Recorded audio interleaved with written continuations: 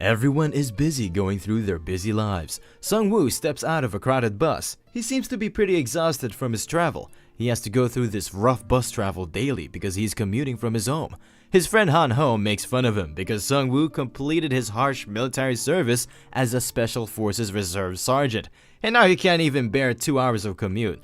Sung-woo gets back at Han-ho by reminding him that he did not even complete his military service because of a girl, Mi-young. After hearing this insult, Han-ho becomes completely silent, and they head towards their class. On their way, Sung-woo feels a bit bad about the silence of his friend and asks him if Han-ho is crying. Han-ho points towards the sky at the top of the library building and tells Sung-woo that he saw a message in the sky saying "downloading monsters," and that message disappeared after the timing reached 100%. Sung-woo thinks Han-ho is sad about his previous girlfriend and he is seeing things in the sky because he spends most of his time playing video games. Sung-woo tells Han-ho to snap back to reality and they both head towards their respective classes. During the lectures, Sung-woo becomes a bit dizzy and it's hard for him to stay awake. Suddenly, a blackout happens and all lights went out.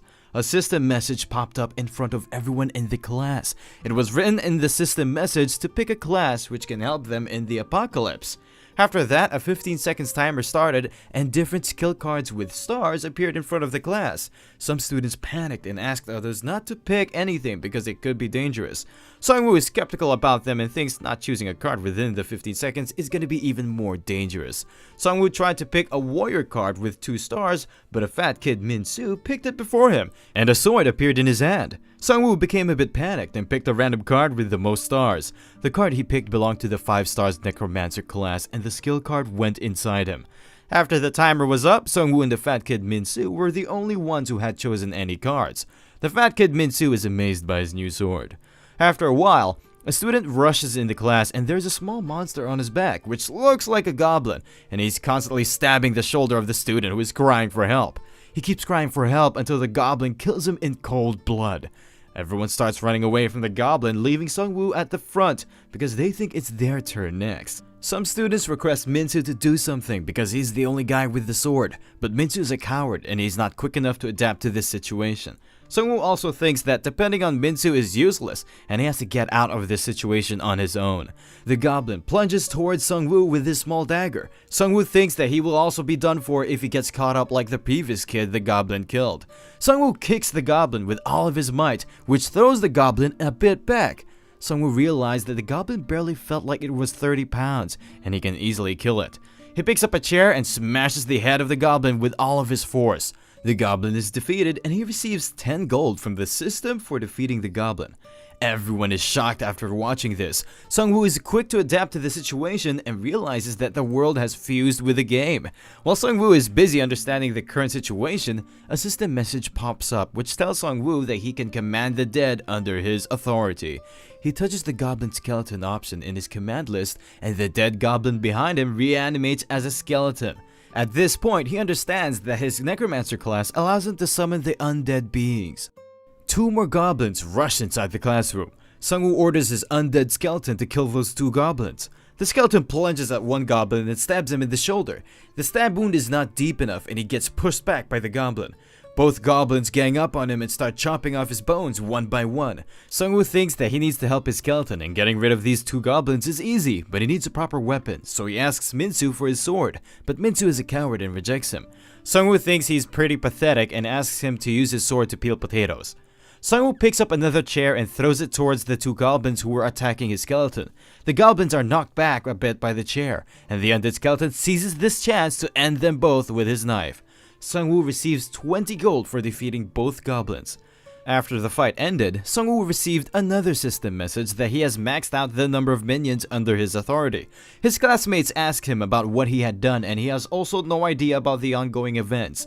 Other students think that the same thing is happening all over the campus because they can hear screaming voices of others. But when Sung-woo opens the curtains on the windows, he witnesses fires all around the city. Some students decide that they need to leave the campus if they want to survive. In the corridor, they encounter more goblins which start chasing them, but they are all subdued by Sung-woo's undead skeletons.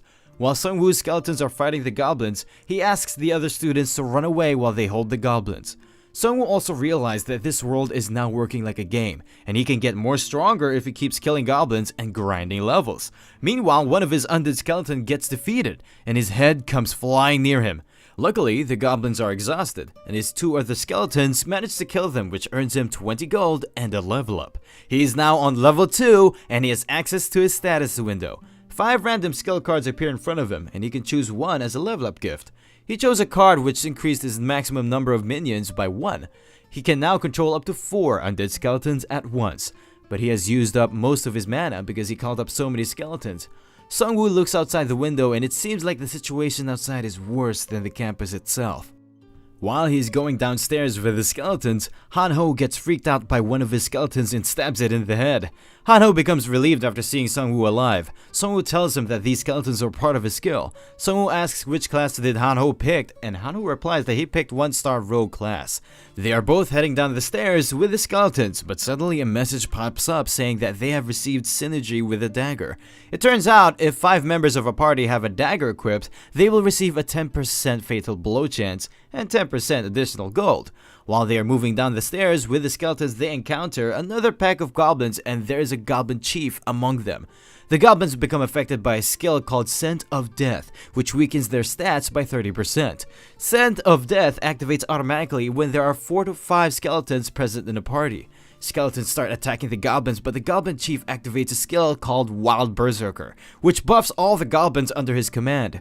The goblins become more powerful and start pushing back the skeletons. Sungwoo knows that they are being pushed back because of the skill of the goblin chief, so he ordered one of his skeletons to cut off the arm of the goblin chief, which he is using for the berserker skill. The skeleton manages to chop off the arm of the chief, which weakens the goblins, and the skeletons finish them off with ease. Goblin chief is enraged, but he is easily killed by the skeletons working in synergy. Sungwoo receives a one-handed crude spear and the bracelet of the goblin chief, which he was using for the berserker skill.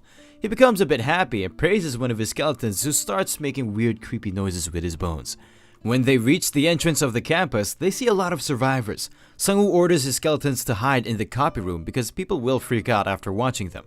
Situation on the entrance doesn't feel any good. They are locked inside the campus and they can't go out. While Sungwoo tries to head outside using the main door, he is stopped by one of the student council members, Jin-suk, who was previously famous for being a bully and a harasser. He tells them that he is a shield master with 2 stars and he already killed one of the goblins. He further elaborates that everyone with a weapon should work together to defend the other students. Minsu comes running towards Jin-suk and reports that he heard faint sound of goblins near the entrance. Jin-suk orders the students to get inside the cafe so he and the other guys with skills can protect them. Sungwoo tells Han-ho to come near the entrance of the gate. They see a message on the entrance that the entrance door has been sealed by a magical force, and they need to defeat the boss monster within 2 hours and 11 minutes. If they fail to defeat the monster within a given time frame, the monsters inside the building will grow even stronger. Sungwoo now knows what he needs to do next, but he is stopped by Jin-suk, who wants them to hold the monsters in there until backup arrives. Sungwoo tells Jin-suk that this same thing can be happening around the whole country, and waiting for a rescue team is useless, but Jin-suk refutes by saying that the Korean military is more stronger than the monsters. Sungwoo has enough of this bullshit and starts heading towards the stairs, but he is stopped by an approaching group of 5 goblins.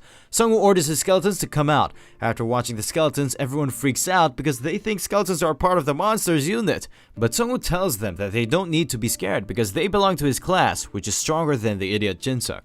Goblins get scared by the death scent skill of the skeletons and it reduces their stats by 30%. Sungwoo orders his goblins to start the hunt.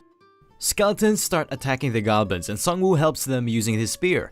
2 goblins try to run, but Sungwoo orders the skeletons to block their way. Sungwoo is fighting himself because he wants to show the others that defeating them is not impossible, so he can persuade them to join him in boss hunting. One goblin is killed by a skeleton while the other one tries to run away, but Sungwoo throws his spear which pierces the back of the goblin. Everyone is overjoyed by watching the fight. Sungwoo received a roulette ticket by the system for killing 20 monsters, and he's the 34th person to complete this achievement, and his rank will be increased to infinite status, and there are only 100 people who are eligible for this ticket. He praises his skeletons for their work, and they again start making that weird voice with their bones. Sung-woo heads inside the cafe and tells everyone that no backup is arriving, and they will be killed by stronger monsters if they cannot find and kill the boss monster within the given time period. One of the students tells Sung-woo that he saw the boss monster on the rooftop and it killed his professor. Now he knows his next destination, but no one comes forward to join his party. Even his friend Han-ho wants to stay behind, but he forces him to come with him because he needs the knife buff for his skeletons. A 23-year-old girl, Ji-soo-yoon, comes forward. She has a 3-star class called Tiger Hunter. Sung-woo asks Jin-seok to come up with them, but he's a coward, so he makes an excuse that he needs to stay behind to defend the other students. Jin-seok and his party start heading towards the rooftop. They encounter some goblins on the stairs. Sung-woo heads upstairs with the skeletons to fend off the goblins, while Ji-soo-yoon takes care of the 2 goblins coming from behind using her fast sword. Sung-woo and Han-ho are both impressed by her skill. On the upper floors, they encountered an injured Professor Hwang. Professor Hwang tells Sung-woo that most of his students are dead because they tried to head to the rooftop, according to the instructions of Emergency Evacuation Manual, but they encountered the boss monster there and most of the students were killed. Professor Hwang instructs Sung-woo to never go towards the rooftop, and these prove to be his last words. Sung-woo receives a new exclusive quest after the death of his professor. The quest says that he can appease the grudge of the dead by defeating the boss monster within the given time limit, and this choice is going to affect his destiny. Sung-woo gets more furious and heads toward the rooftop to fight the boss with his companions. Rooftop is in a terrible state. The goblins are pillaging everything valuable from the dead bodies of the students. Sung-woo and Ji-soo-yoon become furious after watching it. Sung-woo uses his bracelet skill Berserker to increase the stats of his skeletons, and an all-out skirmish starts on the rooftop. Everyone is fighting, which pumps Han-ho a bit, and he throws his knife, which hits the head of a goblin, earning him his first kill. He becomes more encouraged, which makes him feel like a character from JoJo. After encountering scent of death, the surviving goblins became scared and run off to their boss, the Goblin Captain. After hearing the roar of the Goblin Captain, the goblins' morale rises and they start attacking Sung-woo's party, but they are still no match for his skeletons. On the other hand, the Goblin Captain starts smashing skeletons one by one. Sung-woo can make more skeletons from the corpses, but it depletes his mana. Han-ho throws 2 knives at the boss, which are blocked by the shoulder of the boss. This makes the boss more furious, and he starts charging towards Han-ho. The skeletons try to save him, but 2 of them get easily smashed by 1 hit of the boss. One of them survives and manages to land a hit. While boss is busy taking care of the last skeleton, Ji-soo-yoon takes advantage of this opening and slashes the boss, which wounds him a little bit. Sung-woo starts fighting more strategically and uses his skeletons as bait, while he throws his spear towards the boss, which slashes his cheek a bit. The boss becomes more agitated and smashes some of the skeletons of Sung-woo. Now Sung-woo has barely enough mana left for a last skeleton summon. Sung-woo sees a sword stuck in the rubble, and he now knows that he needs to end this quickly or they are gonna die. Sung-woo picks up the sword and orders his 2 skeletons to charge at the boss. The boss smashes both of his skeletons and the 3rd skeleton jumps up towards the boss and he has a sword, but the boss deflects his attack. It turns out Sung-woo was after the synergy of swords, and now Sung-woo, Ji-soo-yoon, and his skeleton have a sword which activates sword synergy. This synergy decreases the weight of the swords by 50% and increases attack speed by 10%. Sung-woo charges towards the boss with a chair, and his other party members also start attacking the boss. Han-ho manages to hit the arm of the boss with a knife. Sung-woo orders his last skeleton to attack the boss. This skeleton was the first goblin monster killed by Sung-woo, and it surprises Sung-woo by beheading the boss with a sword in 1 hit. They receive 255 gold for defeating the Goblin Captain. Sung-woo gets leveled up. Now he is a level 3. The skeleton also absorbed the mana of the Goblin Captain, which upgraded his class, and now he has a tattoo on his forehead. He is now a level 2 elite goblin, and he has also a commander attribute. Sung-woo thinks his commander attribute is gonna be useful once he gets more skeletons. Han-ho has leveled up to 2, and Ji-soo-yoon leveled up to 3, and all of them received options to choose a random card. Sung-woo chose a card and he got a basic skill to create weapons from bones. This skill costs 10 mana, and he can create swords, clubs, spears, and bows using the bones of the corpses. Because Sung-woo completed an exclusive quest of avenging his professor, he will receive an exclusive reward and his destiny has been altered slightly. His maximum number of minions have increased by 1, and now he can summon up to 5 minions. Han-ho received a hood as a reward, and it increases his chance of hiding from the monsters by 50%. He can use this hood to run away from the monsters, but now he knows how to fight, so he is gonna use it to fight against the monsters. Ji-soo-yoon received a fire whetstone. If she sharpens her blade with it, there is a chance that her sword will catch fire during an attack. Sung-woo tells them that they can test their skills later and they need to head back down. On the entrance, Jin-suk is pissed at everyone because they keep saying that Jin-suk should have gone up along with Sung-woo. Jin-suk gets angry and starts spouting bullshit that Sung-woo was an idiot and he must be dead by now. Suddenly, skeletons appear behind Jin-suk and he becomes scared. Sung-woo heads towards the entrance and it opens up after he touches it. He also tells Jin-suk that he is very pathetic. All students start making fun of Jin-suk for being arrogant and a fool. Sung-woo heads outside and asks the students to follow him. There are dead bodies all over the place and Sung-woo thinks that goblins did that. Han-ho spots a group of survivors along the way. Sung-woo can easily tell that these people have fought and survived against these goblins, and they have a bit of experience in this field. Jin-suk knows the leader of this group of survivors. His name is Tae-sung Park, and he's also the president of the student council. Tae-sung tells the students with Sung-woo that he also fought and survived against the goblins and he can guarantee their safety if they tag along with him, but he seems to have some ulterior motives. He tells Sung-woo that he can also join him if he destroys all of the monsters he is controlling using his class, because he thinks they are creepy and they can be a threat to other survivors. But Ji Soo-yeon intervenes and tells Tae-sung that he is full of shit and they don't even want to join his group. She also tells everyone that Tae-sung is a hypocrite and he embezzled student membership fees during the festival by fabricating an event staging company and its receipts. She was the one who reported him on the university website. Tae-sung becomes embarrassed after hearing it. Ji Soo-yeon leaves along with her party members. After a while, Ji Soo-yeon starts telling more details about Tae-sung to her party members. It turns out Tae-sung was a rich, spoiled kid and he used to take advantage of girls. Some of her friends were also abused by him. That's why she knew about the true nature of Tae-sung. Han-ho becomes enraged after hearing about the true nature of Tae-sung. Sung-woo suggests that they should take the path by the hill to escape the campus. There would be less monsters present there because there is low human activity in that area. Along their path, they spot an orc which is even bigger than the goblin boss. After spotting them, the orc makes a loud scream and plunges towards Sung-woo's party to attack them. Sung-woo is a bit excited because he has found a new material for the skeletons. The orc proves to be quite strong and he's about to hit Ji Soo-yeon, but a goblin skeleton takes the hit instead of her and perishes right there. The one-armed skeleton warrior attacks the orc and the orc receives massive damage because of the effect of 88% bleed damage of the one-handed sword warrior. Sung-woo party flees into the forest and he uses his skeletons to bait the boss.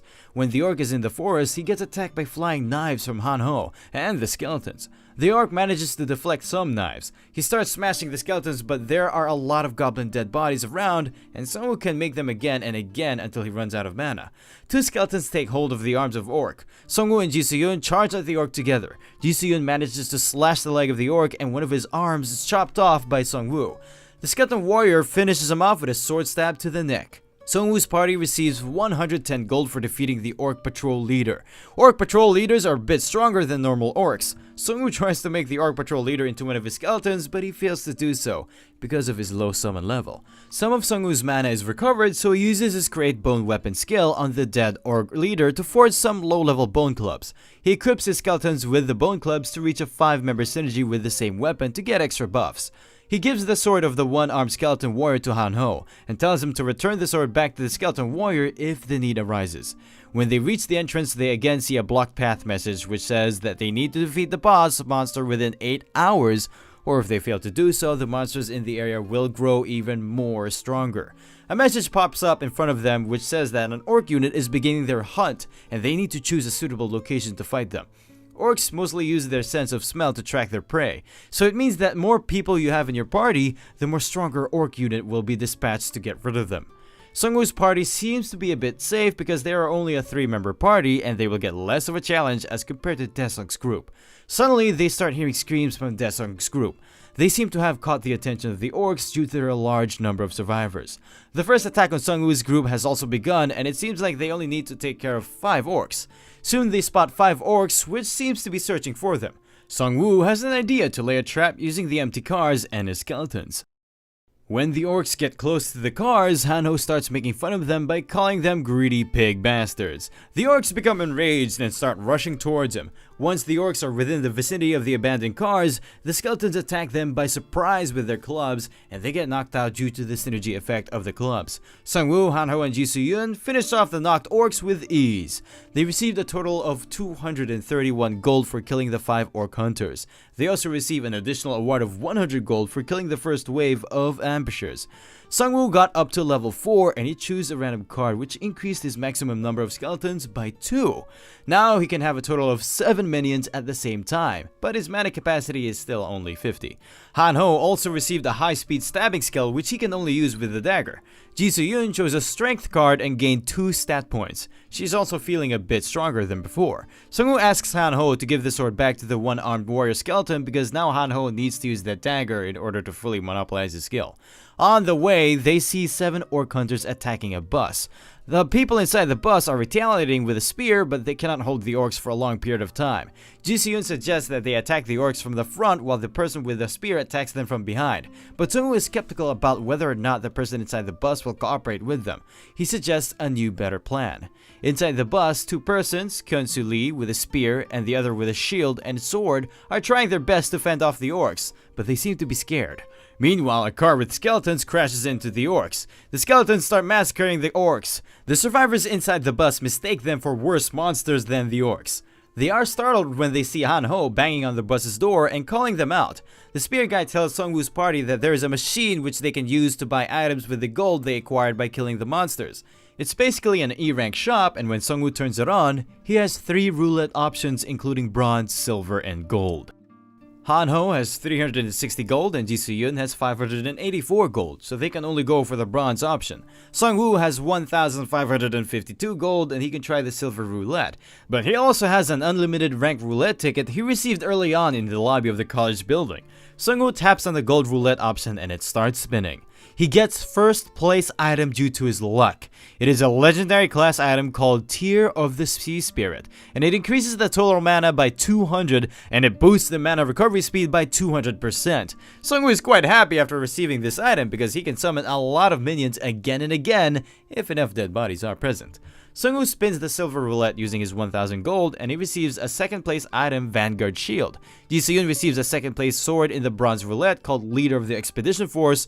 Meanwhile, Hanho receives a C-rank potion bundle. It looks like Daesung's group is still fighting in the sports field. Sungwoo decides that they are going to help them using a bus instead of a car this time. Normal students are getting massacred by the orcs while Daesung and his other awakened friends are trying to escape the orcs by themselves.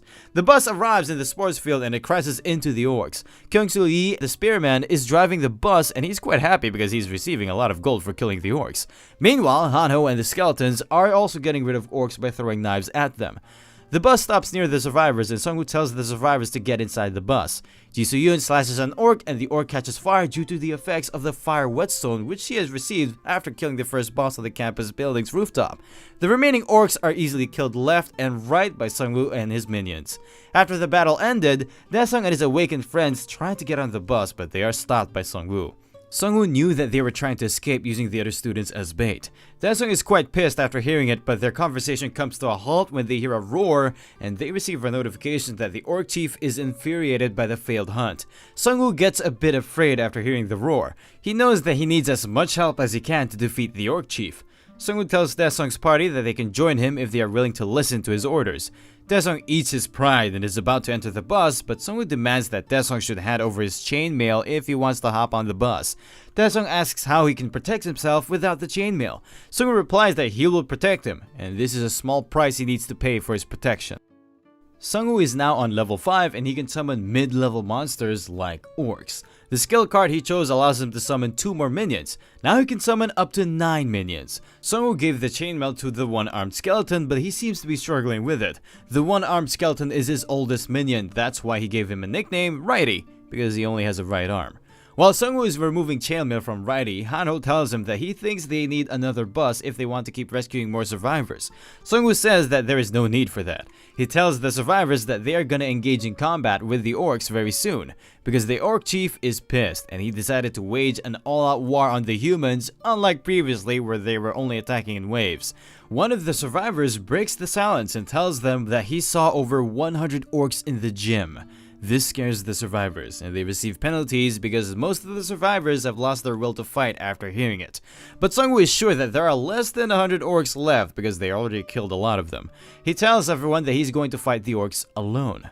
Daesung and his lackeys become more cocky after hearing it. They think Sungwoo was just lucky until now and he's soon gonna dig his own grave. Ji Seyoon tells Sungwoo that killing 100 monsters is not gonna be easy, even for him. Sungwoo replies that even if they flock together, they are not gonna be useful because majority of the survivors are weaker than his skeletons. He tells his companions that they are helpful, but things are gonna get more dangerous. That's why he is not gonna take them with him. Jisoo thinks Sungwoo has a rational mind, but this time he is being a bit reckless. After escorting the survivors in a safe building, Sungwoo starts heading towards his next destination along with his minions. His party members are watching him from the bus and they will rush over with the bus if something happens to Sungwoo. In the sports ground, Sungwoo comes face to face with a large number of orcs. There is an enraged red-haired orc who is commanding them. Sungwoo thinks that he is a mid-level boss. The red-haired orc orders the other orcs to attack Sungwoo. Sungwoo heads toward a small staircase where he and his minions make a stand. There's only one narrow staircase where the orcs can attack him, making his place easy to defend. Orcs start approaching the stair and Sungwoo uses his bracelet skill Wild Berserker, which will give him and his minions a 10% attack increase and a 20% speed increase against all goblin-type enemies for 10 minutes. Skeletons start throwing their knives towards the orc and they start falling like flies. The red-haired orc blocks the knives and Sungwoo orders his skeletons to start attacking using the bone clubs, but they are easily overwhelmed by orcs.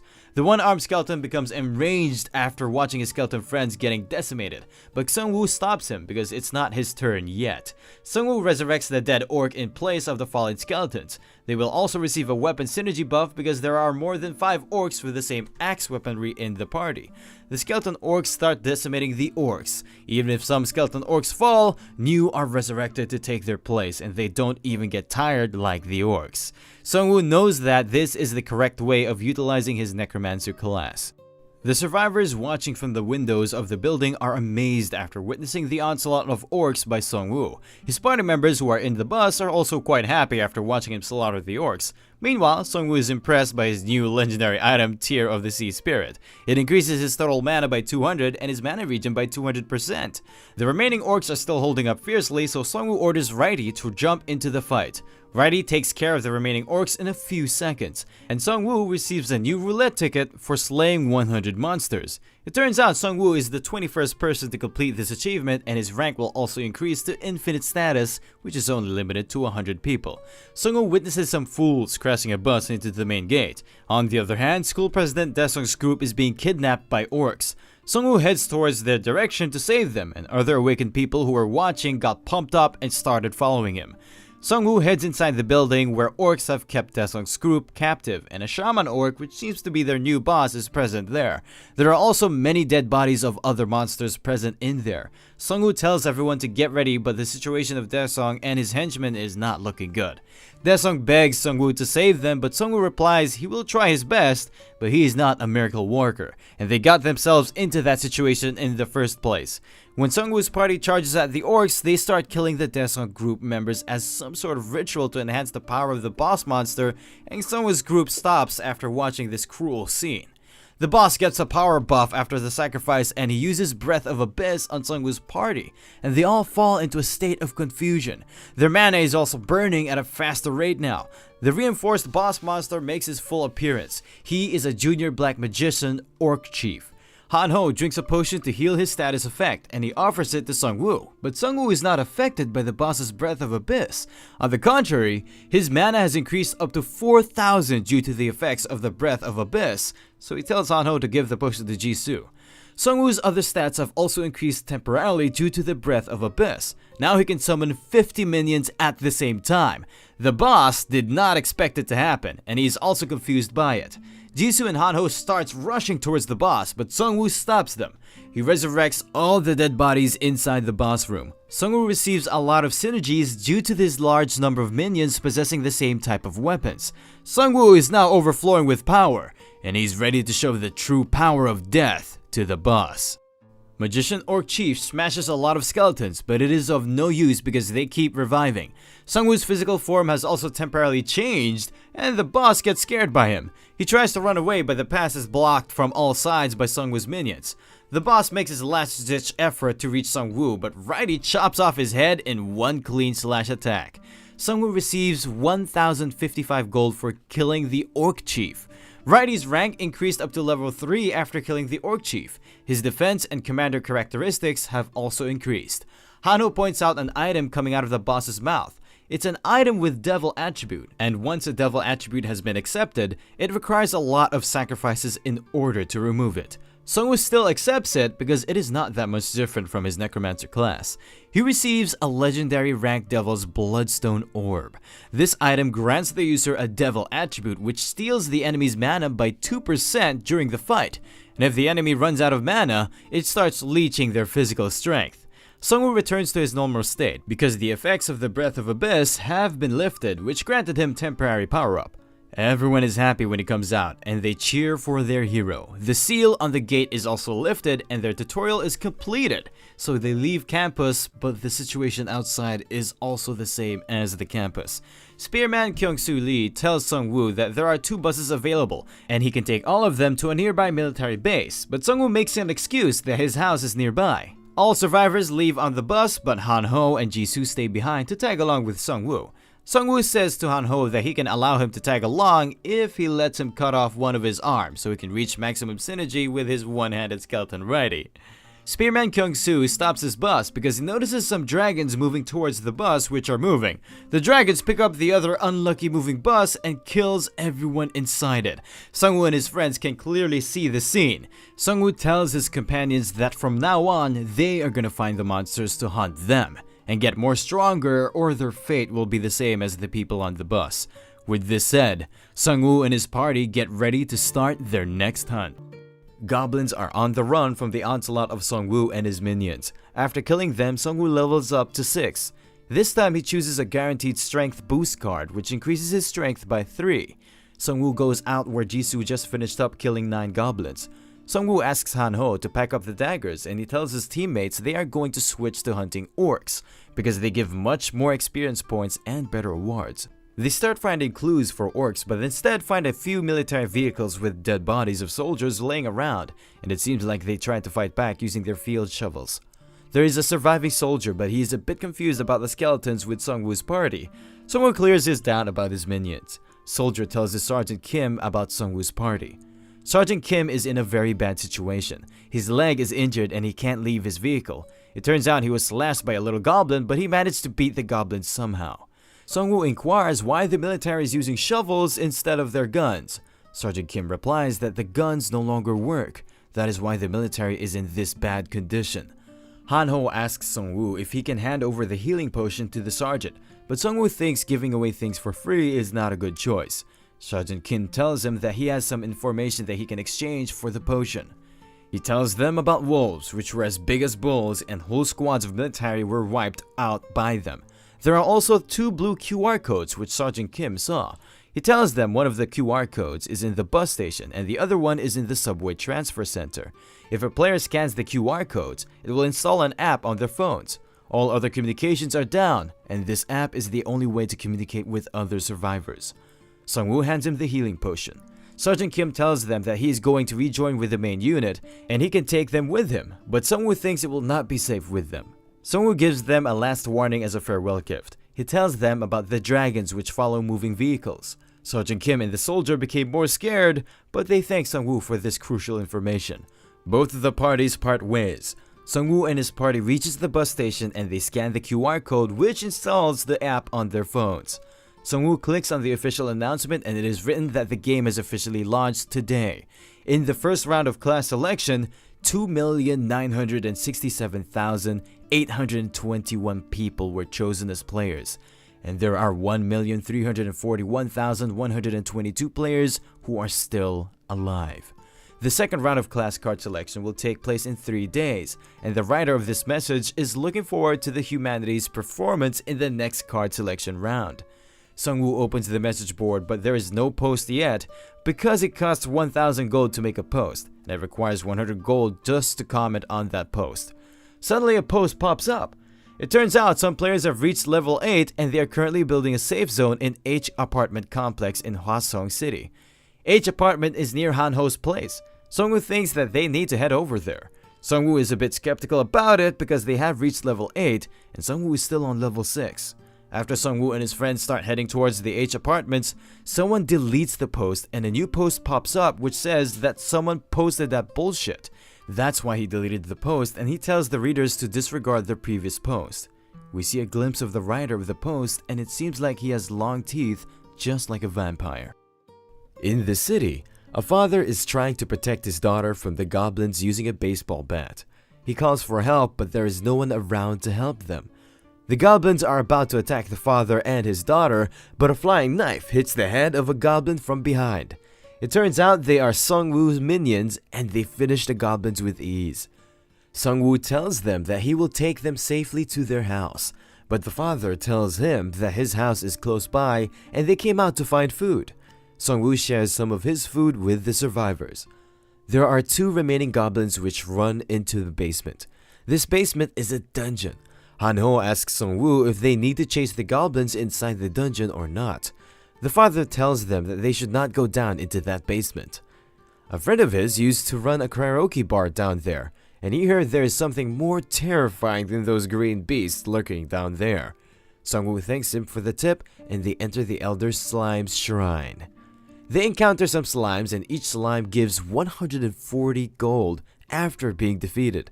These slimes are corrosive, and they dissolve the metal, but they can't melt bones, which makes Sungwoo's minions their natural predators.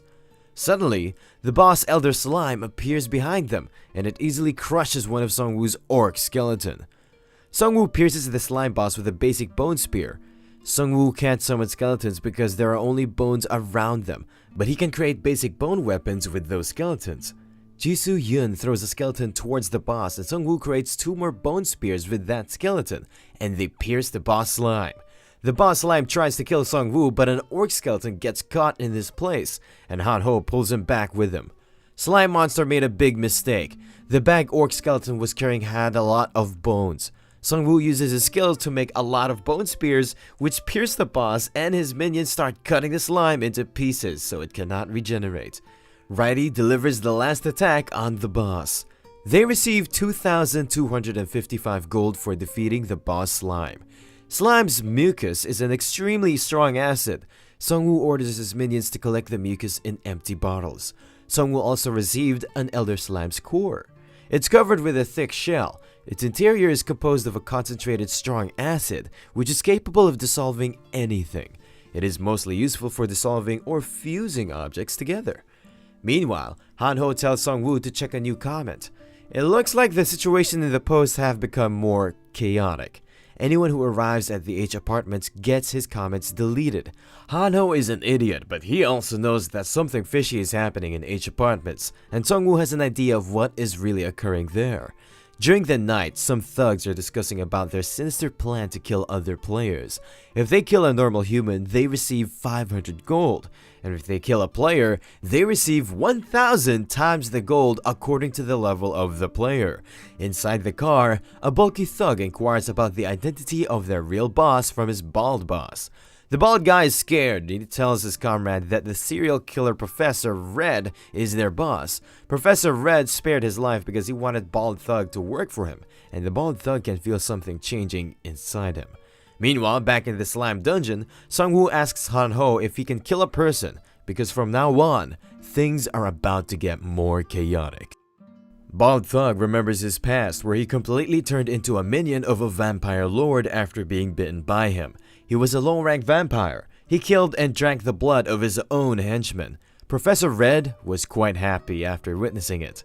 In the present, a henchman of the bald vampire knocks on the car's door. His henchman reports that they just got a confirmation that their new prey has arrived. According to the comments, there are 3 of them and they are waiting in the park. They start heading towards Sungwoo's party on their car. Bald Vampire tells his lackey that it's their 17th prey. The H apartment is quite big and complex. That's why it's easy to lure people there. The apartment residents stay quiet, saying it's none of their business, but once they run out of prey, they will target the apartment residents. They spot 3 targets and the bald vampire orders his lackey to run them over.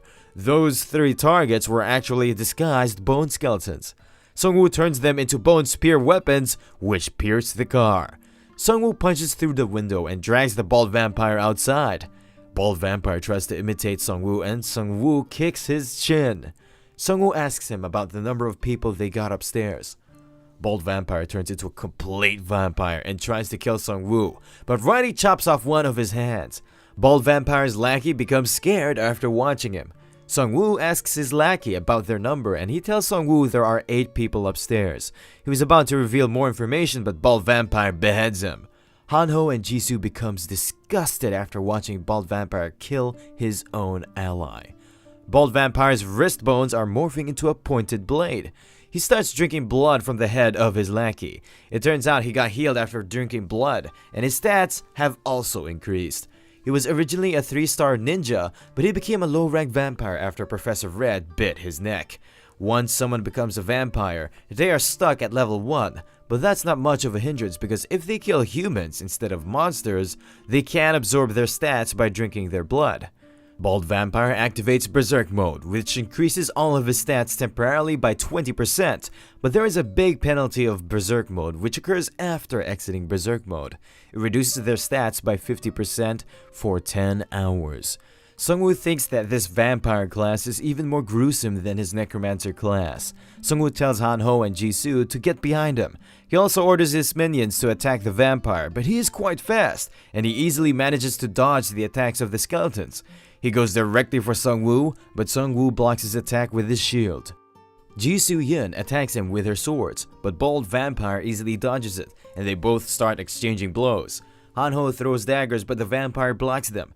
Han-ho keeps throwing daggers like a Gatling gun, which pisses off the vampire. He dashes towards Han-ho, but Righty successfully parries his attack. He tries to slash the neck of the vampire, but Vampire somehow dodges it.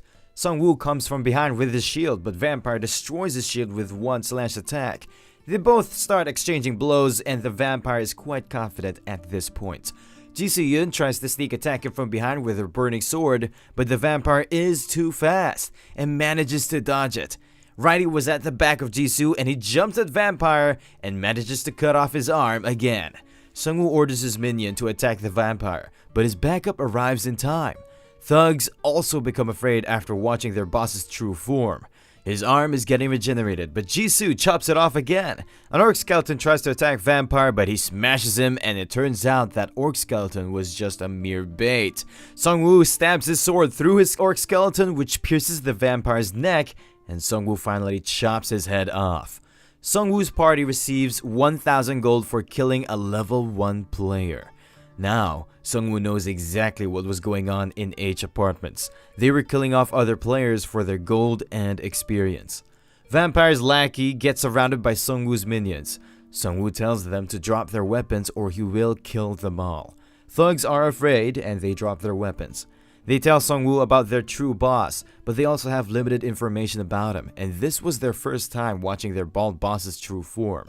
Sung-woo realizes that their real boss has a 5 or more stars class because he can make other players into monsters.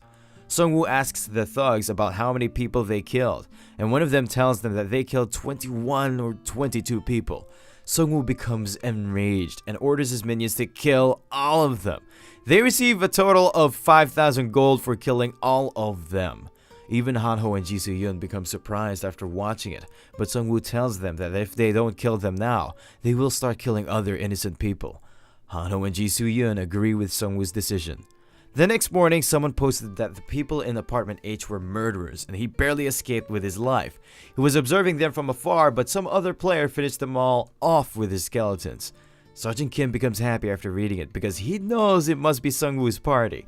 Sergeant Kim posts some appreciation comments about Sung-woo's party, and other students Sung-woo helped back in the school are also posting good stuff about Sung-woo, but no one knows his real name.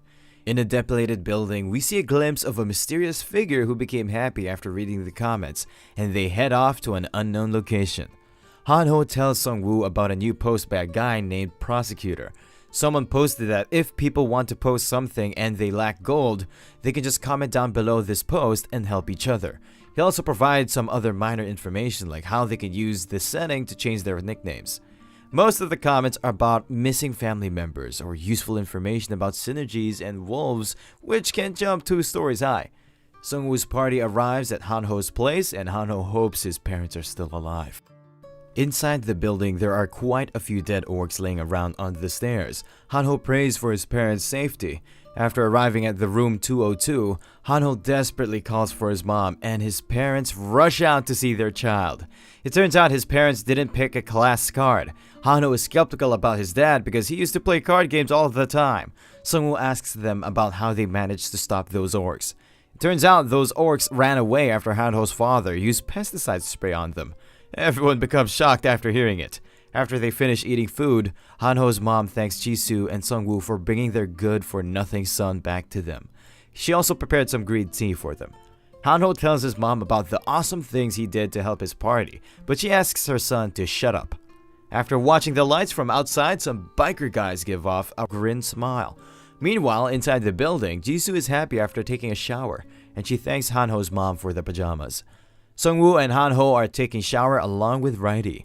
Sungwoo is happy to see Hanho's parents alive. He thinks that Hanho's father was quite lucky. He used pesticides against orcs, whose biggest strength is their sense of smell. Sungwoo knows that Hanho must be overjoyed because he found his parents.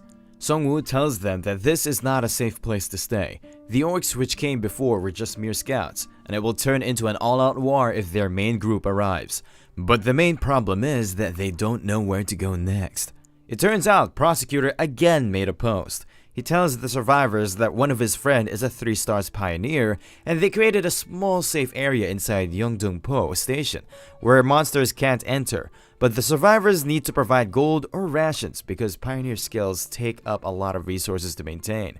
Sungwoo is skeptical, but he knows what the prosecutor guy said can be true because the world has become a game.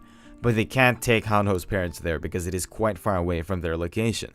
There is another comment by a guy called Section Chief Gu, who claims to be a 3-star pioneer, but he can only let in others if they give him rent. This guy is in Hwasong Fortress, which is 20 minutes away if they travel on a bus, and Sungwoo's party decides to head over there. The next morning, they start heading over to Hwasong Fortress along with Hanho's parents. Hanho's dad informs them about some delinquent who steals resources from other survivors. Sungwoo is a bit worried about these third-rate delinquents running amok. Soon, some delinquents arrive at their location on their bikes. A cocky delinquent girl addresses them as Jeezers and tells them to hand over their resources and gold, which pisses off Sungwoo. Sungwoo is about to order his minions, which are hiding in a building behind him, but suddenly they hear a sound, and all delinquents make a run for it. Soon, a pack of giant wolves arrives, but they are not attacking Sungwoo's party mindlessly. Sungwoo's party is at a disadvantage, so he tells his companions to slowly back away. After getting inside the building, one of the wolves tries to attack them, but Sungwoo uses his brain and throws a slime-filled bottle at the face of the wolf. His minions start throwing bone spears at him and the wolf dies. The second wolf tries to run away, but one of Sungwoo's minions tries to stop him. Wolf bites the minions, but it was a trap, and Wolf's mouth becomes filled with slime liquid. Righty leaps towards the exhausted wolf and finishes him off with one strike. The last wolf becomes afraid after watching it, but he soon gets pierced by spears. They receive 240 gold per wolf they slayed, and Sungwoo's level has risen up to 7. Jisoo-yeon is a bit worried because she thinks they are becoming a burden to Sungwoo, but he tells her that they are quite helpful, but he is skeptical about Hanho's growth. Sungwoo tries to resurrect the wolf, but his level is quite low for that.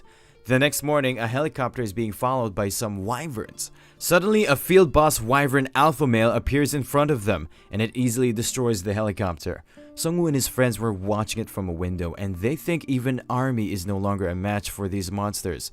Sungwoo's party can't go forward because some wyverns are sleeping ahead on rooftops. Sungwoo suggests to take a break for now, and they will leave once the wyverns go away. Night falls and the wyverns are still sleeping on the rooftops. Suddenly, a message pops up which tells them that they should pick a class card, which will help them survive in this apocalypse. Hanho tells his parents to choose a card with the most stars this time. A 15-second countdown starts and cards appear in front of them. These same cards are also presented to other survivors too, and they disappear after someone chooses them. Hanho is trying his best to find a card with the most stars, but Sungwoo thinks simply picking a card with the most stars is not a good option, and he should pick a card which combines well with his Necromancer class. Sungwoo picks a 3-star Dark Mage Link card, and it combines with his Necromancer class to grant him new skills. He got a skill called Death Aura, which buffs his minions and debuffs his enemies. Hanho was trying to pick a 4-star card, but someone else picked it before him, and he accidentally tapped on a 1-star Priest card. He got a new skill which shields him from his enemies for 10 seconds after he kills an enemy. Hanho's father picked a 3-star Pioneer card, and he can now make safety zones. Sungwoo is quite happy because now they don't need to go to Hwasong Fortress anymore. Hanho's father is quite overjoyed by his new Pioneer class. Hanho's mother picked a 1-star Chef card, and Hanho tells her she should have picked a class which could have helped them during their fights. Hanho parents become sad after hearing it because they raised Hanho for 20 years and now their son wants them to fight. Jisoo-yoon picked a 3-star Hitman card. Her new passive skill, Supreme Sense, heightens her senses whenever she's in danger. Jisoo-yoon thinks she needs to become stronger so she can be more helpful to Sungwoo. Sungwoo asks Hanho's father to explain the skills of Pioneer. This skill costs 10 mana after every 10 minutes to create a safe zone whose surface area is 2,150 square feet, and its height is limited to 33 feet. Once the user runs out of mana, this skill starts consuming 100 gold per every 10 minutes. The shield around the zone regenerates over time, but it can be destroyed by powerful attacks. Sungwoo tells them that they can't afford to use this skill right now, and they will only use it for emergencies. Sungwoo further tells them that the other groups with Pioneer will try to abuse their power, and Sungwoo's party will stay away from them. Meanwhile, the Wyverns have rested enough and they take off. Sungwoo asks Hanho to check the location of a store or a roulette machine on the forum, because he needs to spend his gold and get stronger. Soon, they hear motorbike sounds and they become alerted. Sungwoo has an idea. They will ask the motorbike punks about the location of the store. It turns out these delinquents were stuck in a meat shop while they were waiting for the Wyverns to go away. Their leader, Taesung, is a level 6 fighter, and he needs a little bit more gold to spin the silver roulette this time. Taesung arrives at his hideout, but is suspiciously quieter than usual. When he gets inside a room, he finds his friends there, but they are quite sad about something. One of them tells Taesung that their friend Yu-jin had not collected enough money, so the vampire made her into a lesser vampire. Taesung becomes quite sad after seeing his friend as a lesser vampire. There's another vampire present in the room, and he asks Taesung why he killed his previous leader, Woo-sok. Taesung replies that he had no other choice because their previous leader, Woo-sok, had turned into a complete vampire and he killed many people. The vampire informs Taesung that he will kill all of them next if they fail to gather 10,000 gold within 2 days. Suddenly, Sungwoo comes in with his party, and he is not happy with the customer service provided by these thugs. Vampire asks what they want, and Sungwoo replies he wants everything they have. Vampire becomes pissed, and his fangs become visible. After seeing his fangs, Sungwoo mistakes him for the real boss of thugs in H apartments. Vampire rushes at Sungwoo, and his minions get a hold of his hands. Sungwoo stabs the throat of the vampire, and he warns the vampire to not move, or else his head will fly off. Sungwoo asks him if he is the vampire lord, and he starts laughing. Vampire is quite powerful, and he breaks the skeletons holding him with his hands. He also mends the sword piercing his throat with his bare hands. He tries to go for Sungwoo again, but this time he gets hit by Hanho's daggers. Jisoo rushes at the vampire and chops 1/2 of his arm. Vampire tries to regenerate his arm, but he gets burned halfway due to Jisoo-yoon's fire whetstone effect. Jisoo attacks the vampire once more, and this time she completely severs the burned arm of the vampire. Vampire is about to get back at her by throwing the sword piece stuck in his throat, but she manages to dodge it thanks to her newly acquired skill, Supreme Sense. Due to the new skill of Sungwoo, his minions become more buffed, and the vampire gets 10 times weaker. Orc skeletons start mashing the vampire with their bare hands. Vampire can't bear any more beating, and he yields to Sungwoo's party, but in reality, he is just pretending to give up so he can somehow finish Sungwoo once he drops his guard. Sungwoo is not a child, and he sees through his lie. Sungwoo makes bone spears which pierce the vampire, rendering him motionless. Sungwoo asks the vampire if he had enough, or he wants more piercing. Vampire tells Sungwoo that even though they managed to defeat him, but soon the day will arrive when their boss's true plan will come to fruition, and the likes of Sungwoo will be wiped out. Sungwoo had enough, so he tells Jisoo-yoon to finish off the vampire, and she receives 322 gold for killing a player. Taesung is quite surprised after witnessing the fight, and he begs for mercy. He tells Songwoo that he had nothing to do with that vampire. Songwoo tells him that it doesn't matter, and they should hand over everything they got.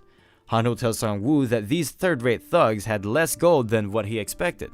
Ji Se-yoon thinks that maybe this vampire was connected to the vampire at H Apartments. Songwoo tells them that the vampire boss is growing in power, and he is quite crafty. He is using these lesser vampires to collect gold for him. Songwoo is afraid because the vampire they killed had the ability to turn other humans into lesser vampire, and soon the vampirism will spread like a virus. Songwoo needs to become stronger because they can barely defeat a single vampire, and if they get attacked by multiple vampires at once, they will be wiped out. Songwoo asks Taesung if there's a store nearby, and Taesung happily leads the way, but suddenly a red system message window pops up. There's a question in this message, and it is asking about what should be done to those people who were arrogant enough to not pick any card during second-class selection for players.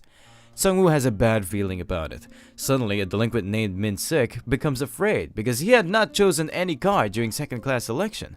He never trusted the system, that's why he didn't choose anything. He tells Taesung that he is not only the one. Jae-hee also didn't pick any card. Another red system message pops up. The system is going to turn all those people who have not picked any cards into monsters. Min-sik is about to be turned into a monster, and he tells others to run away from him. Songwoo is afraid because once they completely transform into a monster, they will not stand a chance against them. Songwoo tells others that this is their only chance and they should attack them. Righty and his other minions rush at both of them before they can complete their transformation.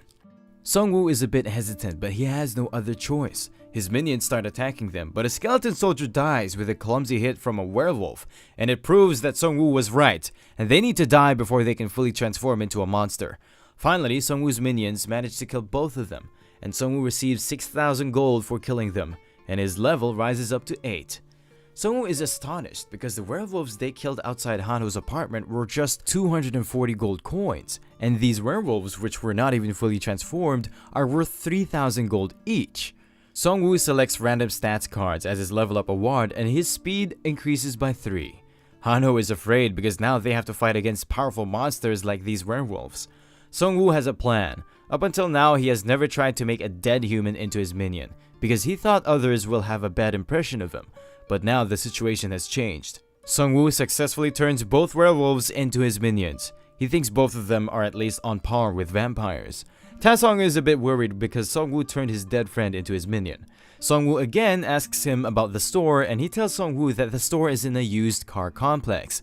Taesung's group only used to steal gold from others, but the group occupying a used car complex is working directly under the vampires, and they kidnap humans for the vampires.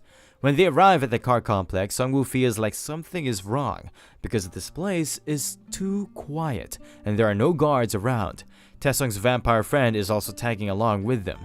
They hear screams from close by. They start silently observing the situation. There is a bear monster and a vampire going toe-to-toe.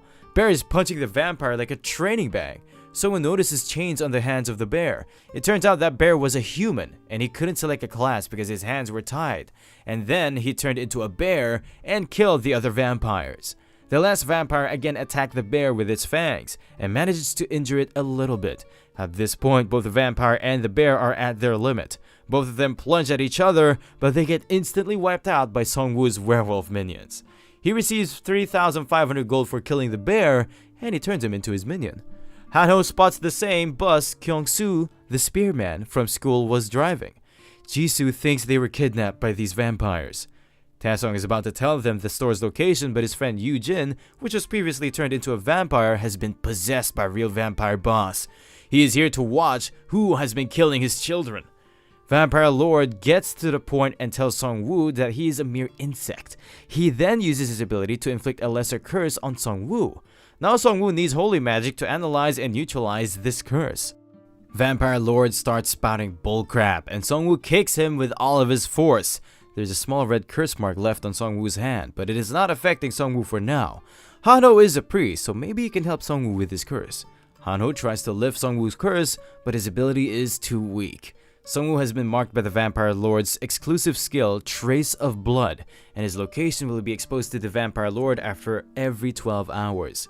Sungwoo's unique circumstances have triggered a special quest called No Country for Wicked Men. He has to eliminate the Vampire Lord, and he will receive 30,000 gold and a C-rank item ticket for completing this task. Vampire Lord will not stop scheming against Sungwoo until one of them dies. They move to the D-rank store, and it seems to be a bit different than the roulette machine they found in school. Sungwoo goes first, and he has one unlimited rank roulette ticket. It was the reward he received after he killed 100 orcs in the school, but he is saving that ticket for later. Sungwoo clicks on 10,000 gold option, and 3 more options pop up. Sungwoo clicks on first place prize ball, and he receives 5 balls. After using them, he receives a legendary rank Master Craftsman rank skill coupon. After using the coupon, he got an exclusive masterclass skill called Refuge in the Void. This skill costs 0 mana, and it creates a space for his minions to rest and recover. He can summon his minions to his current place at any time. There is also a sub-skill called the Great Spirit. If Sungwoo summons multiple minions simultaneously, it will trigger the Curse of Death to spread in the area. Its range and effects will increase as his number of minions increases, and this skill has a cooldown of 1 hour.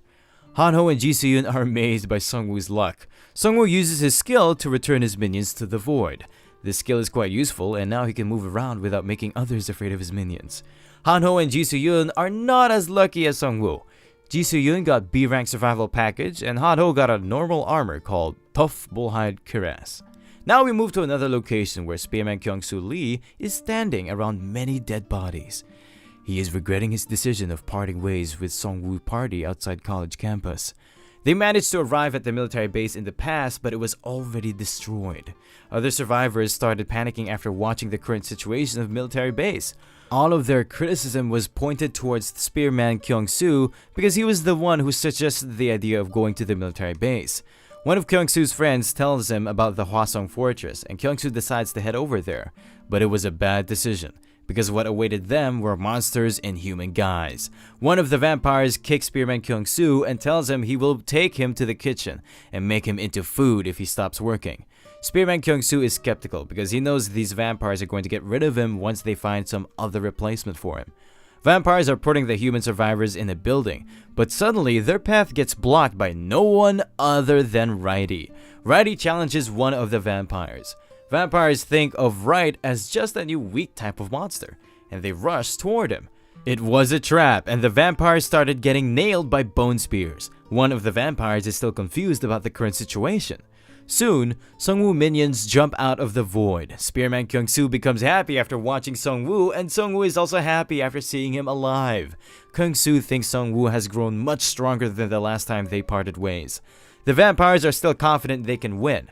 Sungwoo tells his minions to kill everyone and just leave one vampire alive so he can interrogate him. Spearman Kyung-soo thinks even Ji Soo-yoon has gotten stronger, but he is skeptical about Hanho's growth, who is hiding behind Righty. Last remaining vampire begs them to spare her life. Sungwoo asks the vampire about the exact number of players and vampires inside the factory, as well as details about their levels.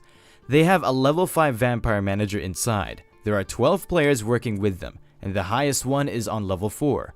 Sungwoo thanks her for being honest, but he is still not going to spare her. She keeps begging for her dear life, but Spearman Kyung-soo stabs her from behind. After taking revenge for his friends, Kyung-soo starts crying, and he's missing his friends who were killed by the vampires. Sungwoo tells him that he did the right thing. The world has changed, but they cannot let scums like these vampires roam free. Inside the factory, some hunters tell the vampire manager that they have been capturing humans as they ordered, but they don't know how much longer they can keep this up. Vampire manager tells them that these humans are easy to capture, and they are their means of food and experience. Once the real plan of their leader comes to fruition, they are going to become the apex predators in this new world. The human players become happy because they will also be turned into a vampire if they keep it up. Sungwoo comes inside and tells them that they are all delusional creeps.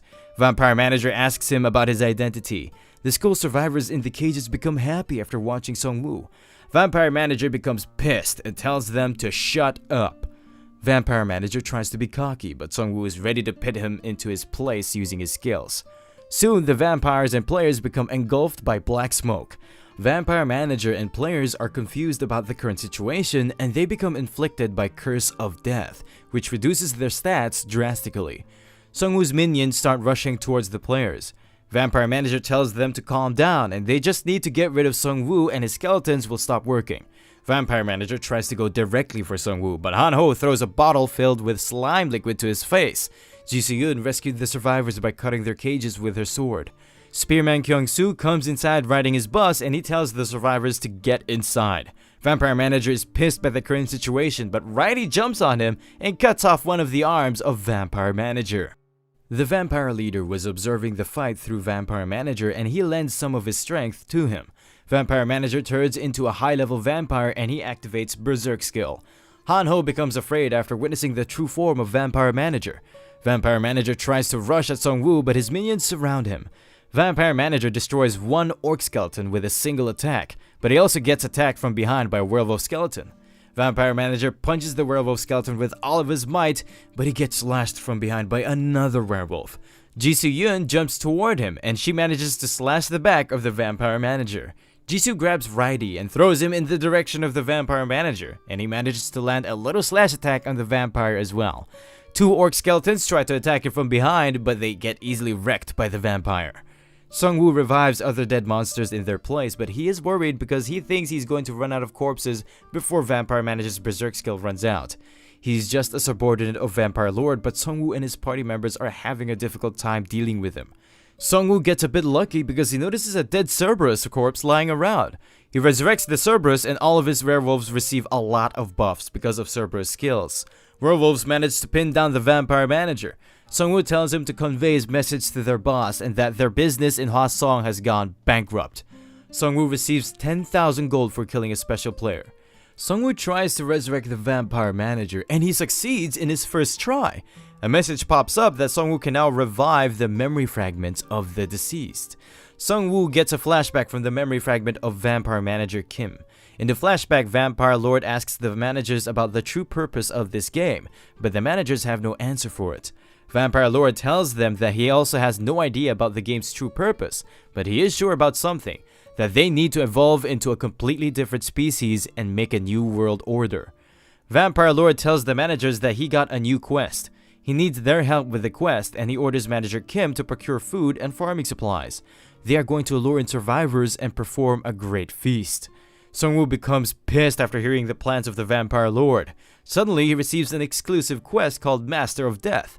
He needs to prevent or take advantage of a massacre. There are going to be many massacres in this world, but this one is specifically tied to Sung-woo's destiny. He can either save others or he can take advantages of the corpses. Han-ho is trying to wake Sung-woo, but his consciousness is inside the memory fragment. Han-ho thinks Sung-woo died because he revived the vampire and he starts crying. Sung-woo wakes up and tells Han-ho that he will not die before him. He also tells them about everything he saw in the Vampire Manager's memory fragment. Vampire Lord is a bit frustrated because Sung-woo killed his Vampire Manager even after he lent some of his strength. Madame Yang asks him if Sung-woo can pose a threat to his plans, and Vampire Lord replies that Sung-woo can't kill him with his puny skeletons. Madame Yang starts blushing with fear after hearing it.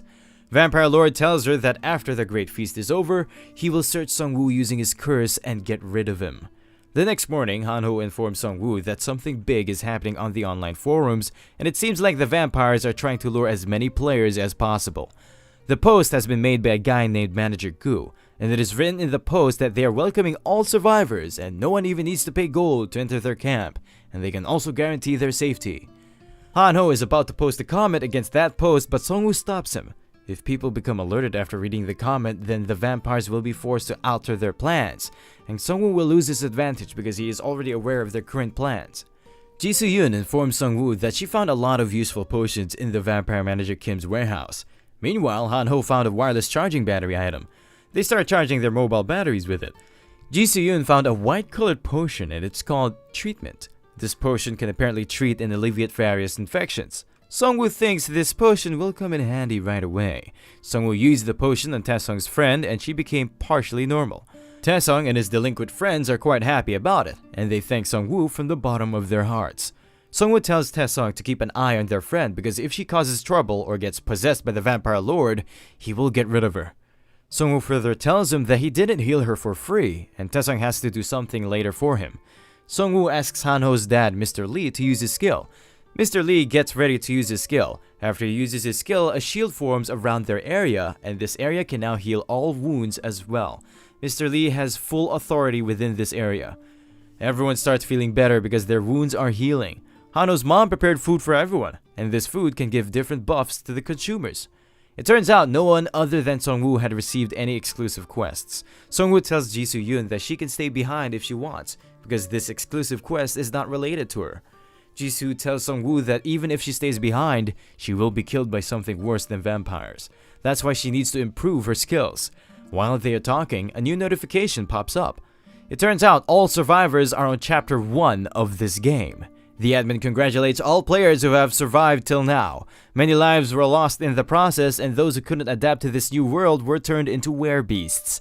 However, their trials and tribulations are just beginning. They need to fight back against monsters and humans alike. Only those who are bold enough will be able to survive. There are 4 further warnings in the message. This event is going to run for 7 days. And during this time, they are unable to leave this region of Suwon and Hwasong Fortress.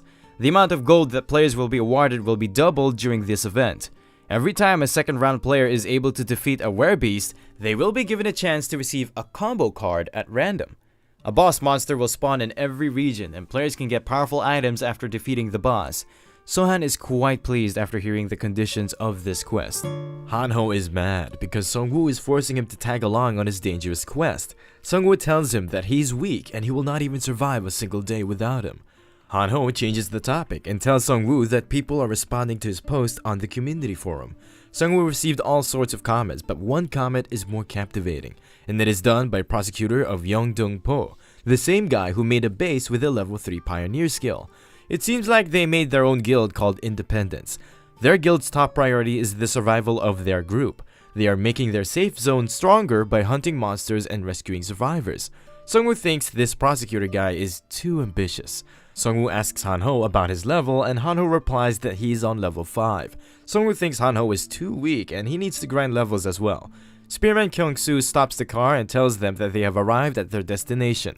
Sung-woo's party steps out of the car and Sung-woo tells them that this is their new hunting ground, while a lot of monsters are hiding behind cars and various blockage. These monsters are called kobolds and they can use magic as well. They are not that much of a threat and they get easily wiped out. The main purpose of this hunt is to help Hanho level up and to find new minions for Sung-woo. A single werewolf is capable of defeating 3 or 4 low-level vampires, even though these kobolds can use magic, but they are not strong enough to be used as minions. There are a lot of dead bodies outside the parking lot, which is looking a bit similar to the college campus. Sung-woo thinks that same tutorial must have taken place in all densely populated areas. Spearman Kyung-soo tells them that he thinks countryside places and small mountain villages like Jeju Island can be safer because they have low population. Ji-soo-yoon's family lives on Jeju Island and she tells them not to worry because her family members are big shots, so they must be fine. Sung-woo and his party enters the mart, but their exit gets sealed with magic, and this mart has now become a large-scale dungeon called the Sorcerer's Fortress. They can now only escape by defeating the boss of this dungeon. Suddenly, a huge magic circle forms beneath them, and they all get teleported to different locations inside the dungeon. Hanho falls down from a circle on the ceiling. There are a bunch of kobolds and they are telling each other that a single human has fallen into their trap. Hanho is amazed after hearing them talk. Hanho tells them that he may be alone, but he can wipe those puny kobolds by himself. But when Hanho realizes he is really alone, he becomes afraid. All kobolds rush towards Hanho, but he is too scared to fight back, but he manages to kill one kobold by accident, and the other kobold starts beating him. He is crying because he was forced to come here by Sung-woo and now he's going to die, but soon he realizes that he cannot feel any pain. Hanho remembers that one of his priest class skill protects him for 10 seconds after killing an enemy. The kobolds become afraid as Hanho starts laughing. Hanho starts feeling like a character from Fist of the North Star and he tells those puny kobolds that he hates weaklings like them. Spearman Kyung-soo and Jisoo are both together and they're trying to find their party members as fast as they can. Soon, they see blood coming out of a corner. Once they come close, they realize that it was Hanho who just finished a bunch of kobolds. Jisoo-yoon still can't believe what she saw, and Hanho tells her that he has finally awakened his hidden potential. All 3 of them are now together, and they don't think they need to worry about Sung-woo, because he's more powerful than all of them. Meanwhile, on the other side, Sung-woo and his minions are massacring the kobolds. Sung-woo finally reaches a place with a lot of kobold dead bodies, and a survivor is lying there. His wounds are too severe to be healed by mere potions. The survivor points toward a box. Sung-woo picks it up for him. There's a mysterious egg inside, and it's an exclusive item which can be hatched. With his last breath, the survivor tells Sung-woo that the boss of this dungeon has the owner token for this egg. This egg originally belonged to the survivor, and its token was stolen by the boss monster somehow. Sung-woo knows that the survivor was a 5-star dragon knight, and this mysterious egg has a real dragon inside of it. More kobolds appear, but they get slaughtered by Sung-woo's minions. Now Sung-woo is determined to find that token and take revenge for the survivor. Sung-woo notices that something is strange about these kobolds. They just keep charging at him without thinking, as if they were buying time for something. Soon, Sung-woo spots a kobold sorcerer. One of his minions easily kills him, and the other kobolds also die without much resistance. Sung-woo levels up, and this time he chooses a skill card. He receives a new basic skill called Corpse Explosion. This skill requires 10 mana to explode a corpse. More kobolds start charging at him, and Sung-woo tests out his new skill, which causes a big explosion. 4 kobolds are hiding inside a room. Righty comes in and easily takes care of them. Sung-woo praises Righty for it, and Righty becomes happy. Further inside the room, they spot the boss, which is a high-level kobold sorcerer. There is a force field around him, and it cannot be broken until 3 cores are smashed, which are spread around the dungeon. Boss monster is angry after witnessing the massacre of his underlings. He uses a low-level instant death spell. If this spell isn't stopped within an hour, any player in the dungeon with a level lower than 10 will die right away. Sung-woo becomes afraid because everyone in his team is below level 10. His minions keep attacking, but they can't do anything to the force field. Sung-woo thinks normal attacks are not going to work, so he orders his minions to gather all dead bodies near the boss. Sung-woo leaves the room and he detonates all kobold dead bodies, which results in a big explosion. But once Sung-woo comes back, there's not even a single scratch on the boss. The boss becomes enraged and sacrificed some of his health to reduce the spellcasting time. And now there are only 52 minutes left. Sung-woo becomes really pissed, and the boss starts smirking. Sung-woo received memory fragments after reviving some kobold sorcerers, and now he knows the exact location of the cores. First core is located on their floor, and Righty destroys it, but there are only 19 minutes left. They move up to the next floor, and there are a lot of dead kobolds in there. Sung-woo thinks Jisoo must have killed them. When he gets closer to the second core's location, he witnesses Hanho destroying the kobolds. Both Sung-woo and Righty can't believe what they just witnessed. Jisoo tells Sung-woo that they also received that spell notification, and she destroyed the core located on their floor. Hanho tells them that they are wasting time, and they should head toward the last core. Sung-woo and his party is wreaking havoc as they are heading towards the last core. Finally, they spot the last core, but kobolds are desperately trying to protect it with their lives. Sung-woo gives Righty a hand, and Righty jumps above the kobolds and manages to cut the last core into 2 pieces. The force field around the boss has been dispelled, and now they only need to kill the boss within 9 minutes. Sung-woo is quite pissed at the boss, and he's going to wreck him. Hanho also transfers back to his normal state. There are only 2 minutes left, but Sung-woo and his party arrives on time. One of the kobold sorcerers of Sung-woo uses Fireball on the boss, and he gets knocked over, which results in cancellation of the instant death spell. The boss becomes pissed, and he starts transforming into his true form, which is a fallen tree spirit. After transforming, it starts smashing Sung-woo's minions with ease. It tries to attack Sung-woo and his friends, but they manage to dodge it in time. Jisoo uses a fire sword attack to burn one of its branches, but it starts regenerating right away. Sung-woo orders one of his werewolf minions to throw dead kobolds at the boss. When the dead bodies come closer to the boss, Sung-woo detonates them, which results in a big explosion. The explosion damaged the face of the boss, but it is regenerating at a faster pace. The boss gets hit from behind by kobold sorcerer Fireball, which is quite effective against him. Sung-woo's party starts attacking boss with fire attacks, and soon he runs out of mana because of Sung-woo's legendary item, the Devil Bloodstorm Orb, which leeches the enemy's mana by 2% after every attack. The boss became weaker after losing his mana. Sung-woo and his party retreats, and Sung-woo detonates all the dead bodies of the kobolds, which were piled upon each other by his minions just below the boss. The boss dies because he had no mana left to regenerate himself. Sung-woo received 12,840 gold for defeating the fallen tree spirit, and he also leveled up to 10. Sung-woo also receives another roulette ticket from the system because he's the 69th person to reach level 10, and his rank has increased to infinite level. Sung-woo's maximum number of minions has also increased by 5. Sung-woo chooses a skill card, and he gets a death response skill which consumes 100 mana, and it summons 10 zombies which disappear after 10 minutes, and these zombies are not included in his total number of minions.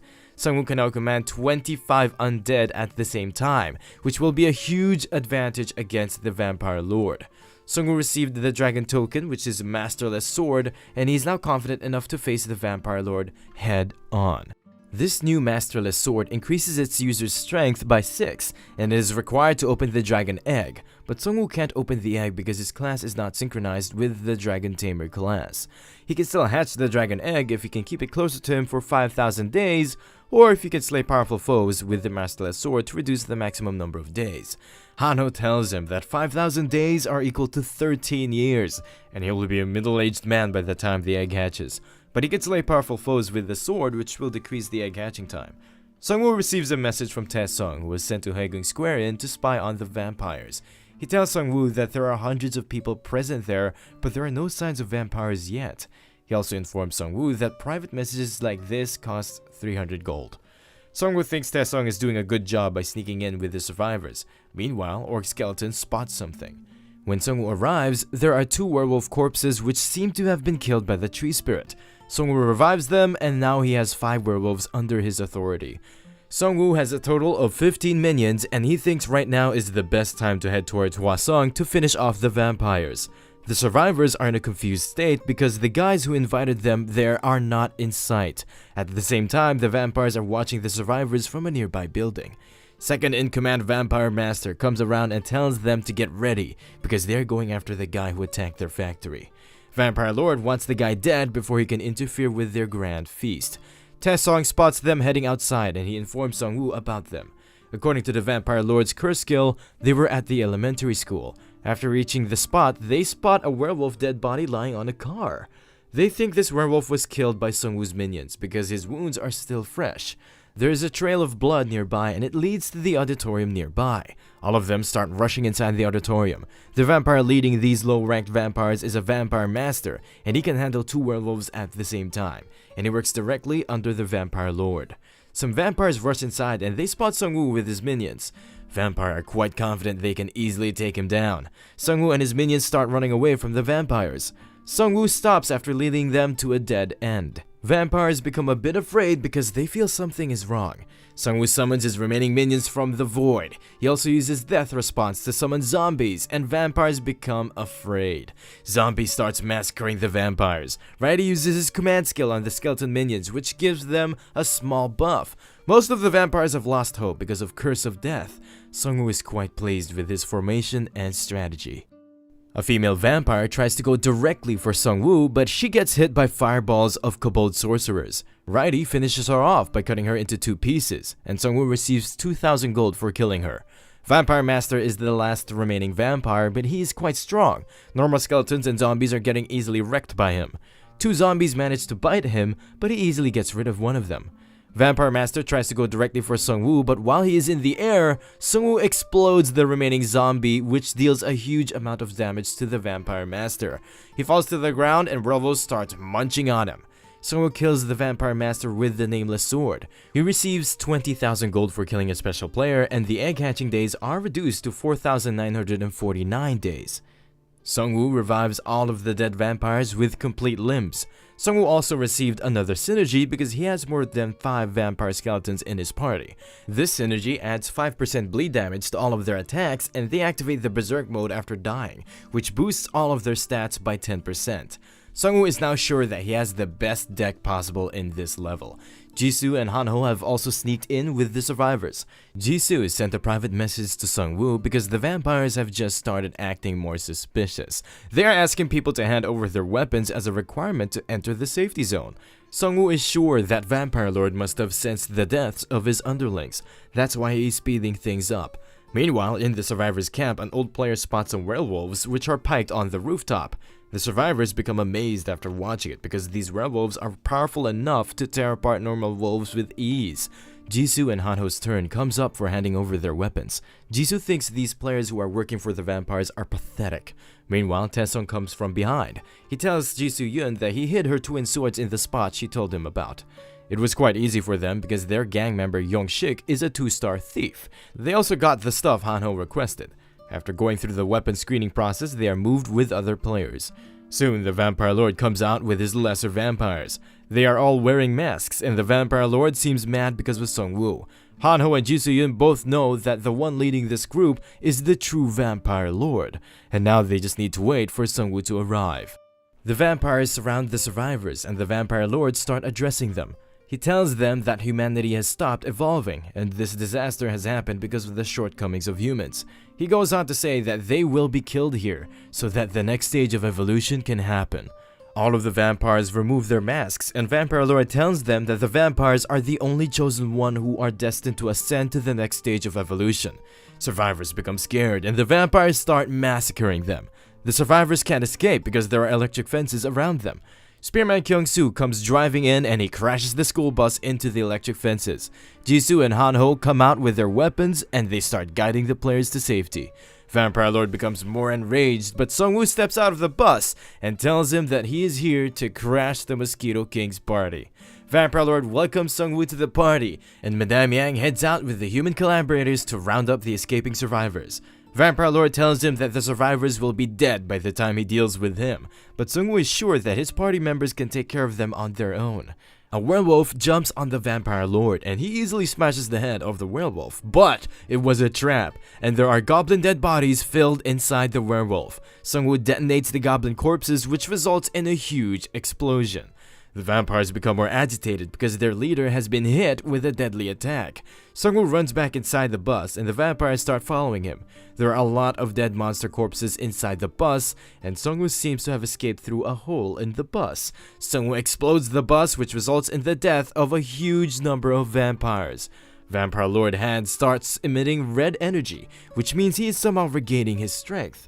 Meanwhile, Madame Yang is chasing down the survivors along with the player collaborators, but suddenly the player collaborators start dying one after another. Madame Yang feels an ominous presence behind her, and she manages to dodge a deadly surprise attack from Jisoo-yun. Both girls are pumped up and they get ready to go toe-to-toe against each other. Hanho and Taesong manage to escort the survivors to a safe location, but a vampire appears who was stationed there by the Vampire Lord himself. Hanho tries to stop Taesong, but he starts attacking the vampire because he thinks this vampire looks weaker than others. The vampire manages to dodge all of his attacks, and he's about to bite the neck of Taesong, but he gets interrupted by Hanho's daggers. The vampire jumps up in the air while dodging the punch of Taesong. Hanho throws some daggers which successfully hit his face, and he falls down to the ground.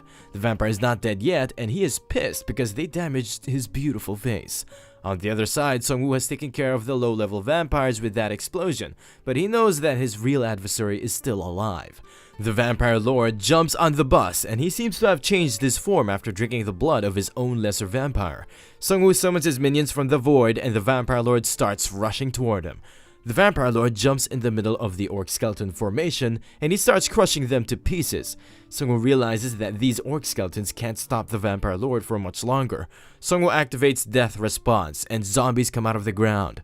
Vampire Lord easily gets rid of them, and Sungwoo detonates the zombies, but this time Vampire Lord blocks the explosion with his blood field skill. Sungwoo changes his strategy, and he sends the werewolves for the Cerebrus synergy. This synergy effect increases their strength against a single enemy. Vampire Lord is quite confident, and he takes care of 3 werewolves in just a single slash attack. Vampire Lord tells Sungwoo that he is losing badly because he belongs to an unevolved species. He further elaborates that the strong ones are destined to rule over weak. The Vampire Lord was a serial killer even before the class selection happened. After selecting the vampire class, he knew for sure that the guy who turned this world into a game wanted him to evolve into an apex being, and he's going to lead the world to its next evolution. Sungwoo tells him these things are not even gonna matter because Vampire Lord is destined to die today. Soon, Vampire Lord gets a telepathy message from Madame Yang, and she needs his help. Madame Yang has suffered several injuries at the hands of Jisoo-yun. Madame Yang is pissed because she couldn't land even a single hit on Jisoo. Jisoo-yun got a lot of practical experience by hunting herself, while Madame Yang just bit-chained players to get stronger. That's why she's badly losing to her. Jisoo-yun manages to land a critical double slash attack on Madame Yang. Madame Yang falls to the ground and Jisoo-yun finishes her off. Meanwhile, on the other side, Hanho and Taesong are not doing well. The vampire gives them a once-in-a-life opportunity to become a vampire like him. He tells them this new world is unfair, and they can increase their survival chances by becoming a parasite and sticking to someone stronger like the vampire lord. Hanho says he is right, and sticking to someone stronger is the best strategy in this world filled with monsters. That's why he's sticking with Sung-woo. A rider comes from behind the vampire and he gets distracted. Hanho throws a dagger while the vampire's attention is on the motorbike. The vampire manages to dodge the dagger and it goes directly into the chest of the rider, but he is saved because he had a goblin sitting in the front. It was all part of Hanho's plan, and he was aiming for the goblin in the first place. Hanho grows bigger because of his skill, which makes him invincible for some time after each kill. The vampire attacks him with all of his force, but his attack had no effect on Hanho, who is currently invincible. Hanho stabs him again and again with his high-speed slash skill. Taesong and a spearman also attack him at the same time. Vampire tries to go for Taesong, but Hanho blocks his attack. Vampire becomes pissed and he keeps attacking him. Spearman and Taesong go for another attack, and they manage to inflict serious damage on the vampire, while Hanho is working as their shield. Hanho starts losing power and the vampire notices it. Someone throws a goblin and Hanho kills it with his knife. It turns out one of Taesong's gang members is tasked at throwing goblins at Hanho whenever his skill runs out. Hanho tells the vampire that he can power up as many times as he wants because he has a lot of fresh goblins in stock. All players gang up on the vampire and they manage to defeat him. The vampire lord was observing their fights and he gets even more pissed at his elite vampires. Someone tells him that his elite vampires lost to humans and it is his turn next because he already knows about all of his weaknesses. Someone tells him that his first weakness is that he can't use any weapon. Vampires' second weakness is their low defense level and their high regeneration ability. Their third weakness is that they have no mana and they need blood for all of their abilities. All this time, Sung-woo was using Devil's Bloodstone item, which was leeching off his health by 2% with each successful hit. Vampire Lord starts feeling weaker. Sung-woo tells him that his fourth weakness is that he talks too much, and instead of focusing on his minions, he should have gone straight for Sung-woo. Vampire Lord activates Blood Field around him, and he starts heading directly towards Sung-woo. Righty blocks his way, and he tries to attack Righty, but he uses his parry skill to divert the attack of the Vampire Lord. Righty throws a bottle filled with slime liquid directly to his face. Vampire Lord's face starts melting and his vision is getting blurry as well. He has used too much blood and now he has not enough regeneration power to heal his eyes. Sung-woo orders his minions to finish off the Vampire Lord. He can hear their footsteps, but it is still dangerous for him and he could easily die. He starts wrecking low-ranked orc skeletons rushing at him, but he needs blood to regain his power. Soon he smells blood somewhere and he starts heading over there. He's going after the blood of werewolves they hung at the building for survivors to watch when they entered. Vampire Lord reaches the rooftop, but a werewolf minion stabs him from above. Sung-woo tells him that he's an idiot, and Sung-woo was getting his werewolf minion supply from that building in the first place. Vampire Lord receives massive damage as he hits the ground. Sung-woo is gonna finish this party with fireworks, so one of his minions throws the Vampire Lord in a room filled with monster corpses. Sung-woo detonates the building, and the Vampire Lord finally dies with that explosion. Sung-woo receives 10,000 gold for killing a special player, but he also completed No Country for Wicked Men special quest, so the system awards him with 30,000 gold and a C-rank item ticket. His destiny has been altered as well because he completed an exclusive quest and he will receive an exclusive skill in return. His party arrives and Sung-woo is glad to see them alive, and they start celebrating their victory.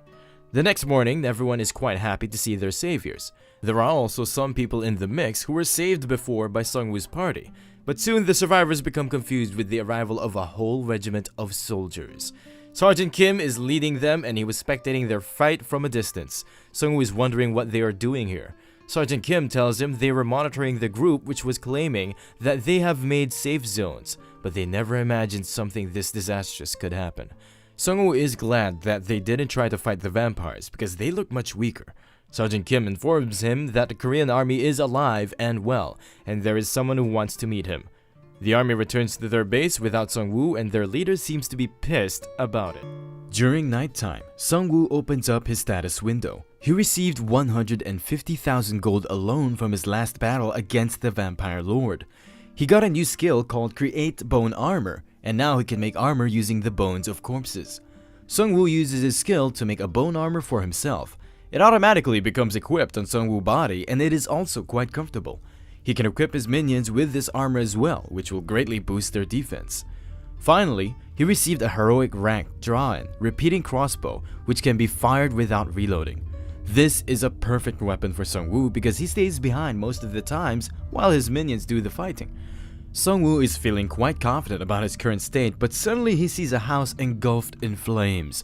His mom and dad are burning inside, and they are calling for his help. Sungwoo tries to help them, but he realizes that he is in the body of a kid. Kid Sungwoo becomes afraid and he starts running away from his burning parents. He wakes up from his dream, and Hanho informs him that Sergeant Kim is here to see him with some soldiers. Sungwoo starts preparing to meet them, but he is still afraid after watching that dream. A bold officer rushes inside while Hanho tries to stop him. He introduces himself as Lieutenant Major Taeyeon Park of the Army's S1 Division, and Sergeant Kim is also accompanying him. Lieutenant Park gets straight to the point and he tells Sungwoo that he wants him to collaborate with them in their future missions. Sungwoo inquires about which type of collaboration they want, and Lieutenant Park tells him they want him to join the army. Sungwoo and Raidi become a bit disappointed after hearing it, and he asks Lieutenant Park why he wants him to join. Lieutenant Park tells them that they want him to help them in reclaiming a territory. He further informs him that the prosecutor of Yeongdong-po denies the government authority and he created a renegade group. Plus, he created the first guild in Korea and he formed a safety zone to re-establish order. He also defeated a boss monster in their area. Lieutenant Park becomes enraged as he thinks the entire nation should be rallying behind the army. But Sungwoo disagrees with him because government was completely ineffective when the survivors needed their help. Lieutenant Park is about to burst with anger and Sungwoo tells him he can work as a mercenary for them. He further tells him that government does not mean anything in this new world. Lieutenant Park grabs his collar, but Sungwoo pushes him away and starts leaving. Lieutenant Park tells him that he will not survive long enough without the support of the army, but Sungwoo is ready to take his chances in this new world. The survivors are feeling safer with the soldiers around. Ji Soo-yeon tells Hanho that people tend to rely on stable organizations, such as military, but the expressions of these soldiers are not looking well. Hanho has watched many army-related movies, so he is quite impressed by them. He asks one of the soldiers about the Private Kwan, whom they met back with Sergeant Kim. The soldier tells him that it's a classified information, so he can't share it with him. Both Ji Soo-yeon and Hanho realize that these soldiers are acting weird, and some information about a private soldier can never be considered classified. Meanwhile, Sungwoo wanted to cooperate with the army, but he can't bear that arrogant Lieutenant Park. Sergeant Kim approaches Sungwoo and he's feeling bad for the Lieutenant Park's aggressive behavior. In truth, the army is in a real pickle and they need his help. Sergeant Kim tells him he wants to show him some top secret thing. Both of them head toward a parking lot of a building. There are a few soldiers stationed around there. They make their way around them and reach a room. Sergeant Kim shows a prophecy stone to Sungwoo. These prophecy stones are scattered around the world, and whoever touches them can see a vision of the future, but not everyone sees the exact same thing. He further tells him that this game is totally unbalanced because those people who have access to these prophecy stones have an advantage. Sungwoo is a bit hesitant, but he touches the Season 2 prophecy stone. It shows him a glimpse of the future where everyone, including him and his party, had been turned into undead creatures by a being known as Lich King. Lich King looks at Sungwoo and he starts burning. With that, the dream is over, but Sungwoo is still getting goosebumps from what he just witnessed. The Prophecy Stone gives an announcement that Season 2 will start on 1st January. It turns out Sergeant Kim also had seen something similar when he used the Prophecy Stone in the past. Sungwoo receives another objective-based exclusive quest called Who is the Master of Death? He needs to seize the Grim Reaper's scythe, and as a reward, he will receive Wave of Death skill, which he just witnessed after touching Prophecy Stone. The location of the Grim Reaper's scythe will be revealed to him when he reaches level 15. The choices he makes during this quest will affect his destiny. Sungwoo is worried because Season 2 will start in just 2 months, and if he fails, everything will just turn out like what he saw in the Prophecy Stone. Sungwoo inquires about the location of the boss of this area from Sergeant Kim. It turns out boss monsters have started appearing after the start of Season 1, but Sungwoo was dealing with the vampires at that time. Sergeant Kim has information about one boss monster, and it is the same boss monster that Lieutenant Park wanted Sungwoo to kill. Sungwoo tells Sergeant Kim to inform Lieutenant Park that he was able to convince Sungwoo to help them get rid of the boss, but Sungwoo also wants gold for his service. The next day, Sergeant Kim informs Lieutenant Park that Sungwoo is ready to help them, but he wants 100,000 gold for his service. Lieutenant Park becomes angry after hearing it. Company commander informs Lieutenant Park that there is no one on the same power level as Sung-woo, and he also witnessed his power when he defeated the Vampire Lord. Lieutenant Park tells them that they still have First Class Sergeant Kang, who is quite powerful. Company commander informs him that First Class Sergeant Kang is powerful, but the players under army command are not that much useful, while Sung-woo has an army of skeletons, which can sacrifice their life for him at any given moment. Sung-woo can easily wipe out a whole battalion with just his low-ranked skeletons. The army brings in around 60,000 gold per day by defeating monsters, and they can hire Sung-woo with their 2 days of gold earnings. The boss monster has taken control of Airstrip, which is a strategic point for the military. The army had previously sent dozens of players, but only First Sergeant Kang returned alive from there. Traveling by air is the safest means of transportation if they can avoid the wyverns. Plus, Lieutenant Park will be promoted if they take back control of the airstrip. Lieutenant Park is still angry, but he agrees to hire Sung-woo. The company commander pays Sung-woo, and he tells Sung-woo that he needs to defeat the monster within 3 days. Sergeant Kang will be accompanying them on this mission, and he is the only survivor who returned alive from the failed boss hunt. Sergeant Kang is a bit disappointed because he will be working as an assistant of Sung-woo. Sergeant Kang asks about the level of Sung-woo, and he informs him that he is on level 10. Sergeant Kang and the army players become shocked. They have been killing orcs non-stop, but they still haven't reached level 10. Sung-woo tells them that he needs to kill stronger monsters than just mere orcs. Sergeant Kang angrily tells him that the boss is on a whole different level. Meanwhile, the number of survivors in Sung-woo's camp has also increased. Spearman Kyung-soo suggests that they should build a town with the help of these survivors. Those people with support skills will help build the town, while the players with fighter classes will be responsible for hunting and defending the town. Their goal is to increase their gold and military strength. Han-ho's parents praise Kyung-soo for his idea, but he tells them that it was the idea of Sung-woo in the first place. Kyung-soo thinks he is not a reliable person because all of his friends died at the hands of the vampires due to his rash decisions. Han-ho's father tries to motivate him and tells him that he has all the qualities of a true leader. Meanwhile, Sung-woo and his party is wreaking havoc on the streets. Not even a single mob can stand their ground against them. Even low-ranked monsters are now afraid of them. Sung-woo's party heads inside a building and they find a smith shop in there. The smith shop gives option to Sung-woo to combine 3 of his legendary rank item into 1 at the price of 100,000 gold.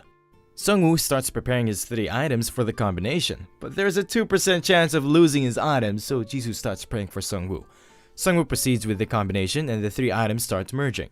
Sung-woo gets a legendary rank item called Chaos Crystal. It grants Chaos attribute to its user and boosts mana by 500 and mana regen by 250. It can also steal mana and health by 3% during simultaneous attacks. Both Han-ho and Ji Soo-yeon congratulate Sung-woo for his new item. Ji Soo-yeon checks Smithy, and it turns out she can also combine her Fire Whetstone with Incendiary Blade, and this combination requires 15,000 gold. She combines her items and receives an Ignition Blade which causes burns whenever she strikes an enemy.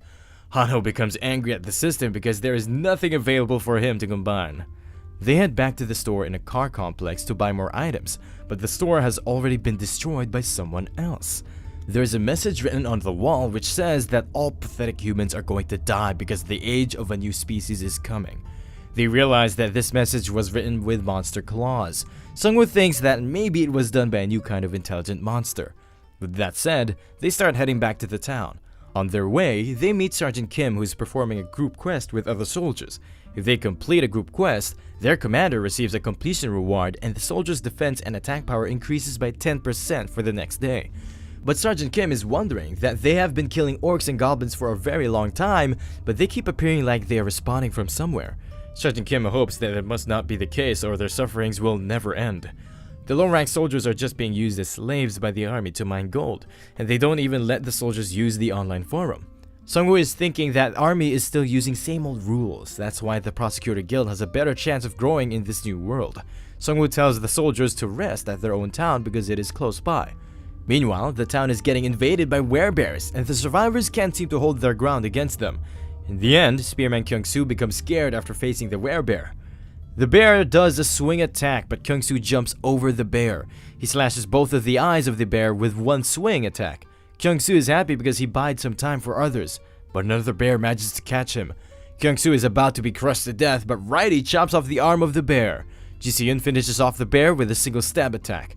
Another bear is about to attack her from behind, but Hanho blocks his attack with his invincible skill. Sungwoo arrives there and he's quite happy because these powerful bears are about to become a part of his army. The soldiers become amazed after witnessing Sungwoo's power from their very own eyes. Sungwoo received the bears and he received a wild tyrant synergy for having more than 4 bears in his party. This synergy decreases enemy defense by 10% and it increases all allies' defense by 10%. Sungwoo tells Sergeant Kim to inform his commander that he is ready to fight the boss and reclaim the airstrip. The next morning, the survivors from the last werebear attack are getting healed. Hanho and Ji Soo-yoon congratulate Spearman Kyung-soo for holding down the werebears on his own. Sungwoo and Righty praise him as well. Sergeant Kang arrives there and he mocks the condition of Sungwoo's town, and Sungwoo is not happy with his attitude.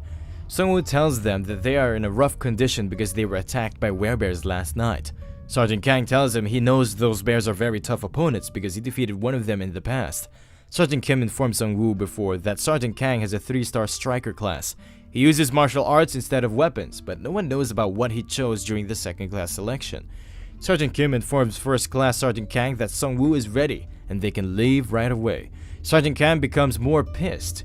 He angrily grabs Sergeant Kim and tells him that he should shut up because he is not bringing in the required gold from daily quests. Sungwoo thinks these low-ranked soldiers are nothing more than slaves for the army. Sergeant Kim bursts out in anger and he tells Sergeant Kang that a lot of his companions died because of him. Sergeant Kang strangles him and tells him to just shut up and keep bringing in gold like he's supposed to. He further tells him that his troops died because of the incompetence of Sergeant Kim and he should not have chosen a useless class like a warsmith. Sungwoo tells him that he wants to leave right away and he don't have time for Sergeant Kang's circus. Sergeant Kang angrily leaves with his troops. Sergeant Kim also leaves with his troops because they need to prepare for the boss raid. Sungwoo and his party members feel sorry for Sergeant Kim, but there's nothing they can do to help him. Sungwoo and the military guys arrive at the airstrip, but the airstrip is in a very bad condition right now. Sergeant Kang is a jealous person and he hasn't told Sungwoo any useful information about the boss, but Sergeant Kim already informed Sungwoo about it. Finally, the boss monster Giant Troll appears at the airstrip, but it is much bigger than what Sungwoo expected. Troll finally spots Sungwoo party and he starts running toward them, but Sungwoo uses death response on him and his zombies take a hold of his legs. Troll easily gets rid of all of them in a single slam attack. The whole ground starts shaking because of his attack. Sungwoo detonates the zombie and the explosion engulfs the troll. After the smoke subsides, the troll seems to have suffered a minor injury, which is getting healed with his regeneration ability. This boss monster has no special abilities like the boss monster Sungwoo faced in the past, but his strength alone is enough to make up for it. Boss gives a loud roar. Hanso and Ji Soo-yoon get prepared because it's their turn to fight the boss. Meanwhile, on the other side, Company Commander informs Lieutenant Kang that the prosecutor of Yeongdeung-po is gaining more influence by absorbing the small groups of survivors. Company Commander asks Lieutenant Park for his permission to write a post on the public forum to make the public calm, but Lieutenant Park stops him because the higher-ups think trusting this system too much will be dangerous for the army. Company Commander is a bit skeptical about the higher-ups' decision because the game's influence in the real world is now too big, and they should play by its rules. Lieutenant Park is a pathetic person and he orders his troops to kill Sungwoo after the boss monster gets defeated. First Sergeant Kang is accompanying Sungwoo and he will perform the execution right after the troll gets defeated. Lieutenant Park orders Company Commander to head over there and steal all gold and valuable items from Sungwoo before killing him. Company Commander is not happy with the decision of Lieutenant Park, but he has no other choice but to follow the orders of his superiors. Meanwhile, on the battlefield, Hanho is soaking up all of the damage from the boss with his invincible skill. Hanho is a bit disappointed in the boss because his attacks are not even tickling him a bit. Boss is a bit tired after all of his attacks, and Ji Soo-yoon jumps on him from behind. She manages to stab the back of the boss. She jumps away from the boss after leaving her sword stuck in him. There is an invincible rope attached to her sword. Hanho starts circling around the boss with the rope. First Sergeant Kang is amazed because he thought Sungwoo's friends were just useless idiots, and they were using him to gain levels. They are both able to easily face the boss without suffering any major injuries. Hanho's invincible ability is about to go on cooldown, but Sergeant Kim has got a fresh supply of goblins for him. Hanho kills the goblins by throwing a knife, and his force field reactivates. Finally, Hanho is able to tie down the boss with the invincible rope. The boss monster falls to the ground, and now it's Sungwoo's turn to face the boss head-on. One of Sungwoo's minions gives him Dragon Knight's Masterless Sword, and he starts charging toward the boss with his minions. All of them start bashing and piercing the boss. One of the orc skeletons punches the boss from behind.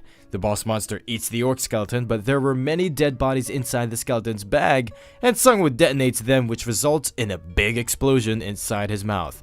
Sungwoo walks up to the boss and he stabs the head of the boss with Masterless Sword, which results in his death. He receives 220,000 gold for defeating the boss, and his level has risen up to 11. All of his stats have increased by 2, and he received a special item chest.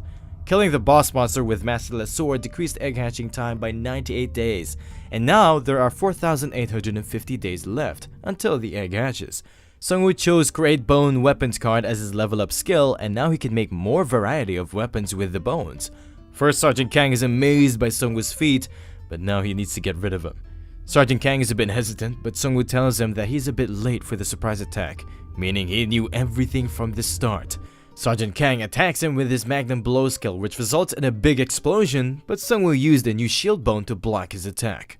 Their surprise attack failed, so Sergeant Kang orders his soldiers to attack Sungwoo's minions while he takes care of him.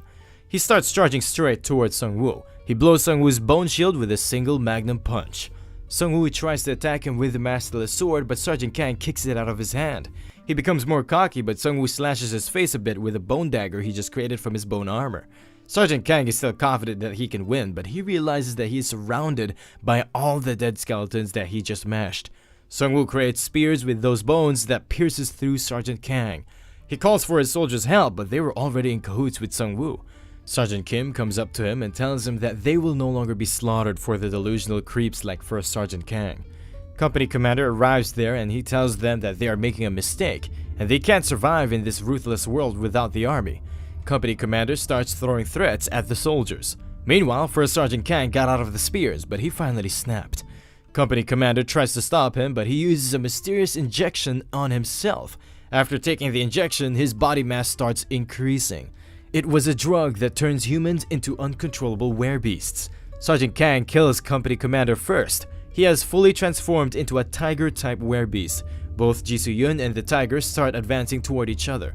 He does a frontal attack, but Ji Soo-yun manages to dodge it with her supreme sense skill. She jumps at him to attack him with her ignition sword, and she manages to stab one of his paws. But her sword is stuck inside his hand, and he throws her away with a single punch. Sungwoo activates his Cerebus synergy, which gives his minions a lot of buffs if they are fighting against a single enemy. Sungwoo is really pissed and he's determined to finish him off right here. His wolves and bears easily manage to take down the were-tiger with their huge numbers. Meanwhile, on the other side, soldiers report to Battalion Commander that their troops are back. Sergeant Kim arrives there and Battalion Commander Park inquires about their mission. Sergeant Kim reports that they have defeated the boss. Battalion Commander is happy, but he asks about Company Commander and Sergeant Kang. Sergeant Kim replies that they are both dead, and Sungwoo arrives there. He is here to talk about the mission where Sergeant Kang tried to kill him. Sergeant Kim arrives at their main headquarters with Sungwoo and his minions. The soldiers become afraid after seeing the skeletons. Sergeant Kim informs his companions that they are going to be free very soon. Sungwoo rushes inside the building. He throws Lieutenant Park inside their commander's office. The commander is disappointed in Lieutenant Park because he failed to stop the rebellion. Sungwoo thinks this commander is pathetic because he drives his troops to their deaths. Commander informs him that they only survived up to this point because they followed the military rules. Sungwoo tells him that he is pathetic and he forced his troops to fight for him, and they are on edge right now.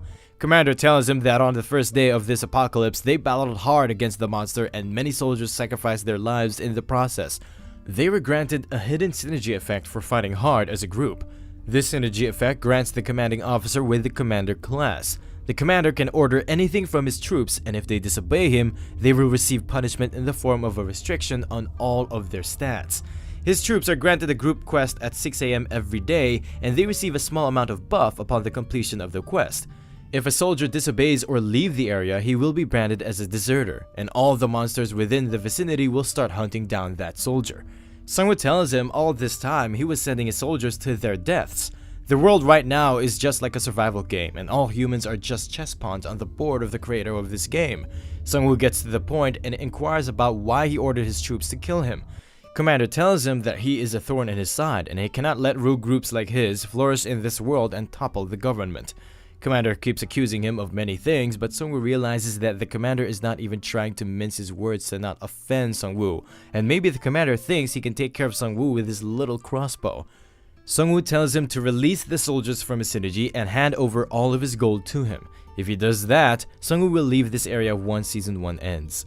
Commander becomes pissed and he tells Sungwoo that all gold and soldiers belong to the military. Sungwoo sets the record straight and tells him that he is not here to make a deal. Either the commander should hand over everything himself, or Sungwoo will retrieve them after killing him. The commander becomes afraid and he agrees to Sungwoo's conditions. Commander hands over 45,000 gold to Sungwoo, but Sungwoo thinks it's too less. Sungwoo inquires about the werebeast vials from the commander, but he refuses to tell him because it was not part of their deal. Sungwoo blackmails him by saying that he will not leave after the first stage ends. The commander tells him that he bought the vials from the wandering peddlers and they never told him their main location. They also told the commander that powerless and pathetic people buy stuff from the roulette stores. Sungwoo remembers that this same catchphrase was written on the destroyed store wall, and he thinks they are responsible for destroying the store. Sungwoo starts leaving with his minions, but Commander tries to attack him from behind with his crossbow. Another soldier rushes in with the crossbow and he fires at Sungwoo, but he manages to block it with his bone shield. Sungwoo had enough and he throws the bone spear shard at them, which led to their deaths. Sungwoo receives 14,000 gold for killing both of them. A minion tries to go for the commander, but he tells him to stop, or he will detonate a bomb. This bomb is called Abyss Concentrate, and he bought it from the wandering peddlers. Sungwoo becomes happy and asks him to use Abyss Concentrate on him, because it's the same skill Arc Shaman used against him back in the school. The were-tiger smashes through the window and he crushes the commander's hand. Sungwoo tells him to send his regard to the vampire lord in hell, and the were-tiger beheads the commander with a single attack. Sungwoo receives 6,000 gold for killing a level 3 player. He thinks the commander was a pathetic loser because he was still on level 3. Commander had only a little gold left because he spent all of their resources to buy something else. Were-tiger opens up a locker and there are many products inside which the commander bought from the peddlers. The description of the werebeast vials say that they were originally created by an unknown player by boiling a human who just turned into a werebeast. Injecting this vial into the muscles will turn the player into a werebeast for 20 minutes. Meanwhile, on the outside, Jisoo-yun is getting healed by Hanho's new healing skill. They are using Hanho's skill instead of potions because they gave them away to the wounded soldiers and Hanho needs to increase his healing skill level. Hanho is a bit hurt because even Sungwoo's minions look down upon him, but Righty comes up to him and pat him, which gives him some courage. Sungwoo comes out and inquires about Jisoo-yun's injuries. She tells him that she is alright and she rushed at the were-tiger because she thought her class can easily match the were-tiger. Sungwoo tells him that it is alright because there are many other monsters she can easily kill with her skills alone. Sungwoo is glad that Hanho learned a healing skill because soon they will need to face the Lich King's undead army and the priest class is the perfect counter for the undead class. Hanho can even one day beat Sungwoo if he utilizes his class well. Hanho asks about Sungwoo's new cool-looking robe. Sungwoo tells him that he received it from the chest he got after killing the troll. It's a legendary rank coat called Shadow King's robe. It reduces damage by 10% and it allows the wearer to remain hidden in the shadows until he attacks an enemy or someone uses a detection skill to catch him. Hanho becomes disheartened because he never received any legendary rank item. Sergeant Kim informed Sungwoo that some soldiers decided to depart to look for their families while the rest of them are going to Sungwoo's town. There were also some who refused to cooperate to the very end, and they will fend for themselves now. Sungwoo tells them to head back to the town. Sungwoo needs to keep grinding levels because there are only 3 days left until the end of stage 1. Back in the town, everyone is busy grinding levels and raiding dungeons. Meanwhile, Sungwoo leveled up to 12 after defeating an orc's camp, but his level up progress has slowed down because he is only encountering weaker monsters. Sungwoo selected a strength card as his level up option, and his strength increased by 3, and now his total strength is 13.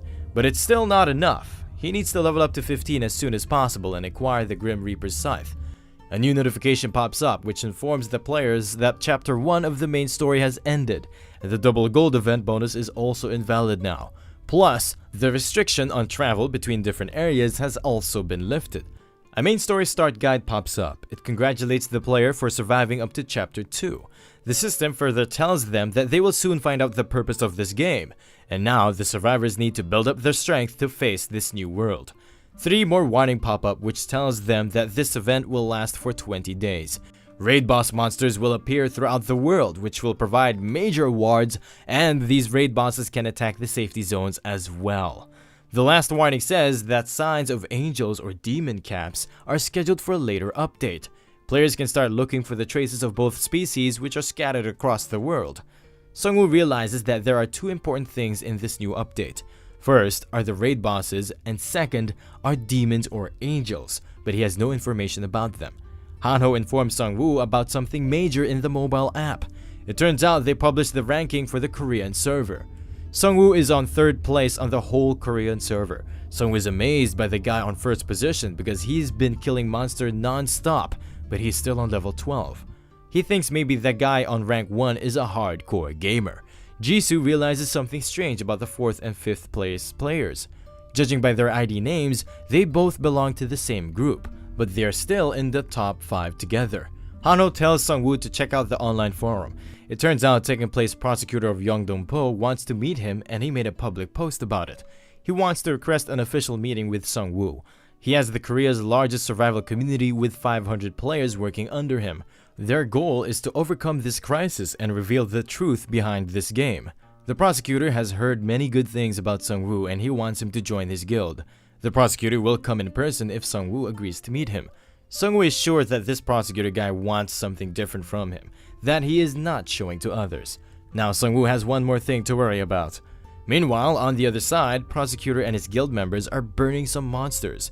One of his players informs him that travel restrictions have been lifted, and this is the perfect opportunity to expand their territory. A female hunter stops him because there are raid bosses, demons, and angels outside, and they first need information about them. Prosecutor tells them that their mission is to slay monsters and save people. They need to prevent the annihilation of their civilization. The players become motivated after hearing it. The female player tried to track the number 1 player so they can recruit him, but there is no trace of him anywhere. That's why she made that post to recruit Sungwoo, who is on the 3rd place. They need good reputed players like Sungwoo to increase their strength because this world is filled with selfish and corrupt people. The survivors are praising Sungwoo non-stop on the online forums, and he has become more popular than Prosecutor. The prosecutor needs to meet him as fast as possible and make sure that he is not a threat to their future. The female player informs the prosecutor that Sungwoo replied to their post and he's ready to meet the prosecutor. Prosecutor tells his players to get ready to travel to Hwasong Fortress in Suwon. The next morning, Sungwoo tells his companions that he needs to meet Prosecutor to share some important information, and he wants to know about tips to level up quickly, or they will be killed by the Lich in the future.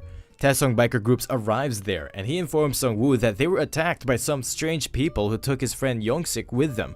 They were looking for something called Golden Deer, but once they found out Taesong group knows nothing about the Golden Deer, they started attacking them. Jisoo-yeon thinks that they are just a bunch of outlaws from another area, but soon they will find out about their town once they investigate Yongsik. Sungwoo asks Taesong to lead him to those bandits. Meanwhile, the bandits are beating Yongsik, but he is not giving away any information to them. He knows they will finish him off if he tells them the information about their town. One player is about to kill him, but Sungwoo's party arrives there on time. Bandits ask them the same question about the Golden Deer, but Sungwoo tells him that he has no idea about what they have never heard of anything related to Golden Deer. The bandit is a pervert, so he asks them to hand over Jisoo-yeon to them. Jisoo-yeon snaps and she wants to kill him. The bandit rushes toward her. He uses a skill with his weapon, but Jisoo-yeon dodges it. He keeps swinging his weapon at her, but she easily dodges all of his attacks. Finally, she decides that it is enough, and she cuts one of the arms of the bandit. His henchman throws a fireball at Jisoo, but she easily manages to parry it. Jisoo rushes at them with her sword, and she burns them alive with her skill. 2 more bandits get nailed by Hanho's daggers. One of the bandits took Yongsik hostage, and he is threatening them to back off. Sungwoo appears from behind him, and he finishes him off with his dagger. Some bandits manage to escape in time on their motorbikes. Taesong asks Yongsik if he found out about anything on the Golden Deer from the bandits, and he replies that it gives players some epic items. Soon, Jisoo spots a Golden Deer near them. A hidden quest appears, and now they need to catch the Golden Deer to acquire one of the tickets to a hidden stage. Sungwoo uses his technique right below the Golden Deer, and his zombies start appearing out of it. The Golden Deer managed to escape from them. Sungwoo sends his werewolves after the deer. They chase the deer into an alleyway, but their path seems to be already blocked by a werewolf. The werewolf becomes scared after watching Sungwoo's party, and it starts running away from them. The golden deer gets easily crushed by Sungwoo's werewolves. Sungwoo receives a part of the ticket to the hidden stage. But Sungwoo is worried about something because all werewolves instinctively attack their prey while this one used his head and ran away. He is worried about it, but they need to head back to town for their meeting. Meanwhile, back in town, everyone is happy because they are going to see the prosecutor, which is quite famous on the online forum. Sungwoo is quite impressed because prosecutor made it this far using a helicopter without worrying about the wyverns. Sungwoo and the prosecutor meet each other for the first time. The prosecutor introduces himself as Jung Chun-che. Sungwoo notices that people of his town saw the prosecutor for the first time, but they are acting overly charmed by him. They are acting the same way the lesser vampires acted for their vampire lord. Even Hanho's eyes are sparkling after meeting the prosecutor. Sungwoo takes him to his office and prosecutor tells him that the people of his town are very lively. Prosecutor further elaborates that they are not doing too much well because survivors are flocking in Yeongdeungpo and the total number of people in Yeongdeungpo has exceeded 30,000. Sungwoo thinks that having more people must make his guild stronger, but prosecutor tells him that it is not the case because most of the survivors are children or elderly who cannot go out in the fields to hunt. That is why he needs strong people like Sungwoo to join his guild. He knows Sungwoo is quite capable because he made it to top 5 in the rankings, which is a tough task in itself. When the game started, his parents were killed by the monsters. He somehow made it out alive due to his power. The prosecutor despises this game and he wants to take his revenge on the entity who created it. That is why he wants Sungwoo to join him, because he wants reliable people with good reputation like him. There is also something else which made him personally come to Sungwoo. Prosecutor shows him another prophecy stone and he asks Sungwoo to touch it. After Sungwoo touches it, he is shown another bad ending for the Korean server. This ending shows future glimpse of Yeouido Island. Some roots start sprouting out of the ground and they turn into a big world tree. Its roots start finding and killing players around the area. The prophecy stone's notification informs him that this tragedy will occur if they fail to stop the fallen ones, who will plant the seed of the world tree in a certain area and cause it to mutate by offering human sacrifices. Prosecutor tells him that they need to work together to stop this tragedy from happening. He further informs him that the world tree has planted its roots on Yeouido Island and there happens to be a boss raid in there. Prosecutor becomes pumped up and he tells Sungwoo that they need to raid the boss as soon as they can. Sungwoo also agrees with him because the fate of their world is at stake.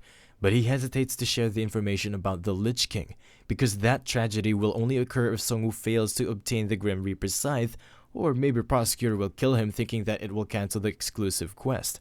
Sungwoo agrees to cooperate with him, but he will not join his guild. They will form a temporary alliance and the rewards from the raid will be shared equally among them.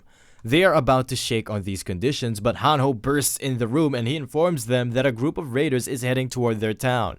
Prosecutor tells him that it is a great opportunity to show off their guild's fighting prowess. The raiders are drawing close by, and Prosecutor already knows about Sungwoo's class, so he tells him about his class. Prosecutor has a Crusader Commander class. He can receive a powerful synergy by appointing Crusaders and forming an order of knights. One of the raider lackeys spots Sungwoo's party and he informs his leader that they killed his men. The leader tells them that he was originally looking for the golden deer, but now he will get a lot of gold and resources after massacring the whole town.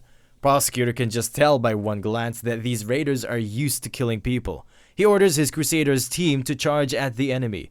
The raider leader orders to shoot down the Crusaders with ranged attacks. The ice and fireball skills are about to hit the Crusaders, but Prosecutor forms a shield around them, which manages to soak up all of the range attacks. The leader of the raiders tells his lackeys to engage in close-range combat. One raider tries to bash a Crusader with his iron mace, but he gets chopped in half by him. The Crusaders are successfully managing to keep the raiders at bay. Raiders try to mash two of their trucks into the formation of Crusaders, but Prosecutor uses his cross-spear skill which obliterates both trucks in an instant. Sungwoo is impressed because Prosecutor just took out 2 trucks with one attack. The raiders are getting pushed back by the Crusaders, but the leader of the bandits threw his axes at them, which dealt massive damage to some of them. The leader recalls his axes to himself, which proves that he is quite powerful, and those axes are not ordinary weapons.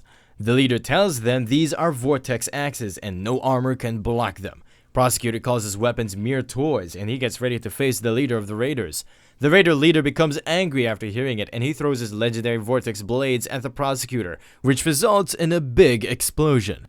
After the smoke subsides, the prosecutor is standing above the vortex blades, and they have been destroyed by his sword. The bandit leader becomes more angry after losing his legendary rank weapon. The female player under prosecutor informs Sung-woo that the prosecutor receives a defense boost based on the number of knights in his party, and he probably has the highest defense in the world. But Sung-woo and Ji Soo-yun are skeptical about it, because they think Han-ho has the highest defense in the whole world. Prosecutor uses a Crusader's Splendor skill, which heals his units and gives them a buff equal to the amount of damage that he blocked. His knights are buffed and they start rushing at the raiders, but the raider leader is still not done with his schemes. Meanwhile, the townspeople are hiding because of the ongoing raid. Han-ho's father is curious to know how the Liberation Guild looks like. Spearman Kyung-soo is also curious, so both of them go out to take a peek, but the condition of the Crusaders is not looking good. They were all knocked out by what looks like poison gas. The raider leader tells them that he bought his Abyss concentrate from the wandering salesman. On the other hand, Prosecutor wanted to demonstrate a small bit of the fighting power of the Liberation Guild to Sung-woo. Prosecutor starts getting ready to use a secret technique which he wanted to keep a secret, but Sung-woo asks Prosecutor to stand down because he has seen enough, and now it's his turn to show his new power he just got from the Abyss concentrate. The leader of the raiders throws another bottle of Abyss concentrate at Sung-woo, but he becomes even more powerful after absorbing the essence of the Abyss concentrate. Sung-woo realizes that this Abyss concentrate is a lesser form of the skill Orc Shaman used at him back in the college campus. One of the bandits removes his mask thinking that the poison is defective, but he gets knocked out in an instant. Sung-woo activates Death Response in the midst of the bandits' formation, and bandits get scared because they now know they are up against the third-ranked Necromancer from the Korean server. Sung-woo's minions start massacring the bandits. Han-ho's father and Kyung-soo are both happy after watching Sung-woo wreaking havoc. Han-ho's mom comes up to check on them, which scares them and they give out a loud scream. The bandit leader notices it and tells his underlings to take them hostage. The bandits start rushing at them, but Ji Soo-yun blocks their way. She starts slashing them with her skill, and the bandit leader realizes that he should not have messed with these people. But he's too late, and he gets stabbed from behind by Sung-woo. Sung-woo receives the other half of the Golden Deer ticket as a reward which completes his quest. Another notification pops up which tells him to get ready, because he will be teleported to a hidden stage where only ticket owners are allowed. Soon, he gets teleported there, and Prosecutor is curious about this gate. He tries to enter it, but he gets stopped by the system because he has no ticket. One of his underlings says that Sung-woo was more powerful than Prosecutor, but Prosecutor stops him from spreading such rumors, and it looks like he's being jealous of something. Prosecutor asks Ji Soo-yun about the gate Sung-woo just went into, but Jisoo refuses to tell him anything. The prosecutor was using a passive skill called War Hero Aura on everyone around him till now. This skill creates an aura around the prosecutor which instills feelings of likability and respect for him. This skill works well on lower level players. It can also affect high level players if they are in a state of anxiety. Ji Soo-yun is not affected by this skill. On the other hand, dumb Han-ho is completely affected by it, and he is about to tell prosecutor about the event, but Ji Soo-yun shuts his mouth. Prosecutor tells them that he wanted to inquire about his gate because he's worried for the safety of Sung-woo. These words put Ji Soo-yun in a state of anxiety, and she spills the beans that this gate leads to a hidden stage. The prosecutor thanks her, and he tells her that they don't need to be worried about Sung-woo because he's one of the top-ranking players. He further informs Ji-soo that her skills with sword are on another level, and he wants her to be a part of the Liberation Guild. But Ji-soo straight out refuses his offer. Han-ho is ready to join them, but Ji Soo-yun drags him away. Prosecutor is quite impressed because most of the people he met before were easily affected by his skill. On the other side of the gate, Sung-woo arrives at the hidden stage. A notification pops up which tells him that he will receive a special award for clearing the stage. Even if he fails, he will be transported back to his original location, and if he dies, he will still get transported back to the real world.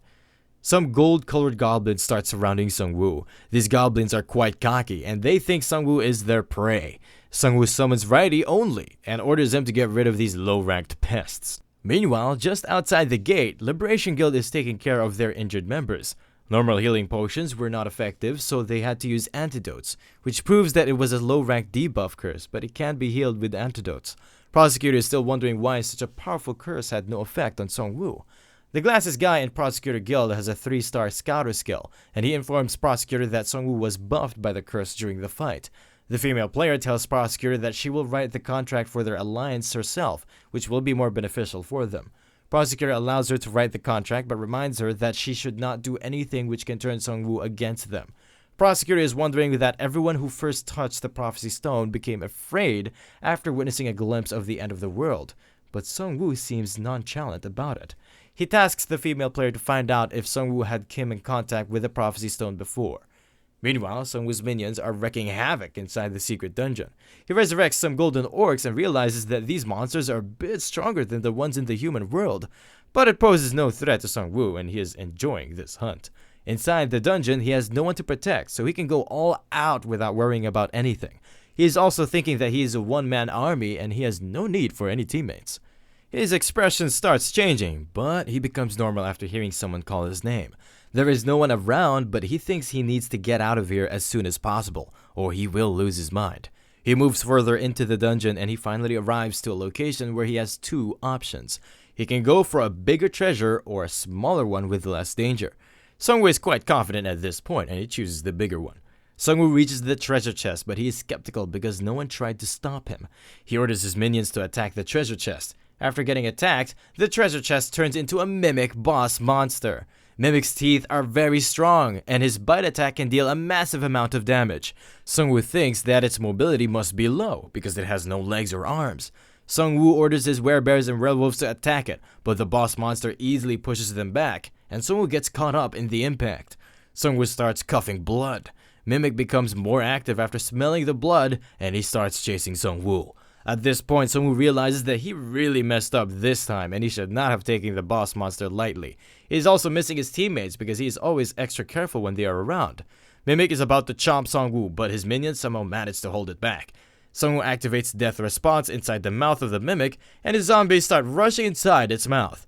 Sung-woo gets back and his minions close the mouth of the mimic with their weight. Sung-woo detonates the zombies and even his minions get knocked back by the impact of the explosion. After the smoke subsides, Sung-woo receives a total of 1,434 points for defeating the Mimic and completing A+ ranked mission. The Mimic has no damage on its outer shell, which means it could not be defeated from outside. Sung-woo takes a note of it and he will be extra careful from now on. After getting healed, Sung-woo heads towards the next room. This classroom is a reward room and there are many lockers inside which can be unlocked using the points he just got from defeating the boss. The items inside these lockers are not available in the normal stores, and they can boost experience and stats of a player. Sung-woo buys an oath parchment item which can allow him to make a pledge with another player. Both players can each purpose one condition, and failure to meet the condition will result in death. Sung-woo chooses 3 more C-rank items which includes an upgrade stone, strength upgrade vial, and an experience card. Sung-woo leveled up to level 13 as a reward for completing the hidden stage and all of his stats are boosted. He also received 150,000 gold. Sung-woo chooses a guaranteed 3-point agility card because if he had enough agility, he could have easily outrun the Mimic. A portal to the real world opens up and Sung-woo heads inside it. Sung-woo and the prosecutor meet up again and Sung-woo tells him that he is sorry for wasting his time. The prosecutor presents him some potions as a gift. The prosecutor wants to announce their alliance to the public, so he suggests that they should post a picture of both of them and their contract on the forum. One of his guild members has a photographer class. He has skills and items that allow him to post picture on the online forum. He further elaborates that people need hope, so they look up to heroes like Sung-woo and Prosecutor. This can make Sung-woo an easy target for other player, but he needs a positive image, so he agrees to it. After that, Prosecutor leaves with his guild. Ji-soo-yeon tells Sung-woo that they need to grind more levels before the raid, and Sung-woo agrees with her. The next morning, a group of goblins and orcs get attracted by a smell. Both groups start charging at each other and Sung-woo detonates the ones who just died, which results in a big explosion. They are hunting with this method and it is quite fast for gaining experience. This item they are using to attract monsters is called rancid wolf meat. It was a failed recipe of Hanho's mom and it smells a lot, so Sung-woo asks him to put it away. Hanho's father set up a sentry post with his new Korean sentry skill that provides a buff to the safety zone. Now, Sung-woo has no need to worry about the town's safety. Taesung arrives there with his biker gang. They have an urgent news for Sung-woo. They found a store in Hangneum, but it was already destroyed by someone. Sung-woo thinks that this is turning into a really serious problem. They basically have to hunt or forage for their daily necessities, and there is no way they can attempt things like farming anytime soon. Sung-woo tells him to inform Spearman Kyung-soo to assign guards on every single store they find, or this problem can soon threaten their safety. Sungwoo asks Taesung why his female friends are standing so far away. Taesung informs him that he kicked his friend when she was possessed by the vampire lord, and now they think Sungwoo is a brute who beats women. Taesung leaves with his gang, and Sungwoo gets ready to grind more levels. Suddenly, Ji Soo-yoon's skill activates, which informs her of incoming danger. She tells everyone to get ready for action. Suddenly, 2 werewolves rush out from the windows of buildings. Sungwoo's minions try to hold them back. Sungwoo is about to shoot a werewolf, but another werewolf appears behind him, and he tells him not to shoot. Sungwoo becomes amazed after hearing a werewolf talk. The werewolf starts attacking them even after he asks them to not shoot. A werewolf takes hold of Hanho's bag, and all 3 of them start eating the rancid wolf meat like crazies. While werewolves are busy eating the meat, they get surrounded by Sungwoo's minions. Sungwoo asks the werewolf to give him a good reason to not shoot this time. 2 werewolves are scared, and they ask their leader what they should do. The werewolf leader starts rushing at the location with weakest orcs. He starts killing them, and he tells the other werewolves to run away while he buys time for them. Sungwoo shoots 2 arrows which successfully stop him, but his 2 companions manage to get away. Sungwoo informs the werewolf leader that he showed a stunning display of camaraderie, and he asks him why they attacked his party. The werewolf leader informs them that they lost their minds after they smelled the meat Hanho was carrying. That's why they attacked them. Sungwoo inquires about how he came back to his senses. He informs him that they were given a quest to hunt and devour 10 humans. After completing the quest, they came back to their senses. Sungwoo thinks that they must be the ones responsible for destroying the stores, but the werewolf informs him that they are not responsible for it, and they try to avoid humans as much as possible. He further informs him that there is another group that is extremely hostile towards humans, and they are responsible for destroying the stores in order to put players at a disadvantage. He further informs them that there are humans in that group as well. They are called the Mad Scientists, and they are basically the leaders of that group. They are all collaborating together to create dangerous items. Sungwoo realizes that they must be the wandering salesmen. Sungwoo thanks him for being honest, but he informs him that his friends are not going to come back to save him. Werewolf has no worries, because when the class selection happened, he was skeptical about the system, so he didn't choose any card, and he didn't allow his family to choose anything either. But his son was into games, so he chose a card. His son was the first human he devoured, and he wanted to die the moment he regained his senses. The werewolf wishes Sungwoo and his party the best of luck for their future adventures, and Sungwoo stabs him. Hanho is feeling bad for the werewolves, but Sungwoo tells him to get ready because they are going after the 2 werewolves who just got away. Sungwoo needs to interrogate them so he can find more information about the werebeast's territory. Sungwoo is a bit hesitant, but he knows werebeasts are designed as monsters, and they can get out of control at any given moment, so he can't show any mercy to them. Sungwoo's party has come quite far as they were searching for the werewolves. They hide after hearing some voices coming from nearby. It turns out both of the werewolves were captured by kobolds. One of them suggests that they should make sausages out of these wolves, but their team leader tells them not to eat them because they are presents for their queen. Kobolds start stabbing the werewolves with spears which are coated with some sort of paralyzing poison, and they drag them to their hideout once they lose consciousness. Sungwoo and his friends are confused because kobolds are low-ranked monsters, and they easily manage to capture 2 mid-tier werewolves. This dungeon has a store as well, which means that the store must be still intact because it has not been cleared yet. Sungwoo tells his party members that they need to secure this store for the survival of their whole community. They receive a notification which states that this is a large dungeon called the Venomous Spider Queen Chambers. This is a killer dungeon as well because it has taken the lives of 124 players. They will receive additional 50% rewards for clearing it. Hanho is afraid because they didn't bring any live goblins with them, and this dungeon is designed to be favorable for monsters. Further inside the dungeon, they witness people who are tied with spider webs, and they are calling for their help. Ji Soo-yoon uses her fire sword technique to cut down the webs and free the players. One of the players is quite thankful, but suddenly some spiders burst out of his mouth, which results in his death. Sungwoo explodes the dead bodies of the players to stop spiders, but it alerts the kobolds who seem to be working with the spiders, and they start swarming them. Hanho kills one of them by throwing a knife, which activates his ability. Hanho is now ready to show these little critters what real pain and despair feels like. Hanho activates his berserk mode, and he is easily bashing the spiders and kobolds. Even the monsters become afraid, and they think of Hanho as a true demon. Hanho uses his punches to smash the heads of the monsters. One of the kobolds instructs them to change their strategy and tie Hanho with spider webs. They surround Hanho with spider webs from all sides, and they finally manage to tie him up, but Hanho easily bursts out of the webs. Hanho is quite pissed at them, but a kobold orders the spiders to keep spraying Hanho with webs, and they finally manage to completely immobilize him. Hanho becomes scared and he calls for Sungwoo's help. Sungwoo explodes all dead bodies and the monsters get caught up in it. Sungwoo, Jisoo-yeon, and Raidi remind Hanho that he got into this situation because he was too cocky. While they are talking, more monsters swarm them. Sungwoo activates Death Response to summon zombies. He then explodes them to get rid of the invading monsters. After some time, they cleared the whole subway station, but their path to the next station is blocked. Sungwoo just remembers that this subway was connected to a mall above, and maybe the queen is present there. After clearing the whole mall, they reach the boss room. They are about to enter it, but a notification pops up which informs them that it's a killer dungeon which has taken the lives of 124 players, and they will receive a small reward if they give up now. Hanho and Jisoo-yeon asks Sungwoo to reconsider it because it looks like a tough boss is ahead, but Sungwoo informs them that the boss raid is going to be even more tougher, so they should face this queen now to get stronger. When they enter the boss room, a kobold shaman is present there who welcomes them, and he is the boss of this dungeon. Hanho is surprised because this kobold shaman can perfectly mimic human language, unlike other kobolds who only know a few human words. Kobold shaman informs them that he ate 20 human brains, which gave him speech ability. Sungwoo now knows that the game is designed two ways, and monsters can also become stronger by killing humans.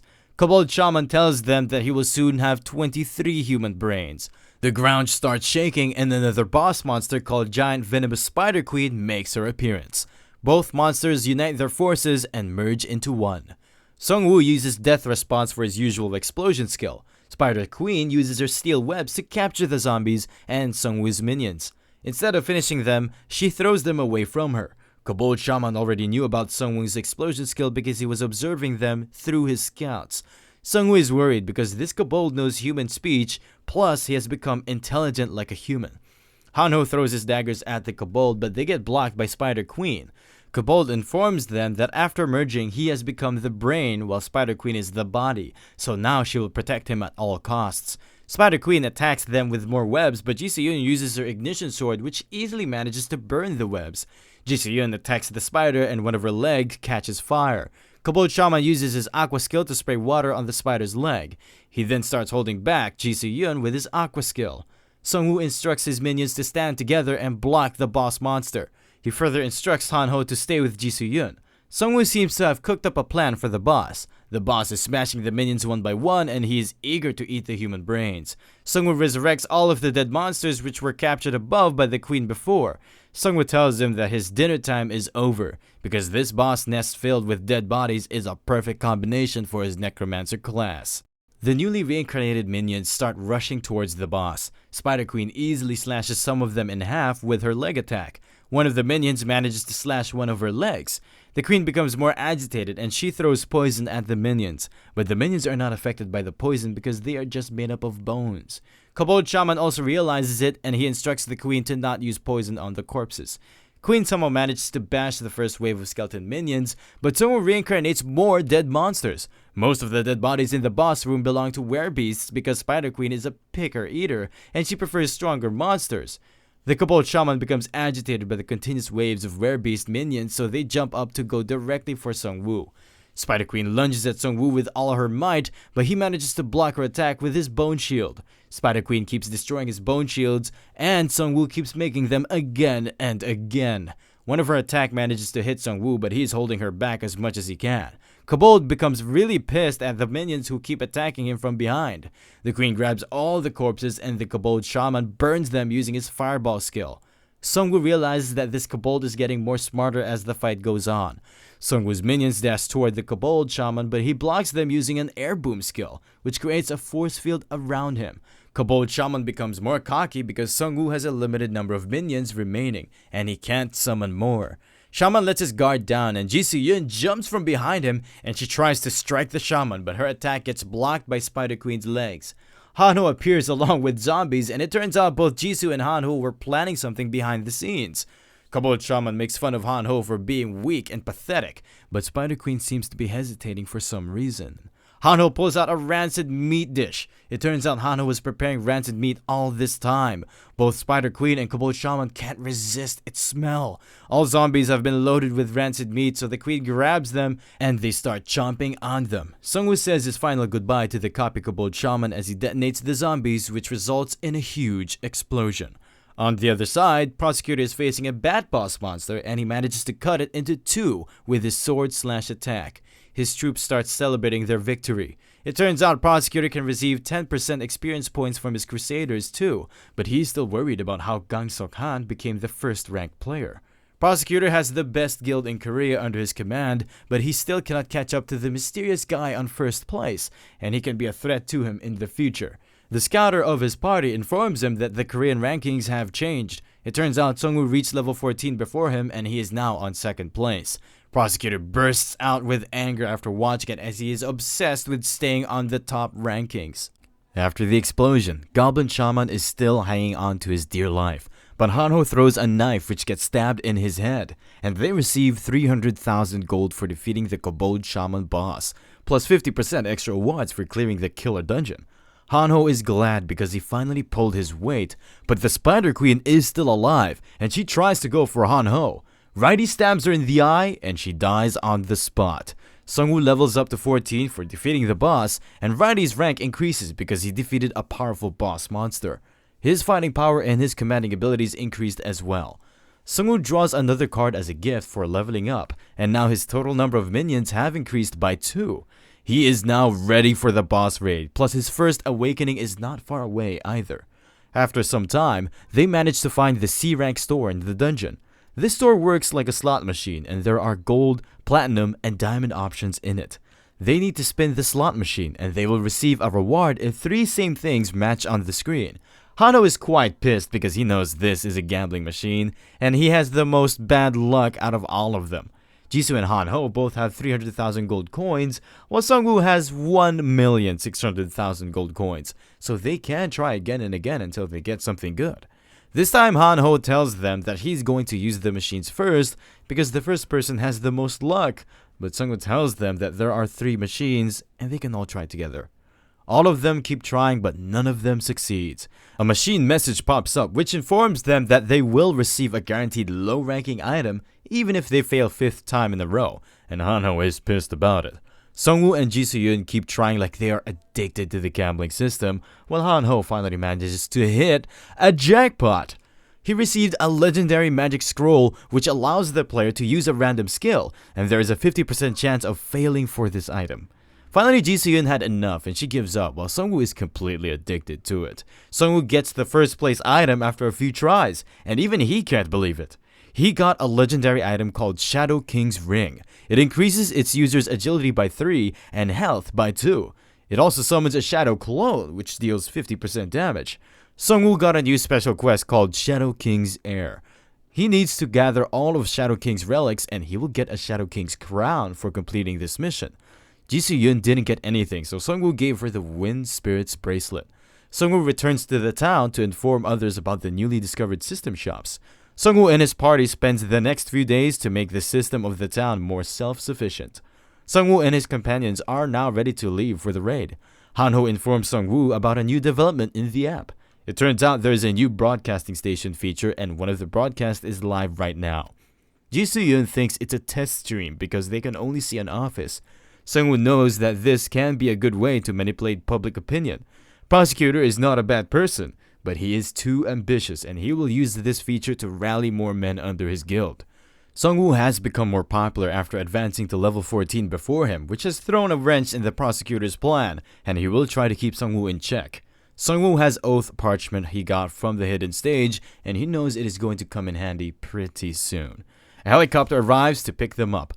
Minhwa Sung introduces himself as the lieutenant of the Crusader team. While they are on their way, Sungwoo asks him if it is okay to fly like this with all the wyverns around.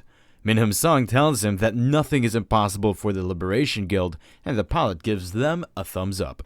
They have guild members all over Seoul who are tracking the location and route of each wyvern in real time. Sungwoo wonders that having a bigger guild has many advantages like this. Suddenly, a notification pops up which tells them that the raid group has been assigned a quest. It's a competition type quest, and they need to slay the raid boss on their own. They will be given a special item as a reward. There are a few groups participating in this raid, so it can turn into a friendly competition which can produce better results. The final raid boss Lizard Man Warlord will receive the Gladiator's Blessing, which can reduce the damage from most concentrated attacks by 90%. This buff will be deactivated during a one-on-one combat, plus the person who will defeat the boss alone will receive a special title.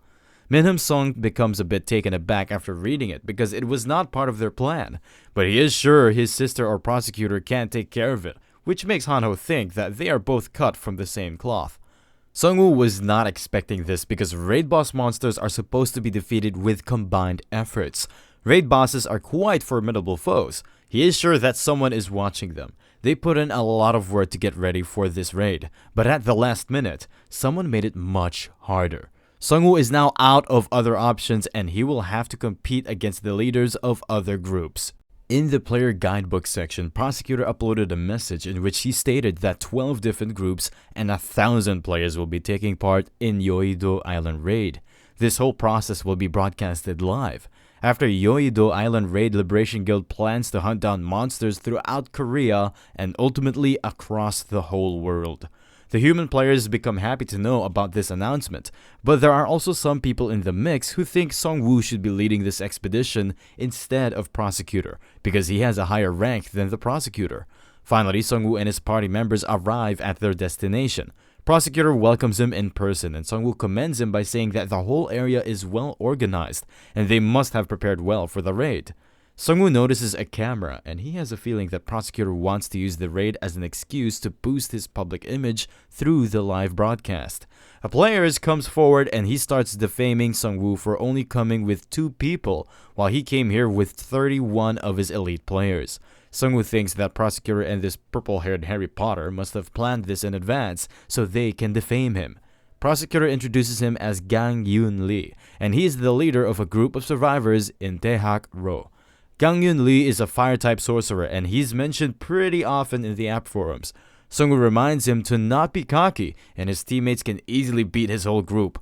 Plus, they are here for a boss raid, not a war. Gang Yoon Lee becomes pissed, but Prosecutor tells him not to underestimate Sung-woo's class, because he is never alone, and he can summon his minions at any time. Prosecutor tells them to head inside because it is almost time for the meeting. Inside the meeting room, leaders of different groups are gathered. Manhwa Song introduces herself as the deputy lieutenant of the Crusaders team. She informs them that the raid's level of difficulty has increased with this new quest, and the awards have also increased accordingly. They don't know what type of items they will receive, but they are thinking about converting the value of items into gold and dividing it equally among the 12 of them. All of the leaders agree without any second thoughts, but Sung-woo realizes that it was all pre-planned, and they are working together with Prosecutor from the start. All 10 of these leaders belong to the Liberation Guild in some way, and their rewards will also go toward the Liberation Guild, and Sung-woo will only receive 1/12 of the share. Manhwa Song asks if anyone has other suggestions. Sung-woo raises his hand and he objects her proposal. Sung-woo further elaborates that this quest stimulates the players to fight the boss one-on-one, so the player who risks his life to defeat the boss must get better rewards. Manhwa Song informs him that he was the one who proposed the idea of equal distribution in the first place. He reminds her that he wanted a fair reward, not an equal one. Most of these players are low level and they can't even go one-on-one against the boss. One of the leaders becomes pissed and he asks Sung-woo for a one-on-one duel. He is An Sok-gu, a self-styled Iron Fist. He is 11th in the ranking and he is famous for fighting big monsters hand-to-hand. Sung-woo tells him to just sit down, because if he gets serious, it will not end well for An-sok. An-sok bursts with anger, but Prosecutor slams his hand on the table, and he tells Sung-woo that he agrees with his plan. During nighttime, some lizard men try to attack a player, but An-sok-gu bashes all of them with his fists. More monsters approach him, but he is not faltered. They start rushing toward him, but someone throws fireballs at them, which leads to a big explosion, and all the monsters perish with it. Gang Yoon Lee comes from behind and he tells him to be careful because these lizard men are not their average monsters, but An Sok-gu is confident enough to beat them up and finish the boss raid. Gang Yoon Lee informs him that they also need to stop the fallen ones because they are the ones who will plant the seed of the world tree here. That is why they need to secure Yoido Island so they can prevent that bad ending. Antaku is sure that Prosecutor can take care of those fallen ones along with the boss. They spot a helicopter heading toward the Yoido Park, and they think they are covering Prosecutor through that helicopter. But Gangyun Lee informs him that Necromancer is heading toward the boss room, which is in Yoido Park. Myung-soo Yang, who is a level 11 armored archer, is following Sung-woo in this raid. He is a certified bootlicker, and he is even proud about it. He thinks Sung-woo is going to lose in this raid because the other 11 teams support the Prosecutor. All Myung-soo had to do was to wait for an opportunity and trip up Sung-woo. But all of his plans failed after he watched Sung-woo and his teammates in action. Ji Se-yeon is blasting off enemies with her ignition sword, while Han-ho of the North Star is pummeling enemies with his indestructible defense. Most of all, Sung-woo achieved a new synergy after he equipped 30 plus minions with armor. This synergy creates a protective armor around his minions. Myung-soo remembers that the Crusaders have a similar synergy, which he just created by himself. Sung-woo asks Myung-soo and his fellows if they also want armor, but Myung-soo rejects him. Sung-woo equips them with armor even after they rejected his offer. They feel more relaxed and lighter after wearing the armor, and Sung-woo's synergy effect doubles because he has more than 40 units with his armor. Myung-soo is pissed at Sung-woo because he is using them to boost his synergy level. Myung-soo switches back to his bootlicking. He informs Sung-woo that the place in front of them is Yoido Station, and just past that is a park where the boss room is. Sung-woo is concerned because the water level is rising as they are getting closer to their destination. Myung-soo tells him that many lizard men will be lying in ambush inside the water, so they should cooperate with other teams. Sung-woo ignores him and he tells Han-ho and Jisoo to stand back. His werebear minions throw the lizards further into the water and Sung-woo detonates them. Sung-woo starts receiving a lot of gold for killing the lizard men which were hidden under the water, and the archers become amazed after witnessing it. After some time, the smoke subsides and Sung-woo tells them that their path is now clear. A helicopter arrives and the cameraman starts filming Sung-woo's exploits. He is quite pumped about it because it will give the survivors more hope and inspiration. Even the viewers are quite positive and they are cheering for Sung-woo. His assistant informs him that they are receiving a call from the Crusaders team. Manhwa Song starts shouting at him and she tells him to get back or he will have to bear the consequences. Sung-woo and his friends think that the reporter helicopter is moving the other way because other teams must be rampaging through the monsters. After some time, they arrive at the boss room. Ji Se-yeon thinks that this looks more like a jungle. Their surroundings start rumbling and it feels like an earthquake is happening. A strong ray of light moves up from the northern woods. They receive a notification that raid boss Lizardman Warlord has appeared, and damage from mostly concentrated attacks is reduced by 90%. Lizardman Warlord is looking for a worthy warrior, and the person who can beat him in a one-on-one fight will receive a special title. Soon they see a lot of helicopters moving toward the boss. Sung-woo thinks that the prosecutor was lying in wait for them to find the boss, and he is now here to reap the rewards. Prosecutor is more competitive than he thought, and he is going directly for the boss without defeating the surrounding monsters. Han-ho asks Sung-woo about their future plan, and Sung-woo tells him that they have no other choice but to fight their way through these monsters. Sung-woo's minions are clearing the way for them, but suddenly a green light starts shining from his clothes. It's the C-rank card Sung-woo received from the hidden dungeon. It provides a significant experience boost when consumed, and it gives off a green light when the player has enough experience to level up with this card. Sung-woo can finally level up to 15, and he can unlock his first stage awakening after finding the Grim Reaper's scythe. Sung-woo is quite happy and he uses the experience card, but Han-ho and Ji Se-yeon run toward him and they look worried. After seeing a bright flash of light, he wakes up in a realm just like Prophecy Stone, and he can see a bright light. After some time, he can see a person inside the bright light. A system notification informs him that he is the one who holds the reins of death, and he needs to find the Grim Reaper's scythe. An objective-based exclusive quest pops up called Who is the Master of Death? Part 2. After seizing control of Grim Reaper's scythe, he will receive First Stage Awakening. Because Sung-woo has witnessed a glimpse of future, he has an advantage, but he will still lose and become a minion of the Lich King if he cannot become stronger. The system message further points out that the Grim Reaper's scythe can be found in death, and the choices he makes during this quest will affect his destiny. Sung-woo notices that the being made of light wants to convey a message, but Sung-woo cannot understand its words. This being is of unknown origin, but he is giving him a feeling of calmness and he seems familiar. A new system message pops up and informs him that he will be a direct witness to death. The bright light disappears as Sungwoo tries to get a hold of it, and he wakes up in the real world with Hanho and Jisoo-yeon. Hanho tells him that he just disappeared for about 10 seconds. This confirms that it was not a vision, but Sungwoo was physically transported somewhere, and he really received a quest from the mysterious being. Sungwoo is soon going to witness a death, but he is hoping to not witness the death of one of his friends for this quest. Soon they hear a big explosion in the direction of the boss monster. Sungwoo informs his teammates that they are going after the boss. Sungwoo tells Youngsu to retreat and regroup with the rest of his friends. With that said, Sungwoo and his teammates start rushing toward the boss. It turns out the helicopter of Crusaders crashed after getting hit by a spear. Prosecutor comes out of his helicopter and he tells his teammates to get back into formation. Prosecutor used blind faith zone skill while they were crashing, which saved their lives. Only the pilot died in the process. They get ready as more lizardmen start heading toward them. The other helicopter is still streaming their fight. There are about 17,000 people watching them. Crusaders are easily marching through the lizardman groups. Prosecutor uses his cross spear skill to get rid of hordes of lizardmen in one attack. He tells his companions to brace themselves for the second wave of monsters' attack. Finally, the boss monster Lizardman Warlord makes his appearance. Prosecutor orders his crossbowmen to fire at the boss.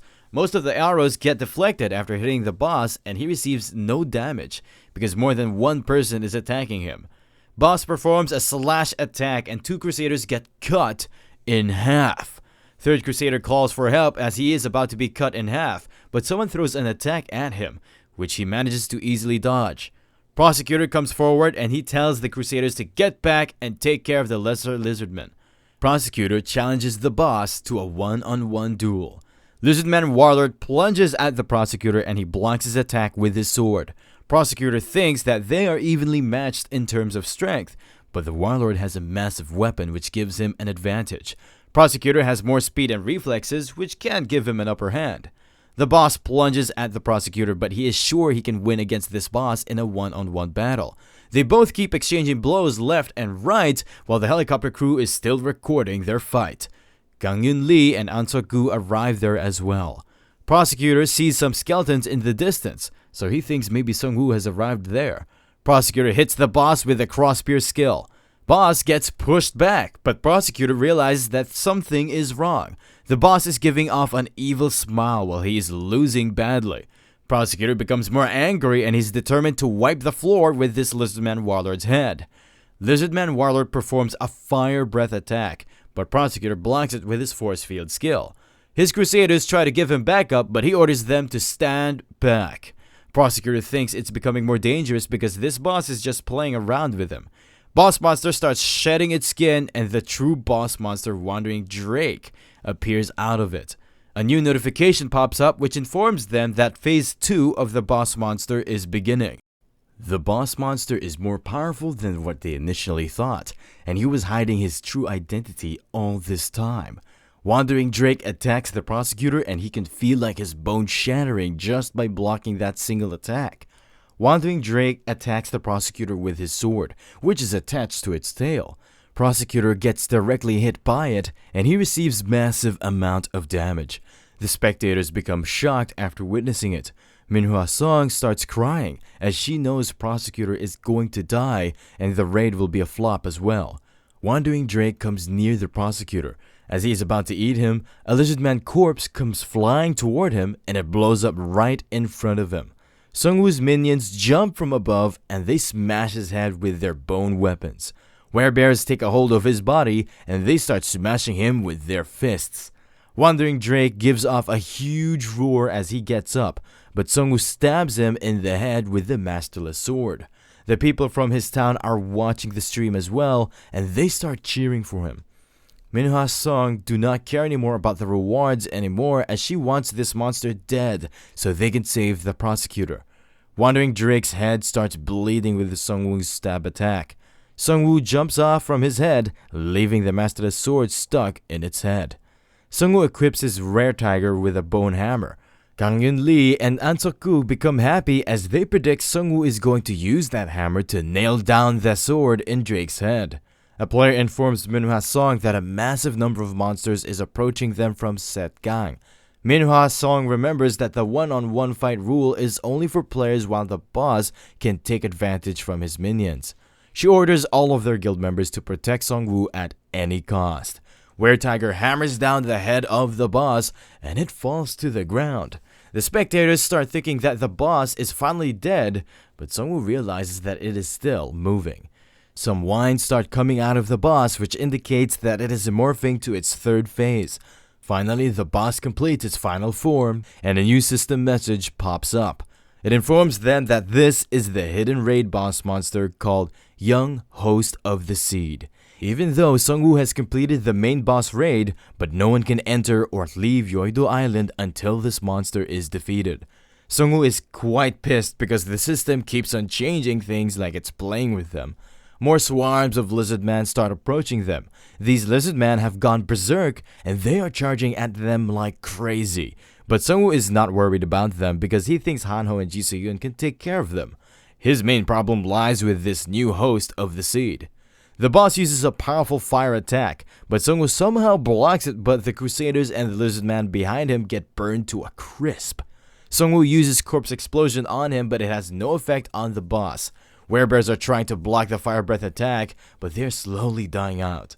Songwoo revives the dead lizardmen which start attacking the boss, and Songwoo tells his party members that they need to retreat and spread out for now, because the lizardmen attack people in groups. On his way, he tells the others to run away and spread out as well, because the raid just failed. On his way, Hanho notices the unconscious prosecutor. He tries to help the prosecutor, but the boss appears right behind him. Boss is about to gulp them both in one bite, but Righty slashes the boss with his sword. The boss tries to attack Righty, but he manages to parry the boss's attack. Righty attacks its head again, which deals a little bit of damage to the boss. Songwoo appears out of the shadows, and he jabs a spear in the eye of the boss. When the boss gets mad, he uses his tail attack, which causes one of Songwoo's arms to be chopped off. It was a shadow clone of Songwoo in the first place, and it dissipates into thin air. Songwoo appears behind Hanho, and he tells him to run away from the boss. Songwoo made that clone with his Shadow King's ring, but it can only deal 50% damage. The boss becomes enraged, and it starts chasing Hanho and Songwoo. Songwoo is worried because maybe they provoked the boss too much. Ji Se-yoon does a powerful surprise attack on the boss. Songwoo is now more concerned as he instructed them to run away before, but Ji Se-yoon tells him that they will face the boss monster together. Songwoo and Hanho think that maybe she is right and they can defeat it together.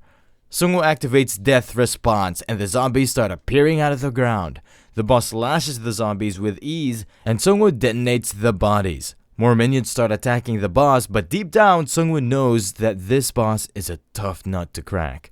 Songwoo can't blow it from inside because the boss is not eating any of his minions. Songwoo is resurrecting the lizardmen which Hanho and Ji Se-yoon are slaying, but they are getting destroyed way more faster. The boss prepares for another fire breath attack, but this time, Hanho and Ji Se-yoon are right behind Songwoo. The boss uses his fire breath attack and Songwoo tries to block it with his bone shield. Songwoo makes it through the fire breath attack, but he lost most of his minions. Boss rushes toward him for another attack, but Songwoo is feeling tired right now.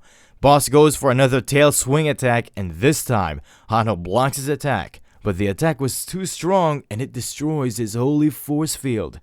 Boss goes for another attack, but Righty tries to block it, and his sword breaks down, so he grabs the sword of the boss. Righty slices off the boss's tail with his new weapon. The boss tries to retaliate, and Righty pushes Hanho back. Righty gives them his last farewell, and the boss smashes Righty to pieces. Hanho becomes enraged and he starts rushing toward the boss. Were-Tiger grabs both Hanho and Ji Se-yoon. Songwoo pats Hanho and tells him to survive at any cost. The Were-Tiger starts running away from the battlefield. Songwoo recovered enough just to move after Righty's last attack. He is quite sad about Righty's sacrifice. Songwoo summons a bone shield and a bone sword because he needs to hold back the boss for as much time as possible. Both the boss and Songwoo start going head-to-head in a one-on-one battle. Manhwa Song and her crew also become afraid because Songwoo was the last ray of hope for humanity. Boss smashes the legs of Songwoo with his tail attack. He starts preparing for another fire breath attack. Songwoo tries his best, but now he thinks he is going to get burnt to death just like his parents. But he is satisfied because his attempt was not a complete failure, and he managed to save his friends. The boss performs the fire breath attack, and Sungwoo gets caught up in it. Hanho and Ji Soo-yoon are sad as they are carried away by Sungwoo's minions along with the prosecutor. Sungwoo again appears inside this mysterious space. He thinks he has been quite lucky until now, but his luck just ran out. Sungwoo is still worried about his friend's safety. The Grim Reaper appears in front of him. Sungwoo asks him if he is here to take him to heaven or the hell. He further tells him that he is tired, and he wants to end it as soon as possible. Grim Reaper makes fun of him by saying that he got tired even though he has not even reached 30 years yet. The Grim Reaper reveals his face, and it turns out to be Sungwoo's father. Sungwoo asks him if he's his real father or the system is playing with him. His father tells him that it is not important whether he's real or not. Sungwoo agrees with him because he's dead either way. Sungwoo asks his father if he resents him because he ran away when the house was burning. He tells his father that he ran away because he was scared at that time, and he's even scared right now. After his parents' death, Sungwoo struggled a lot to survive. He tried to help as many people as he could as he matured, but he failed in the end, and now he is meeting his father like this. His father starts laughing and tells him that he was worried about a useless thing all this time. His father starts making fun of him, and Sungwoo thinks that he is his real father. His father tells him that he didn't run away as a child, and he asks him to remember the day their house was burned. Suddenly, a fire started in their home, and they were both together at that time. Sungwoo's mom was still stuck inside the room, so his father asked him to go out and never come back inside. Sungwoo was wrong, and he thought that he abandoned his parents that night who were calling for his help. But that was not the case, and they can never put their beloved son in any kind of danger. He tells Sungwoo that he has still not failed, and he can return back to his world after going through a light. Sungwoo tells him that he is glad to meet him after such a long time. His father stops him because he almost forgot something really important. He received a scythe from his father. It is a reward for completing Who is the Master of Death quest. He also got First Awakening and a personal skill. His fate has been slightly changed as well. In the real world, the boss is still going on a rampage. Ji Soo-yoon and Hanho still can't believe that Sungwoo is dead. Prosecutor wakes up from his slumber and he is quite sad because all of this happened due to his recklessness. He turned away from the strongest player in this raid and he planned everything without him. Prosecutor needs to make this right or the whole world will be destroyed by the World Tree.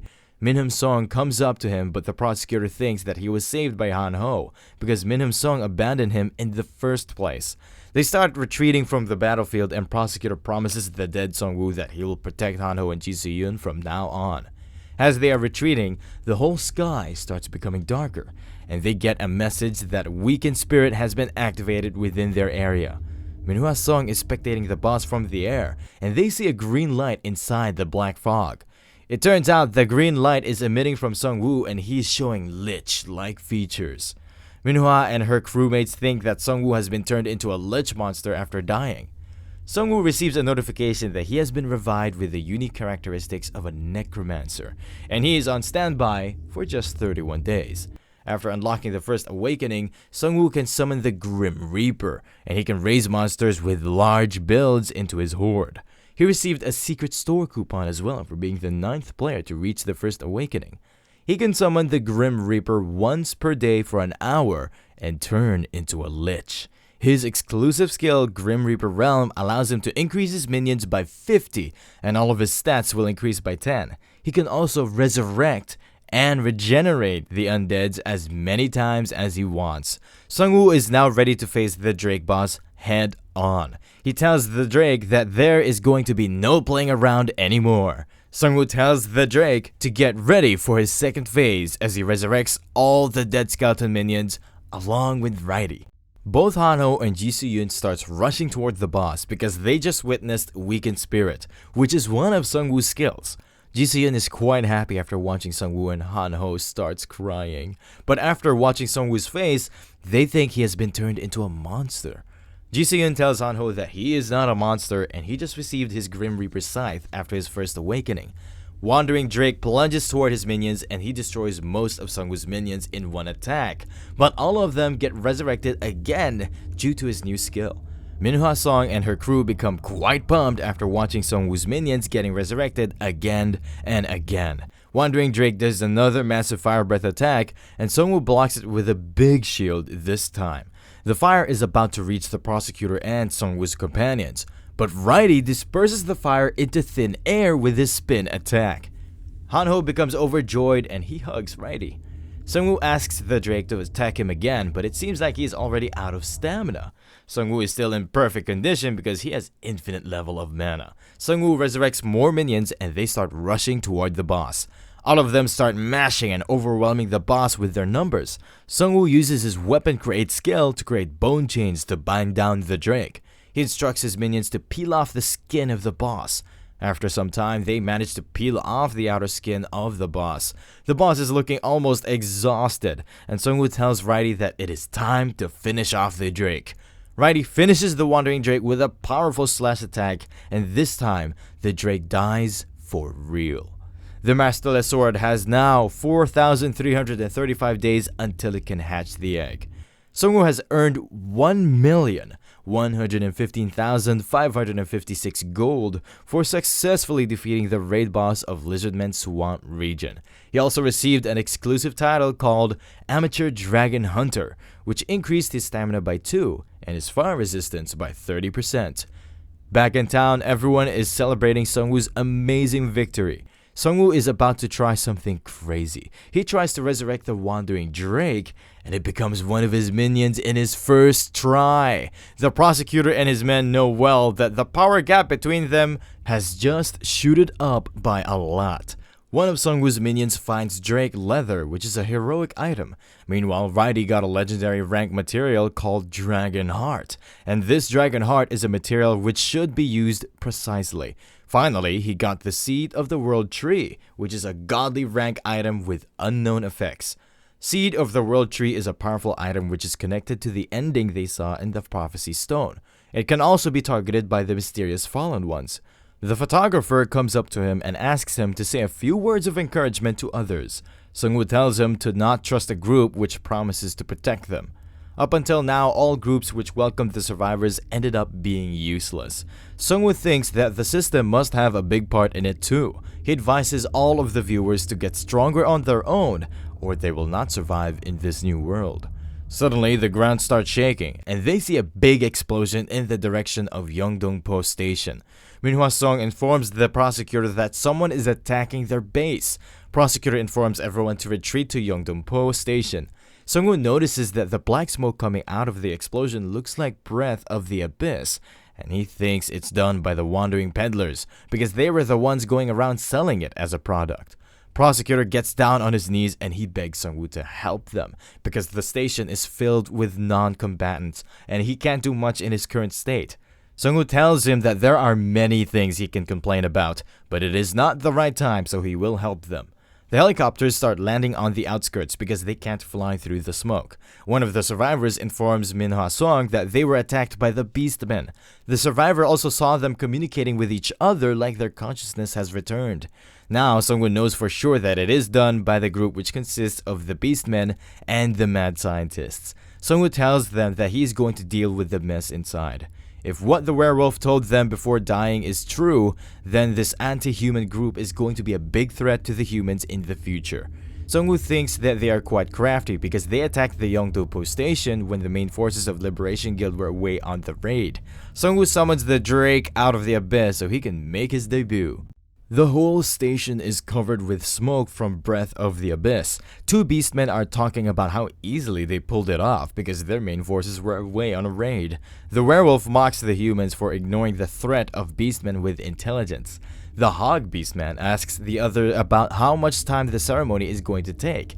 Werewolf tells him that only those werebeasts who got lucky and ate the brains of mages know about it. The hog is sad because he ate Archer's brains and he has hooves which he cannot use for most of his skills. Werewolf tells them that he is still lucky than those scientists bastard who ask their corpses when they die to make them into some sort of medicinal drugs. While they are talking, they see some glowing eyes through the windows. Bone Drake finished them both off in just a single attack. Sungwoo comes inside the building and he returns the Drake to the abyss.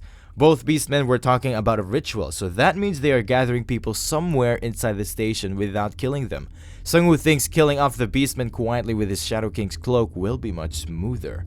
Somewhere in the building, a bull beastman is gathering the players in a place. They have gathered about 200 human players, but they have been ordered by the higher-ups to bring in as many human players as possible, and they think more humans are hiding on other floors.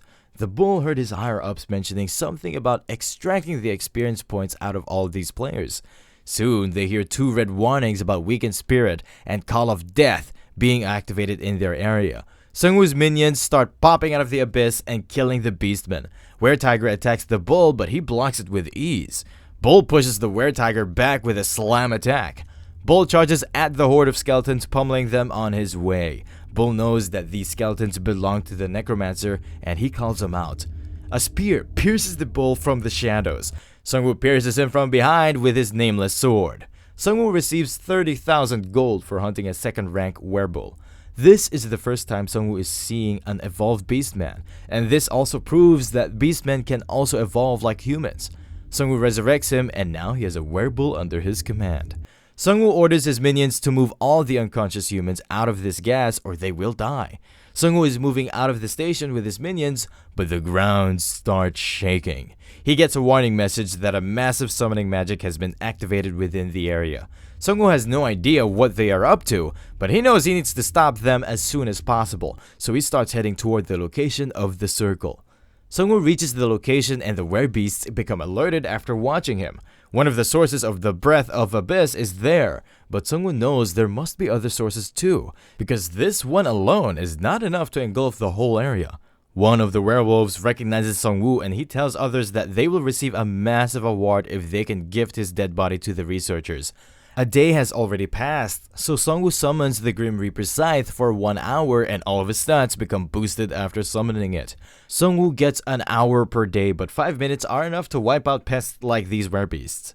Sungwoo's minions start popping out of the abyss and they start balloting it out. No matter how many minions they destroy, they get resurrected. One of the magicians activates the summoning circle. One of the Sungwoo's minions bites the werewolf magician and he throws him off the roof. The building starts crumbling due to the summoning, so Sungwoo jumps off from the building. Sungwoo asks for information about the thing he just summoned. Werewolf starts laughing and he tells him that he will find out soon enough. The whole building starts shattering and they get a notification that the raid boss will soon appear in this region. The prosecutor received a lot of damage during his last fight, and even a high-rank healing potion is not enough to completely heal his wounds. He is pissed at himself for being too much overconfident and cocky. Soon, Hanho and Jisoo-yeon spot Sungwoo's minions returning with the rescued survivors. The Crusaders become overjoyed with happiness. The breath of the abyss start disappearing from their area, and they get a warning message that a massive summoning magic has been activated in their area. A new raid boss, Ogre Champion, appears right above the building. The werewolf tells Sungwoo that he can't do anything against this boss because he exhausted all of his strength on the previous raid boss and they were watching all of it through the live stream. Sungwoo gives an evil smile and tells him that he should have watched the live stream till the end before making this summoning circle.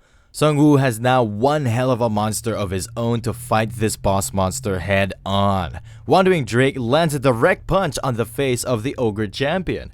Sungwoo's party members and the Crusaders become happy after witnessing it. The prosecutor has made up his mind that he will become stronger on his own without relying on the Crusaders team, just like Sungwoo. Ogre Champion is quite hurt after the punch attack he just received and he gives out a loud roar. 2 more of Sungwoo's minions appear from behind the Drake and they throw spears at the Ogre Champion. Ogre Champion kills them both with a single clap attack and both of them cease to exist.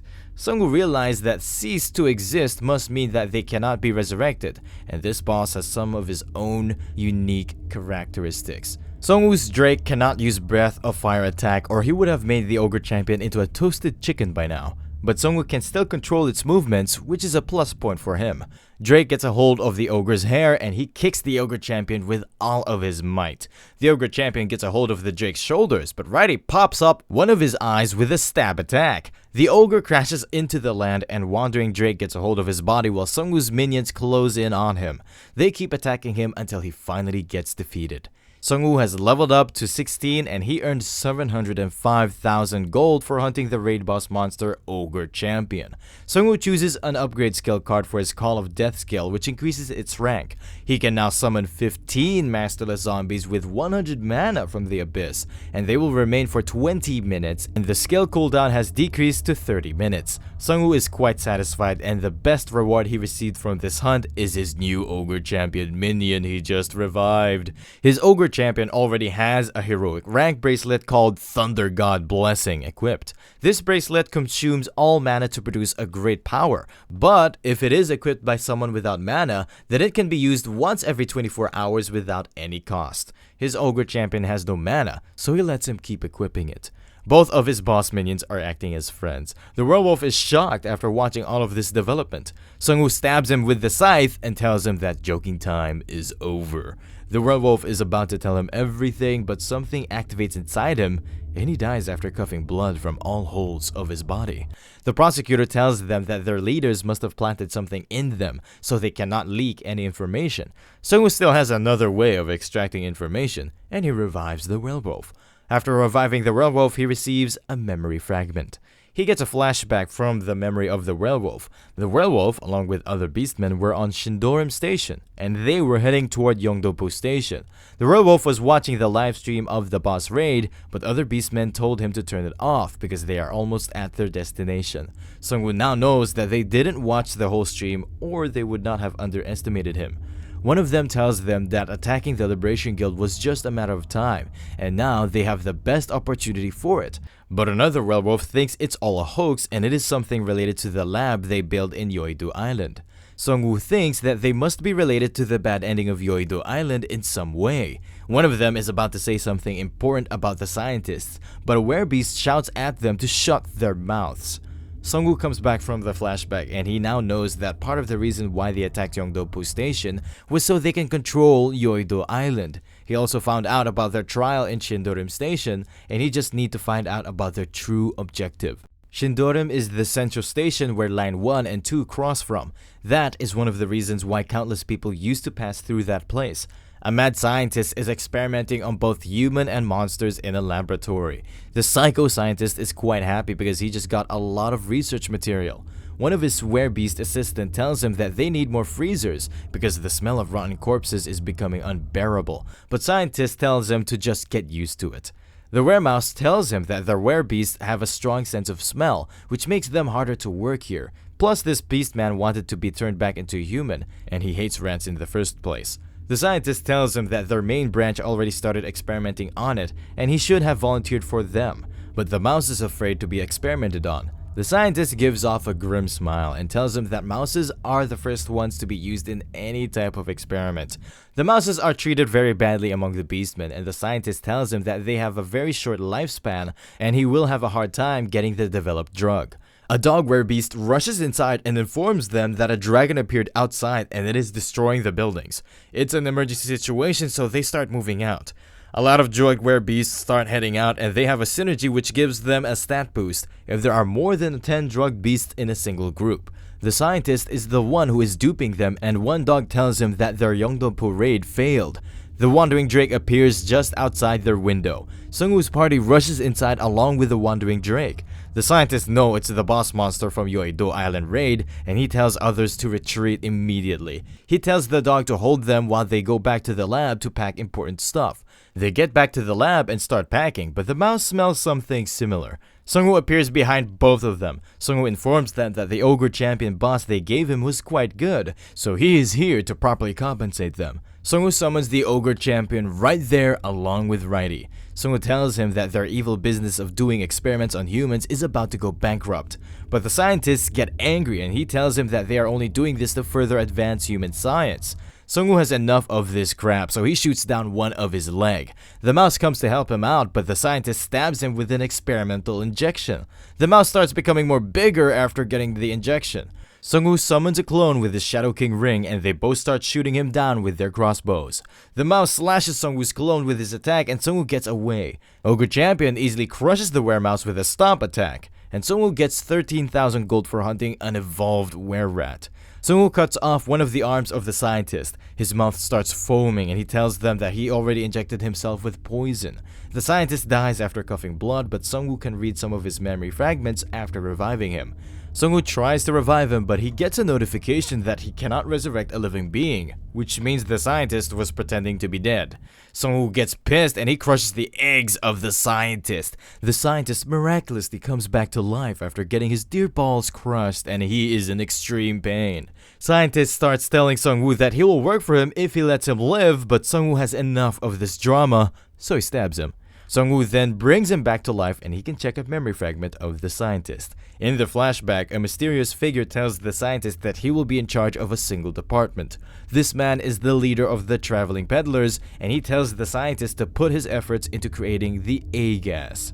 The scientist becomes happy because he already has a lot of experience in creating items related to the poisonous gas. The mysterious man tells him to spread the gas over Yeongdong-po and leave the rest to the mages who will teleport 3 raid bosses they just captured.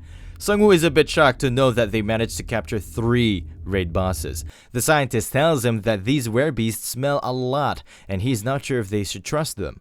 The mysterious man tells him to watch his mouth because they cannot proceed with their plan without them. Furthermore, there are 4 beasts who are stronger than the top 3 ranked players, and they are going to need their help for their future plans. Sung-woo is a bit confused about how this man is so sure that these 4 beastmen are stronger than the human players. Sung-woo thinks that the beastmen came into existence much later than the human players, and there is no way they can become stronger than the ranked players in such a short span of time.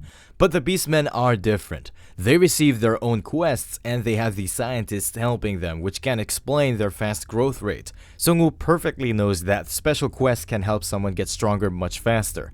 The mysterious man tells him that their ultimate goal is not to chase away the players and the scientists should use the humans in moderation. The scientist bursts out in happiness as he tells the mysterious man that the only reason he is going through all this is because he believes he can become a new species transcendent. Sung-woo thinks that it must be something related to their personal quest. A white werewolf comes inside and he tells them that they started chatting without him. Sung-woo has seen this werewolf before in his last flashback.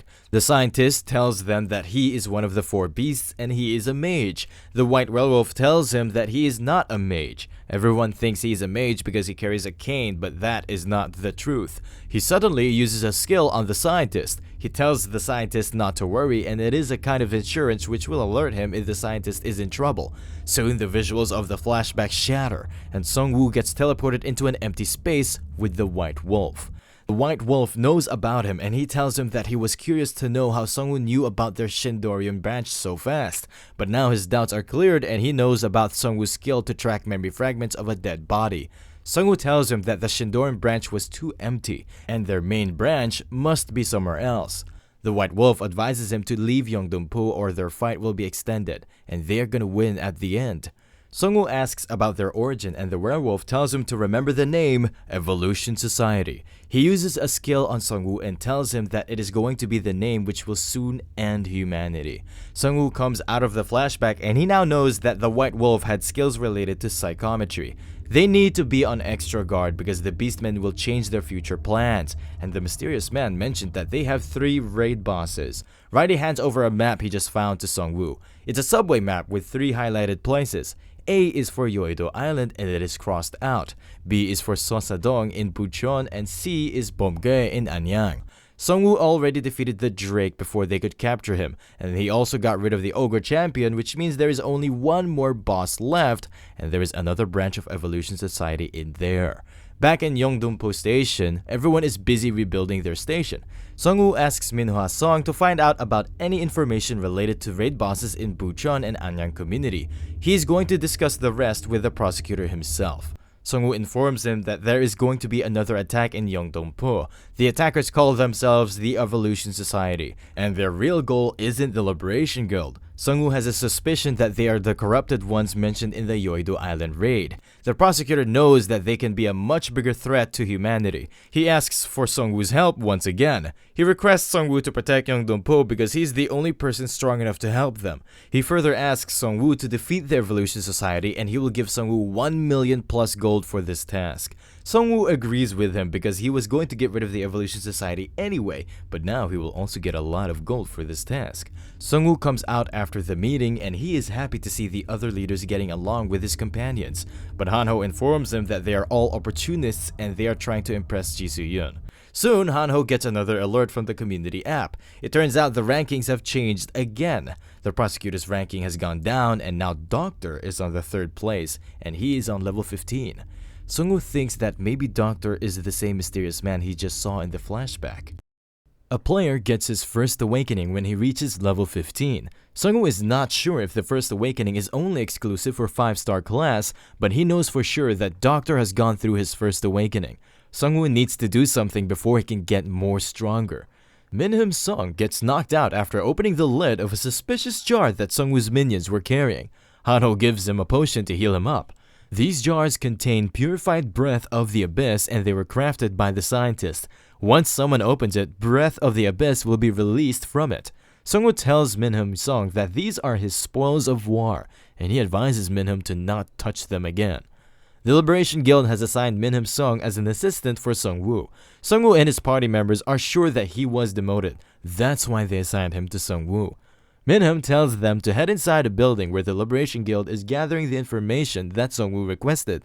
On their way, Hanho informed Sungwoo that when he died, Ji Soo-yeon became very sad and she started crying like a child. Ji Soo-yeon hates Hanho because later he kept teasing her about it. On the other side, the prosecutor is still thinking about how he messed up during the boss raid. The public opinion about him has gone down the drain, and everyone is blaming him for their loss. Most of the powerful players are now part of Sungwoo and Righty's fan clubs. The prosecutor has a promotion-type exclusive quest. He needs to train 30 Crusaders up to level 10. As a reward, he will receive his first awakening, and he needed to complete this quest before the World Tree could mature. Through some investigation, the prosecutor learned that awakening quests are only given to players with 4 or 5 stars. That is why he needs to complete it as soon as possible, or other 5-star players will take over him. 6 of his Crusaders died during their last raid, and he has only 14 Crusaders left. He is not sure how he can train 60 more Crusaders up to level 10. It is a difficult task, but Sungwoo already achieved his first awakening, and the prosecutor cannot give up now. The prosecutor summoned all of his guild members outside his office. Prosecutor tells Minhwa Sung to assign members for a hunting team, and they will start hunting the next day. Manhwa Sung and the other Crusaders advise against it because they need time and people to restore their station to its former state. Prosecutor reminds her that other players will get stronger in that time and they will suffer more with the next attack. Sungwoo will take care of the Evolution Society for them, which is their biggest threat, but they need to become self-dependent in the future because they have the strongest guild of Korea. Meanwhile, on the other side, Minhum Sung introduces them to the guy who was gathering information on Sosadong and Bomgye Station. He informs them that an Ogre Champion boss raid was in Sosadong, but once the second chapter started, the Ogre Champion was missing and no information is coming out of Bomgye Station. Sungwoo guesses that it is now full of black fog and zombies, and the information gatherer asks him how he knows about it. He shows him Hanho, who is the biggest cell phone addict in the world, gathering information. Hanho informs Sungwoo that their town is safe, and he already contacted Taesong and told him to stay in the safe zone and never come out. According to a post about Bomgye Station, it advises player to not approach it because it's filled with toxic gas and zombies. He thinks that Evolution Society has another lab in there, and that black fog is breath of the abyss. Sungwoo asks Minhum Sung to lend him a chopper. Some players are running away from zombies in Bomgye Station. They are almost at their shelter and their friends start covering them. They need to stop them at any cost because they are the last line of defense between the zombies and the shelter. Zombies start getting pierced by arrows and crushed by rocks. The survivors are almost at the last barricade, but the zombies are advancing toward them in full speed. All of the players on the barricade are quite afraid, so the survivors think of acting as a sacrifice to divert the attention of the zombie horde. They will both divert their attention by going in 2 different paths. The survivors throw their supplies toward the girl on the barricade and ask her to take care of their families. They are about to be overwhelmed by the zombies, but someone starts jumping above the zombies. It turns out to be Ji Soo-yoon who takes care of some of them with a single ignition attack. Sung-woo arrives there with his ogre champion and he punches the zombies out of existence, while Ji Soo-yoon dodges the attack. Some of the players notice that these skeletons belong to the second-rank Necromancer and they become happy. Back in time, the players are waiting for Sung-woo to arrive. Han-ho arrives there, but his parents are more concerned about Sung-woo and Ji Soo-yoon. He tells them that Sung-woo sent him back to protect the town because powerful enemies are going to target them, but everyone thinks he has been demoted. Plus, he came here with a lot of gold to keep the safety zone running. He tells them that he knows they think he was left out by Sung-woo, but he is about to show them something dear to Sung-woo. He brings out a kidnapped Righty out of the bag. They think that Righty will be quite useful, but as soon as he is released, he starts disappearing. Outside a door, some kids are saying that the Necromancer, who is the symbol of justice and truth, is inside the room. Ji Soo-yoon has some blood on her face, so Sung-woo tells her to clean it. They have been both through life and death situation, but there has never been anything to talk about between them. Sung-woo asks her if her home is in Jeju Island, and she replies with a yes. Sung-woo asks her when she is planning to go back to Jeju Island, but she thinks nothing will change even if she goes back. She tells him that her family members are all terrible people, so she wants to stay away from them. She finally managed to get away from them, but the world changed like this. The leader of the survivors comes in and he introduces himself as An Min-suk. Sung-woo introduces himself, but Min-suk already knows about both of them. He tells Ji Soo-yoon that kids in the shelter call her Red Demon Nim. Min-suk apologizes on behalf of the kids. They all watch their Yeouido Island boss raid and they are like heroes for their children. Min-suk thanks them for the help, but he requests them to leave. Both Ji Soo-yoon and Sung-woo become shocked after hearing it. He tells them that the zombies started to gather there 4 days ago, and they are at their limit. Ji Soo-yoon asks him why they are not leaving that area or asking for help from others. He informs them that everyone in their area got a regional quest. If they leave the building, they will be chased by a horde of zombies, and half of their population consists of children and elderly. There were some outsiders who tried to help them, but they become discouraged after hearing about their situation. Min-suk asks them to leave before midnight or they will be tangled up in their quest. Sung-woo can tell at one glance that deep inside, Min-suk wants them to be saved. Sung-woo tells him that he will still save them. Min-suk and his wife thank him for this favor. Min-suk asks them if they need a single room for the night, and Jisoo bursts with anger. They ask Min-suk to give them separate rooms. The children knock at the door and they ask if they can come inside. Ji Soo-yoon lets them come in and a little girl tells Ji Soo-yoon that she is a red demon and she looks cool. A kid asks Sung-woo to show his skeletons and he summons Righty for them. The kids start pestering Righty and Sung-woo leaves him to them for the torment and suffering. During nighttime, Sung-woo is wondering that the kids were too much lively. Suddenly, a regional quest called The City Where Death Has Arrived pops up. They can either escape or subjugate the zombies. The reward will depend upon the goal they achieve. Zombies will chase survivors outdoors, and once noticed, they will even chase them indoors. He gets another warning message that the difficulty of the quest is going to be adjusted because there is a player with higher level than 15 in this region. Ji Soo-yoon bursts in his room and she informs him that the atmosphere of the town is becoming ominous. She can also feel vibration of a lot of steps outside their building. A notification pops up that the zombies will now chase the survivors inside, and the kids become afraid after hearing it. Min-suk comes up to Sung-woo and he informs him that normally zombies don't chase them indoors, but the difficulty has changed. Sung-woo tells them that he knows the difficulty has increased and he thinks the system is toying with them, but they are gonna survive through this. Min-suk tells the other players to send the non-combatants to the rooftop because they can take care of zombies, but if ghouls arrive, they will not be able to hold them back. Ghouls are known to be the cannibalistic monsters which have a bit higher rank than the normal undead creatures. Min-suk kids come up to him and they think they are going to die this time. Min-suk assures them that nothing like that is going to happen because the Necromancer is with them. Both of them wish them best of luck as they head toward the rooftop. One of the players spot the zombies on their doorstep. They all start stacking the main entrance with as many barricades as they can. There are a lot of zombies outside and Sung-woo can't even summon his bigger boss skeletons in that narrow space. Sung-woo tells everyone to leave that place and they become shocked. He further elaborates that nothing good will happen by fighting in such a small space and they will become exhausted after fighting for a long time in this narrow passage. Sung-woo can't use corpse explosion on those zombies or their path would have been cleared with ease. Sung-woo summons his werebeast minions and equips them all with a bone shield to achieve a powerful shield synergy. The skeletons manage to easily hold the wave of zombies with their shields. Minsuk uses Pressure of Valor to bash a zombie. He cuts through some other zombies with his Tornado Blade skill. Sungwoo thinks that Minsuk fights well, and he must be a 3 or 4 class knight. Sungwoo tells his shield minions to retreat. Sungwoo tries to detonate the dead zombies, and he succeeds in causing a big explosion. Sungwoo thinks that he must be careful from now on, because the whole building can blow up, and there are kids in there too. More zombies start gathering right outside the building. Sungwoo heads outside the building and he summons the Drake along with Raidi, which activates Weakened Spirit in their area. They both start clearing the front area of the building. Sungwoo tells Minsuk to evacuate the people from the rooftops, and Minsuk informs him that they have 2 buses prepared in the underground parking lot. One of Sungwoo's minions gets destroyed by the zombies. Sungwoo is saving Call of Death and Grim Reaper's Scythe for later, but if this fight drags on, it will be disastrous for them. Sungwoo tells Ji Se-yeon that it's her turn now. Ji Se-yeon equips a purification mask created by Lieutenant Kim, and it is coated with a potion. She immediately starts cutting the zombies with ease.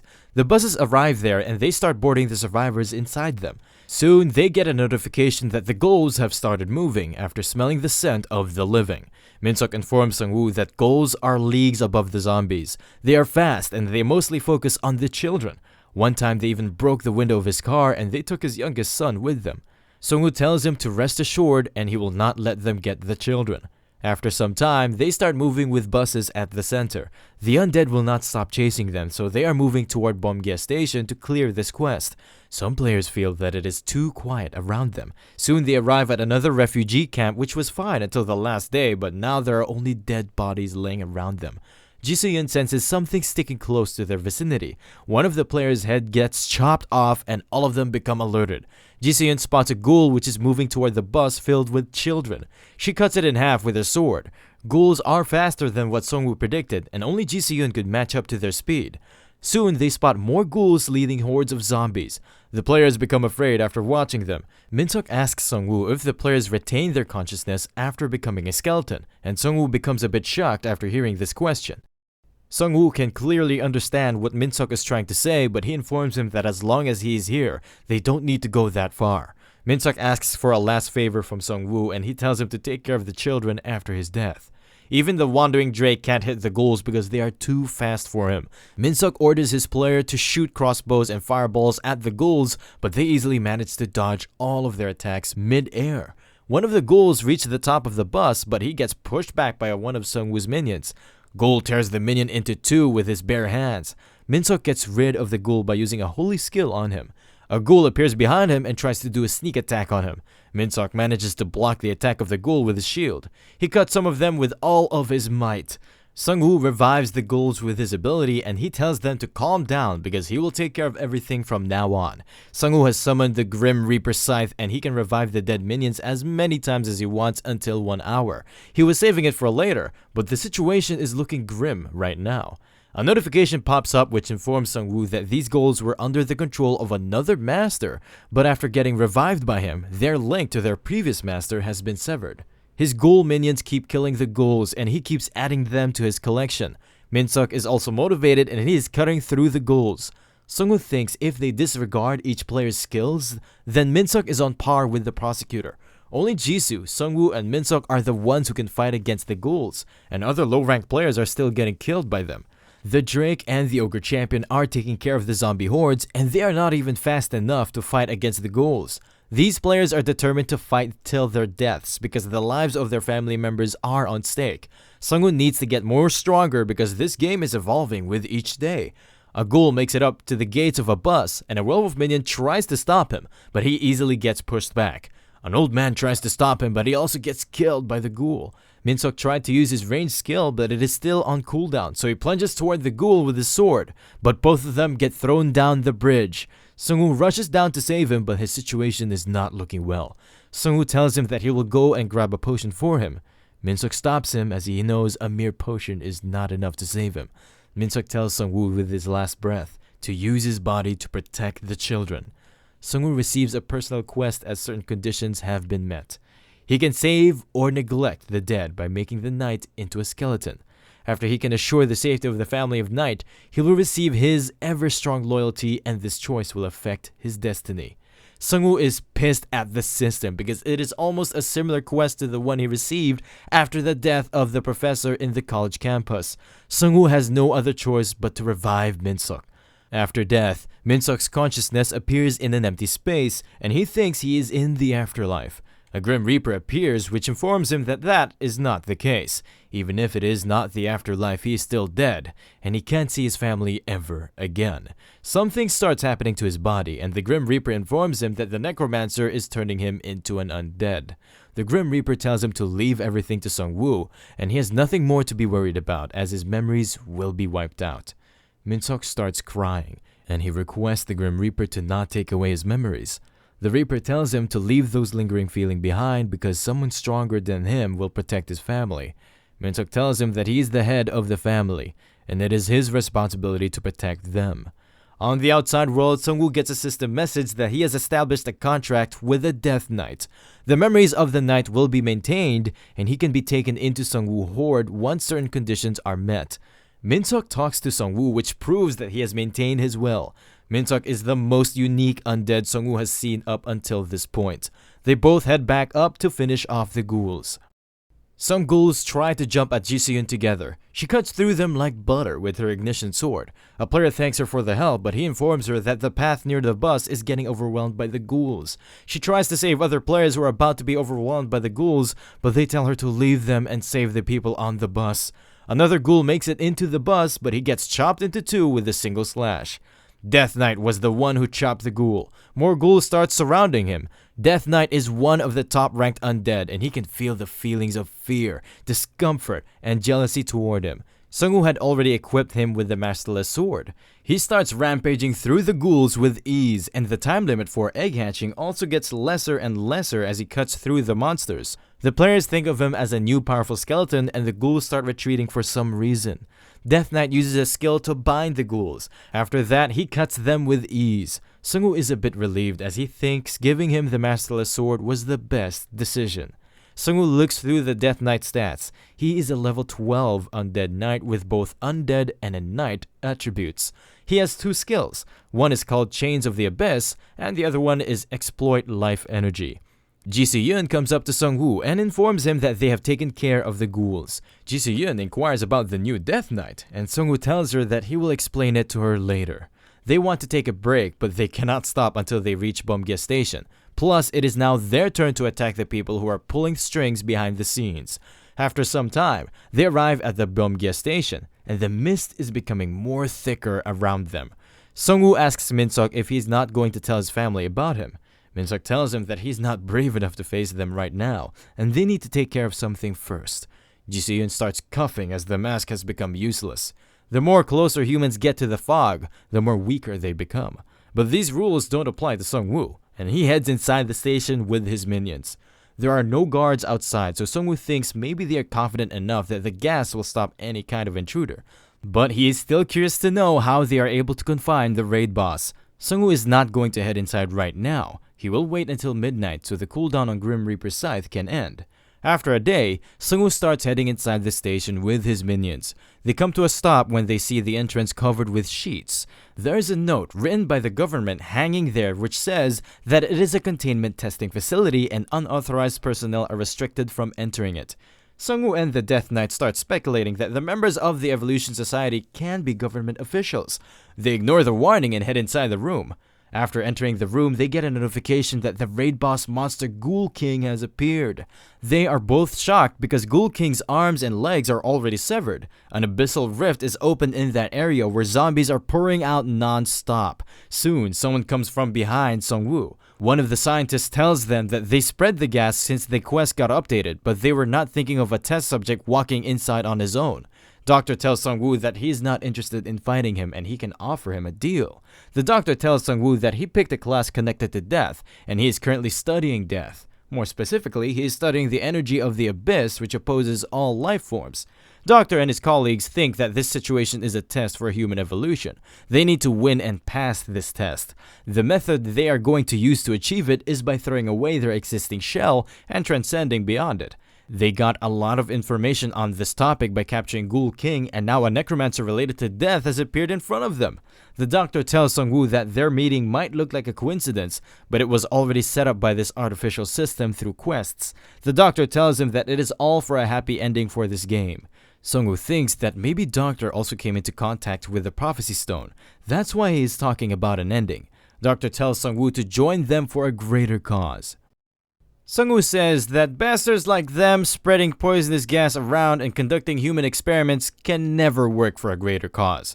All other groups he met in the past had some similar but delusional aims like them. Doctor tells him that if the world was normal, he would have taken more time to convince him with academic persuasions. Doctor calls out Sung-guk as further talking with Sung-woo is impossible. Sung-guk reveals himself and tells them that the restrictions on the Ghoul King will be released for a moment. Sung-woo orders his minions to attack them before they can do anything. Sung-guk uses a divine power called Pose along with others on Sung-woo's minions. After getting affected by the divine skill, the power of Sung-woo's minions has decreased by 60%. Sung-woo realizes that it is the same type of skill that Manhwa has, and they are all priests. Sung-woo uses his repeating crossbow to deal with them, but all of his arrows stop after getting in contact with an electrical energy. The female player was using this skill and she returns the arrows to Sung-woo. Sung-woo blocks the arrows with a bone shield and he thinks she has psychic powers. Death Knight is almost closer to Sung-guk and his fellow players, but he gets thrown away with a skill called Holy Pressure and his shield breaks away right there. Death Knight crashes into a room and Sung-woo is worried about his safety. The female player tells Sung-guk and his fellow players to be careful because her precious experimental tanks are in the room where they just threw the Death Knight. Min-seok wakes up and he starts observing the experimental tanks in that room. He becomes really angry after watching a child shoe in a tank. They are about to do another pose in order to defeat Sung-woo, but one of the player gets his neck chained. The chained player gets dragged into the room with Death Knight. Death Knight kills him with a unique skill called Exploit Life, and the power of Sung-woo's undead minions increases by 10%. Death Knight has become enraged after watching the experimental tanks and he's determined to finish them all. Sung-guk is not phased in any way, and they use another divine skill with Pose which is about to hit the Death Knight, but Sung-guk creates a bone shield for him. It activates a hidden synergy which cancels out every single abnormal status, and it requires only a Death Knight and a shield made by a Necromancer. Sung-guk and the players become afraid because their divine energy is not working on him. Death Knight can still feel their damage because this energy only cancels out the effects of the divine power, but it is still enough to get rid of these posers. He kills Sung-guk and his fellow players with his Exploit Life skill, which cancels out divine power in the area. Sung-woo's ghouls start finishing off the remaining players. Death Knight goes for the female player as she is the owner of those tanks with human experiments. She desperately attacks him with her telekinesis skills, but Death Knight blocks them all. Death Knight remembers the shoe he saw in the experimental tub belonged to his missing son, Hyun-jun. He cuts her in half with a single slash attack. Sung-woo receives 12,000 gold for defeating her, which confirms that she was a level 12 player. The doctor starts clapping with anger. He pulls out an item and tells them that he has no fighting skills, so he has to rely on other means. He throws his item at the ghouls and they get electrocuted. Sung-woo thinks that maybe he belongs to a production class. Some vines come out of the item and they grab both Righty and the Death Knight. This guy is full of schemes, so Sung-woo summons the Grim Reaper's scythe to kill him as soon as possible. The doctor uses another item to retreat. This item was a flash grenade with magic mist. The doctor is using this chance to get away from the battle, but he gets stabbed by Sung-woo's Grim Reaper scythe. It turns out in Lich mode, one of Sung-woo's eyes becomes hollow and light has no effect on him. They were experimenting on the Ghoul King to see how it can be utilized as a weapon, but now with the divine power holding him back gone, the Ghoul King starts regenerating. The doctor is still cocky as he thinks Sung-woo friends outside will be dead as well because of the monsters lurking outside. Sung-woo orders the Death Knight Min-seok to finish him off. They receive 13,000 gold for destroying a player's clone, which means the one they were fighting with was not the real guy. He was actually the 5th ranked player in the server, and the 3rd ranked player with level 15 is still alive. There are 5 players in the top 20 with Doctor's surname, which means they are all one person. That is why their group got so big in such a short span of time. He was using his clones in various places to pursue the same goal. Death Knight informs Sung-woo that the Ghoul King has started moving. On the outside, Ji-seon just got rid of a wave of zombies and ghouls. Both Wandering Drake and the Ogre Champion are assisting her. The players ask if their area is cleared, but Jisoo informs them that she can sense more monsters approaching them. The players are on edge because they are fighting wave after wave of these monsters. One more wave of undead monsters start approaching them. Jisoo is determined to stop them at any cost because Sungwoo entrusted the safety of the survivors to her, and he might be getting stronger, but Jisoo is following behind him without stopping. With that said, she starts rushing toward the center of the horde. The number of skeleton minions is dwindling as well because Sungwoo is not here to revive them again. But suddenly, one of the minions who just died revives. Jisoo realizes that Sungwoo must have used his Lich transformation skill, and she needs to use this chance to push back the undead. Jisoo is cutting them left and right as she's determined to become stronger.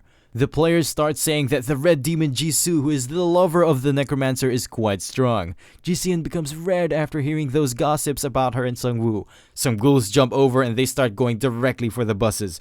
Jisoo can't give them backup as she's busy with some other ghouls. They are about to get inside one of the buses, but their necks get chained with the Death Knight skill, and they get cut down by him. Death Knight asks the kids if they are alright. His kids recognize him by his voice and they start crying. They think their dad transformed into skeleton temporarily. He tells them that Sungwoo helped him to transform for a bit.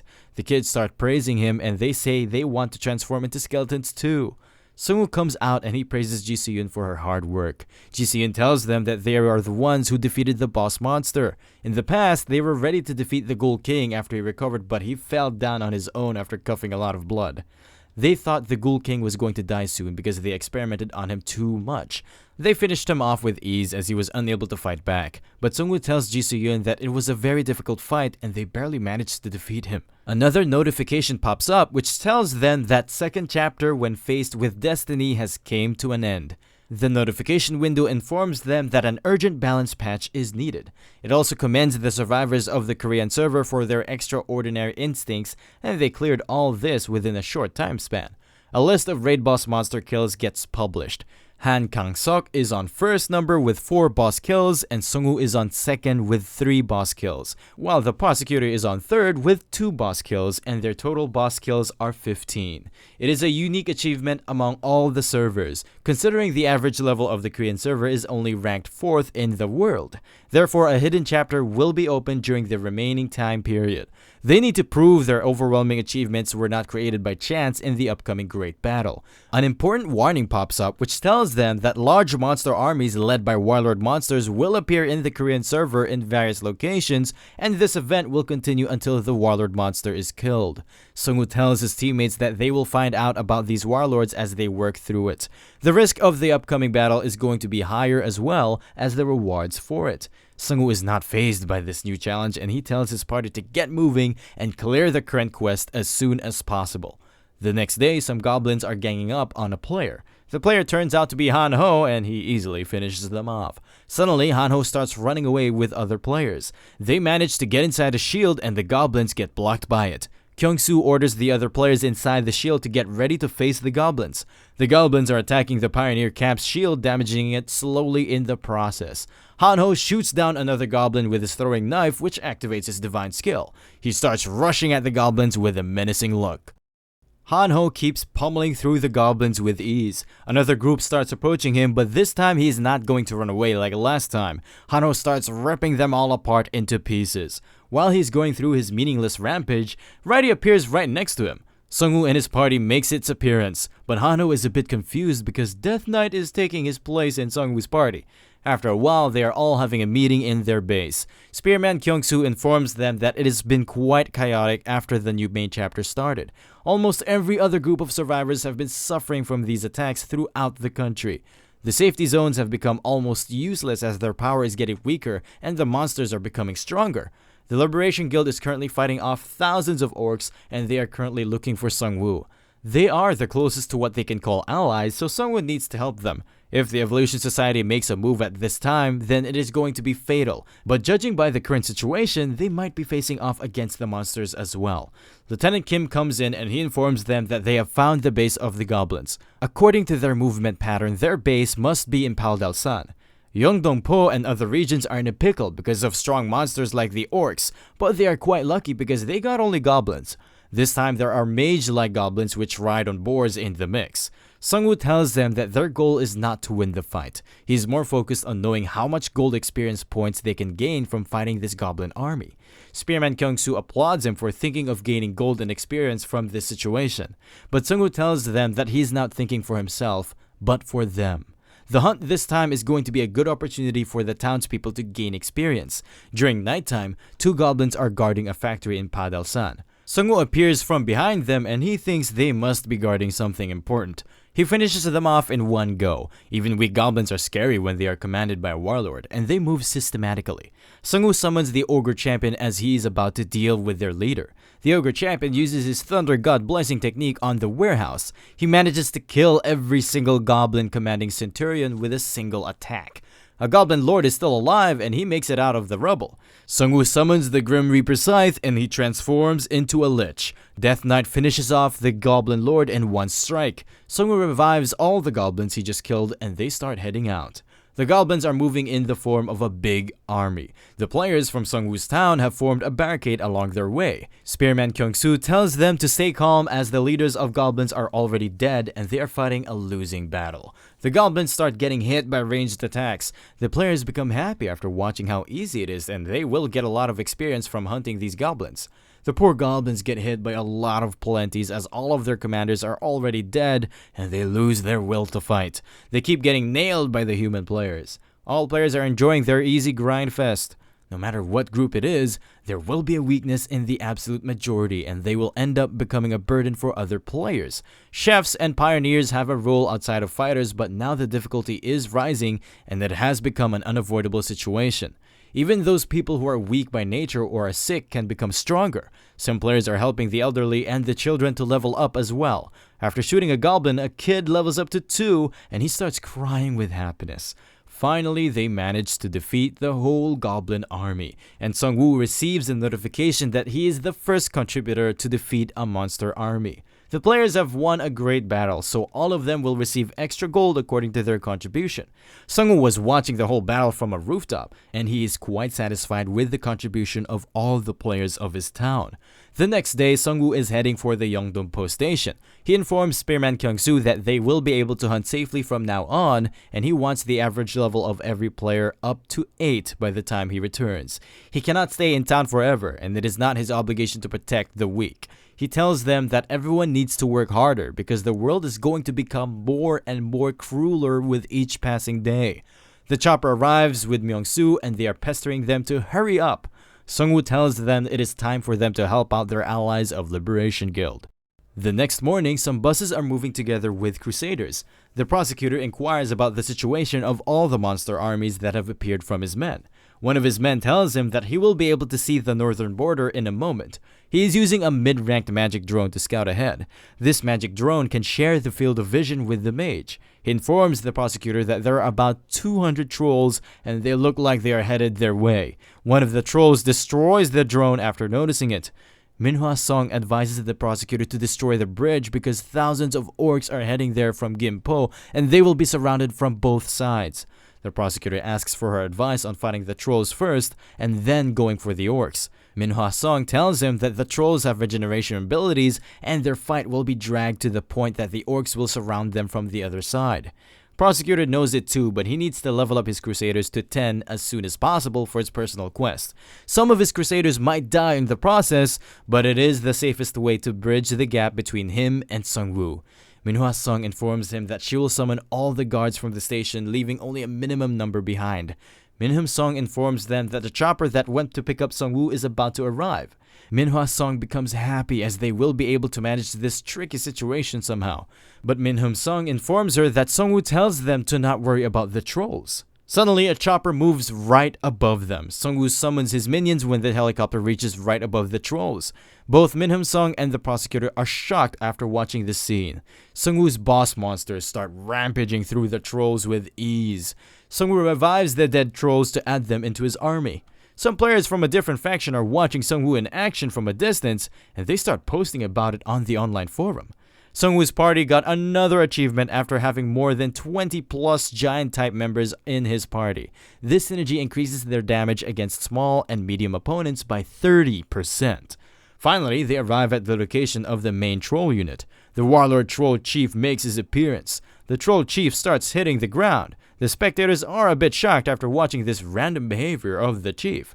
Suddenly, vines start popping out of the places where Troll Chief was attacking, and these vines start binding Sungwoo's skeletons. The spectators start thinking that it will be a hard battle for Sungwoo, but attack hits the hand of the chief and his axe falls out of his hand. The ogre champion punches his face with his fist. Wandering Drake takes a hold of him from behind, and the two bosses start rushing at him. The poor troll chief gets pummeled with their punches. Finally, the Death Knight finishes him off with the masterless sword. Sungwoo revives the troll chief, and they start heading toward the Liberation Guild. The prosecutor thanks Sungwoo for coming to their rescue. The prosecutor tells him that a huge army of orcs is heading this way, and they can only cross through this bridge. The prosecutor already blocked all other paths, so they can only move through here. The prosecutor is still hanging on to his competitive nature, and he wants to prove himself by taking the lead in this upcoming battle. Suddenly, they start getting a lot of posts on the public forums about people wanting to join Sungwoo in this raid. It's becoming hard for the Liberation Guild to maintain their reputation because of smaller guilds releasing information about Sungwoo's fights. They got many messages from different small groups of survivors who are moving toward their location to help them. Manhwa Song thinks that they should welcome them and slowly convince them to joining their guild. The number of units in the orcs army is too large, so they need as much help as they could. Manhwa Song heads inside the meeting room where the heads of different groups are gathered. Manhwa Song starts the briefing. Their guild has blocked most of the bridge, but all of their guards are deployed there and they are monitoring their enemies through magic drones. All group leaders are piercing Sungwoo with their gazes. A crusader bursts inside the room, and he informs them that a survivor flew over from the west, and the thing she rode was quite unusual. Sungwoo thinks that even the Liberation Guild has limits when it comes to helicopters, but now something unusual has appeared.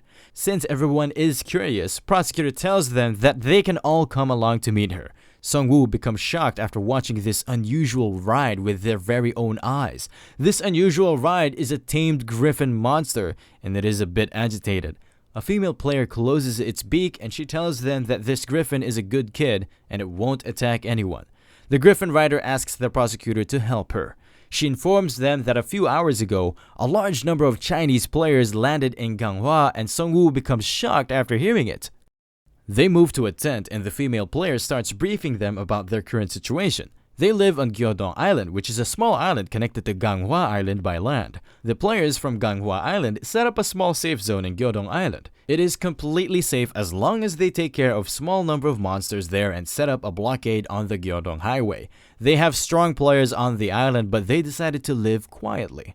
A few hours ago, pirates landed on Gyeodong Island. They have dozens of fishing boats alone. The islanders tried to resist them, but they were defeated by the pirates, and their escape route through Gyeodong Highway was seized. The prosecutor asks her if she knows the exact number of the pirates. The female player informs him that there are probably more than 1,000 of them. The other leaders think that China has a large population, so their player numbers can be high and they can also invade their country. Manhwa Song thinks that is not the case and these are just mere pirates just like the raiders in their own country. Sungwoo tells them that these types of guys are the worst in this kind of situation and they come rushing in when they find a weakness. All other group leaders agree with Sungwoo. Manhwa Song tells them that they already have their hands full with the orcs invasion. An Sok-gu asks her what will they do if the pirates ride up the Han River and attack them from behind while they are dealing with the orcs. The prosecutor informs them that they will be dealing with the orcs only for now. They will set up a reconnaissance unit for observing the Han River and they will know right away if the pirates decide to attack them.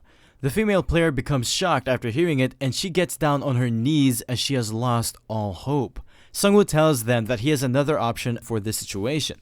He suggests that they should dispatch a team to take care of the pirates and attack the orcs from both front and back with the help of the survivors from the Ganghwa Island. An Sok-gu says that the whole island will be alerted if they send a helicopter, but Sungwoo can easily sneak in alone with his shadow skills.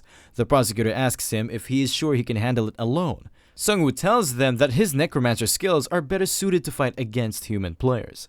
Sungwoo needs information from those Chinese players, or once they keep crossing the borders, it will become hard for Korean players to stop their assault. Just like Goblin leaders, Sungwoo needs to take care of the orc leaders from the back through Ganghwa Island. Sungwoo asks the girl to take him to the island as quietly as she can on her griffin. The prosecutor agrees with his decision. The next day, they are about to leave for Gyeodong Island. Han-ho asks Sung-woo to leave riding behind, and Ji-seon tells Sung-woo to stay safe. More than 2 people can't ride the Griffin. That's why he can't take them with him. With that said, they start moving toward their new destination.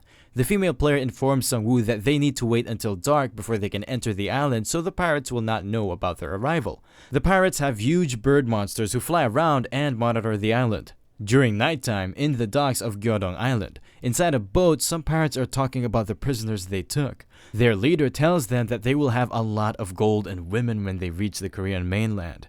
One of the pirates tells them that they would not even have survived if they had not got the poison liquor made from the eggs of the monster centipede caught in Hangzhou. One of the pirates tells the other that he feels more at ease with being chased out of the country, and it is better being a pirate against a weak country than fighting against the strong players of their own country. One of them is about to say something about their general, but the other one stops him. This pirate has a bounty hunter class and he can feel a presence in the shadows. Sung-woo appears from behind them and he cuts 2 of them in one strike. The third one gets chained by the Death Knight and Sung-woo tells the Death Knight to keep him alive so he can interrogate him later on. After a while, the pirate wakes up with the Griffin scaring him. The female player tells Griffin to calm down and she will feed him the pirate after the investigation is over. They can freely talk with each other thanks to the system without knowing each other's language, and Sung-woo tells him if he is not cooperative enough, he will just kill him and read his memories. Sung-woo tells him to choose whether he will stay alive and tell him everything, or Sung-woo can read his memories after finishing him. Inside another ship, a pirate leader is angry because 90 people just disappeared in just a few hours. He tells his henchmen to unanchor the boats and check if there are any prisoners missing. He orders the monster birds to find the intruder and bring him in. The leader of the pirates is sharing his vision with the monster birds, but he can't find anyone. He is pissed because the one responsible for this mayhem is hiding well. One of the pirate lackey tells him that they found the missing people and the leader is surprised his henchmen found them before him. They are all dead, and they were laying side by side when he found them. The pirate leader is confused because the killer could have just thrown the bodies into the ocean to get rid of them, but he loaded them into enemy ships. Another lackey tells him that they found more dead bodies in other ships. They are closer to another boat with dead bodies, but suddenly all ships start getting destroyed one after another. They are confused after watching it as they have no clue how the boats exploded. The screams of other pirates start coming out of a nearby building. One of the windows opens up and a gas starts pouring out. One of the pirates knows that this gas is breath of the abyss used by mages and he suggests them moving away from it. The pirates start moving away on their cars. The birds are sending signals to the pirate leader from all over the island and he thinks there are a lot of enemies on the island. They can only get away through the bridge because their boats are already destroyed. The pirate leader is angry because if they become isolated here, their expedition will be doomed to fail before the reinforcements arrive. They need to get out of there and secure a new area where their main fleet can land so they can welcome their general. They arrive at the bridge and their leader orders them to go faster. Suddenly, Wandering Drake along with Sung-woo crashes in front of them. The pirates become scared after witnessing it. Sung-woo knows there are 3 Chinese servers and these hooligans came from the second server. Plus, these pirates are just the advance party and they plan to create a base for their main force to land. The pirate leader comes out of the car and he orders his men to prepare for battle, but Sung-woo has no plans on wasting his time, so he will not let them play around anymore. Sung-woo activates Call of Death and Weaken Spirit in their area. Sung-woo's minions surround the pirates from all sides. The massive horde of Sung-woo's minions is about to approach them, and the pirate leader summons his monster birds to fight back. The birds start finishing off the zombies with ease. This gives courage to the other pirates and they start fighting back. The ghouls start catching and smashing the monster birds into pieces. After a while, the whole monster bird army is annihilated by the ghouls alone. The pirate leader is in shock as those birds were his only trump card. Sung-woo revives the birds and they become a part of his horde. The pirate leader tries to fly away with his last monster bird. Sung-woo's bird minions start chasing the leader. After a few seconds, they manage to catch up to the monster bird and kill it. The pirate leader falls to the ground, breaking his back in the process. The pirate can't speak from the last shock, so Sung-woo finishes him off to read his memory fragments and he levels up to 17 as well. After reviving the pirate leader, Sung-woo starts checking his memory fragments. Inside the memory fragment, he can see a huge ship. The ship crew seems to be well disciplined with everyone wearing proper uniforms. Their leader asks them where they should head next. It turns out they yielded the second server to a spiritualist player, and a self-proclaimed emperor is growing in power in the first server. Even the third server has succumbed to the emperor, so they can't go back to China.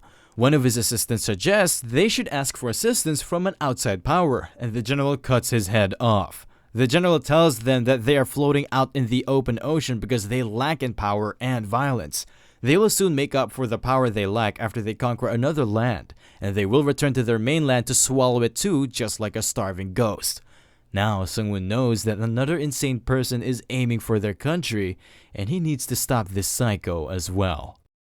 The general tells his men that the main problem they face is that there is no occupied land they can take. One of his men is quite afraid, but he musters up his strength to recommend that they should attack the nearby islands. They can blockade the sea with the islands and march back to the continent through the Korean peninsula. The general pats his man for his idea, and the man thanks the general. The general orders his general Crimson Earth to take over all the islands near the mainland. They need to take control of the seas while strong Korean players are busy taking care of monsters in the mainland. General Crimson Earth was tasked with leading a small fleet and establishing an outpost on the Korean peninsula.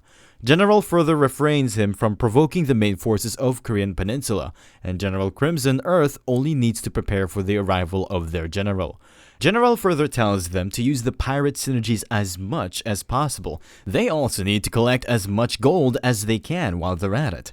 The pirates have a rank 3 pirate synergy called I Will Become King of Pirates. It's a group synergy and it requires more than 10,000 pirates in the group. Its effects can double the amount of gold when killing a player, and they can also loot 20% of the gold a player has. Sung-woo now knows why these pirates were capturing live humans so they can later kill them with their main group and receive a lot of gold in the process. The general tells them that they also need to take care of the main quest they received, which says that a nobleman will be born at the end of this chaos. General motivates his men by saying that they are not walking the path of noblemen but one of Asura. They need to show no mercy and loot everything. With that said, the memory fragment is over and Sung-woo returns back to the real world. Sung-woo has leveled up as well and he got 5 card choices. Sung-woo chooses Call of Death skill card, which increased his Call of Death skill rank. He can now summon 25 masterless zombies from the abyss. Sung-woo is quite happy because the size of his horde has increased drastically. The female player asks Sung-woo what he's going to do next. Sung-woo informs her that he is done here and he will now head toward Gimpo to fight in the real war. While on the other battlefield, both human players and the Red Orcs are in front of each other. The Red Orcs are looking quite pissed as usual. Ji-soo-yeon informs them that there are many orcs in the mix, which are stronger than the normal orcs, and Han-ho becomes afraid after hearing it. An Seok-gu informs them that this is only one of their advance parties, but their numbers are still too much. Plus, they somehow managed to make the trolls their slaves who are now fighting for them. Myung-soo and some other players can't believe it because trolls are more powerful than the orcs. Raidi and Ji-soo-yeon start advancing and cutting the trolls on their way. They both jump toward the center of the Red Orcs formation. Some Red Orcs get stabbed by flying daggers. These daggers were thrown by Han-ho, who is looking quite motivated now.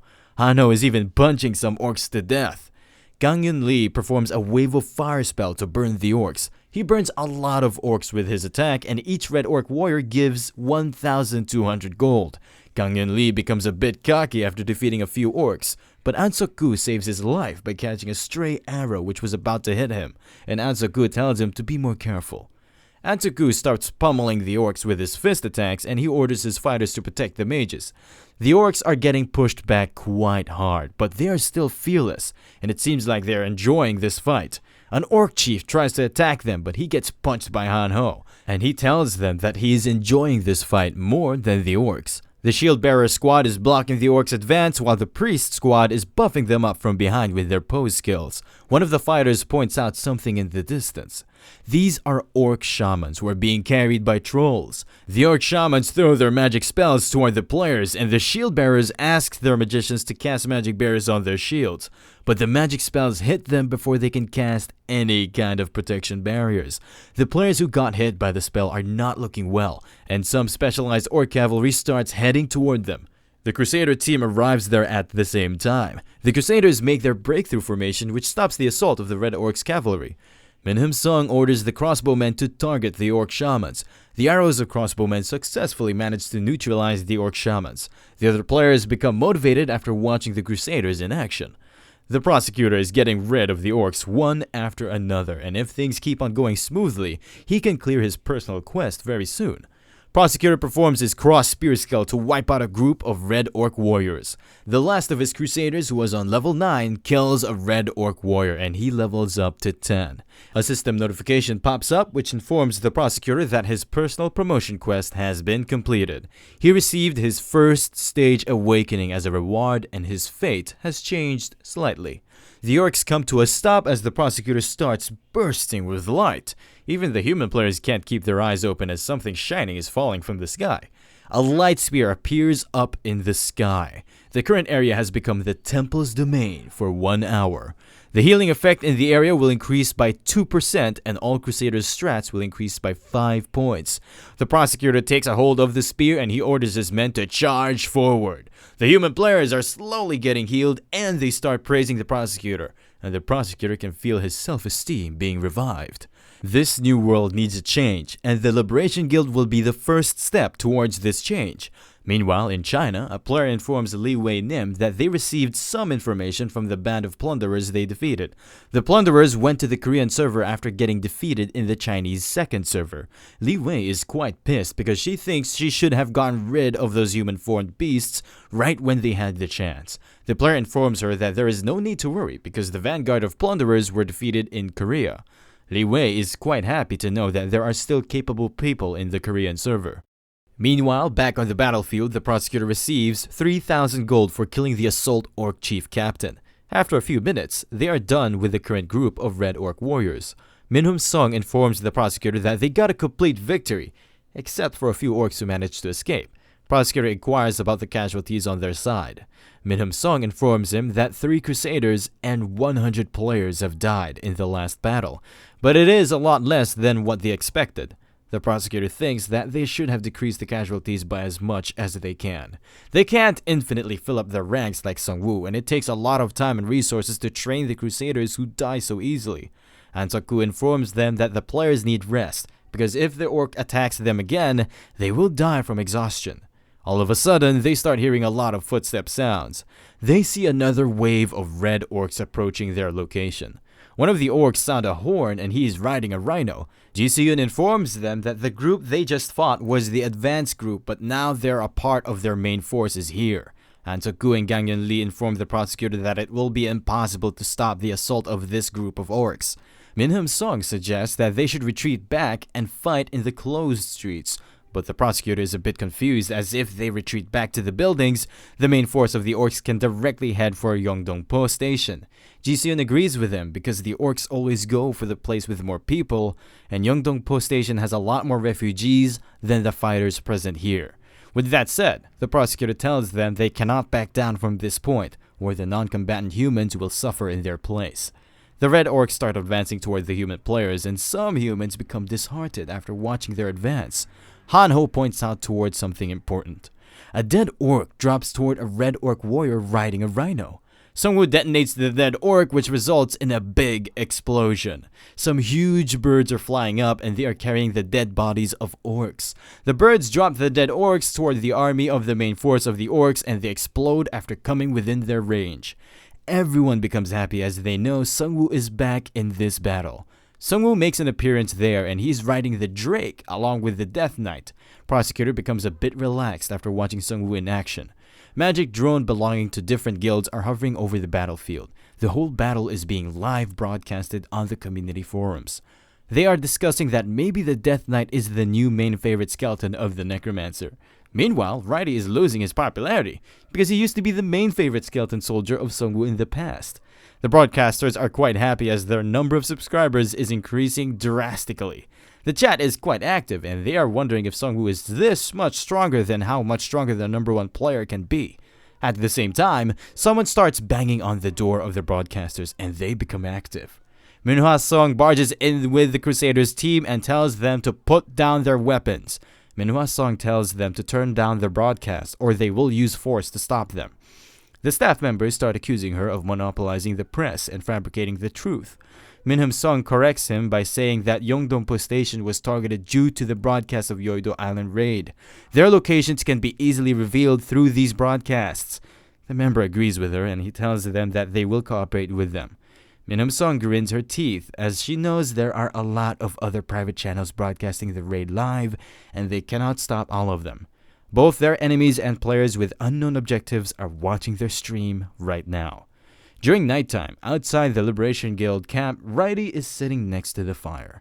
Hanho becomes afraid after knowing that the Beastmen and scientists can attack them from south, and they have an orc army rushing toward them from west, and Chinese pirates will come for their necks from the ocean. Hanho is pissed as he knows the difficulty of Korean servers is increasing drastically. Ji Se-yoon thinks they are strong in the Korean server, but they don't know about the power of the rest of the world and their country size is small as well. She thinks that they need to hunt more and gain levels faster. Sungwoo agrees with her as their main goal since they left the college campus is to get stronger. But since Korea is a small country compared to the rest of the world, so the circulating gold and experience points are small as well. That is why Sungwoo thinks that this war with the orcs is a blessing in disguise for them. After the last battle with the orcs, Sungwoo already discussed it with the prosecutor that they will be facing off against other countries soon enough. After dealing with the orcs, they need to travel to other countries if possible and get rid of all possible threats. But he also has no idea what they will face after defeating the hostile players. One of the crusaders outside hears something, but his fellow guard tells him that he didn't hear anything suspicious.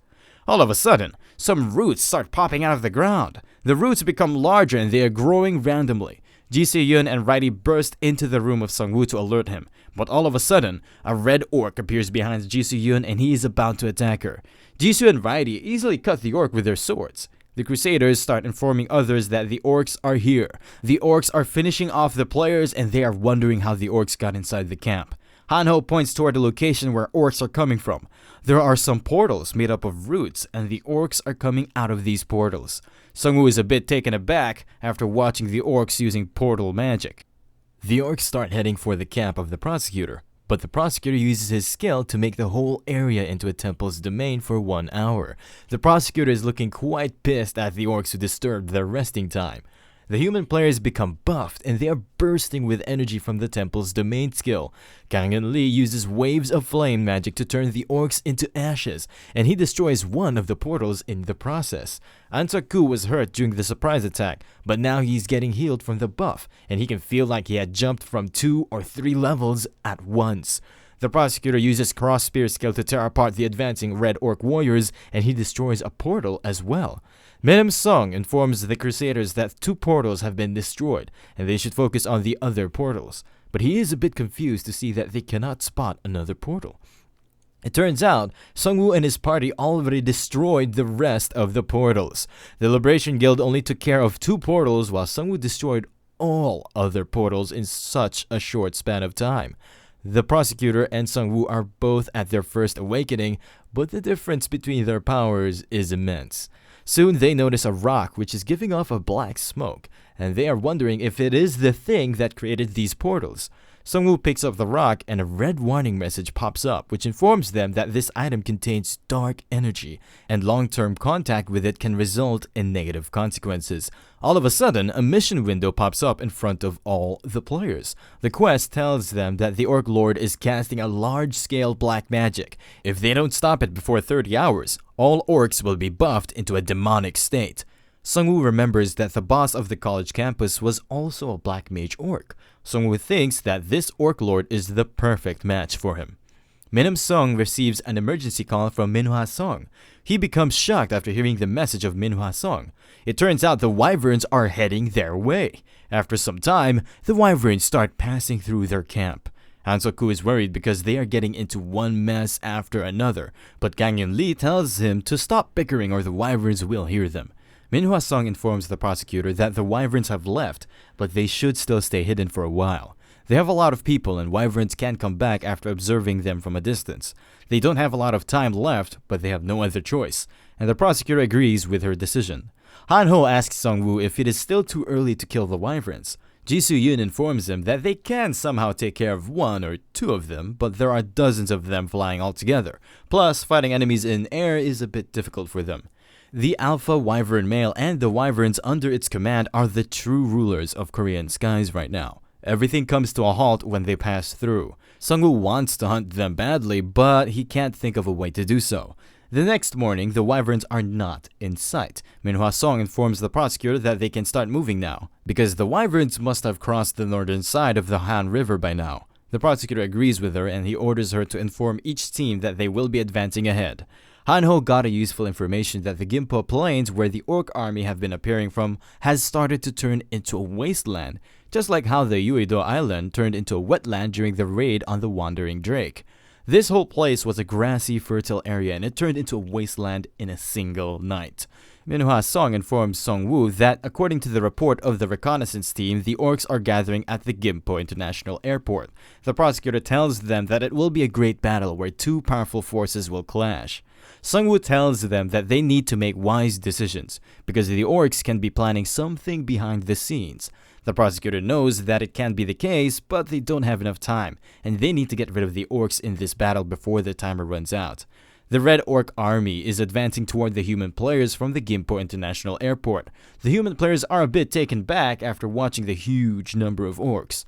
Sung-woo knows that some of these players are disheartened, and they want to run away from this battle, but there is no longer any place left for them to escape. If they retreat right now, they will later have to face the orcs, which will be buffed with dark magic. The prosecutor asks Sung-woo if he's going to start the fight with corpse explosion as usual. Sung-woo orders his birds to throw the dead orcs toward the advancing parties, but deep down, he knows that the orcs must have prepared something to counter corpse explosion this time. But he is still eager to find out what plans these unintelligent orcs can cook up. Sung-woo performs corpse explosion on the corpses, but after the smoke subsides, they see a shield around the orc army. This shield is one of the magics of the Black Mage orcs. Both prosecutor and Sung-woo realize that the orcs are not advancing forward, and they are maybe buying time for the completion of the black magic spell. This means they have to first initiate the attack and fight the orcs head-on. Manhwa Song suggests that they should think of a way to minimize their casualties, because even if they win here, there are too many enemies which are waiting for them to become weak. Sung-woo tells the prosecutor to focus on developing the alliance after the war with the orcs, and there is no need to worry about the foreign enemies. The prosecutor asks him why they don't need to worry about the invaders. Sung-woo tells them that the Loki survivors have started to gather because of the invading monster armies, but the main problem is that there is not a safe group which can manage these survivors. Prosecutor assures Sung-woo that as long as there are no direct threats toward him, he will develop a large-scale group which can make people feel at ease. Sung-woo is wondering that the group which is targeting Korea were the losers of Second Chinese Server, and they should hunt them now before they can become big enough to cause them trouble.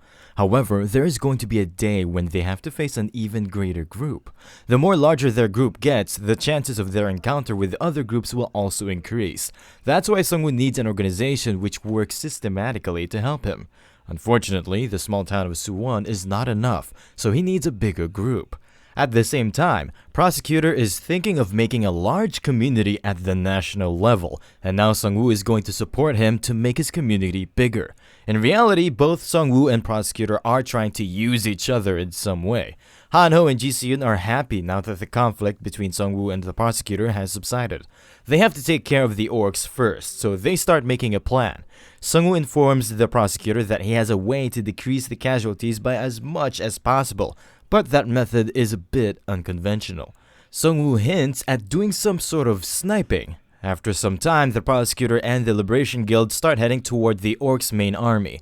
Min Sung says that it feels like they are marching to a slaughterhouse, but Ji Soo-yoon replies by saying that they will be the ones who will become butchers today. Han-ho tells her that there are too many pigs to slaughter, and his daggers are not enough. An orc gives out a loud roar and they start marching toward the Liberation Guild. Prosecutor orders his tanks to come to the front and the mages to move in the middle so they can't get attacked from behind. One of the mages is feeling disheartened, but his friend tells him that he should focus on the fight now because he cannot run away even if he wants to. In order to motivate his men, the prosecutor tells them that they have already won many impossible battles, and today's war is just an extension of those battles.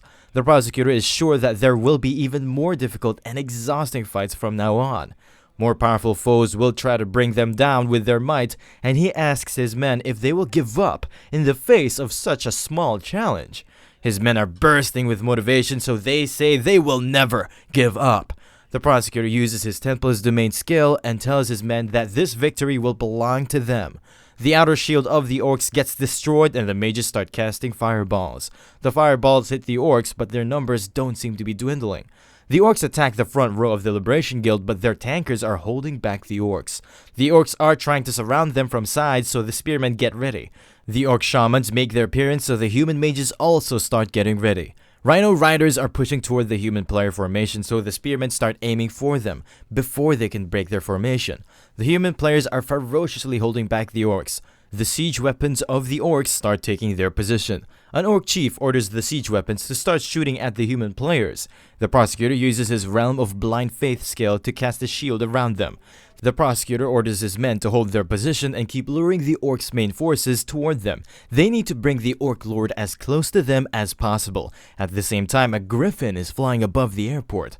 The girl asks Sungwoo if he wants the griffin to lower the altitude, but Sungwoo replies by saying that this height is enough for him.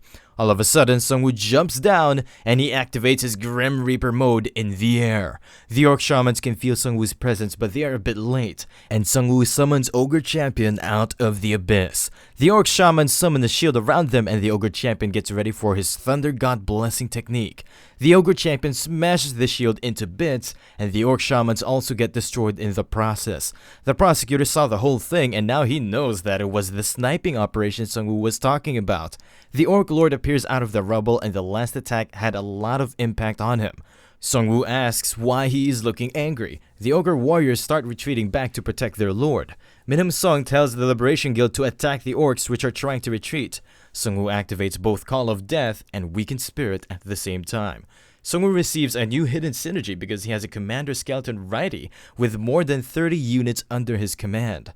He also got a second synergy called Giants, which require more than 50 giant-type units in the party. His third synergy is Steel Armored Knightage, which requires more than 50 units equipped with heavy armor.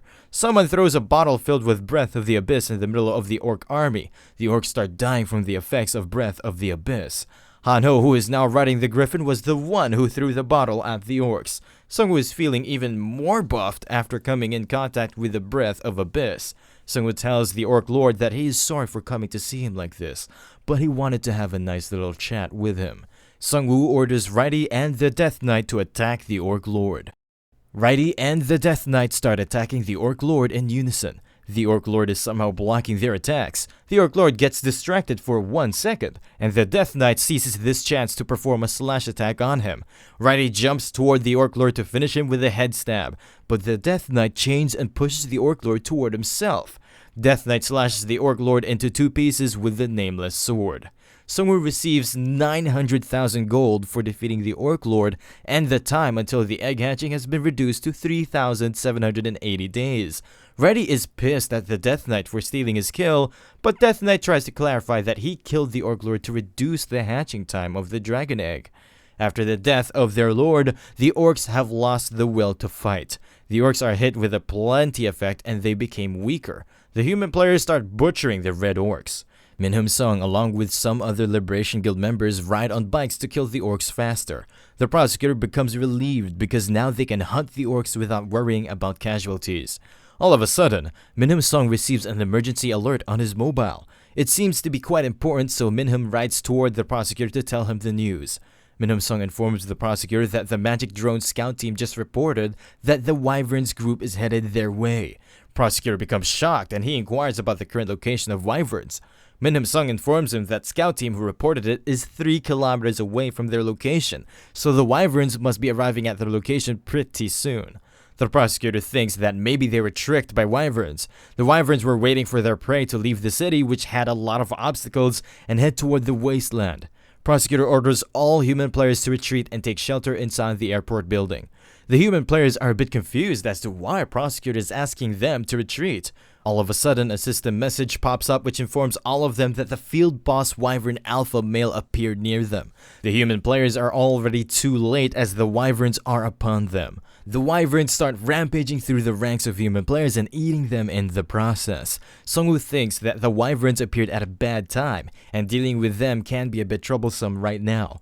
Sungwoo orders his flying birds to carry the dead orcs toward the wyverns. The wyverns are busy in their rampage, and the birds approach near them carrying the bodies. Sungwoo asks the prosecutor to prepare the ballistas, and the prosecutor orders his men to prepare them. The wyverns spot the flying birds. One of them bites a dead red orc and gulps it up without any second thoughts. Sungwoo uses corpse explosion to blast the red orc inside the mouth of the wyvern. The prosecutor orders his men to shoot the wyvern with ballistas. Sungwoo orders the wandering drake to finish off the wyvern. Wandering Drake bites the wyvern from behind, and after a bit of struggle, he manages to kill the wyvern. Sungwoo receives 754,000 gold for finishing off a single wyvern. All human players become happy after witnessing Sungwoo finishing off a wyvern. Sungwoo always wanted to beat the wyverns, and now he finally managed to achieve his goal. Sungwoo uses his skill to add the wyvern into his horde. Sungwoo gets on the wyvern and he orders Death Knight to do the same. They start flying high above the other wyverns. The skies have finally opened up for Sungwoo and he can now travel freely and faster. Death Knight asks Sungwoo if they are going to hunt the wyverns next. Sungwoo replies by saying that it's time for them to show the wyverns how it feels like being hunted.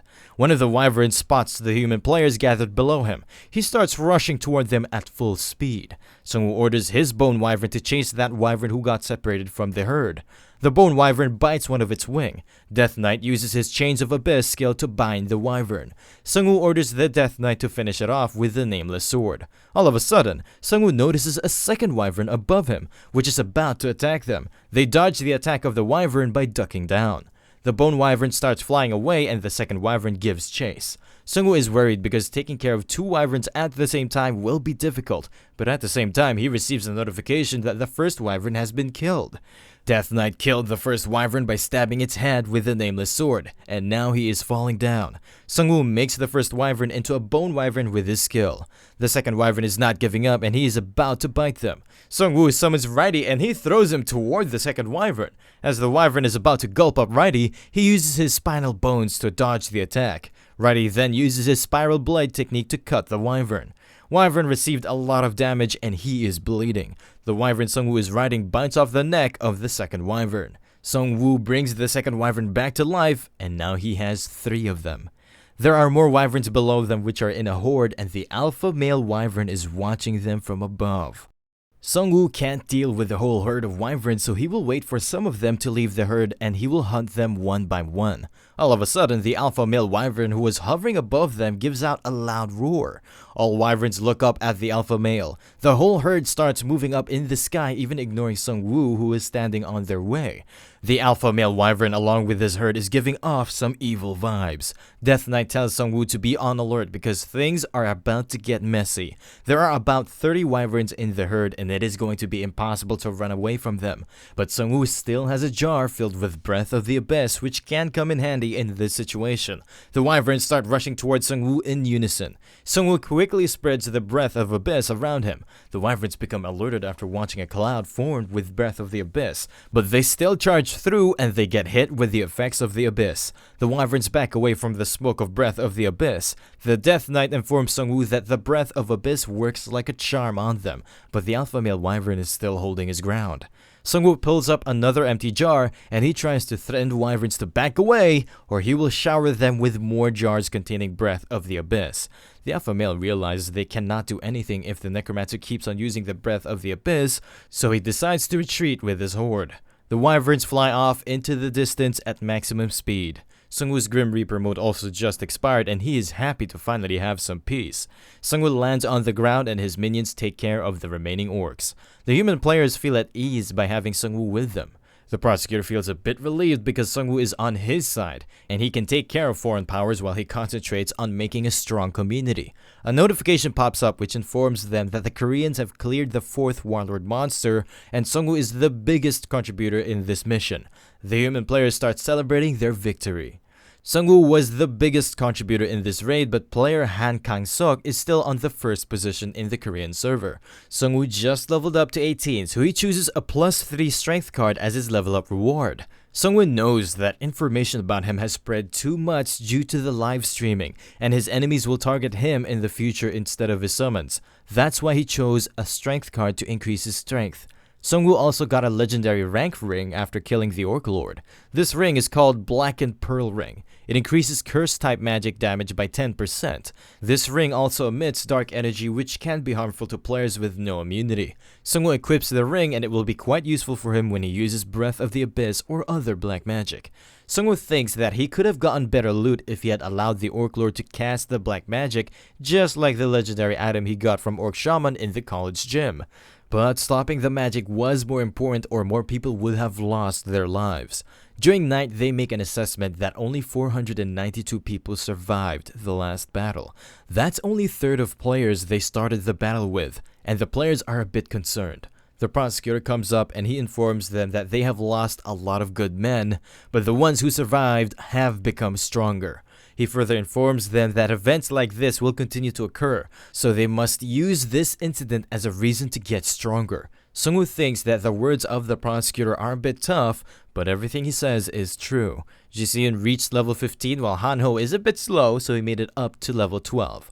Hanho is on the 27th rank while Jiseon is on the 7th rank in the Korean server. Hanho takes a mic and he starts complaining to the system for only awarding 4 or 5 star players with Awakening, while the players with low stars are treated like extras. Sungwoo informs him that he had 2 chances to pick a class, and it's his fault that he chose low star classes both times. At the same time, some Liberation Guild members who were exploring the Gimpo International Airport come out. One of the players informs them that they found a store inside the airport building, but when they tried to get inside, they got a system message telling them that the store cannot be approached. Sungwoo becomes happy as he thinks this store must be only for special players like him. The other players with high star classes also become happy after hearing it. The prosecutor tells all of the leaders to head inside and give it a try. The player guides the leaders in the room with the store. There is something different about this store, and even its logo is marked with cannot be used symbol.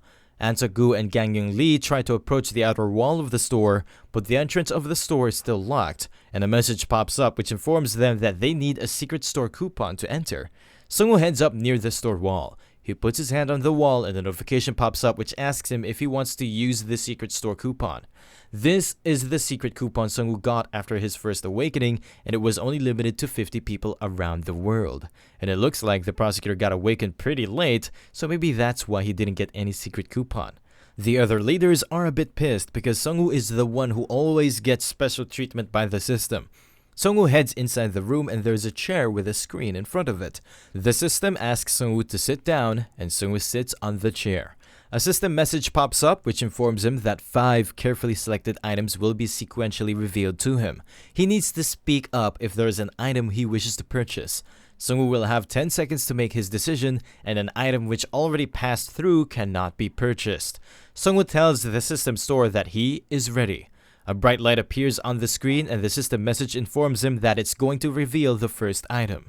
The first item is a consumable blueprint, and it looks like a mech unit. This special rank item is called Golem Design Blueprint. The player can learn golem production skill after using this item. The owner of this skill can make large-sized golems using the materials around him, and it requires 1 million gold to acquire this blueprint. A 10-second system timer starts and Sungwoo starts flaring up after hearing he can make big golem mech units like Gundam with his skill. Sungwoo has a total of 10,500,000 gold, so he buys the golem blueprint item without any second thoughts. The second item is a set of Cure All Elixirs. All status ailments can be cured after using it, and it requires 2 million gold to purchase it. This item was also included in the reward choice during the hidden stage, but he had no idea that it was so expensive back then.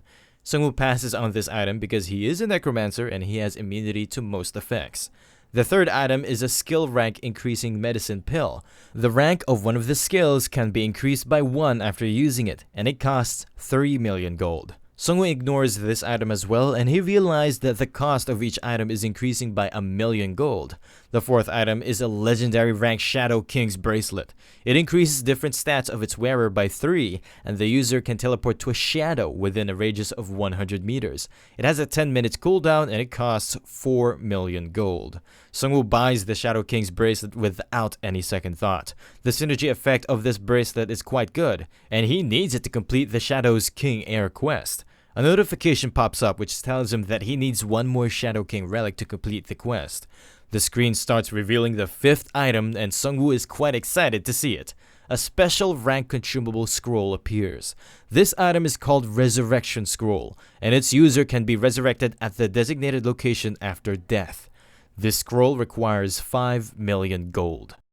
Resurrection is an exclusive feature for the Necromancer class. This same feature allowed him to deal with the Wandering Drake and finish his first awakening quest. Resurrection cooldown can take up to 31 days, but it is still an overpowered skill. There are 3 drawbacks of this skill. First, the cooldown of this skill is too long. Sungwoo has already used the skill and he's still waiting for the countdown to be over, and if he dies in that time, it will be over for him. Second drawback is that the situation can't be changed even after being resurrected, and the enemy who killed him once must be overpowered enough to kill him twice. Third drawback is that it's a skill Sungwoo can only use on himself, and if Hanho or Ji Se-yoon die, he can't do anything. Besides the fact that they are both his close friends, they are the only 2 people he can completely trust. They need to get strong and take risks. The Resurrection Scroll will be a huge advantage to them. So Sungwoo buys it before the timer can run out. Sungwoo bought everything he needed, and the store starts sending him back. After the war with the orcs ended, the prosecutor established Capital's City Player Union. The Liberation Guild and the players from Sungwoo's town kept grinding levels. At the same time, Sungwoo and his party are enjoying their vacation. Sungwoo is gathering information because the fights they are going to have in the future will be more difficult. The Griffin Rider approaches them and she informs them that the pirates have already appeared. Ji Se-yoon signs as their short break is already over. Sungwoo informs Prosecutor about it and he asks Sungwoo how he is going to deal with the pirates. Sungwoo informs him that it will be best to take care of them in the ocean before they can make their landing. Hanho says that the pirates would not have invaded them for the second time if they had a working brain. Ji Se-yoon says that they must be careful because the pirates will try to approach them differently because they already know about Sungwoo. If those pirates are aiming for Korea, then they must have gathered as much information as they can from live streams or by kidnapping other players. Ji Se-yoon asks Sungwoo if he has already thought about how he is going to deal with the pirates. Sungwoo has not thought of a plan yet, but he still says he has a plan. These pirates are a group of plunderers who were chased out of the Chinese mainland. They called themselves Lord General of Heaven, Lord General of Earth, and Lord General of People. Hanho tells them that he has already heard these names in Chinese games, and they refer to the Yellow Turban Rebellion. After investigating the underlings of the pirates, Sungwoo found out that they were all brainwashed, and they acted like fanatics toward their boss. Ji Se-yoon tells them that the Yellow Turban Rebellion was also a historical event where the leader led fanatics to take over the world, and this situation seems familiar. Sungwoo heard some pirates talking about a poisonous centipede wine, which probably is the catalyst used for the brainwashing. The prosecutor says that their leader seems dangerous, and he must be dealt with first. If they somehow lose him, he can come back with more soldiers using his brainwashing skills.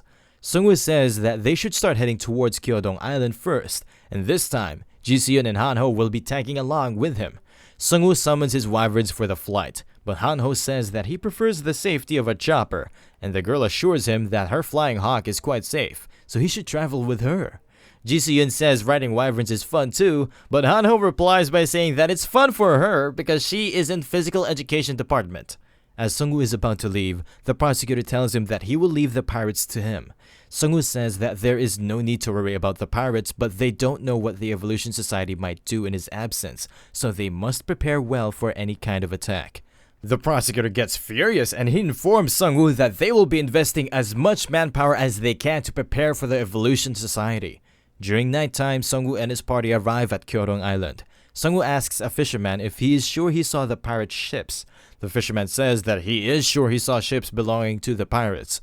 The daughter of the fisherman asks him again if he is sure, and the fisherman replies by saying that her uncle, who was the previous leader, was eaten by one of their monster birds. So he is quite sure about it. This guy is called Lee Muyon, and he's the new leader of Kyorong Island. Their resentment against the pirates was so great that they gave up hunting monsters and started to work as coastal guards. Lee Muyon says that it's been about 12 hours since they circled the island.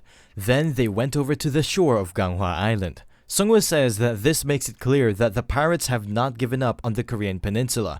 Ji Si-yoon says that they cannot rule out the possibility that they will land in other locations. Plus, they can land on the southern part of the peninsula and then move up. Han-ho says that this can be better for them because warlord monsters still exist in other areas except for the capital city. The players have already evacuated upward, and the pirates will be cleaning up the monsters for them. Sungwoo says they are wrong, and the pirates will come straight this way. The idea of taking over another server isn't something you can accomplish with the usual confidence or momentum.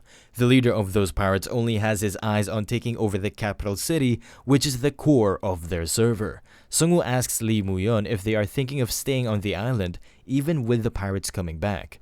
Lee Muyon says that they have suffered once due to those pirates, but they will not suffer again, and this time they are going to pay back the pirates. Ji Soo-yoon says that they should get ready in that case. Sungwoo thinks that they must prepare thoroughly because the advanced fleet of pirates was wiped out, and this time maybe the main fleet will arrive. Sungwoo's party has a lot of gold, so they ask Lee Muyon about the location of a store or a blacksmith shop because they want to buy some equipment. Lee Muyon tells them that there is a smithy in downtown where they can strengthen their equipment. At the same time, a fisherman runs toward Lee Muyon. The fisherman informs them that the pirates have already swarmed together. They are gathering on an island across the sea, where they are preparing to attack them. Lee Muyon informs Sungwoo that it happened too fast and they are not ready yet. Sungwoo is thinking that the pirates are acting weird and they should have landed somewhere inland instead of a separate island. Sungwoo thinks that maybe the pirates haven't learned anything about him yet, or they are looking down on him. During nighttime, a ship is moving through the ocean. A player with a mic says that he will now inform all of them what they are about to do. The player says that they belong to the Lord General of Earth's fleet. They are currently in the middle of the ocean right now. He tells the men to be on guard because the ocean is filled with terrible monsters. After crossing this hellish ocean, they will be landing on the Korean peninsula in order to occupy that land. The people from the Chinese second server are calling them cowards because they ran away from there without a proper fight. But once they return to the Chinese server after conquering Korea, they will take care of all of them. The player with the mic says that the wish of their Lord of Heaven will be fulfilled in Korea. But Korea has an evil villain called the Necromancer who killed their advanced team without showing any sort of mercy. However, the same thing is not going to happen for the second time, because their great fleet will be conquering the land of Korea. The pirates become inspired and they start cheering for the Lord of Heaven. Their Lord General of People along with his advanced party were annihilated by Sungwoo. But that advanced party was quite small and they don't need to be afraid of anyone with their main fleet. The player badmouths the spiritualist Li Wei and he tells her to not let her victory of the second Chinese server get to her head.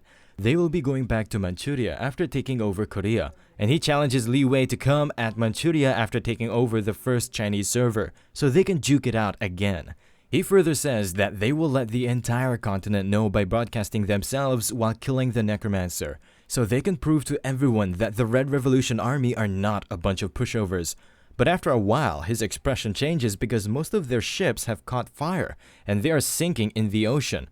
They are being bombed from the skies, and these birds actually belong to their Lord General of People. A huge flying monster is approaching their location, and on closer inspection, it turns out to be Sungwoo riding on it. All of a sudden, some birds die after getting pierced by a blue ray. It turns out to be Ji Xuan, who belongs to a Cannon Shooter Plus Ice Wizard classes. He is also their Lord General of Earth, and his men start cheering for him. But no matter how many birds he blasts off, they keep coming back to life. Ji Xuan orders the Magic Squad to create a shield and step back. The Magic Squad successfully creates a large linked shield around their ships. But for some reason, Sungwoo is laughing instead of getting demotivated. Sungwoo retreats back to the island along with all of his monster birds. The men under the Lord General of Earth become relieved. Jishuan comes to the announcer Quan, and he says that they have suffered a lot of casualties in such a short span of time. He is amazed by the capabilities of the Necromancer as he can explode corpses and he can control the monster birds which once belonged to their great general of people. Jishuan is a cunning and calculative guy. He thinks they did a good job of putting the ships of their subordinates first or the damages would have been massive. The announcer informs him that their casualty count is too high because they have lost 8 ships and over 100 people died in the last attack. Jishuan calls him by his name Kuan, and he informs Kuan that it's no big deal because things like humans can always be replaced easily. The men under him get a bit afraid after hearing it. Jishuan further says that it is troubling that they broadcasted everything here instead of editing the images, but it is necessary to spread glorious rumors far and wide in order for their Lord General of Heaven to be able to return to the mainland. Liu Wei left a sarcastic comment about their general after they got beaten up by Song Wu. Kuan says that they should just show them their prowess by making a comeback. Jishuan compliments Kuan as he tells him that they will restart their streaming after cutting off the head of the Necromancer.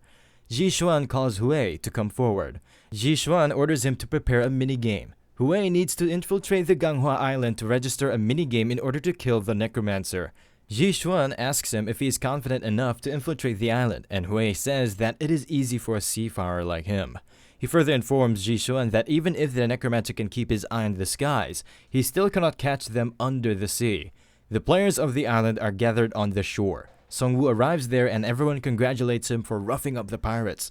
Song Wu is thinking that it is not the time to celebrate such a small victory, because the pirates are a bigger group than what he expected. Just the advanced fleet of their Lord General of Earth consists of more than 1,000 people and their main fleet will be around 3,000. While there are only 800 people on his side who came to help them after the war with the orcs ended. Song Wu can't even fathom the number of players their main fleet consists of. Plus, China is a big country, so a lot of people died there when the game started, but a lot of people also survived because of their great numbers. Li Muyun informs Song Wu that they have finished preparing the transport to Ganghua Island while he was busy with the pirates. With that said, they start moving toward the Ganghua Island to stop the advance of those pirates. The next morning, Song Wu is patrolling the skies for any hostile activity. There are about 258 survivors from the Gyodong Island, but only 100 of them can fight. This is because most of them died during the first pirate invasion, and in times of an all-out war, the numbers really matter. Song Wu tells Li Muyun to get as many people as he can to be assigned as lookouts. Song Wu further informs him that the enemy could attack them just like how he attacked them recently. Plus, he can fight on his own, but it requires numbers to have lookouts.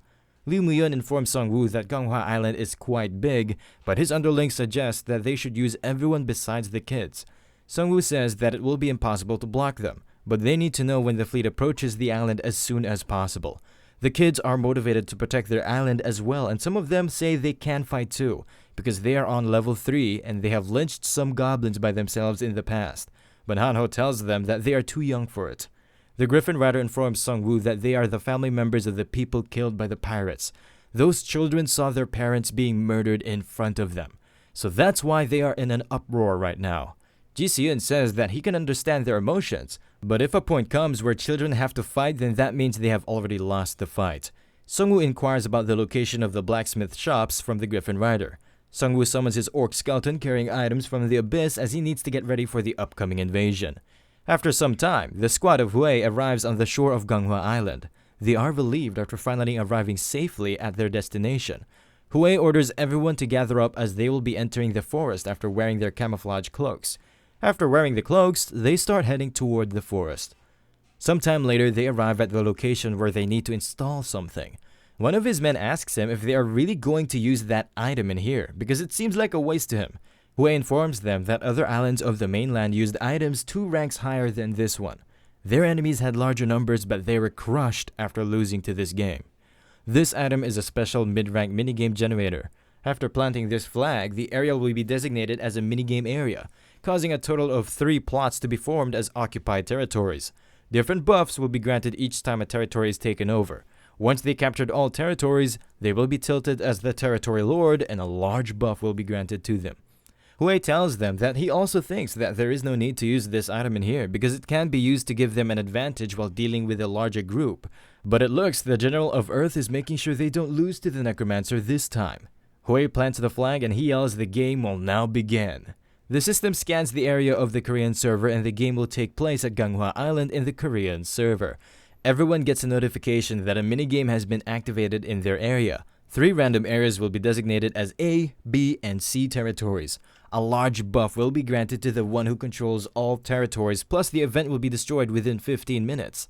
Sungwoo and his party becomes shocked after hearing about the details of this event.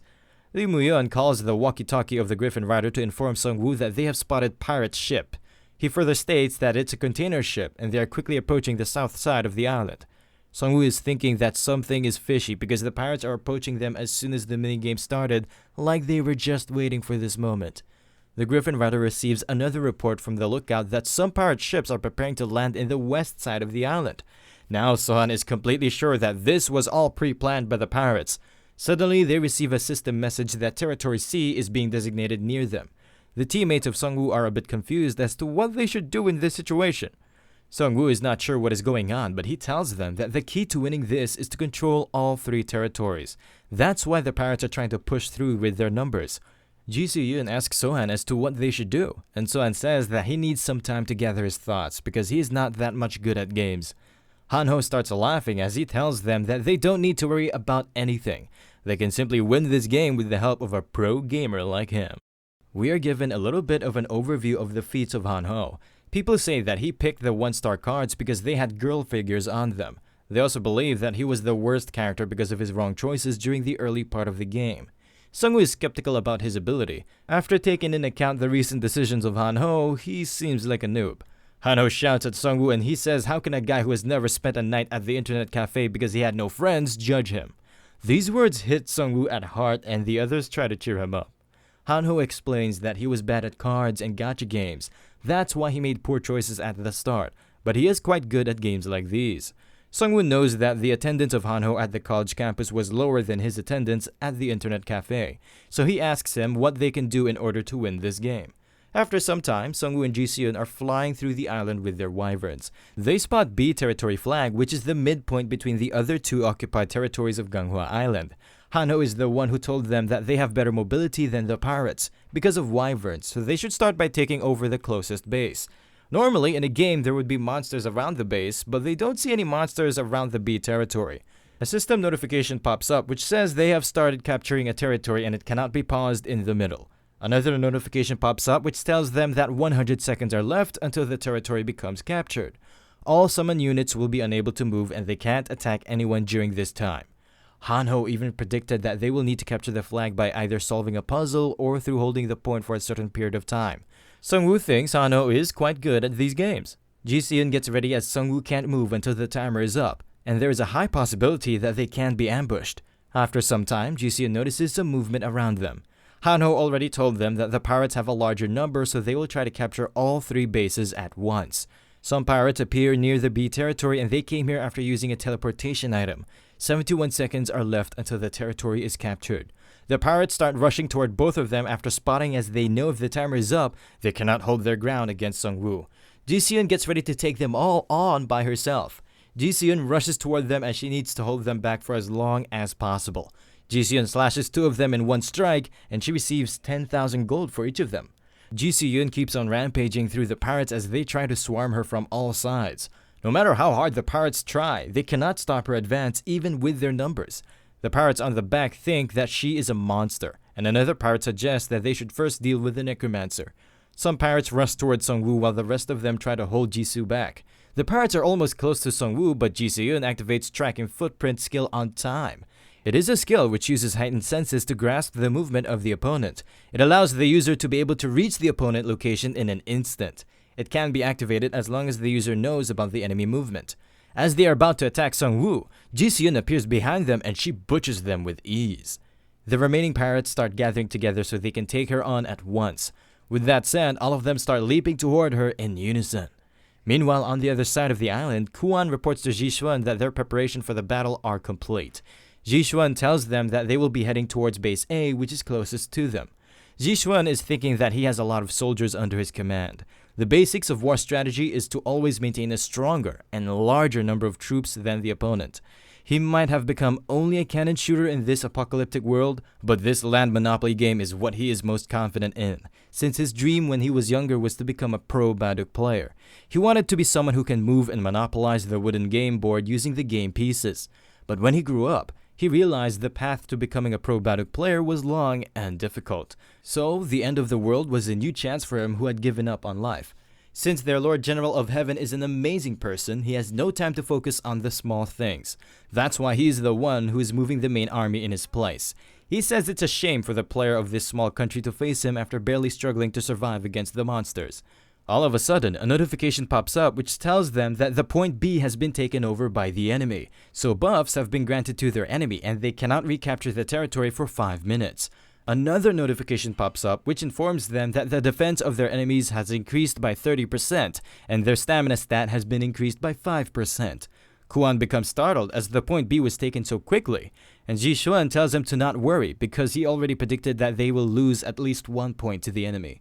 He further says that this is as far as those Koreans who don't have a lot of soldiers can get with the luck. But he gets interrupted by another notification which informs them that point A has been taken over by their enemy as well. Now Koreans have 4 buffs in total with a 20% increase in attack and an additional 5% increase in strength stats.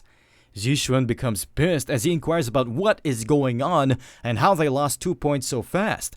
But Kuan tells him he also has no idea how they lost 2 points so quickly. Ji Xuan is really angry as he's wondering whether the Koreans already knew about the rules of this game. But there is no way it is possible because that item was a reward they got after completing a special quest.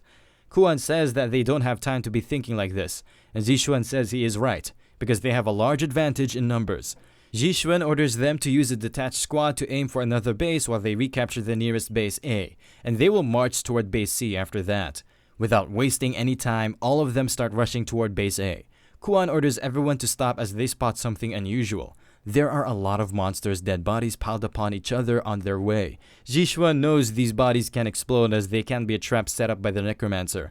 Ji Xuan orders his men to not take any risks and move around the dead bodies. But they come to a stop after witnessing more dead bodies on other paths as well.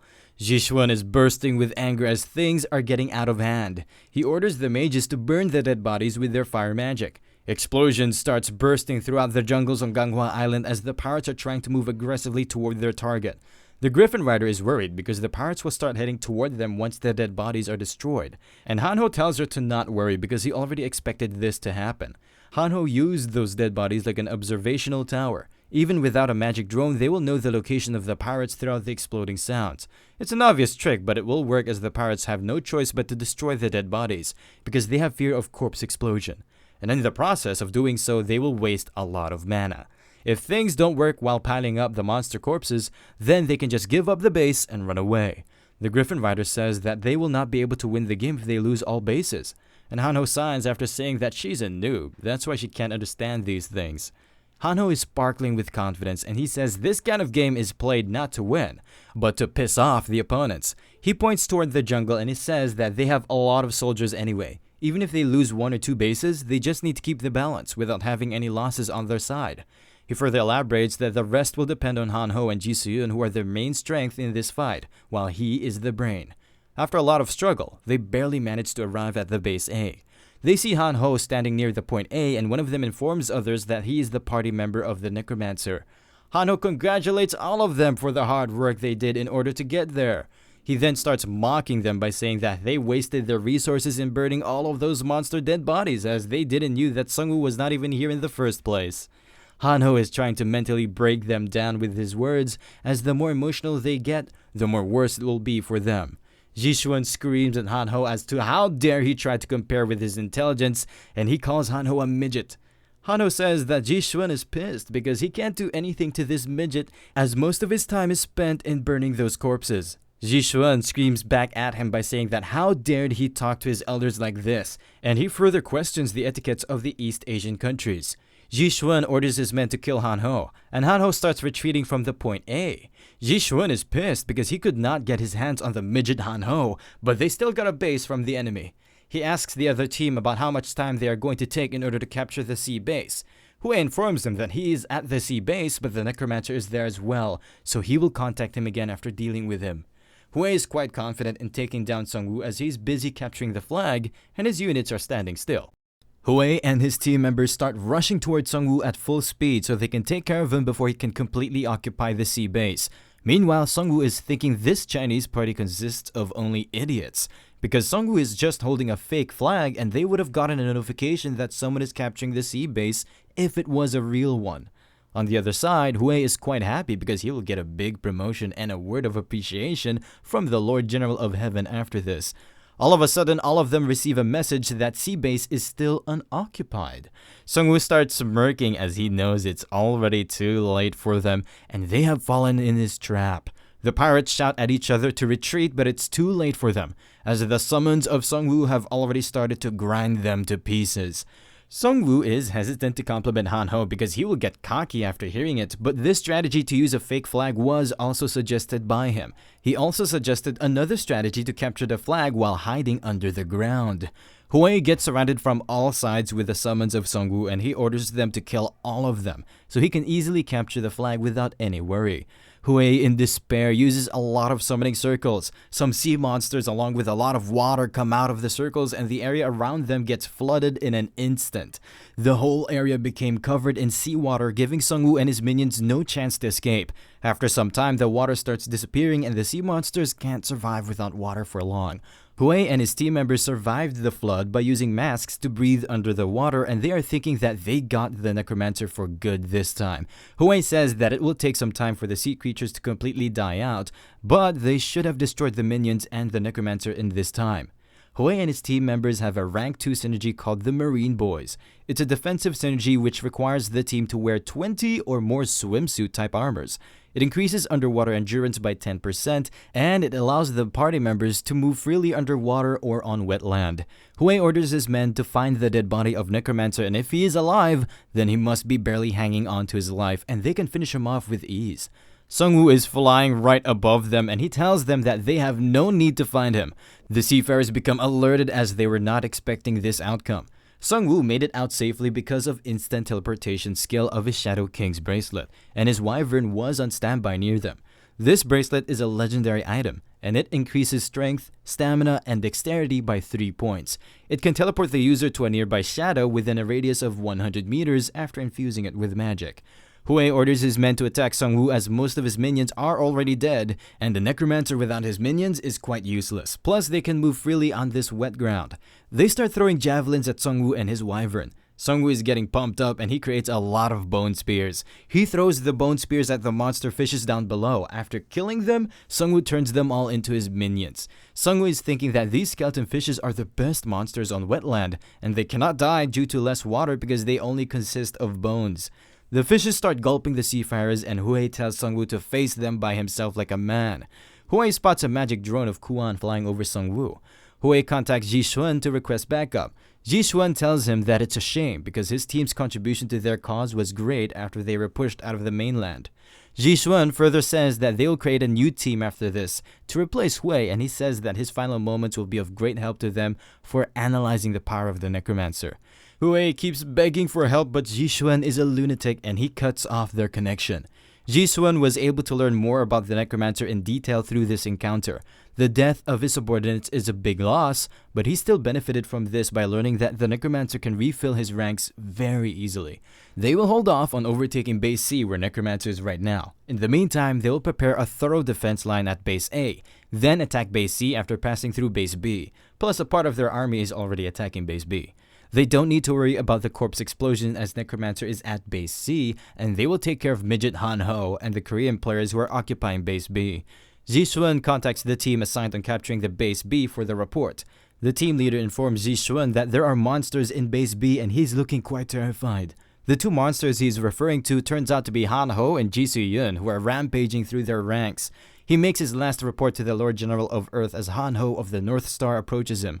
Ji Xuan gets angry after suffering another loss and he flips the table with the laptop. Ji Xuan still can't believe he just lost another major battle as he thinks his strategy was foolproof.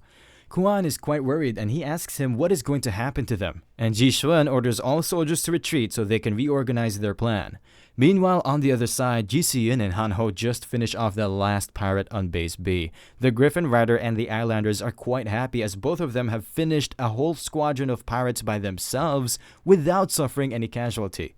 The Griffin Rider says that Han Ho is quite strong, unlike the rumors which say that he uses the Necromancer to climb the ranks, and Han Ho becomes more cocky as his pride pierces through the roof after hearing it. Han Ho asks her about who is spreading these rumors that he is carried by the Necromancer, and the Griffin Rider says she has no idea about it. Ji Si-eun asks Han Ho about what they should do next, or they should just use the same strategy again and again to lower the numbers of pirates. Han Ho tells her that same strategy will not work every single time, and they should just wrap things up. He further tells her that stalling for time is good for a game, but when people don't see results quickly, they start getting lame. But that's not the type of game they are playing right here. The pirates can have items that can change the whole situation in an instant, and there are way too many variables, which is why they need to finish this whole ordeal before the pirates can come up with a new counter. Everything Han Ho just said was transmission to Sung-woo on the walkie-talkie, and he asks Sung-woo if there are any questions. Sung-woo says there are no questions, as everything Han Ho just said makes complete sense in this situation. Han Ho tells Sung-woo to make this a sure win by wiping them out with his overwhelming power. The magical drone is still following Sung-woo. Kuan, who is using the drone, informs Ji Shun that the Necromancer is flying toward their current location. Ji Shun says the Necromancer must have gone insane because he has an army, but it's nothing compared to their numbers. The other drone users inform Ji Shun that it's not only the Necromancer, as the other Korean players who are at Base B are heading their way as well. No matter how much Ji Shun thinks about it, he cannot understand why the Korean players just abandon their base because they can occupy them easily by sending a detachment. Even if the Koreans are stronger, they still cannot win against the pirates after getting their buffs stolen. And he is thinking maybe the Necromancer who is on number 2 in the Korean ranks is their strategist. He orders his men to play the magic drone transmission live in TV in front of him. He's thinking maybe the Korean players just got lucky up to this point, because they are now making irrational decisions.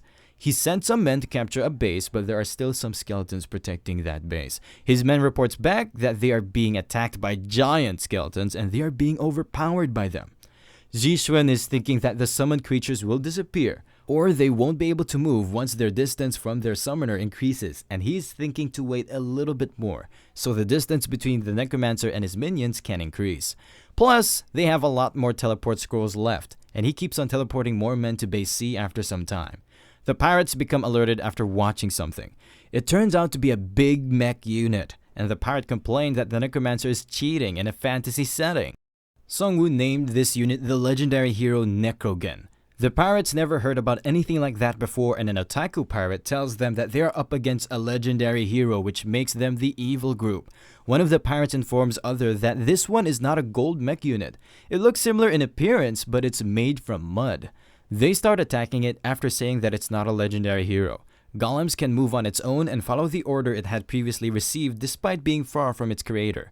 The pirates are quite happy because the golem is breaking down quite easily, but all of a sudden, a pirate gets caught by it and yell out that the golem is healing.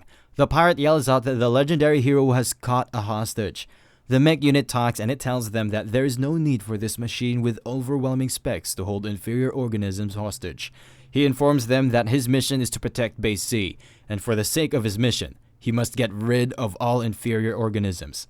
Necrogen shoots out a big energy wave using a lot of mana, which blasts away most of the pirates. The only flaw of this mech unit is that it needs a lot of mana. But Sung-woo can never run out of mana in the battlefield, so he is almost unstoppable. Sung-woo has his legendary Chaos Crystal, which gives the bearer Chaos attribute, causing their mana to increase by 500, and it restores mana by 250%. It steals mana and health while attacking by 3%, making this item the best fit for a mage-type player. Ji Shun, who is watching all of it through the magical drone, can't believe that his troops are getting slapped quite hard by the Necromancer. Ji Shun is thinking that all of the information that they have gathered isn't right at all. He is thinking that maybe someone spread false information about him all over Korea to make him look like weak. He promised his Lord General of Heaven that he will be victorious in here, but everything is gone wrong. The giants are ripping through the ranks of pirates, and the pirate unit leader orders his men to prepare ice magic. The ice mages freezes their limbs with their ice spells. Death Knight and Righty jump over their location as it's time for them to get their hands dirty. After landing, they start ripping the pirates to shreds. Jishun orders his men to target the Necromancer because all of his minions will die automatically after his death. The pirates are wearing the same uniform for a reason, as it gives them a defensive synergy which increases all of their stats by 2. The pirates are thinking that with all of their stat bonuses they will be able to get rid of the Necromancer. Some of them spot the Necromancer and they tell their fellow members to attack him in unison. They start rushing toward him in unison as they think they can overwhelm Sungwoo with their numbers. But Sungwoo easily slashes through most of them with his Grim Reaper scythe. The whole area becomes red with the blood of the pirates who attacked him head on. Sungwoo informs them that he is weaker compared to most of his minions, but in his Grim Reaper mode he is completely unstoppable. In Grim Reaper mode, Sungwoo can utilize the power of a Lich, which increases maximum number of his minions by 50, and it increases all of his stats by 10. He can also regenerate nearby destroyed undead as many times as the maximum number of units in his party. Sungwoo is not much suited for using the scythe as a weapon, but it increases his stats by 10, which is a huge boost. Jishun, who is watching all of it live, is trembling with fear. Jishun asks Kuan if he's streaming everything live, and Kuan informs him that he is streaming everything that is being broadcasted on his laptop screen. Jishun yells at him to stop the live stream as he is advertising their revolutionary army getting wrecked by a single person. He tells Kuan to change the channel to base B, and their drones start heading toward base B to record what's going on there. He further tells Kuan that they need to shoot some scenes to boost the morale of their soldiers. He sent Haerang to recapture the base B. Haerang wasn't as active as Hue when it came to the pirate activities, but it's a different story for battles like these. The drone shows them the live footage of base B and it looks like it's being protected by a single woman. Kuan is doing live commentary for the stream to boost the morale of their soldiers. He informs others that Haerang is a strong man known as the Black Master, so it's going to be a one-sided fight. There are currently 100,000 Chinese people watching this stream, so he needs to highlight the most famous scenes from this stream. When he zooms in a little bit more, he finds out that all of their men have already fallen in battle, and the dead body of Haerang is lying there as well. All of a sudden, Ji-seon senses the presence of a drone and she cuts it into 2 pieces with a single slash attack. Ji-shun orders them to quickly stop this stream as it will only make their soldiers to lose morale. At the same time, the pirates on base C are barely holding on. They are thinking they will soon receive the buff from base B because Haerang went there to recapture it. One of the pirates who was watching the stream during the fight informs other pirates at base C that their strongest fighter, Haerang, just died. The soldiers are losing their morale at a faster rate, and this whole game was set up by them in the first place, but they are losing it badly. Jishun can't take it anymore and he starts heading toward the Necromancer by himself. He starts blasting away all minions on his way with the help of his ice cannon. He is challenging Sungwoo to come out to face him like a man. After getting rid of some minions, he spots Sungwoo in the distance. He starts preparing to shoot Sungwoo without wasting any more of his time. Finally, he shoots the cannon which directly hits Sungwoo. But after some time, they find out that he blocked the ice cannon with a bone shield. But Jishun can feel like it was not completely blocked as he can hear a squeaking sound coming from his body. Jishun keeps on bombarding him with ice cannon shots to turn him into an ice sculpture. Hanho appears from behind a bush and he starts mocking Jishun. Jishun bursts with anger as he thinks this midget Hanho is responsible for causing his military power to falter from the beginning. He diverts his attacks toward Hanho, but Hanho easily dodges them without paying much attention to them.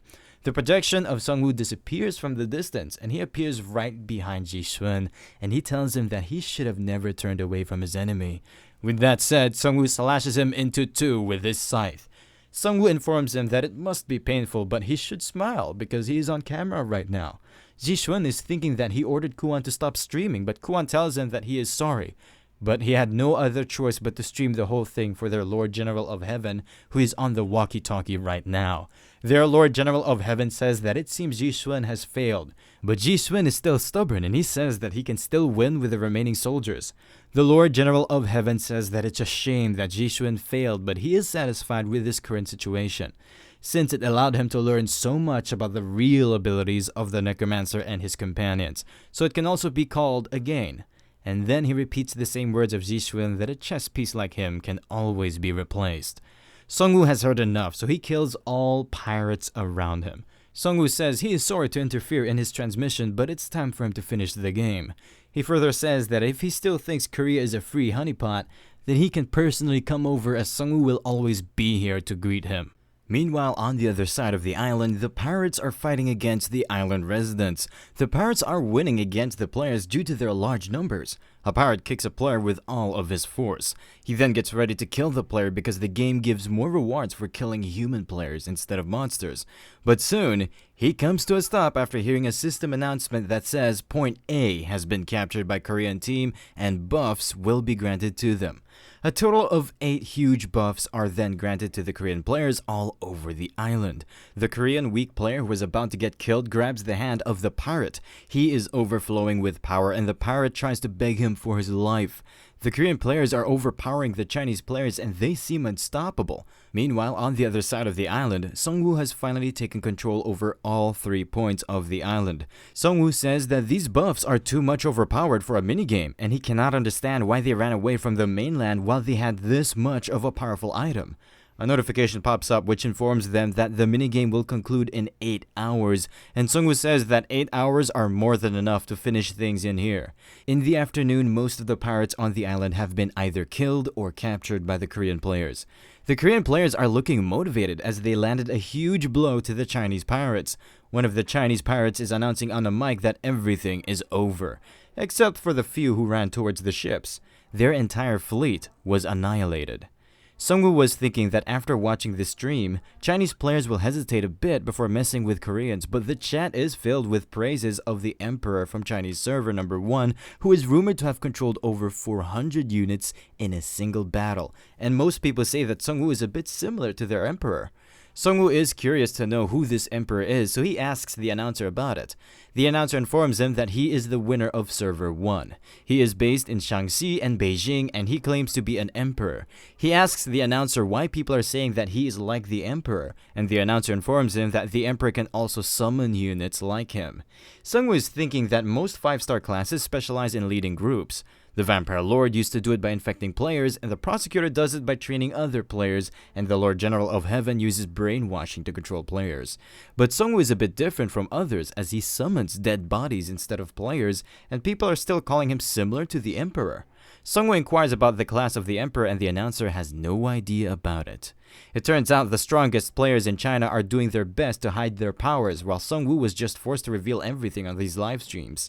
At the same time, Hanho starts screaming with joy as he found an item on the body of the Lord General of Earth. This item turns out to be a heroic rank 3rd stage dwarven made hand cannon. It can load bullets by just inserting 10 mana into it. Since there are 2 hand cannons, Hanho gifts one to Righty, and Righty's eyes start brimming with cuteness. Hanho throws the other handmade cannon towards Sungwoo as he is not good with using mana, and Ji-seon is a swordsman, so it's pretty useless for both of them. Hanho and Righty then start scavenging the corpses for some useful items. Sungwoo revives Ji-xuan to check if he can see his memory fragments. Luckily, he receives a message that he can check his memory fragments, and he gets teleported into his memory space with a bright flash of light. Back in time, the main ship of the pirates was moving through the ocean. Ji-xuan, along with his top brass, was having a meeting inside a room. Hui says that a statue of an angel was recently found, and before it, there was a devil statue found in Server 1. Kwan gets too much excited after hearing it and he starts showering them with questions like if they have finally gotten a hint about an absolute race. He further asks them about the effects and abilities of these statues. Sungwoo just remembered now that angels and devils were a part of future updates. Ji-xuan informs them that their Lord General of Heaven came in contact with the statue, and it granted him a quest, but he has not mentioned the details to Ji-xuan. Kwan says that he is the brain of this rebellion, so he must know something, and Sungwoo is also curious to know more details about it. Ji-xuan informs them that the Lord General of Heaven said that he will explain it in detail after they overtake Seoul, and they should first focus on their mission. Ji-xuan informs them that after taking over the Ganghwa Island through the minigame, Hui team will sneak into Seoul and use this scroll. All of them get shocked after hearing it, as this item is the infamous Demon's Door. Jishuan says they are right, and if they use this item, the Demon's Door will stay open for 24 hours and all sorts of monsters will pop out of it. The monsters will disappear after 24 hours, but it's enough time to ravage the entire region, and if they're lucky enough, they might be even able to enter Seoul without suffering a single casualty. It's normally an item for opening a hidden dungeon, but since its difficulty is too high, they will use this legendary scroll in their strategy. Kwan says that it seems like a waste to use both minigame and Demon Door in the Korean server, but Jishuan tells him that investing this much is nothing. As long as they can control Korea, they can suck up all the goodies to their heart's content, and he is sure that's what their Lord General of Heaven is thinking right now. With that said, the flashback ends, and Sungwoo gets teleported back into the real world with a bright flash of light. Sungwoo is thinking that all other memory fragments that he has viewed up until now showed him ways to solve various problems, and he don't know what was the point of this memory fragment. The only thing he can do now is to find the scroll, and it might be in one of their containers. The Griffin Rider returns back to Sungwoo after the reconnaissance. She informs Sungwoo that the pirates are turning back toward China right now, and there are still a lot of pirates left on the deck of their main fleet. Sungwoo is thinking that there are still some hours left until the minigame ends, and the pirate ships won't be able to leave the coast yet. The Griffin Rider further informs him that there are always a few mages on standby on deck who are keeping the shields up, and they are thinking of leaving right after the minigame ends. The mages have casted a huge shield around their ships, and it's difficult for the undead to infiltrate because it's on water. After some time, Sungwoo remembers that he had gotten his hands on a useful card which can come in handy in this situation. After some time, the night falls and the mages are still on deck of the ship.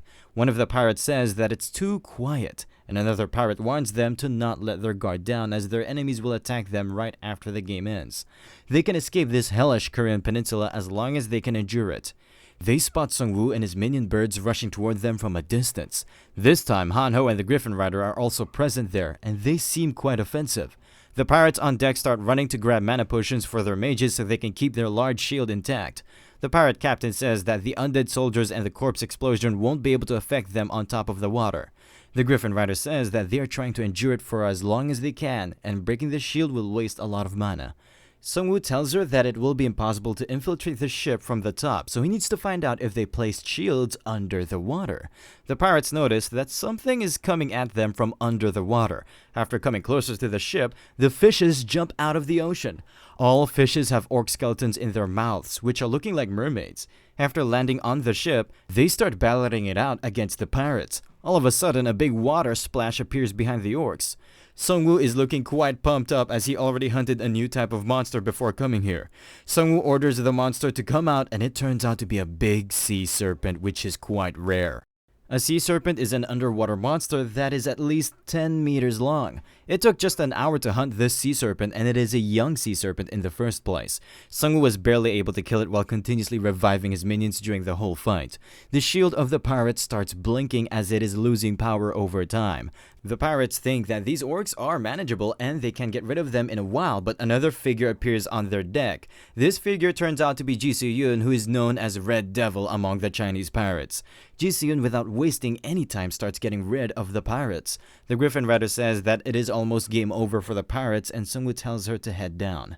After clearing the pirates from the ship, the Korean players head over to it. They start checking and unloading all containers containing good items.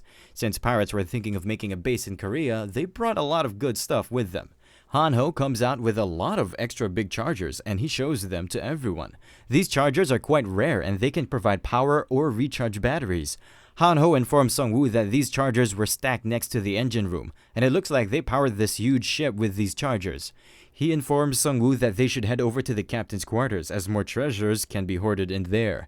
After making their way inside the captain's quarters, they find a locked safe. Sungwoo bursts open the safe with his raw power, which he is getting from the 3 points he captured as the game is still active.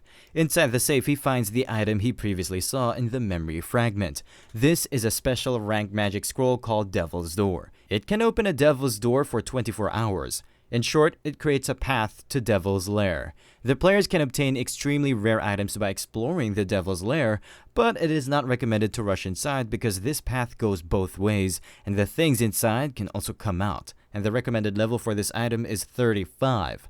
Sungwoo thinks that this recommended level is too high. That's why they didn't clear it themselves and plan to unleash it in the Korean server. Sungwoo is thinking that if the level of danger is so high, then the rewards must be good as well. But he also remembers how he barely survived his last secret dungeon and he is still on level 18. Sungwoo stores it as it is impossible to clear it right now, and Ji Seon finds something else inside the safe. She finds a bank-type special item called Oath Safe. It's an item that allows a portion of the gold earned by contracted players to be automatically deposited. Players can register a contract by placing their palm on top of the safe. The owner of the safe can set a collection rate, and the gold that the contractor earns is automatically deposited into the safe according to the corresponding percentage. Its current collection rate is 80%, and the number of contracts are 56, and the gold balance is over 13 million. Sungwoo is thinking that this is a crucial item to manage a group. They can rent it out or sell it to their allies as it is going to be quite pricey. At the same time, they get a notification that the minigame risk has came to an end with the victory of the Koreans, and now rewards will be given to them. All players start receiving their rewards, which are quite generous. Sungwoo got a total of 1.5 million gold as a reward for the minigame. His level has increased up to 19 and his stats have increased at an exponential rate. Sungwoo selects a random skill card as his level up reward. Sungwoo gets a basic crafting deadly poisonous cloud skill. It requires 30 mana and it creates a cloud containing deadly poison which sprinkles toxic rain on the area for 10 minutes and its cooldown is 1 hour. Sungwoo is thinking that he got a good area skill that doesn't negatively affect his summons, and these foolish pirates prove to be a treasure trove for them.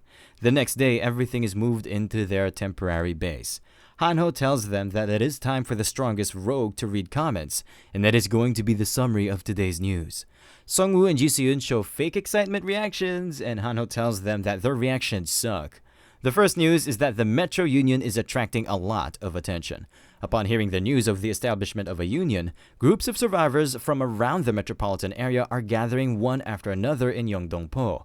The Liberation Guild side is intentionally spreading rumors. It's expected that the union will grow bigger in the future. Sungwoo is thinking that the players who have survived up until now are a bit more powerful, and they can protect themselves. The key is to see how the union will utilize these survivors. Hanho tells them that the second news is regarding the spearman Kyungsu's secret letter. According to him, the average level of the people in the town of Suwon has risen up to 8. Even Kyungsu is bragging about hitting level 11. Meanwhile, Hanho, who is at the center of all this action, is working his ass off, is still at level 14. Sungwoo and Ji Seon don't think he's doing much hard work, and Hanho reminds them that they won this recent game due to his brain. Hanho is thinking of himself as a role model for all 1-star players, and he recently learned a new shadow skill. Hanho then moves on to the next big news, which says that the Necromancer has reached level 19, which makes Sungwoo tied for the first place in the rankings with Han Kang-sok. But then Hanho says he was joking as Han Kang-sok just hit level 20 an hour ago. Hanho mockingly tells Sungwoo to work harder because he's letting them all down, and Sungwoo gets ready to pop his head out of anger. Ji Seon is wondering that Sungwoo is able to deal with a lot of monsters at once because of his minions, which exposes him to a lot of witnesses. But how in the world is Han Kang-sok able to be number 1 in the rankings without a single person seeing him, and how he has been leveling all this time at such a faster rate? Sungwoo is thinking that maybe Han Kang-sok is hunting more than him, and maybe he's only targeting areas with a lot of monsters and a high-level boss. At the same time, Hanho notices a new sword on the waist of Ji Seon. Ji Seon informs them that she got this sword after finishing off the strongest fighter of the pirates. It's a heroic rank sword called Jinum sword. It can even cut through magic. This sword was created with a rare magical metal called Jinum, and it is extremely durable. Hanho says that now she has 3 swords. She can give one to Raidi, but Ji Seon is showing no signs of giving away her swords. After some time, the whole Manhwa island is quite peaceful, and there are some guards stationed outside the main building. All of a sudden, they spot a helicopter heading toward their location. Sungwoo and his party arrive at the landing site. Minhum Song pops out with some crusaders and he congratulates Sungwoo and his party for their marvelous victory against the pirates. Sungwoo thanks him for the compliment and he asks him if there is a reason for his sudden visit. and Min-hum-sung informs him that something unexpected has happened. It turns out ranker number 1 Han Kang-sok has appeared. Sung-woo asks him by appeared does he mean that Han Kang-sok came to Yeongdong-po? And Minhwa-sung replies with a yes. He further informs Sung-woo that Han Kang-sok requested one thing from them. He said he wanted to meet the second-ranked Necromancer. He further said that Sung-woo is a crucial figure to the fate of Korea. He might be number 1, but he was too rude. He said that there was nothing for him to talk with the Crusaders and he won't say a thing until the Necromancer arrives. Sung-woo tells Min-hum-sung to inform Kang-sok to wait a bit more. Sung-woo needs to stop by the blacksmith store since he hadn't enough time before to strengthen his items. Min-hum says that it is a request from the number 1 ranker and it can cause some complications in the future. Sung-woo tells that even if he is number 1, it doesn't mean they should do everything he says. The union has just been established, so they need some sort of focal point. Sung-woo starts leaving after giving a message for Han Kang-sok to wait.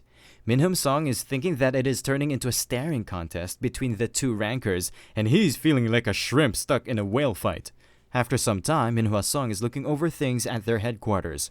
A messenger comes running and he informs her that Min-hum-sung just contacted them. He forwarded a message from the Necromancer who told them to wait since he had business to take care of.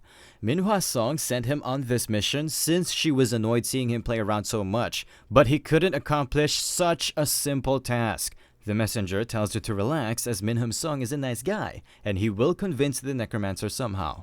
They get alerted after hearing the voice of the prosecutor who tells them that they have no choice but to wait. The prosecutor is getting more agitated as Han Kang-sok was someone who was always above him even before Sung-woo surpassed him. And he is a person who he always wanted to meet once, but now he cannot even meet him because he keeps getting a notification that an unknown energy is encroaching the area. This unknown energy is being emitted by Han Kang-sok, who is waiting patiently for the arrival of the Necromancer.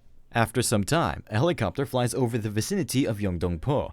New recruits of Metro Union are excited to see the Necromancer who is known as the number 1 problem solver all around Korea.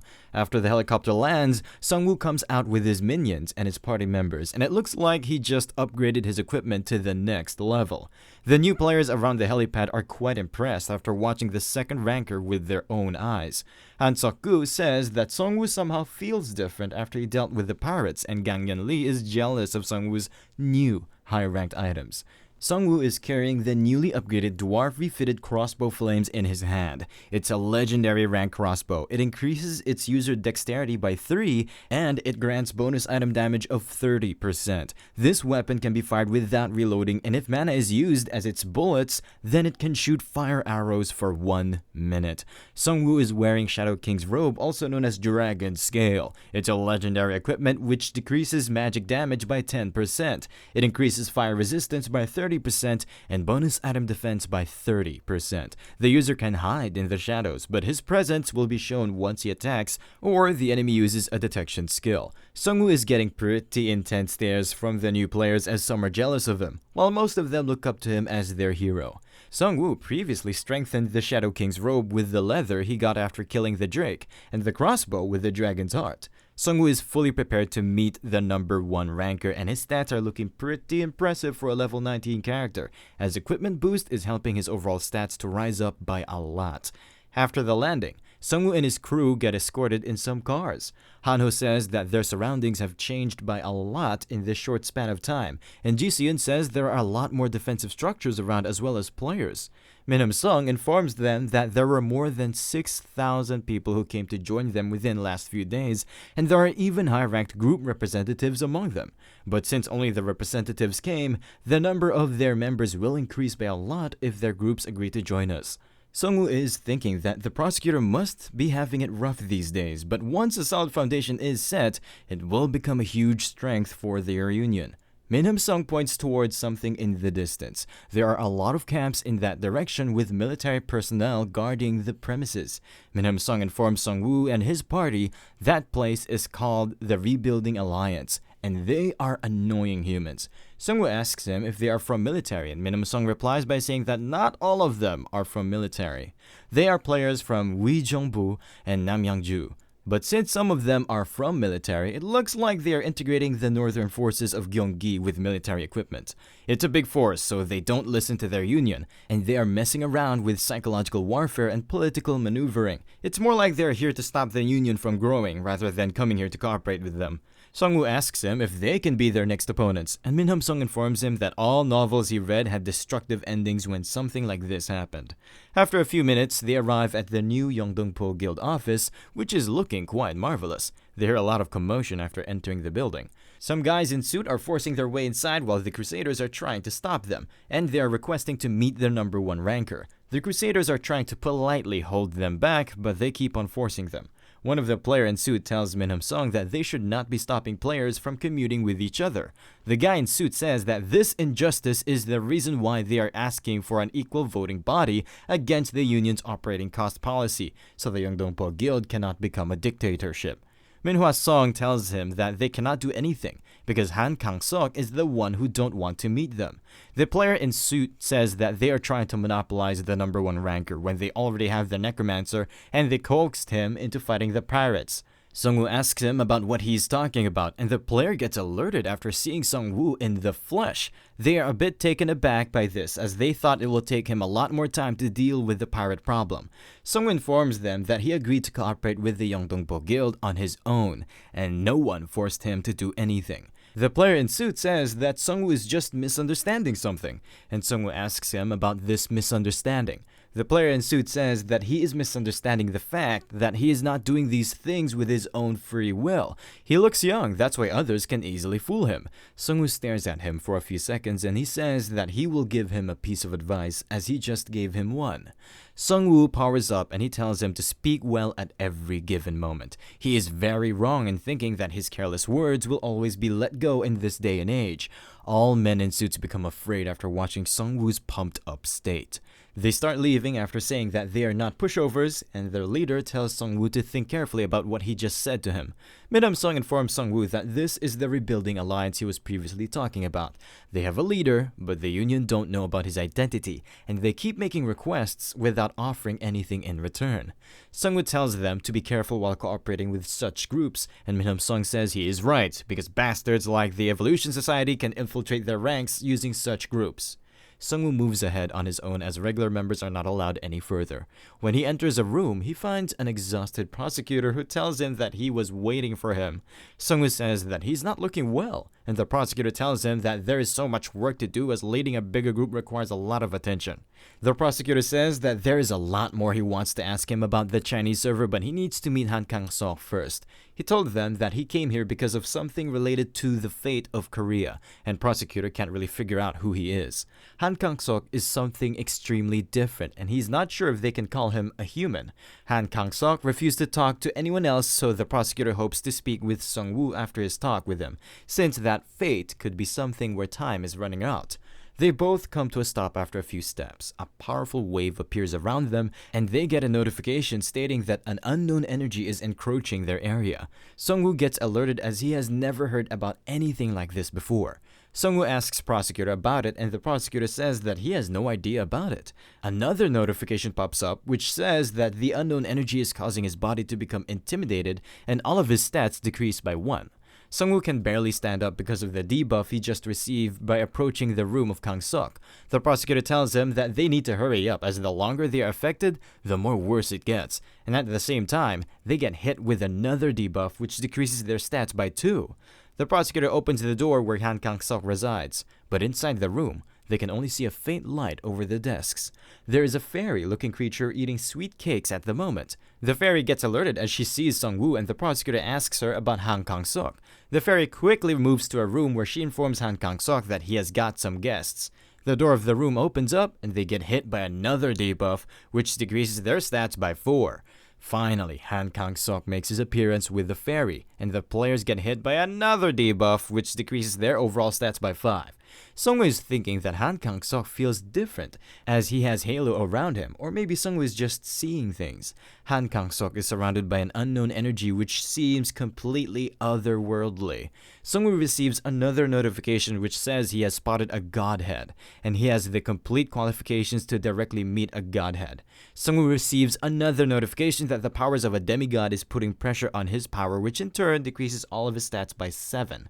Han Kang-sok says to Sungwoo that it looks like he saw it. He says that Sungwoo took a peek at his identity. Sungwoo is thinking that it does not make sense for a first ranker to be a half-god. In terms of the system classification, he is a 6-star class that exceeds even 5 stars. Sungwoo has no idea what does the system mean when it says demigod. It can simply mean that he is a demigod for real, or maybe it is related to some class, or it can also have some other meaning behind it. The prosecutor went out by himself as he could not stay there for long due to this effect, and Han Kang-sok wanted to meet Sungwoo in the first place. But being with Han Kang-sok is more difficult than what he expected. There is an absolute sense of difference, and it's hard to control the emotions as it fluctuates from curiosity to awe.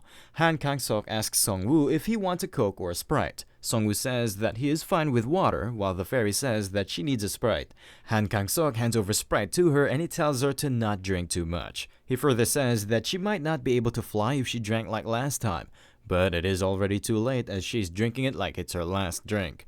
Han Kang-sok says that he wanted to meet Sungwoo once as he's the biggest star of Korea. Sungwoo is thinking that he needs to remain focused as he needs to find out who Han Kang-sok is. First of all, his bracelet and 5 rings all look like high in rank. Even when he's not armed, anyone can still guess how much good his items are, and the same can be said about Sungwoo for his equipment. Han Kang-sok thanks Sungwoo for coming to see him even when he's so busy. Kang-sok was especially moved by his actions during the Yeouido Island raid, and Shun the fairy also liked that fight the most. Shun says her name sucks, as Kang-sok has the worst naming sense, but she agrees with him saying that Yeouido Island fight was really awesome. Shun asks if Sungwoo can let her ride that bone drake later, and Sungwoo asks Kang-sok if Shun is an item. Kang-sok says that he is correct as Shun is an item, but Shun gets angry after they call her a mere item. Kang-sok asks Sungwoo if he has ever played Tamagotchi before. Its happiness level goes up if you feed it cake and Sprite. He further says that it is the best item to prevent depression. Shun angrily asks Kang-sok about why he called her an item and he will be alone all day without her. Kang-sok tells her that he just said that she's good for preventing depression. Sungwoo asks Kang-sok about the thing he said that will change the fate of Korea. Kang-sok applauds Sungwoo for getting straight to the point, and he starts by explaining about an item he has in his possession. He saw a prophecy through a prophecy crystal by chance during a hunt. It was called Bad Ending Number 15. Sungwoo's expression changes a little bit, and Kang-sok says that he must have also seen those prophecy crystals before. The bad endings Sungwoo saw were an ascension of a lich and the emergence of a world tree. Han Kang-sok informs him that there are some prophecy stones which prophecy begins the moment a player learns about it. All you have to do is to discover that crystal, and it will trigger that prophecy. Kang-sok gets to the point and informs him that he accidentally touched a prophecy stone and activated a new prophecy, and it was recommended to clear it with a party of level 27. Sungwoo gets shocked after knowing about this Hell's Door, while Kang-sok tells him that level 27 is no problem for him, but the main problem is the party play part. Kang-sok pulls out a crystal as it is probably faster to show him than to explain it. After touching it, Sungwoo receives a notification stating that he has come in contact with a prophecy stone of Korean server Bad Ending. Sungwoo's vision fades with a bright flash of light. He appears inside a dark space and it feels like the whole world is enveloped into darkness. After some time, Sungwoo can see Kang-sok along with Shun. Kang-sok finds a prophecy crystal inside the belly of a monster he just slayed. Kang-sok tries to touch the prophecy crystal, but as he was about to touch it, it gets launched up into the sky. The crystal splits the sky and a notification pops up saying that the Hell's Door first floor is opening. Hell Gate opens up in 2 different places. There are monsters present inside the Hell's Gate who are on fire. Sungwoo is wondering as to why Hell's Door opened up in 2 places that are far apart. One by one, powerful monsters start pouring out of the gates. These monsters are mostly the fire type, and they start wreaking havoc in the nearby cities. In a few minutes, a whole city gets lit on fire. A notification pops up which says that this is the future that will happen if he fails to stop the Hell's Moving Armor from Heldor. As time passes, the Hell's Moving Armor will absorb the essence of the earth and release stronger flames. With that being said, the prophecy ends with a bright flash of light. Kang-sok asks Sung-woo if he has seen it all, and Sung-woo replies with a yes. Kang-sok says that maybe this game is trying to destroy their world. He can defeat any type of monster it can throw at him, but that Hell's Moving Armor opened 2 doors that need to be dealt within a time limit, and if they can't defeat them at the same time, they will just keep on resurrecting. Sung-woo is thinking that Han Kang-sok is a solo player, and he thought that Sung-woo will only be able to reach level 27 besides himself. Han Kang-sok further says that those 2 armors are heading north. They are slowly getting stronger and they will arrive at Yeongdong-po in a few weeks. They can think of Kang-sok being the only player who can deal with them. He can just leave the country as well, but he's offering to help them. He will split the rewards in half with Sung-woo as well. Sung-woo is thinking that Han Kang-sok was the one who touched the crystal, which in turn spawned those 2 armors, but he's not thinking that he's the main cause of this. It might not be his fault that the prophecy started as soon as he touched the crystal, but his way of saying that he will help is so patronizing. Sung-woo asks Kang-sok about the rewards. Han Kang-sok says that he thinks that an unexpected legendary item will be given as a reward. Sung-woo says then he is sure that there is gonna be only 1 item, and Kang-sok agrees with him, saying that only one of them will be able to take that item. So he asks Sung-woo to play a game with him if he is confident enough to win it.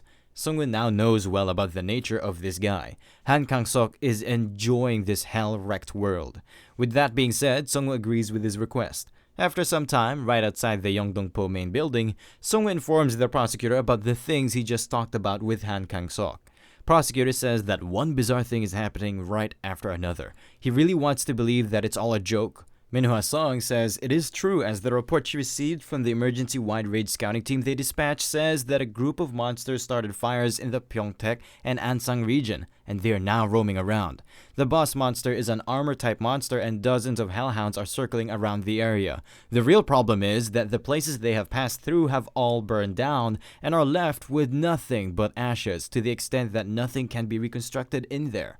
The prosecutor is a bit scared as something of such massive scale is coming to Yeongdong-po, and it might not be their final destination, but it doesn't look like it won't avoid them on their way. Sung-woo is thinking that they cannot predict the Hell's Armor movement, so even the people of Suwon can be in danger. After the pirates, they now need to face the Hell's Armor. That's why Sung-woo decided to cooperate with the number 1 ranker, as he had no other choice. Sung-woo says that he is planning on moving now, because the longer they wait, the stronger their enemies will get. Prosecutor tells him that he will help them in evacuating the people of Suwon, and he is thinking that it is frustrating as all he can do is work in the back like this. But right now, he needs to grow strong under his shadow, and send those capable to fight, though things might change if they can create the union. Rather than believing in the mysterious Han Kang-sok, it's better to fully support Sung-woo right now. After some time, Sung-woo and his party arrive at a location after following Han Kang-sok. Han Kang-sok stops for a moment and asks Sung-woo if he is really going to take his friends along with him. He gives an advice to Sung-woo to not take them along as they can die on this quest. Han-ho asks Sung-woo if it is true, and Sung-woo took him along after saying they were just going out to eat lamb cutlets. On the other hand, Ji Soo-yoon says she has heard enough, and she knows well that there is a high possibility that they might die sometime soon. But by only overcoming this ordeal, they can learn to become stronger, and their experience from this quest will give them better chances of survival in the future. Han Kang-sok says then it is fine then, and they will go to Osan using teleportation magic, and Jeon will create a teleportation point for them. Jeon is overjoyed and she introduced herself to Sung-woo's party, and Han-ho greets her back. But for some reason, Jeon looks at Han-ho with suspicion. Then she kicks him right in the face while saying that he smells like a bloody weakling. Jeon then flies up in the air to prepare her magic. She makes a big teleportation circle around them, and a notification pops up which says that they will be teleported to a designated point. All of them disappear with a bright flash of light. In just a few seconds, they appear in Osan, which was hundreds of kilometers away from their previous location. Sung-woo and his party are amazed at the fast teleportation skill of Jeon. Sung-woo tells Han Kang-sok that Jeon is a great item, and Kang-sok replies by saying that it becomes really helpful after eating what it likes. Jeon gets angry at them once again after being called an item. Han Kang-sok tells Sung-woo and his party to go ahead towards Pyeongtaek, while he will teleport to An-sok to handle the situation there. Kang-sok hands over an earring to Sung-woo, and Sung-woo asks him about its use. Han Kang-sok informs him that it is another one of Jeon's skill and they can communicate with each other in real time if he sticks this near his ear. Jeon warns Sung-woo to not take it off or it will disappear. Sung-woo equips it and he gets a notification stating that he has been connected to the Jeon communication network. Jeon and Kang-sok teleport away after wishing best of luck to Sung-woo and his party. Han-ho compliments Kang-sok by saying that the #1 ranker really deserves his reputation and he badmouths his ill-mannered fairy. He further says that his righty is the best companion as compared to that moth. Sung-woo and his party ride on bone wyverns to cover the distance at a faster pace. Jeon asks them if they can hear her, and Sung-woo replies with a yes. Ji-seon points out something important below a building to their left. It turns out some survivors are being chased by hellhounds. All of a sudden, Kang-sok informs them that he forgot to inform them about something. It turned out that the armor boss just summoned a fire giant. It can throw a ball of fire, so he tells them to be careful while flying. Han-ho points out toward a building with a large fireball on top of it. It turns out to be the fire giant which Han Kang-sok just warned them about. Han-ho is afraid as the size of this fire giant is extra large. The fire giant pulls out a big chunk of the building with his bare hand. He then hurls it towards Sung-woo and his party after igniting it on fire. Sung-woo tells Han-ho to hold on tight as it is already too late to dodge. The bone wyvern gets completely destroyed after getting hit with the fireball. Both Sung-woo and Han-ho start falling and Han-ho says that this is why he hates flying.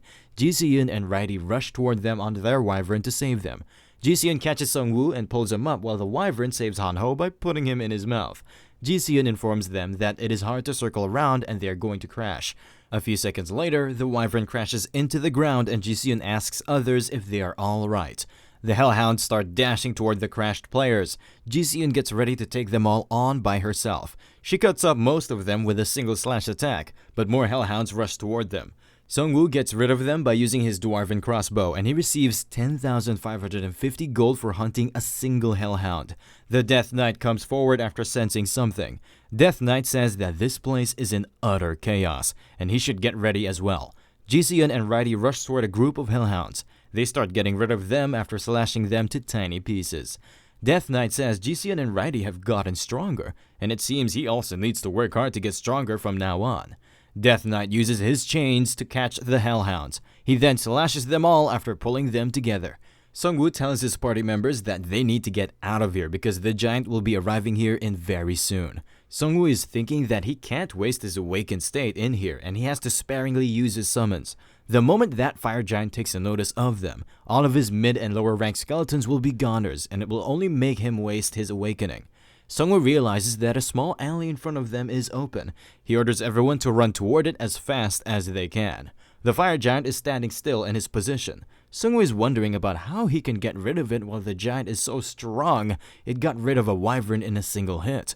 But first, they need to get to a safe location, so Sung-woo summons his troll skeleton. It is going to be hard to find another skeleton like this, but Sung-woo still orders it to block the alley behind them. The hellhounds breathe out fireballs. They start bombarding the troll with fireballs and it gets destroyed after some time. Sung-woo summons 2 more troll skeletons and he orders them to block the path of the hellhounds. But all of a sudden, Sung-woo realizes a big fireball in front of them and he orders everyone to stop. This massive fireball turns out to be the fire giant. At the same time, Han-ho, who was previously pretending to be unconscious, wakes up and he asks them if he can again go back to being unconscious. Sung-woo was previously thinking of saving his strength for the Hell's moving armor boss, but after seeing the fire giant he is having second thoughts. Sung-woo says that he has no other choice but to take a gamble and use it in here. All of a sudden the fire giant reaches a bus and screams of survivors can be heard from a building behind it. Sung-woo is thinking that maybe these guys are the same players he just saved a moment ago. Inside the building a kid is asking his dad for help. Death Knight says that he's going to save them even if Sung-woo tries to stop him. Looking at the burning building reminds Sung-woo about his past. It reminds him of the day his parents died. He was too weak back then and he was afraid as well, but the situation is completely different right now. Sung-woo screams out that he will face the fire giant by himself. Sung-woo summons the Grim Reaper Scythe and he gains the power of a lich for a certain duration, and he orders the rest of his party members to watch his back. Ji-seon asks Sung-woo if he can really face this monster by himself, as the recommended level to fight it is at 27. Sung-woo says that it is fine, and he will find it out pretty soon if he can defeat it or not. Sung-woo leaves the Hellhounds to Ji-seon and the Death Knight as they will be able to handle them with ease. Sung-woo is thinking that he needs to find a different way to deal with this fire giant as he cannot damage it using normal attacks. His entire body is covered with flames and the skeletons will easily melt after coming in contact with it. As long as it maintains its form, its head is probably its weak point, but it is positioned too high for a direct attack. Sung-woo is thinking that maybe he should give his new skill a try, and he summons the deadly clouds. The whole sky gets covered with dark purple poisonous clouds. Sung-woo doubts the poison will work on the ball of fire, but the important thing here isn't the poison, but the raindrops. The rain starts pouring and the giant puts his hand up to save his head from getting wet, indicating that the poison rain is working on him. The fire giant firmly breaks a big piece of a building. He then hurls it towards Sung-woo with full force after covering it in fire. Without wasting any time, Sung-woo summons his skeleton warriors and he equips them with his battle gear production skill. The giant rock smashes into the skeleton warriors formation, which ends in a big explosion. The impact was so huge that even Ji-seon and the Death Knight got caught up in its aftershock. Some raindrops fell on the head of the fire giant and he's showing signs of worry. Sung-woo is thinking that his guess was right, as the head of the fire giant is his weakness and he needs to target it next time. In a desperate attempt, the fire giant tries to attack Sung-woo with a fire palm attack.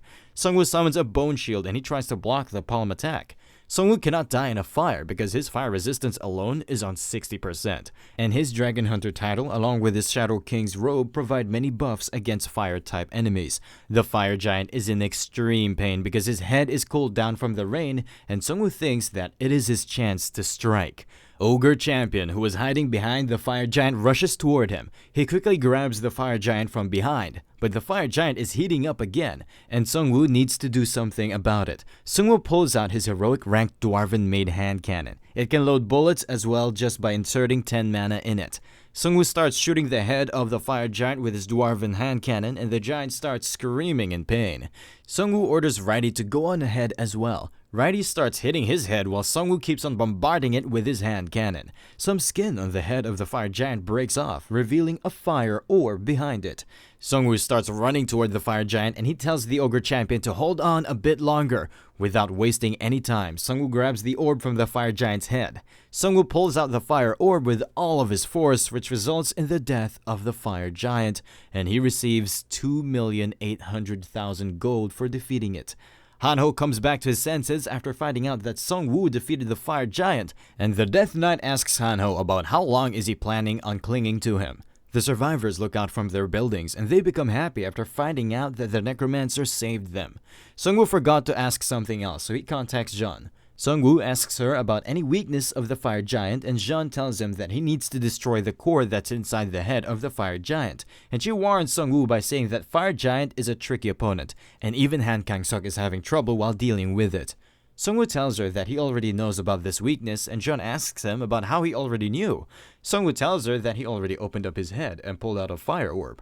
After hearing it, Jeon tells Kang-suk about this huge problem, and Sung-woo can hear her as well. He's thinking that maybe she's worried about his bet with Kang-suk, and winning it can be possible if he can continue on this pace. Plus, he was just able to get his hands on a premium item like this. This fire orb is a heroic ranked material called Life Force of Fire. It contains a strong power of fire that does not exist in the real world, and if certain conditions are met, he may be able to control this fire with mana. According to his crafting experience, it should be a good material, but the real problem is a tattoo that appeared on his arm. Its description says that it is imprinted by the demons of hell. The demons of this land will be able to track him, and this curse will be lifted once the boss monster, Hell's Moving Armor, is defeated. Sung-woo was not planning on avoiding it either, and even if they can track him, he can use it the other way around. He can find them at a location of his own choosing and tells his party that it is time to make a nice, fun trap.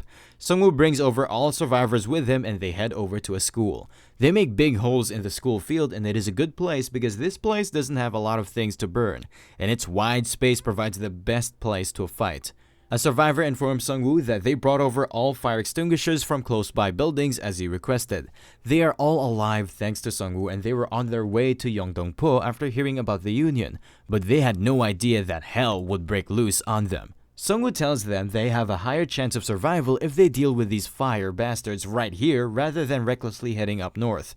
The survivor further informs him that they buried the monster dead bodies all around the field as he requested, and Sungwoo compliments them by saying that it will help him a lot during this fight. Hanho says that they should hide now that the traps are all ready, but before he can complete his sentence, he hears a huge lightning zap sound. Hanho is wondering about how can the lightning occur while the sky is fully clear.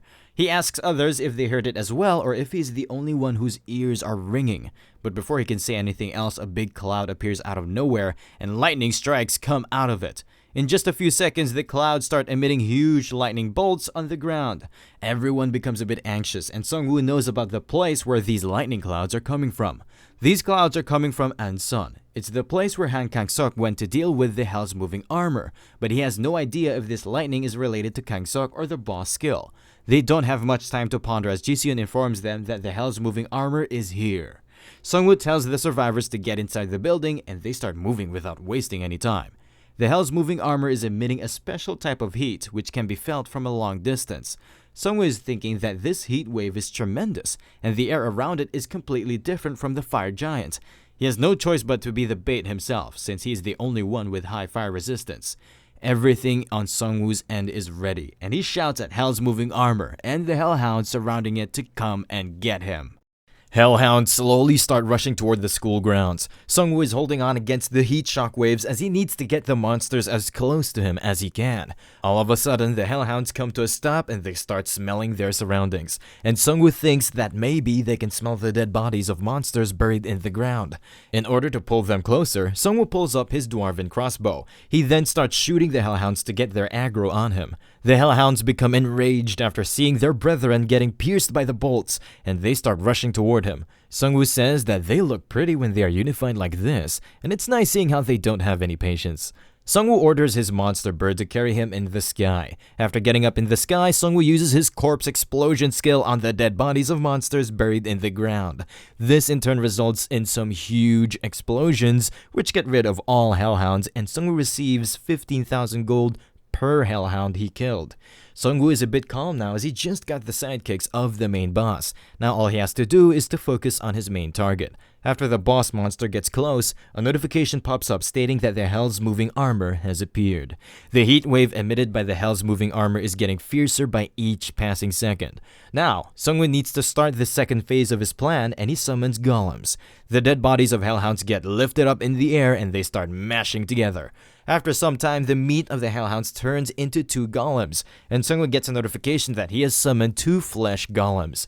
Sungwoo then equips his minions with shields using his battle gear production skill. Sungwoo receives a rank 1 gear synergy called Armor Break. This synergy requires more than 10 units equipped with blunt weapons, and this synergy gives various buffs, such as a stun chance of 6% and additional damage against monsters with medium to large builds, and 10% additional damage against targets wearing plated armor. Sungwoo prepared this special synergy in order to destroy the armor of the boss. After that, Sungwoo orders his bird monsters to charge forward, and they are equipped with fire extinguishers. The bird monsters throw the fire extinguishers on the Hell's Moving Armor. This, in turn, lowers the temperature around the Hell's Moving Armor by a little fraction. Sungwoo used these throwing-type fire extinguishers in order to lower its temperature by blocking off the oxygen. But after a few seconds, the Hell's Moving Armor summons some fireballs. He then uses the fireballs to kill off the monster birds summoned by Sungwoo.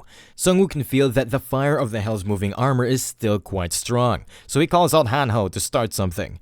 Hanho comes running toward the sports ground. He is carrying a big water pipe and he tells other players to turn on the water valve as he's going to turn this whole place into a swimming pool. Ji-seon realizes that the water is evaporating before it even hits the ground, but Hanho keeps on pumping more water as they need to lower the temperature.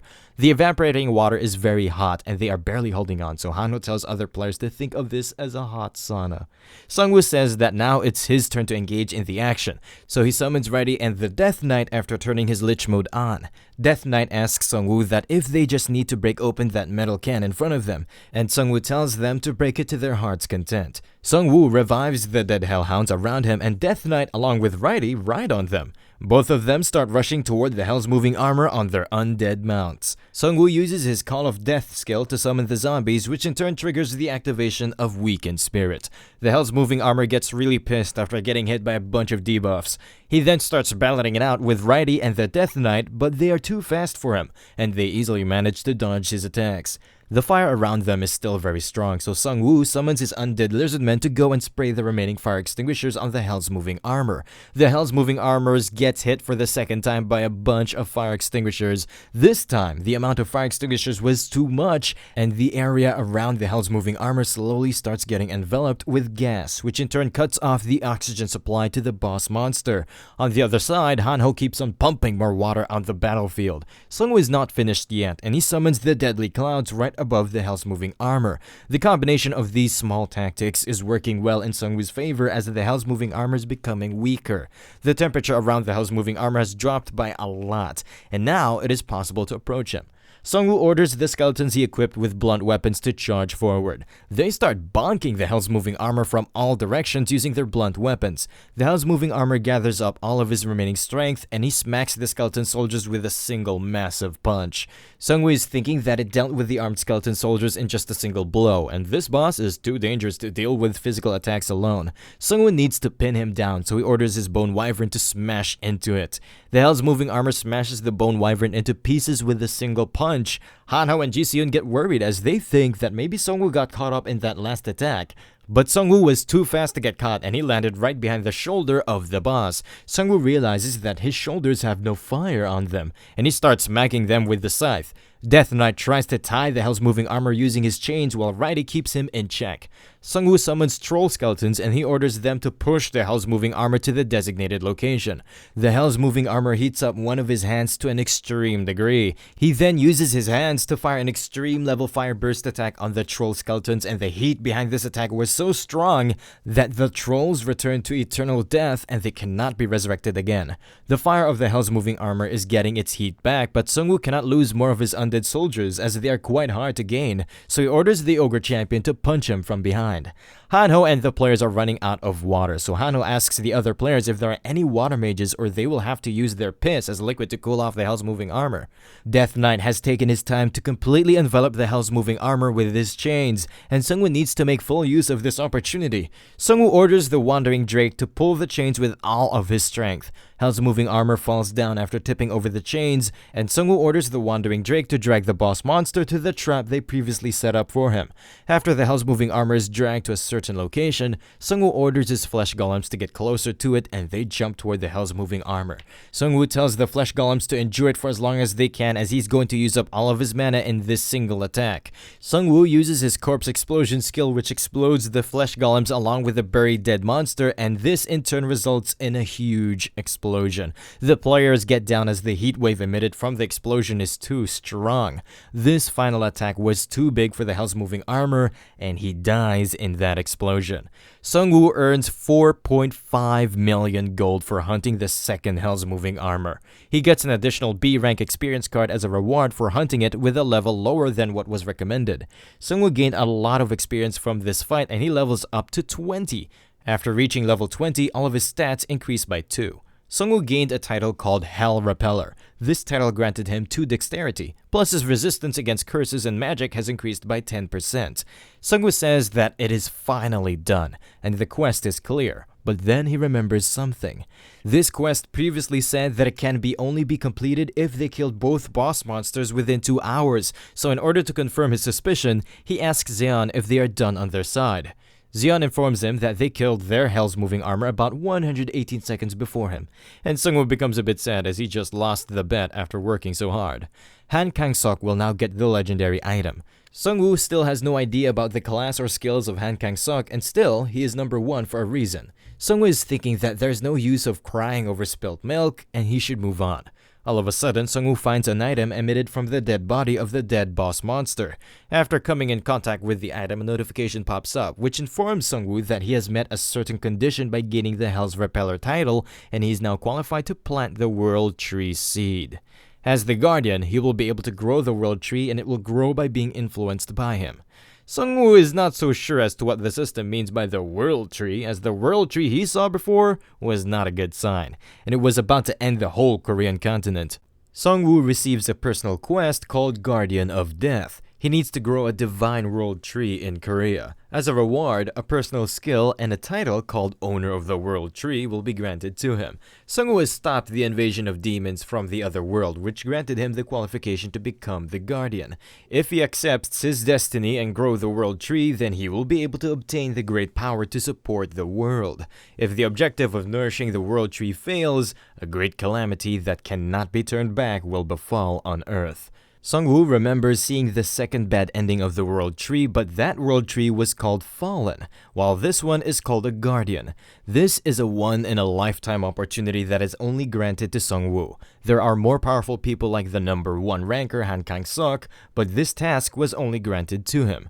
Sungwoo calms himself down as it's not like he can do this task right now, and there's no need to rush things. Sungwoo needs to reorganize some stuff. He might have lost the chance to get a legendary item, but it's not like he's going home empty-handed. Sungwoo received a special ranked item called Hellfire Armor. This armor increases defense by 50%, magic resistance by 30%, fire resistance by 100%, and fire damage by 20%. The size of this armor will automatically adjust to permanently fit the wearer, thus making it untradeable.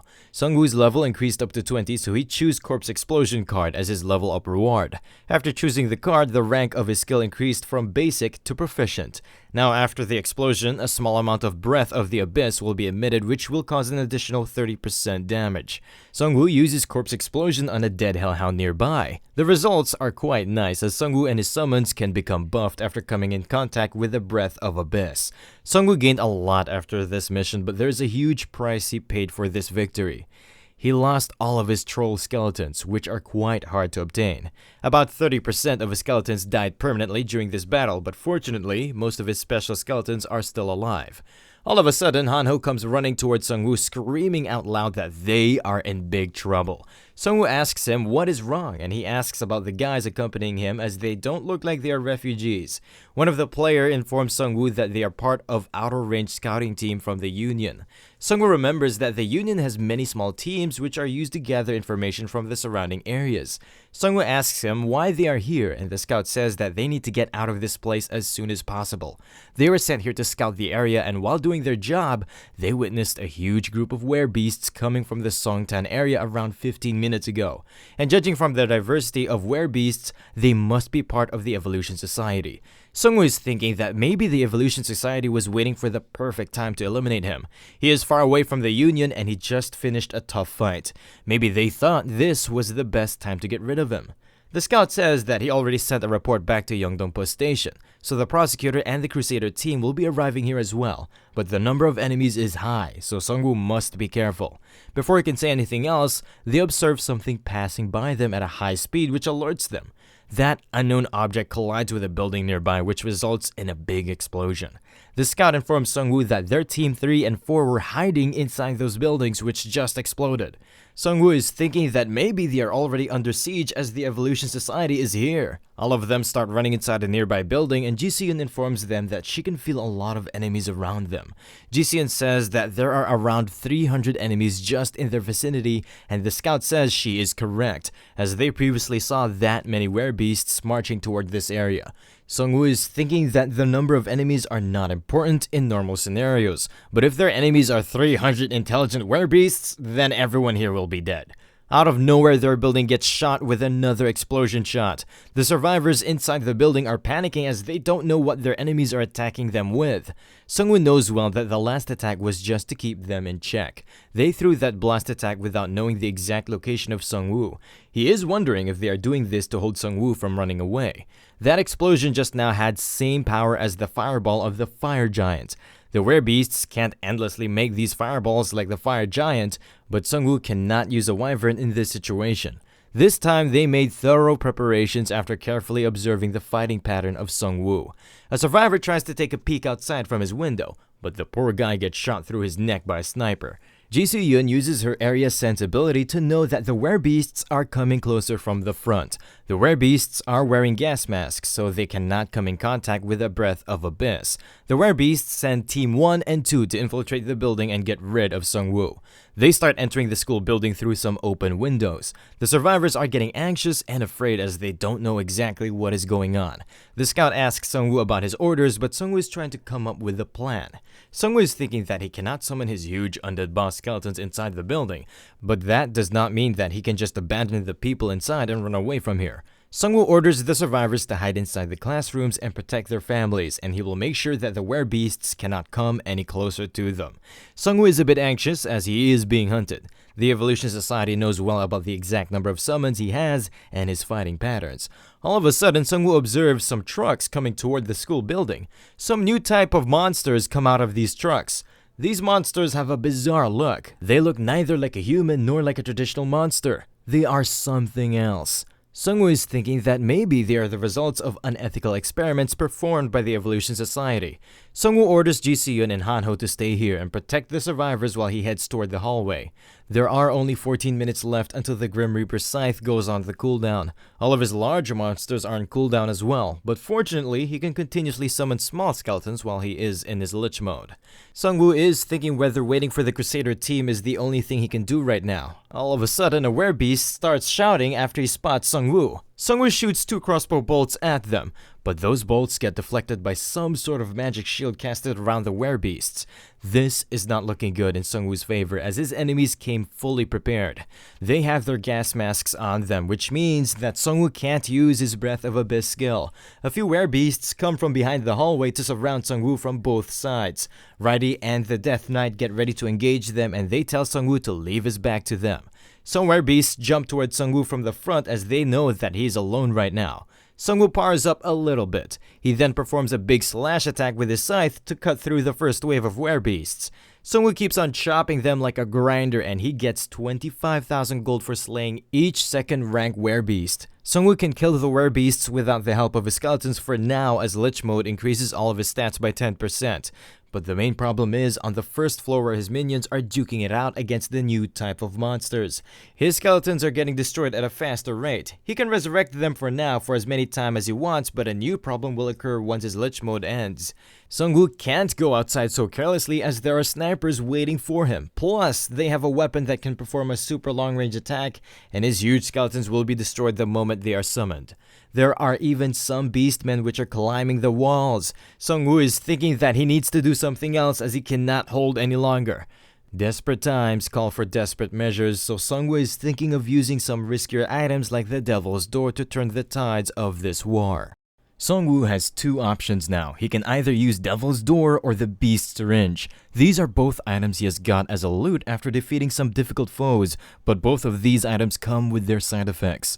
The Beast Syringe is an unidentifiable rank item which is crafted by a player. It will temporarily turn its user into a werewolf. It is an extract made by boiling a beast. After using it, the player will return to normal within 20 minutes. Sungwoo is a bit hesitant to use it because it can cause some unknown side effects, but he has no other choice. On the other side, the Devil's Door is a special rank magic scroll. It will open the Devil's Door for 24 hours. The Devil Door creates a path to and from a Devil's Lair. Extremely rare items can be obtained by exploring the Devil's Lair, but it is not recommended to rush the Devil's Lair because the monsters can rush out of it as well, and the recommended level to clear it is 35. Sungwoo is a bit hesitant because all of them can die if things go wrong. Devil's Lair is an item that the pirates were planning on using as a strategy to destroy a certain region in Korea, and Sungwoo was originally planning on challenging it himself, but right now he has no other choice. Sungwoo is thinking of transforming into a wolf first using the Werebeast Syringe. Then he will turn around and open the Devil's Door behind them. After that, he will run away as the only thing he needs to do first is to survive. Sungwoo tells this plan to Righty and the Death Knight, and he instructs Death Knight to guard the school. After that, Sungwoo starts heading downstairs with his minions. The way forward is blocked by the test subjects and his skeletons are barely holding them back. Righty and the Death Knight jump in the ranks of test subjects and they receive 100 gold for slaying each test subject. These test subjects are quite strong, but Sungwoo is only receiving 100 gold coins, which are nothing compared to their raw power. Sungwoo uses Corpse Explosion on the dead bodies of the mutants to kill them off in one go. Sungwoo is thinking that the snipers will not be able to see through this smoke. Sungwoo uses Weakened Spirit on the incoming wave of werebeasts. Their leader orders them from outside to not remove their masks as the gas released by Sungwoo can easily be repelled using them. While the werebeasts are busy with his minions, Sungwoo seizes this opportunity to use the beast syringe on himself. On the other side, Righty gets punched by a werebeast. The impact of the punch was quite strong, so he crashes near Sungwoo.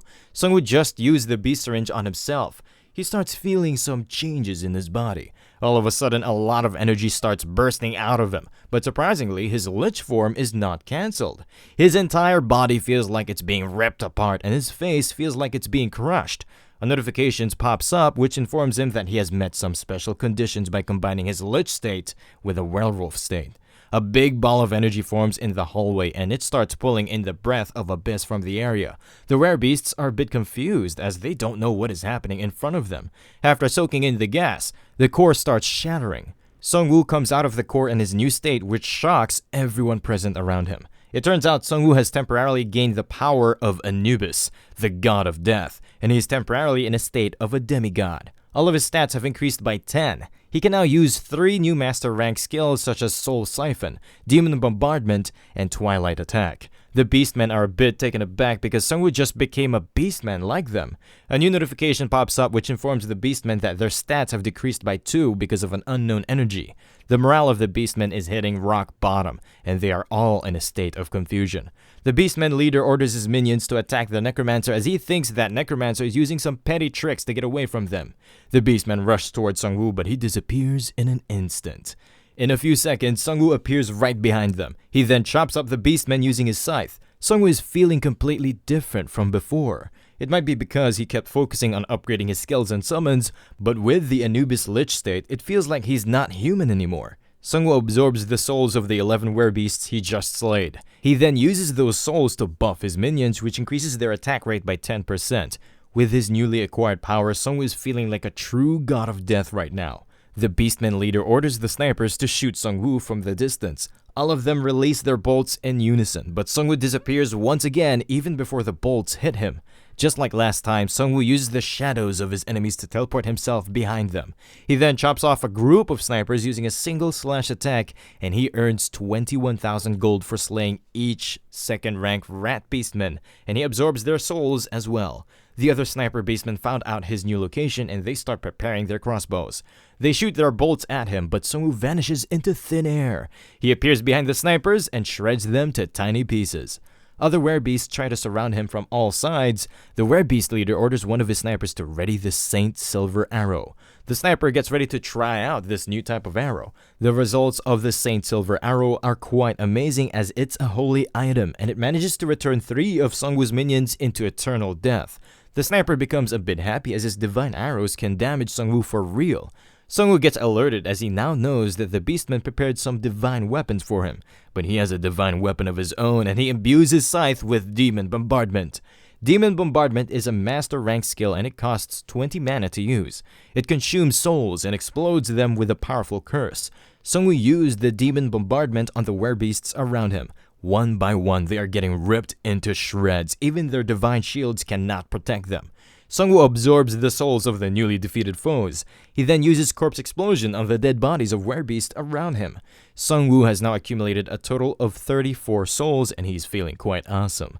After absorbing a lot of souls, Sungwoo imbues his scythe with Demon Bombardment once again. He then upgrades his skeleton minions using the souls he just gathered. The Beastman leader orders his men to get away from Sungwoo. He will deal with the Necromancer himself, so he orders his men to hold off his minions. After some time, both of them come face to face and the Beastman leader says that Sungwoo just changed his fighting style. He is wondering if Sungwoo was one of their kin all along, but Sungwoo mocks him by saying that a wolf like him cannot be akin to a cow. The werebeast tells him that those concepts are old, and now all beastmen belong to the same species. Sungwoo asks him if he is one of the 4 werebeast leaders. The Beastman leaders asks him about how he knows about the 4 leaders, and Sungwoo says that he just knows about minor details. Sungwoo imbues his Grim Reaper Scythe with Demon Bombardment. He then uses it on the werebeast leader, but the werebeast leader somehow managed to block the attack, and he throws some chains towards Sungwoo. The chains envelop the Grim Reaper Scythe, and Sungwoo gets a notification that his weapon has been sealed for a short period of time. This beastman is called the Red Rider, and he prepares to finish off Sungwoo. Sungwoo has only 7 minutes of Grim Reaper state remaining while his werewolf state has 14 minutes left. His weapon is sealed, but thankfully it didn't cancel his Grim Reaper state. Red Rider tells Sungwoo to brace himself for a huge impact. Sungwoo is thinking that this guy is quite powerful and he cannot drag out this fight any longer. Red Rider can read Sungwoo's expression and he knows well that Sungwoo is getting impatient. Sungwoo compliments him for having an ability which tells the state of animals. Red Rider informs Sungwoo that he was a vet in his human years, and it's a basic skill for a vet to read the expressions of animals. Sungwoo can easily capture him with his minions, but they are currently busy with other beastmen. Sungwoo looks back, but it seems like the beastmen are holding his minions back. Sungwoo asks him if he prepared this plan to engage him in a one-on-one fight. Red Rider says that he is correct, and he made this plan because Sungwoo normally fights cowardly. Red Rider mostly fights without weapons, but this time, he is using equipment to get an equal playing field against the Necromancer. Sungwoo says that Red Rider is a coward as he's a fighter and he's trying to fight a mage-like character in a melee battle. Red Rider tells Sungwoo to shut up as he talks like a coward. Red Rider feints a punch and he lands a kick on Sungwoo. Sungwoo felt the impact of the kick and he's getting a bit nervous. Red Rider uses another powerful attack on Sungwoo. Sungwoo got hit pretty badly this time and blood starts coming out of his mouth. Red Rider pulls him up to ask him what he's going to do next as all of his underhanded methods have been dealt with. Red Rider prepares a strong punch attack to get rid of Sungwoo, but this time, Sungwoo easily catches his punch with his bare hands. Sungwoo informs him that his time of playing around is over, as he just got all the experience points he needed to put the Red Rider in his place. Sungwoo's strength stats alone is 52, and if you add the bonus stats acquired after becoming a beastman, then there is no need to be afraid of this Red Rider. Sungwoo breaks one of the hands of the Red Rider with his strong grip. He then does a follow-up punch barrage attack. Red Rider is in extreme pain, but he can't block any of the attacks. Sungwoo kicks his face into the ground. Red Rider has not hit the dust yet as he got another trick up his sleeve. Red Rider pulls out another syringe. He injects himself with the syringe. In a few seconds, he starts brimming with power. At the same time, the Grim Reaper scythe of Sungwoo has been unsealed. Meanwhile, inside the building, the test subjects have been dealt with. The refugees are amazed as Ji Se-yeon killed so many beastmen on her own. But there is a test subject hiding among the other dead bodies. He jumps out toward a refugee to kill him. Han-ho comes in between them and he blocks the attack of the test subjects with his invulnerable body. Han-ho then rips him apart using his bare hands. Ji Se-yeon says that the interior of the building has been cleared out and Han-ho comes back to his normal state. Ji Se-yeon goes toward the windows to check out the situation outside. The situation on the outside is not looking well as there is poisonous rain everywhere and the buildings around them are almost destroyed. Sungwoo is hiding from the Red Rider, so Red Rider tells Sungwoo to fight him like a man. Plus he got his scythe back, so it must be easy for him to deal with the Red Rider. Red Rider is the 4th ranked beastman and he's like Sungwoo, who has gone through his first awakening. At last, the Red Rider finds the Necromancer and they start juking it out. They keep on attacking back and forth. Sungwoo is running out of time, so he imbues his scythe with Demon Bombardment skill as he needs to get rid of this beastman as soon as possible. Red Rider jumps up to avoid the Demon Bombardment skill, but he has already been poisoned and blood starts coming out of his mouth. Red Rider falls down to the ground. He starts shouting at the Necromancer as he is using some cowardly skills again. Sungwoo tells him to grin his teeth as his situation is about to get worse. Sungwoo uses Twilight Attack on the Red Rider. Twilight Attack is a master rank skill. It costs 40 mana and 20 souls. It uses the energy of the souls to move at a fast speed. It inflicts strong magic damage on enemies at the landing point and binds them with the ghost's hands for 10 seconds. Red Rider gets caught up in the Twilight Attack. Sungwoo activates Ghost's Hand skill on the Red Rider which completely binds him in place. The lackeys of the Red Riders are getting anxious as their leader just got trapped. Red Rider is in despair and he orders his lackeys to bomb this place. They can't afford to let the Necromancer live, but Sungwoo says that they are already too late for that. All of a sudden, a red portal appears near them. Another beastman with a cane comes out of the portal. This beastman is another 4th ranked beast, and the others call him the White Cardinal. There is only 1 minute remaining until the Grim Reaper scythe runs out of time. Sungwoo is thinking of running away, but at the same time, the White Cardinal tells the Red Rider to run away. The White Cardinal starts coughing up blood and he keeps on telling the Red Rider to run away. All of a sudden, some bolts of yellow lightning pass by them. Other beastmen get confused after seeing the lightning above them. Sungwoo has an idea about what can be causing this lightning to emerge here. A notification pops up which tells everyone that an unknown energy is making their bodies intimidated, and all of their stats have decreased by 5. 2 yellow-colored hands appear above them, and they start ripping the space apart. Han Kang-sok appears out of the space, and he tells Sung-woo that these bastards tried to stop him from meeting him. But this is expected as Sung-woo is the biggest star of Korean server, and everyone wants to meet him. Han Kang-sok makes his appearance on the battlefield. Xian says that all of these beasts are weaklings and they think they can take down anyone if they group on him together. Han Kang-sok throws the head of a beastman on the ground. Red Rider recognizes the head as it belongs to the Blue Cardinal of the Beastman clan. There are 2 different teams of beastmen stationed on buildings behind Han Kang-sok. These beastmen have a weapon called Thunder God's Mace. It is the same weapon they were previously using to bombard the surroundings of Sung-woo. They finally activate the Thunder God's Mace after powering it with their magic. Thunder God's Mace shoots a huge beam of energy toward Kang-sok. Kang-sok pulls up his weapon in time, then he uses it to pull up a huge chunk of rock in order to block the beam of energy. Han Kang-sok tells them that they made a wrong choice of attacking him. Then he splits the rock into 2 parts. He throws both parts of the rocks toward the beastmen stationed on the buildings to blast them off. Han Kang-sok focuses his attention on the White Cardinal who escaped him once before. Kang-sok uses his weapon to shoot a lightning bolt toward the beastmen. White Cardinal uses a skill called Psychic Barrier to envelop himself in a protective layer. Red Rider is quite angry at Kang-sok and he asks White Cardinal about this monstrosity, and White Cardinal tells him that the enemy they are facing is Han Kang-sok, who is the #1 ranker of the Korean server. They are in a tough spot as the #1 ranker is in front of them and their #2 ranker is right behind them. White Cardinal opens up another red portal as he knows that they cannot face these 2 monsters at once, and they need to cut their losses right here. White Cardinal and Red Rider try to run away through the portal, but Han Kang-sok is not having any of their crap and he uses Lightning Bolt at them. Red Rider gets struck by the lightning and the White Cardinal tries to pull him inside the teleporter. The portal closes down and the White Cardinal safely exits the battlefield. Red Rider was not so lucky as he got roasted into beef by the bolt of Han Kang-sok. Han Kang-sok is not happy as he lost one of his prey. The Beastman transformation of Sung-woo dispels as he ran out of time and he is feeling a lot of pain.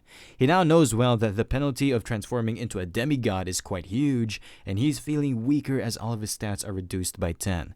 Han Kang-sok compliments Sung-woo for his half-god transformation. Sung-woo knows well that Han Kang-sok is a permanent demigod unlike him who temporarily transformed into one for a limited time, and he thanks Kang-sok for his help and asks him about what he's doing here. Han Kang-sok says that he was just coming here to say goodbye to him, but too many beastmen blocked his way, so he had no other choice but to eradicate them.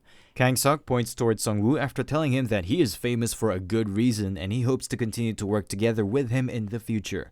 Kang-sok is impressed by Sung-woo as he defeated the Iron Golem boss just 2 minutes after him. He further says that he is glad that he made a good friend like him. The system forces cooperation like this, so they will have to work together often in the future. Sung-woo directly asks Kang-sok that if demigod is a class, and Kang-sok asks him that he just transformed into one few moments ago, so he must have an idea about it by now. Kang-sok says that demigod is not a class. It's like a power that you can obtain if you meet certain special conditions. He got it as well after meeting certain conditions, and even he don't know how to obtain the full power of a demigod class. Kang-sok says that it is all he can tell him about the demigod. With that being said, Kang-sok and Xian bid farewell to Sung-woo. Sung-woo is still thinking whether Kang-sok really came here to bid farewell to him or if he had any other motive. Maybe Kang-sok sensed his demigod state and came here to check it out. After a few hours, some helicopters belonging to Yeongdong-po Guild arrive there. Min Sung comes out of the helicopters along with other crusaders and he apologizes for being late. Sung-woo tells them that it's okay as their surveillance team informed him beforehand about the Beastman assault, which saved his neck. Min Sung says that he is happy that Sung-woo resolved this huge incident by himself, but there is another big piece of news they just got. It turns out that an angel statue was discovered in Seoul. After that being said, all of them get on the helicopters to return to their base. Han-ho is quite happy as they just got a powerful cannon from the Evolution Society. The treasure they got is the Thunder God's Mace. It can shoot up powerful lightning bolts and it uses mana as bullets. Ji-seon says that it uses up a lot of mana with every shot, but she is glad that they finally got their hands on a siege weapon. Manhwa Song informs them that they scavenged a truckload of weapons from the Beastmen. Sungwoo tells her to send one of the 3 Thunder God maces to his town of Suwon and moderately divide the loot. After the loot is divided, Sungwoo got all weapons belonging to the Red Cardinal. The first weapon he got is a heroic rank fighter's shackle. It can seal all of the opponent's weapons for a short period of time. The second item he got is the Mountain Goblin Shield. This shield can nullify magic attacks 3 times, and it has a cooldown of 3 hours. He got 3 more werewolf syringes so he can transform into Anubis 3 more times. Plus, he turned the Red Rider into one of his minions, so now he has another powerful summon on his beck and call. Manhwa Song comes to Sungwoo to tell him that the angel statue was discovered near Namsan.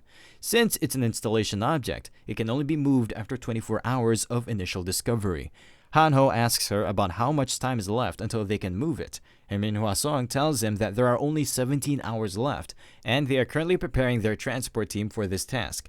Jiseon says that she is happy that now they can rest for at least 17 hours, and Hanho asks them if they have an air-conditioned room as he wants to take a nap along with Righty. After some time, they are resting in the room, and Hanho informs Sungwoo that the town of Suwon grew a lot, and the average level of players in Suwon is 8. Sungwoo is happy as the town of Suwon has a lot of production classes like blacksmiths, chefs, and leather workers. Everyone back in Suwon is helping each other, which is contributing to their synergy becoming stronger by every day. It turns out that the movement of the pirates is again being suspicious near Ganghwa Island. Koreans know well about what is going on in China, as they have a lot of captured pirates and they can use their mobiles to check the condition of Chinese second server. But there are still a lot of chances of another pirate invasion. Hanho asks Sungwoo that if he thinks that the pirates will come again, and Sungwoo tells him that they will, but they're going to take a lot of time to replenish their ranks. Jiseon says that their entire advance force got annihilated, so they will first try to become stronger than before. Sungwoo says that it's a pain in the ass, but they need to get this union stronger for a bigger invasion. All of a sudden, a notification pops up which informs all players that the first part of the mainstream Chapter 2 has ended. It turns out all monster armies were annihilated in this time. The system reveals the rank of players who defeated the monster army bosses. Sungwoo defeated 3 bosses, Han Kang-sok, Doctor, and the Prosecutor defeated 2 bosses, while other ranked players and guilds managed to defeat 1 boss each, and there were a total of 14 bosses. Hanho is a bit happy as this long and frustrating boss raid chapter is over, but Sungwoo reminds him that it was just the second chapter, and there are more chapters to come. After some time, they get a notification about the start of the 3rd chapter. This chapter is called Selecting Factions. The system congratulates all survivors from the Korean server as they managed to defeat all powerful bosses. The players can now choose between 2 factions known as Angels or Devils in order to continue the struggle for the survival of Earth. Hanho says that selecting Angel faction is the right choice, and no one in their right mind would select the Devil factions except one person present in the room whose stats match with that of Devils. Another system message pops up with 5 guidelines. Players can sign a contract with a faction through the stone statues of angel or devil races. Player can receive promotion quests through the statues, and upon clearing them, they will get a shoulder pad of a certain level. Each faction is given a faction quest, and all players receive great rewards after that quest is completed.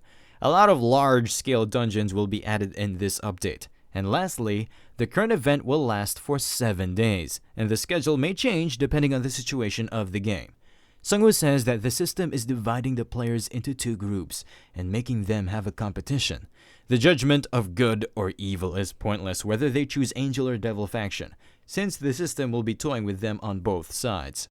Angels and devils are beings that represent good and evil, but Sungwoo is still confused as he's not sure if these devils and angels are the same as their fairy tales. Hanho suggests that maybe they're aliens, and these aliens can be playing with them. The aliens might be making fun of the humans by giving them popularity votes. And Jiseon confiscates Hanho's phone as he's watching too many alien conspiracy theories and he needs to touch some grass. Sungwoo is thinking that these are just theories and the truth will become clearer as the game goes on. After a few hours, the angel statue is about to arrive, and Manhwa Song alerts everyone and tells the snipers to be ready for any kind of ambush. Minhum Song informs Sungwoo and his party that everyone knows about this statue and there are many groups eyeing for it, so that's why they have to be extra careful while handling it. He's not sure if anybody is so careless to attack them, but there is no harm in being cautious. For security concerns, only a few members of the Union are allowed near the vicinity of the statue, and Manhwa Song tells Hanho and Jiseon to wait at the gate. After a few hours, a helicopter arrives with a huge container. After landing, the container is loaded onto the truck. It turns out the prosecutor was personally safeguarding the statue, and he applauds Sung-woo for going through all of that basement trouble. The prosecutor orders his men to open the container so that Sung-woo can check on it. After coming near the statue, a notification pops up which informs them that they are facing the traces of the absolute race of angels. Sung-woo says that this angel statue almost matches the fairy tales from their world, and the prosecutor says that it's carrying a sword and a crown in its hands. Sung-woo is thinking that there must be a meaning behind this sword and crown, but he don't know about it yet. A notification pops up which tells them both to put their hands on the statue. Both Sung-woo and the prosecutor put their hands on the statue without any hesitation. An angel party contract message pops up in front of them with 4 points. It informs them that they will be a part of the angels' party, and they can use the exclusive bulletin board. They will be given a party quest. Their defense will increase by 10, and a buff will be given to them as a basic condition. They can obtain plenty of extra gold if they kill a devil player. The prosecutor says that the game is splitting the players into 2 factions so they can kill each other. Sung-woo says that he is correct, but no one will refuse these contracts because of the immediate buff the statues are offering. A new notification pops up which asks them if they are ready to choose the angel party. They can't withdraw after a certain period of 7 days. If they leave the party later on, they could be given a penalty for enraging the angel. Prosecutor is thinking that he has no other choice but to choose one of the factions, but he is not sure if choosing the angel faction is the right choice, even though they found the angel statue first by accident. But humans are bound to suffer great losses as they will be tied to either of these statues. But he is glad as he chooses to select the same faction as Sung-woo. Sung-woo selects the angel faction, but a system notification pops up which informs him that he can't choose the angel faction, as he is currently possessing a filthy item called Crystal of Chaos, and he can touch the statue again after destroying it. Sung-woo is quite pissed at the statue as it is straight out dissing him. The Crystal of Chaos is a legendary ranked item, and it is one of the best items Sung-woo ever got, so he cannot easily give it up. Moreover, Sung-woo can feel a dim sense of uneasiness emitting from this angel statue. All of a sudden, a hidden quest called the Third Choice pops up in front of him. He needs to destroy the 3 faction statues. After destroying them, he will activate a third faction. The system states that these 2 races are not on the side of humans. Their goal is not the advancement of humanity. Rather, it's to utterly destroy humanity in order to fulfill their ambition. Thanks to Sung-woo's item, which belongs to the Chaos attribute, he will have to stand up on his own to ensure the preservation of humanity and his victory as he escapes from the hand of the Absolute Race. The system further warns him that the Absolute Race will be enraged after Sung-woo accepts this quest. Sung-woo is now sure that he needs to accept this hidden quest, and he presses yes on the system menu. All of a sudden, a notification pops up which informs him that he has enraged both factions. Both factions have issued a wanted order to all players to kill Sung-woo. Angel faction has put up a bounty of 20 million gold on his head, while the Devil faction has put up a bounty of 15 million gold on his head. The prosecutor starts trembling and he asks Sung-woo about what he has just done. He informs Sung-woo that the status window is telling him to kill Sung-woo right now. It turns out the prosecutor already chose the Angel faction as he thought that Sung-woo was choosing it as well, and Sung-woo informs him that things have gotten a bit complicated. The angel statue is pumping prosecutor up, and he's bombarding him with messages to kill Sung-woo. Sung-woo tells him to not worry as he will soon resolve that issue. Sung-woo pulls up his Grim Reaper scythe and he uses a slash attack toward the prosecutor. The slash attack was aimed at the angel statue behind him and it manages to destroy it. The prosecutor asks him about why he destroyed the angel statue. Sung-woo informs him that they have a hidden third choice in this chapter. He further informs the prosecutor that they cannot win this game by submitting to an unknown being of evil nature. Sung-woo walks toward the statue after telling him the truth, but the prosecutor is still trembling. He is thinking that things are getting out of hand as he got another notification informing him that the Angel faction has registered killing Sung-woo as the faction quest, and reward of killing him is now increased to 50 million gold. Sung-woo goes to the statue as it is emitting a light after being destroyed. Sung-woo gets a legendary rank consumption item called the Angel's Wing Piece. The player can move to the Angel statue within a certain range when used. The Devil faction members are unable to use this. It can be used as the last emergency escape if the stone statue is destroyed. Sung-woo is thinking that this is an amazing item and maybe he can move to another statue if he used this. So basically, it's an item which can be used by the losers to escape from the other faction. Sungwoo previously heard about another angel statue nearby, but it was first found by the pirate leader, and maybe he has it in his possession. It's an opportunity in disguise for Sungwoo, as he can directly assault the pirates and get rid of 2 birds with 1 stone. After some time, Sungwoo is a bit taken aback after watching Han-ho. Han-ho shuns him for being arrogant, and now he made powerful enemies without even discussing anything with his party, and Han-ho is thinking about cutting ties with him. Han-ho tells him to look at the new notification window. It turns out that the Angel faction has issued a quest for the entire server. Players can choose between 3 options. The first option states that players can stop Sungwoo and they will receive a lot of buffs while fighting Sungwoo. Plus, the players who contribute the most will get some legendary treasures as a reward. The second option states that they can choose a third faction, but as a penalty, they will be hunted by both light and dark factions. The third option states that they can just be bystanders and wait things out. Han-ho yells at Sungwoo for being a dimwit, and he's drawing to kill him so he can get his hands on these juicy rewards. On the other side, Ji-seon is barely holding back her sword as 50 million gold reward is too much even for her.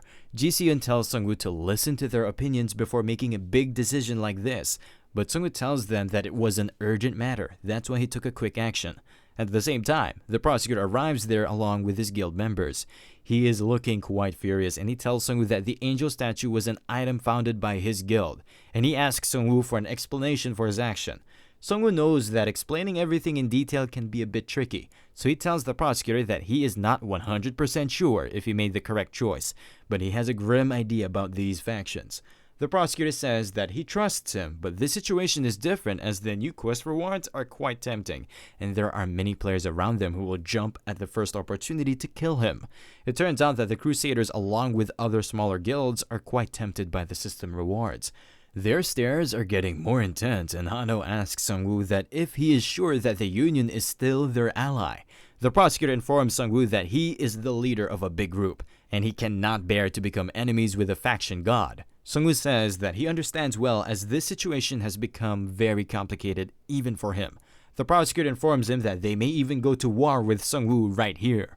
All guild members get ready to unsheath their weapons. Han-ho asks Sungwoo to say something in order to defuse this situation, or even he will cut ties with him. Sungwoo has no idea if he can win against the prosecutor because he has a lot of powerful players with diverse skill set under him. The prosecutor tells Sungwoo to ease up as he has decided that his guild will remain neutral for now. Sungwoo thanks him for trusting him as all of this is his fault in the first place. Prosecutor tells him to hurry up and form the third faction so he can join him. After a few days, Spearman Kyung-soo is ordering around the other townsfolk to check around their surroundings for any suspicious people and organize all items which were recently sent by the Yeongdongpo Guild. Han-ho's father asks him if his son and Sungwoo are coming back, and Kyung-soo replies with a yes. After some time, Sungwoo arrives there while riding on his wyvern, and he's being escorted by 2 helicopters. Sungwoo makes the landing in the town of Suwon. Spearman Kyung-soo rushes over to greet Sungwoo, and he informs him that no one from their town chose the Angel faction after reading the notification, and they chose the third option. Sungwoo is relieved after hearing it as he has now a safe spot, and there are some people who believe in him. Kyung-soo further informs him that he has bolstered the defenses around the town in case someone tries to attack them, and he is at ease after knowing that the Union sent these helicopters to support them. Sungwoo says that he is wrong, as these helicopters are the trophies they collected on their way. It turns out they were attacked while they were trying to reach Suwon town, and after investigating these pilots, they came to know that they belong to the Reconstruction Guild. The Union is an assembly of several guilds. The prosecutor trusts him, but it does not mean that the other guilds will respect his decision. Previously, Min Hum-sung told Sungwoo that he, along with the Yeongdongpo Guild, received a huge penalty after accepting the third option, and there are not that many people around Korea who will accept the third option and lose all the free buffs Angel faction is giving them. Sergeant informs them that there is a big fuss going on in the community forums. There are countless attention seekers who are saying that they will kill the Necromancer. Some brain-dead players are doing strange type of live streams to attract attention.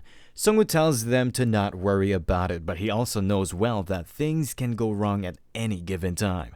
Sungwoo tells them that all of these attention seekers will become quiet once he succeeds in his mission, but as he was about to say something else, he gets a unique sensation. The World Tree seed comes out on its own, and it starts levitating in front of him. Sergeant and others are amazed after watching the seed glowing in yellow color.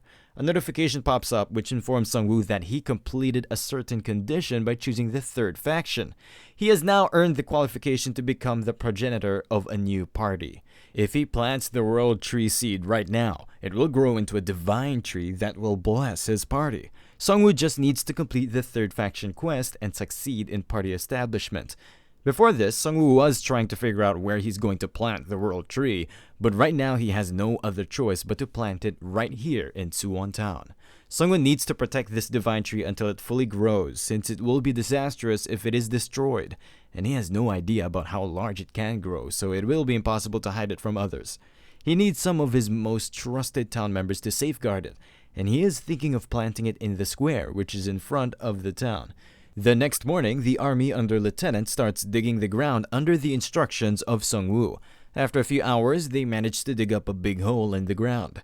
Hanho tells the military guys to leave some space unscathed for the helipad. Sungwoo tells them to give up on the helipad because they lack space. But Hanho shuts him down after saying that he is the one who captured these helicopters in the first place, and he's not going to give up on this precious piece of technology. Spearman Kung-soo informs Sungwoo that he is thinking of installing a watchtower rampart around the World Tree. The Yeongdongpo Guild sent them 2 Thunder God cannons, so they are going to install them as well. Lieutenant suggests that they should install 1 Thunder God cannon on the summit of Mountain Paldal Summit. They can hide it with something like a camouflage on regular days. After a few minutes, Biker Gang arrives there. Bike Gang leader Taesung informs them that there are no other new monsters nearby. There are still some kobolds crawling underground inside a building, but stronger monsters like the dire wolves have almost disappeared. It turns out the Biker Gang have removed damaged vehicles from the roads, and they have also secured a shop around the town of Suwon. The funds to operate all of these facilities are raised smoothly by Hanho's father, who is in possession of a special rank finance item called Vault of Pledge. This item can automatically deposit some of the gold from contracted players. A person can register a contract by putting his hand on the vault. The vault owner can decide the money collection ratio, and the gold earned by the contractor automatically gets deposited into the vault. Currently, the money collection ratio is 10%. There are 226 contractors, and current gold in the vault is around 1,655,048. Most of the town people have already accepted the contract registration willingly, but deep inside Hanho knows that his father has a suspicious past, so he must be stealing money from the vault. Jiseon says that life around this town is quite peaceful, but Sungwoo says that they cannot stay here for longer as they have missions around the country. After a few hours, the ground is perfectly made for the plantation of the World Tree seed. Sungwoo takes out the World Tree seed and it is glowing with yellow energy. The townsfolk become amazed after witnessing the World Tree seed. Sungwoo plants the seed and he gets a notification which states that a magical being has begun to take root in this land. After a few minutes, the seed releases a big flash of light which can be seen from far away. A hidden quest notification pops up. The title of this quest is For the Sake of the Divine Tree. The players need to protect the World Tree until it grows up to a certain size. The first fruit of this World Tree will give a permanent buff to the one who eats it. This is a divine tree, but it's still quite weak, so the monsters who have sensed its presence will come in groups in desire of its power. The players need to protect the World Tree until it becomes strong enough to protect itself. The World Tree can take nourishment from the slain monsters, and the more monsters they kill, the faster it will grow. If the World Tree is destroyed, an unrecoverable disaster will happen around them. This same quest has been given to all 226 players in the town of Suwon, and Sungwoo is quite pumped up for this quest. The common players from the town become a bit afraid after hearing that they need to protect the World Tree against the countless waves of monsters. All of a sudden, they start hearing loud voices coming from a certain direction. It turns out that a horde of monsters is approaching their town. A player from the watchtower informs others that the monsters are approaching them from 3 o'clock. There are a lot of ogres, and kobolds are also coming out of the sewers. Spearman Kung-soo says that this situation seems familiar to a defense game, and he tells everyone else to move to their positions. He orders the tankers to the front, and he assigns the archers to be stationed on the watchtowers. The players start moving big wall-like structures to the front. Hanho asks about these big structures, and Lieutenant informs him that these are called moving castle walls. They can easily defend a big area after connecting them together. The magicians, archers, and spearmen start boarding the moving castle walls. It can be used as a turret. Hanho is quite amazed by it, and he asks about who came up with this idea. Lieutenant says that there are many talented people in the village, and they have prepared a lot after the Beastmen attack on the Yeongdongpo building. Sungwoo and Ji-seon compliments the players for coming up with these amazing ideas and how everyone is equally playing their part. The magicians use wide area magic like fire blasts to get rid of the first wave of goblins. After that, they start disposing the kobolds using crossbows and spears. At the same time, Sungwoo orders his minions to come out of the abyss. The scale of their battle is quite big and it can be seen from far away. It turns out some unknown players are spying on Sungwoo. This player tracked down Sungwoo after going through great lengths. He is quite amazed after seeing such a big battle unfold in front of him. He first thought that it was quite cool that the Necromancer went against the absolute race, but now things have changed as the Necromancer has a big bounty on his head. He chose option 1 as the free buff was too good to ignore, and now all people who chose the first option are searching for Sungwoo right now. He is currently live streaming this whole event, and he told the location of Sungwoo to his viewers. He is personally a tracking expert, so he leaves the rest of the fighting to other players who are watching his stream. Sungwoo already had an idea about these players, so he sent someone to catch them. After a few minutes, one of Sungwoo's orc minion reaches the rooftop where the tracking team is camping. After bonking them, he takes them back to Sungwoo. Hanho informs Sungwoo that the Korean server is in a total mess as there are 5 different clans who broadcasted him live just now, and among them there is a person who officially declared that he will kill the Necromancer. The title of this live stream says that he will blow up the Necromancer along with his followers, and there are 23,000 people watching him right now. This player introduces himself as Terror Kim. He is on level 16 and he is ranked 10 in the Sihuang region. He further says that he will massacre all followers of the Necromancer with the help of a nuclear bomb. Terror Kim seems to be a bit more serious about his plan than he should be. He pulls out a yellow ball and asks Sungwoo if he likes bombs. He throws away the yellow ball while saying that he have been seeing the Necromancer play with the explosive dead bodies all the time. The yellow ball he just threw behind him results in a massive explosion. A huge building behind them crumbles to pieces in a matter of a few seconds. The class of Terror Kim is called Terrorist. That's why he is number 1 when it comes to handling explosions. He has a specific skill which he uses to make bombs, and that yellow bomb was the weakest among the other ones he can make. He can also create a unique type of bomb after every 24 hours, and all this time he was thinking about where he's going to use that. But now he's going to use it on the town of Suwon, and he is sure that even the Necromancer cannot withstand its impact. He further says that everyone who follows him is a bastard, and he has no remorse even if the whole population of Suwon perishes along with the Necromancer. He is determined to level the entire area with the Necromancer, and he will make sure to get the bounty placed on Sungwoo's head. Hanho says that something is wrong with this guy's head, as he could have just came here in secret and thrown that bomb, but he is on stream doing these weird publicity stunts, and maybe he is just a bluffer. Ji-seon says that maybe what he is saying is not a bluff, and they should be prepared to stop him. Plus, they are in a situation where they can't move their base anymore, which is a major disadvantage. Sungwoo is thinking that this guy has got some screws loose, as he's not only just targeting Sungwoo, but he's going to kill everyone in town in order to get experience points and rewards.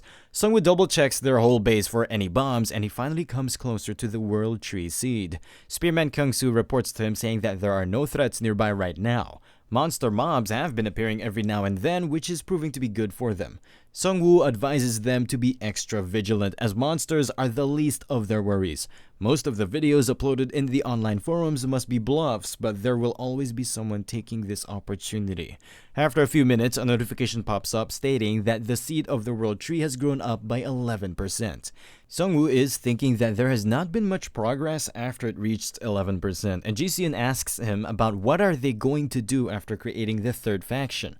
Sungwoo says that he has no idea about it, but he knows for sure that this was the best option out of all available choices. Sungwoo knows well that there is an ending to this game. He has not seen angels or devils appearing in the prophecy crystals, but he don't thinks that they will help the humans to get a good ending. That is why it is right for humans to decide an ending for themselves. Besides, angel and devil factions are not allies of humans. Just by seeing the quests, he can tell that they are treating humans as existences lower than them by ordering them around. Even if the third option didn't exist, he probably wouldn't have chosen to follow the other two sides. Spearman Kyung-soo is a bit angry as the vampires previously killed his friends, and he asks Sung-woo that if they will be able to find out the person who created this game. He really wants to meet the creator of this game who didn't inform the humans about what was going on, which resulted in the deaths of countless people. During nighttime, the guards are stationed on the watchtowers. All of a sudden, a big explosion occurs which sends them flying from the watchtower. The whole town gets alerted after hearing the sound of the explosion, and Spearman Kyung-soo orders his men to inform Sung-woo about the situation, and he further orders his men to fly the drones to find out about the attackers. It turns out that the attacker was Terror Kim, and he is laughing out loud with his men. Terror Kim says that their defenses are a bit lacking, and he was expecting more of a resistance from the infamous Suwon town, which is supported by the second-ranked Necromancer. Sung-woo comes face to face with Terror Kim, but he warns Sung-woo that he already prepared everything in advance, and he advises Sung-woo to run away. Terror Kim prepares a big explosion, and he says that he's going straight to the climax without any explanations, and he tells everyone to take a good look at the ending of the Necromancer. The radius of this kill is quite huge, and it can totally destroy an entire apartment. A warning notification pops up which informs them that a dark red storm has been called upon in the area. The players of Suwon Town are afraid after watching it, and Sung-woo tells them all to get down. Sung-woo tells Raidi to come up, and he jumps up using the shoulder of Sung-woo. Raidi jumps up right next to the bomb, and he blocks the blast using a shield. Terror Kim becomes confused after watching this. He don't know the reason why his bomb didn't explode, and Raidi lands right in front of him. Sung-woo says that this bomb was a skill, not an item, and he has the best shield to counter skills like these. It turns out the shield Raidi just used was the Mountain's Goblin Shield, which Sung-woo previously got after defeating the Red Rider, and this shield can nullify 3 magic attacks, and it has a cooldown of 1 hour. Terror Kim is in a desperate situation, so he tries to go all out with his next attack, but before he can do anything, his hands get blasted. It turns out Sung-woo used Dwarven Hand Cannon. Sung-woo looks back to find out that the defenders of his town are looking afraid, and their morale is hitting rock bottom as well. Sung-woo calls out the cameraman who came with Terror Kim. Sung-woo powers up as he tells the cameraman to record everything from now on as he's going to make an important announcement. Sung-woo says that he is making 3 promises to all players in the Korean server. He is going to hunt down and kill all bastards who have announced that they will come to kill him or have prophesied his death. At the same time, Terror Kim tries to pull a sneak attack on Sung-woo, but he gets blasted off. Sung-woo goes on to say that he will even kill those bastards who swore an oath to join the Angel or the Devil faction. Sung-woo shoots down every single person who came along with Terror Kim to make his point clear. Sung-woo then revives those players to tell the people who are watching the stream that their suffering will not end, even after their death, as he will revive them and torment them for the rest of eternity. But if they join the third faction he's about to create, then he will personally guarantee their safety. Sung-woo is thinking that he is not a good leader as he has not much political knowledge, so it's better if he shows them his strong side. This is the only way he can stop these hyenas from coming after his group. After some time, the attention-seeker streamer who was saying that he's going to kill the Necromancer performs a public apology on his live stream. He says that his brain was in the gutter and he's sincerely apologizing right now. He further requests that if any one of the friends of the Necromancer is watching this stream, they should kindly forward his apology video to him. He further says that he is planning to join the third faction along with his friends. Manhwa Song, who is watching the stream, says that she don't know how these brain-dead players think that they can kill a person who is on 2nd rank in their server. There is a recent popular post by someone named Miss Choi, who says that these bastards choose the first option while thinking that they can kill the 2nd rank player, or someone else will kill him for them, and all of them will get rewards for free. And right now, they are begging the Necromancer to spare them, and soon, the Necromancer will clean up this whole community from opportunist trashes like these. Manhwa Song says that this time, the Necromancer did a pretty good job, and the whole server is in an uproar. All the bad comments have disappeared and Sungwoo is getting a lot of appreciation posts and his popularity is skyrocketing through the roof right now.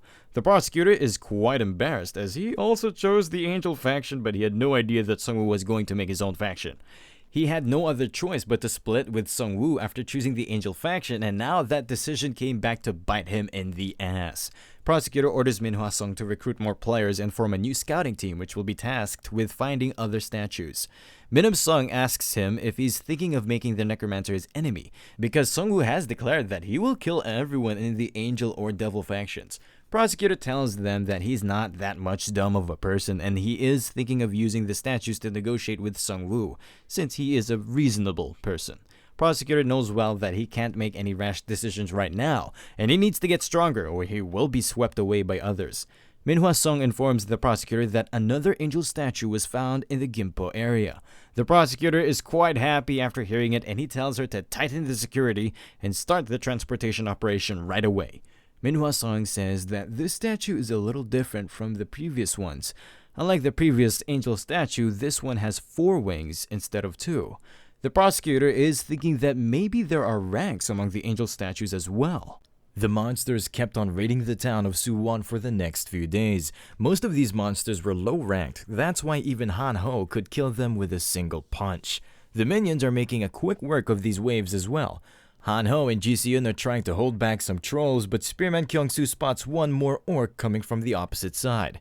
The biker gang easily takes care of the orc in a tactical way. They have been fending off large waves of monsters for a very long time, which in turn is helping the world tree grow faster, and right now its growth rate is at 99%. The average level of players is the town of Suwon is soon going to hit level 9, and if they keep on going like this, all of them can soon reach level 15. A notification pops up which states that the growth of the world tree is almost complete, and Sungwoo thanks the townsfolk for their hard work. Another window pops up which informs them that the world tree has reached the first stage of growth. All players who contributed to this quest will receive a permanent status bonus of +1 strength, and those players will be given a blessing for the next 24 hours. This blessing will increase their acquisition rate by 20%. After reading the new system message, Sungwoo goes up to the world tree. After observing it, Sungwoo says that this tree looks no different than any other ordinary tree. Sungwoo touches the world tree and it starts glowing with strange energy. An apple comes out of the tree and the system informs Sungwoo that the world tree just bore its first fruit, and only those deemed worthy can take this fruit. This mystical ranked apple is called the first fruit of the world tree. This fruit is imbued with mysterious power of the world tree, and the one who eats it can gain a special power.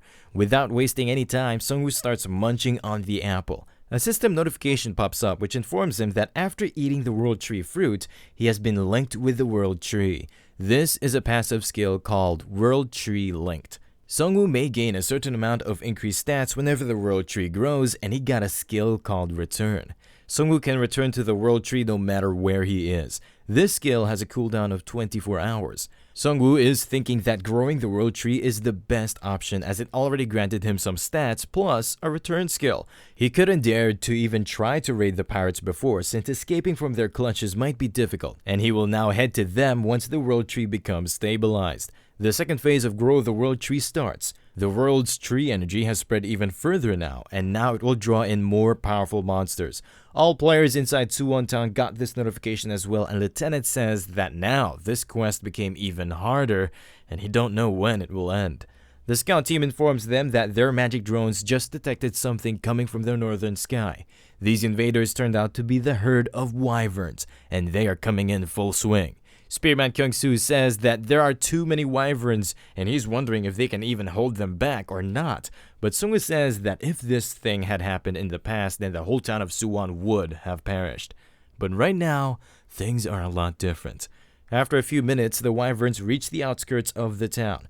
The alpha wyvern is personally leading this pack of wyverns. After coming near the town, they start revolving around the alpha wyverns, which in turn makes the townfolk more anxious. Han Ho asks why they're just circling around instead of attacking them, and it's making him dizzy. Sungwoo is thinking that maybe the wyvern alpha male is gauging his strength. The Alpha Wyvern is committed to only observing and controlling the Wyverns, and he almost never participates in a hunt. He is so cautious that he will retreat the moment he feels like his opponent has the upper hand. But this time, Sungwoo will use every single one of them as a fertilizer for the World Tree. The Alpha Wyvern gives out a loud roar, and the Wyverns start rushing toward the town.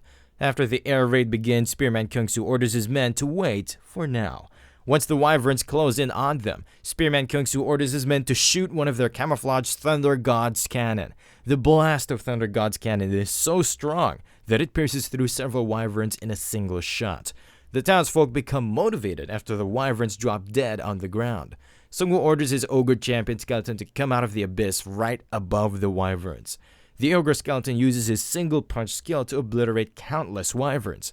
Each dead Wyvern gives 600,000 gold, which is more than the gold dropped by several high-ranked bosses. Sungwoo uses Werewolf Injection along with his Grim Reaper State, and he tells Alpha Male Wyvern that it's time for him to come down in person. Sungwoo just harvested 48 souls from the dead Wyverns, and he is thinking that this amount of souls must be enough to deal with the Alpha Male. For some reason, the Wyverns start heading toward the Thunder God's cannon. The magic users are trying their best to reload the Thunder God cannon, but the Wyverns are almost upon them.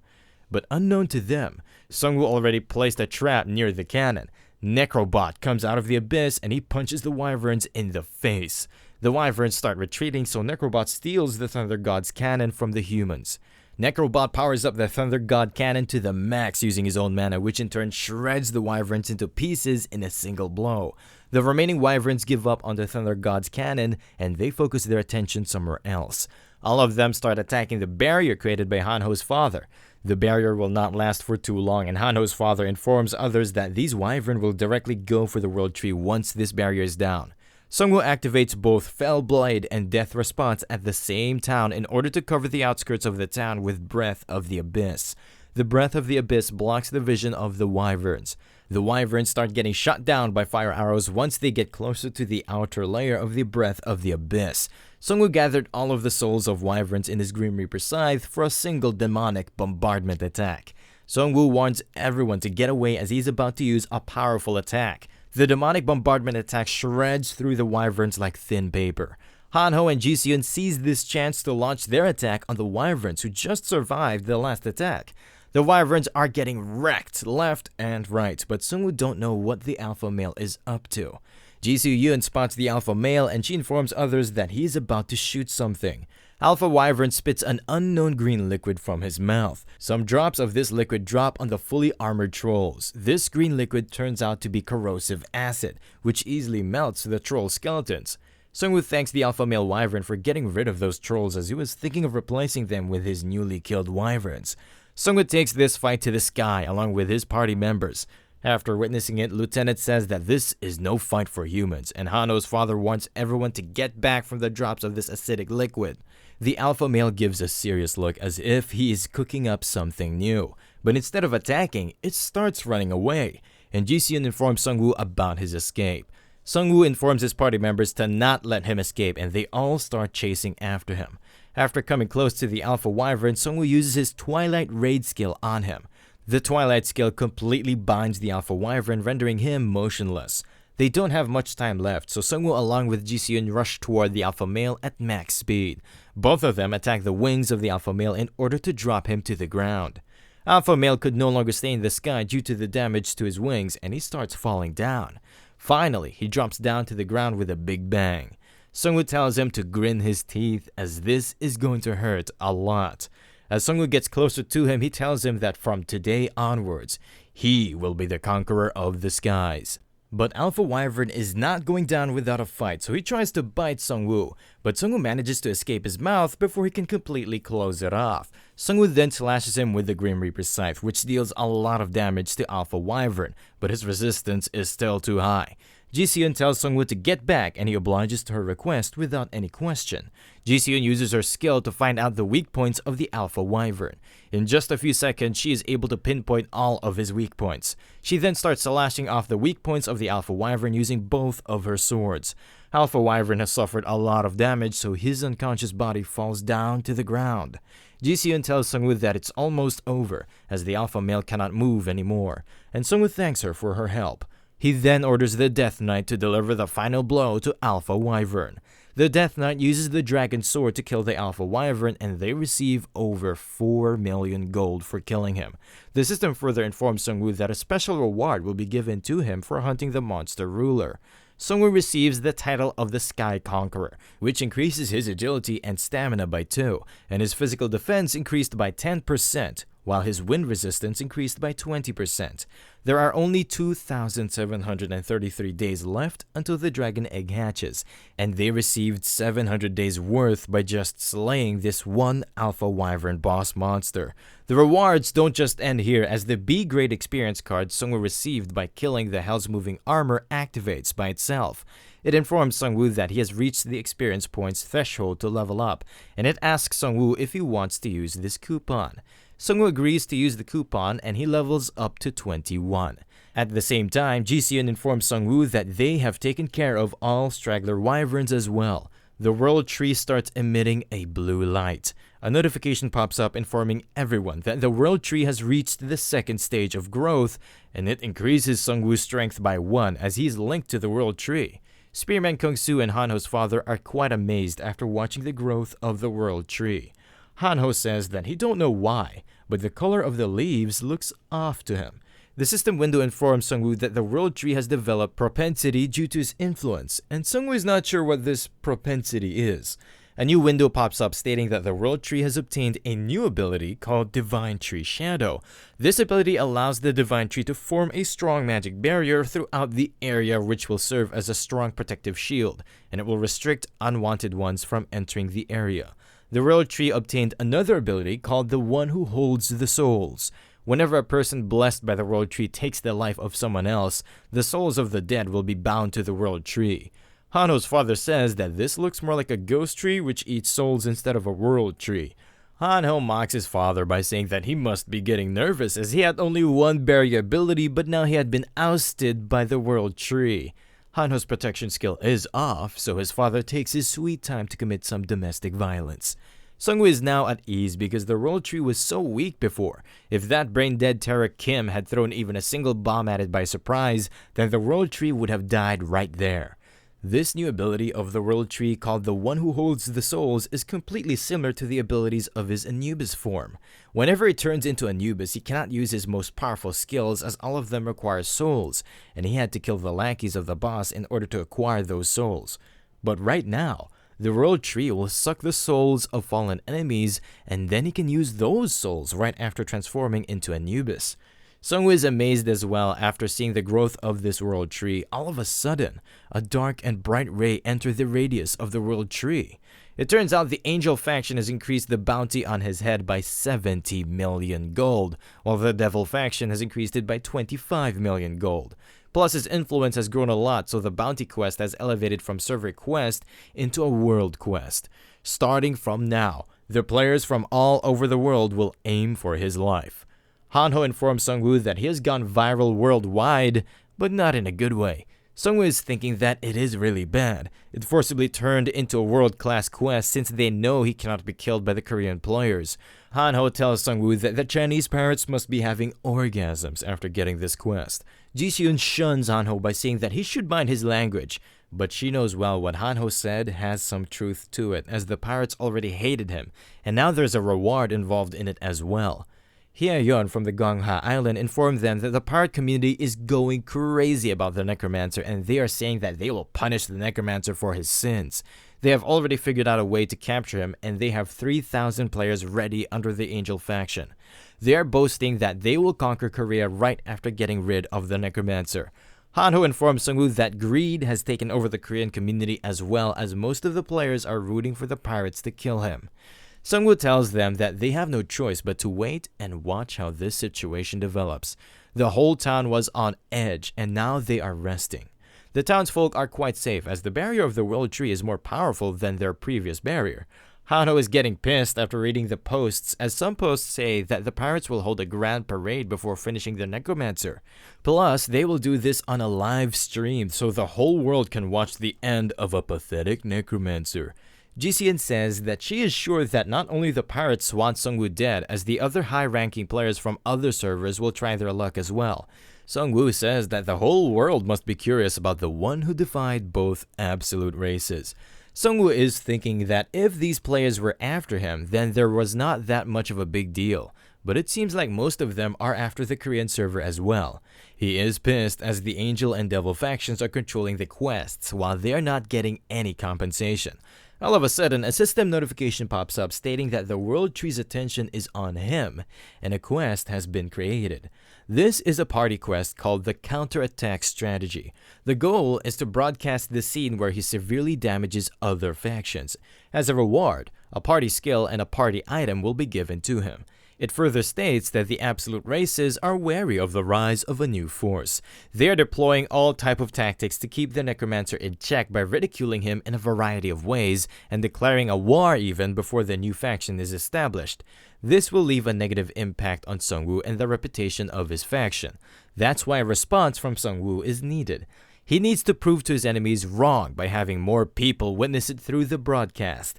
There is a condition to this quest, which states that he needs to attack his enemies before they strike him, and if a scene of him being defeated is exposed, then he will be given a penalty. Sung-woo is thinking that maybe the system is trying to make this quest more intense by putting the condition of broadcasting. Sung-woo takes out his legendary rank Angel's Wing piece, which he received after destroying the first angel statue, and this item can teleport the user to the location of another angel statue. Sung-woo says that he needs to teach a serious lesson to these pirates. The Divine Tree Shadow skill is active around the town of Suwon, and the barrier shield has health over 150,000. There are only 226 people currently allowed inside the barrier. The townsfolk are feeling quite safe by having this barrier. Spearman Kyung-soo further informed Sung-woo that the range of this barrier is 2 kilometers and the allowed players are free to enter or exit the barrier. Sung-woo asks Han-ho's dad if he's using the vault item well to fund the city operations, and he replies with a yes. Han-ho's father further informs him that they have accumulated a lot of gold. They already have enough batteries and purifiers, so now they will purchase some drones from the store. Lieutenant further informs them that they will be purchasing auto parts as well. They can even make a siege weapon or a blueprint item. Sung-woo tells them to not hold back on the spending of the money, and it will be great if they can make weapons like the Thunder God's Cannon. Han-ho informs Sung-woo that he received a report from Gwanghwa Island. It turns out the pirates will start a parade at the Memorial Hall base tomorrow at 3 p.m. And the beastmen who were expelled or treated disdainfully will also participate to strengthen their solidarity. Ji-seon says that they look desperate as all vermin are joining hands right now. Sung-woo says that he will have to attend this parade secretly and mess them up real bad this time. Meanwhile, at the office of Yeongdong-po Guild, the prosecutor is on a bit of an edge. It turns out they moved the angel statue to their base and it gave them a quest. They need to clear the Devil faction members from the metropolitan area. Their goal is to destroy the Devil statue in the northern district. As a reward, a faction skill and a rank point will be given to them. The Angel faction will obtain blessing once the battle begins, and this blessing will increase their defense by 20%. The same quest is given to the Devil faction as well, and the quest will fail once the Angel statue is destroyed. Minhum Song says that the Angel statue is trying to impose a war on them, while Manhwa Song informs them that there are no big rewards for this quest, but they have no other choice as that guild in possession of the Devil statue must have gotten the same quest. The prosecutor asks them about the identity of the guild which is in possession of the Devil statue, and Minhwa Song informs them that it must be the Reconstruction Guild. After they failed to raid Sung-woo, they held them responsible, and now it's hard for the prosecutor to avoid this fight. A crusader bursts in the room with bad news. It turns out their guard post of Dasan area has been ambushed. The surveillance team that witnessed it stated that the crusaders were not killed by monsters, but a player. The prosecutor becomes pissed after realizing something. A war quest has been given to everyone belonging to the Devil or the Angel faction. As a reward, the attack power and defense power of the winner faction will be increased by 30%. For 7 days. Both factions need to conquer 3 areas which include Bukhansan, Kwangwon University, and Cheongnyangi Station. Every single player who belongs to either Devil or the Angel faction can participate in this quest. After the announcement of this quest, a lot of movement starts throughout the Korean server, and the prosecutor is afraid that this quest can easily escalate to a big-scale war. This war will end with the death of countless players. Some people never hope for a war to break out, while some are waiting for this opportunity. Everyone is excited to know how the Yeongdongpo Guild will fight this war and which hero will be the most active in it. But Gangyun Lee is thinking that he must be on the Korean top interest list during this war. He orders his lackeys to get the camera ready and take the best shots of his face because these scenes will be recorded in history. Gangyun Lee is thinking that he is a natural-born influencer and he was famous in Korea even before the world changed into a game. 1 minute is left until the stream starts and he's wondering if the number of viewers will be around 50,000. The director informs Gangyun Lee that everything is ready. During wars, live streaming is full of dangerous aspects as their location and strategy could be exposed, but the prosecutor is the one who told him to do it. Other smaller clans are voluntarily streaming for fun, but their stream is an official broadcast operated by the main party involved in this war. The purpose of this broadcast is to convince as many people as possible to participate in the war, and this role is perfect for someone like him. Gangyun Lee gets full of himself and he tells his lackeys that at this moment, he is more important than the Necromancer, so he wants them to focus on his face during this broadcast. Han Seok-gu is getting a lot of cringe vibes, but he is somehow holding himself back from pummeling the face of this purple-haired Harry Potter. Gangyun Lee is thinking that no matter how outstanding the battles of Necromancer may be, a war between absolute races like this will always catch more attention. But deep inside, he knows well that people go crazy over any stream featuring the Necromancer. But if he focuses on the fight between angels and devil factions, then maybe the popularity of the Necromancer will decrease a little bit. He is getting agitated while thinking about how far can the Necromancer go with his third faction. After a few minutes, the stream starts and Gangyun Lee introduces himself as the man who can burn anything. He asks his followers if they have seen the video where he burned some devil faction bastards to a crisp. But his crew seems to be focused on something else. The director comes up to Gangyun Lee and Gangyun Lee asks him if something happened to the broadcast. The director informs him that they have only 19 viewers, and Gangyun Lee becomes shocked after hearing it. Han Seok-gu informs him that the Necromancer started his own live stream, and maybe all of their viewers went there to see it. Gangyun Lee goes berserk and he says that how can the viewers go to other live stream while they are live streaming a war with deaths and glory.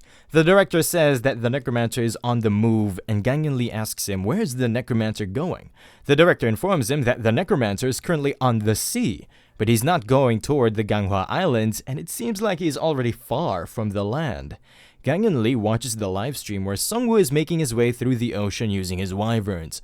Gangyun Lee shouts out that maybe he's going to invade the pirates. Meanwhile, there are many ships docked at the pirate island. The preparations for the parade are going in full swing, and they are already being monitored by many smaller guilds. Meanwhile, inside the memorial hall, the pirate leader Chen Gong is standing in front of the angel statue. He is looking at the current quest issued by the angel faction. One of his men comes up to him to inform him that it is time for the sermon, and they should hurry. Without wasting any time, Admiral Chen Gong starts moving outside. The training grounds in front of the memorial hall are filled with pirates and beastmen to the brim. A new announcer informs everyone about the arrival of the Admiral Chen Gong and his executives, and right now, they will proceed with the rally of the Red Revolutionary Army. He further says that they will merge their powers in order to take care of this Necromancer catastrophe. Chen Gong is thinking that he has came so far after being kicked out of the second Chinese server. He has taken control over a lot of islands on this continent as well. Several forces on each server have sent their envoys to broadcast this live, and there are spies among them as well. In other words, the entire continent is watching this stream. They will all soon see him killing the players and reducing them into submission with his merciless powers. The announcer invites Admiral Chen Gong to give a speech. Chen Gong moves up to the stage. Admiral Chen Gong says that he was barely alive when this catastrophe happened, but today, all of those who were similarly pushed out of the continent have gathered under him. He further says that there must be others in this continent who are keeping an eye on him, but he tells them to rest assured as he has no plans to return immediately to the Chinese servers. Tomorrow, they will head over to the Korean server, and once he has taken over that place, he will return here and proudly announce his ownership over the Korean peninsula. But before he can finish his speech, a big earthquake starts happening. His subordinates say that this earthquake is too intense and maybe a volcano erupted somewhere. The walls of the memorial hall start crumbling from inside as if they were hit by an explosion. Sungwoo makes his entry on the parade grounds while riding on the Alpha Wyvern. The pirates become anxious after watching a huge wyvern. Sungwoo summons a lot of monster birds on the battlefield. The monster birds start killing off the pirates along with the beastmen while instilling fear among their ranks. The announcer shouts out that the Necromancer from the Korean server is here. Chen Gong is wondering how the Necromancer appeared from inside the memorial hall without alerting anyone. Sungwoo pulls up the angel statue he just destroyed in order to demoralize the pirates. Their whole main building is on fire and it is about to be razed to the ground. Sungwoo destroys the head of the angel statue and he gets a notification stating that he has successfully destroyed 2 statues, and there is now only 1 statue left until the completion of this quest. Chen Gong says that the Necromancer has a lot of nerve for flying into the enemy territory and destroying his angel statue. The low-rank pirates were only told that the Necromancer has a few flying summons and most of his skeletons can only move on the ground. A pirate commander orders snipers and magicians to shoot down Sungwoo, but he can't do much against Sungwoo as he already came pretty close to their leader. Sungwoo recognizes Admiral Chen Gong for the first time. Ji Se-yoon informs Sungwoo that the rampart and external rooftop buildings are filled with snipers and the armies around the training ground have started to move here. Sungwoo says that Admiral Chen Gong already prepared for an external attack, but they had no idea Sungwoo will ambush them from inside by using the Angel's Wing Piece, which can teleport a player to a nearby statue. However, it will get harder the longer they stay here as they are still in the enemy territory. Sungwoo tells Ji Se-yoon to proceed with the second strategy, and she agrees with him. First, Sungwoo is going to get rid of the snipers. Sungwoo orders the monster birds to kill all snipers stationed on the rooftops. Snipers had no chance against the monster birds and they get shredded into pieces. Sungwoo has an air dominant synergy active right now. This synergy requires more than 40 flying allies. Its effects increase flying speed by 30%, descent acceleration by 20%, and evasion probability of long-distance attacks by 20%. Admiral Chen Gong says that the Necromancer has grown a lot in this time. He gives off an evil laughter while saying that this battle will go down in history. Sungwoo orders his flying beast minions to rip apart any pirate on their way. The birds kill off the pirates with ease, and all of them drop a lot of golden experience points. Han Ho, who is live streaming this whole massacre, tells Sungwoo that the performance of his minions is overwhelming and the chat is going crazy for more action. But Han Ho is not sure why Admiral Chen Gong is not moving, or maybe he got stunned after watching Sungwoo in action. Sungwoo says that they have gotten rid of their air defense, snipers, and magicians. Now it is time to deal with the pirate leader. Admiral Chen Gong tells his subordinates that having to look up is quite annoying, so maybe they should bring down the Necromancer. With that being said, the pirates start chanting an unknown spell. This spell turns out to be gravity magic, and Sungwoo starts feeling quite heavy. Sungwoo along with his minions start falling down, and he's not sure how a player can use magic this powerful. The players who are using this gravity magic start coughing up blood. A player is about to die while bleeding from all holes in his body, and he shouts out loud, "This is for Admiral Chen Gong." A warning message appears stating that the fanatic wave has started in the area. Sungwoo is not sure what this fanatic wave is, and he jumps down from the wyvern. All pirates rush towards Sungwoo while shouting out loud that the Necromancer has fallen, and now they will offer their lives for Admiral Chen Gong. Sungwoo is thinking that this feels a lot like some kind of mass brainwashing technique, and it is no different from what the Vampire Lord did back then. Sungwoo summons Righty along with some other Beastmen minions, and he covers them up with armor using souls. This in turn triggers a synergy which increases their attack power, defense, magic immunity, and agility by 30%. Righty along with some other minions wreak havoc among the ranks of the pirates. Sungwoo is thinking that the gravity magic was unexpected, but conquering their base feels a bit too easy. And the most weird thing is that Admiral Chen Gong has not even moved a little bit, and maybe he believes in this human wave strategy of throwing his pirates against the minions of Sungwoo. It's not a bad strategy if you are loaded with multiple armies, but Sungwoo is 100% sure that Admiral Chen Gong knows that he has an endless supply of undead. Sungwoo has no idea about what this pirate leader is up to, so he decides to end this in one strike by enchanting his weapon with Demonic Bombardment. Sungwoo throws his Demonic Bombardment skill towards Admiral Chen Gong, and a lot of low-ranked pirates throw themselves on the Demonic Bombardment and get shredded into pieces. On the other side, Ji-seon is trying to find the prisoners. In the past, Sung-woo told her that the pirates must be hiding their prisoners somewhere after fully occupying this island. Sung-woo will draw all of their attention toward him, while Ji-seon will search and free the prisoners. Ji-seon uses her surrounding sensibility to find out that there is a presence of a lot of people ahead. Finally, she comes up to a door which is fully sealed.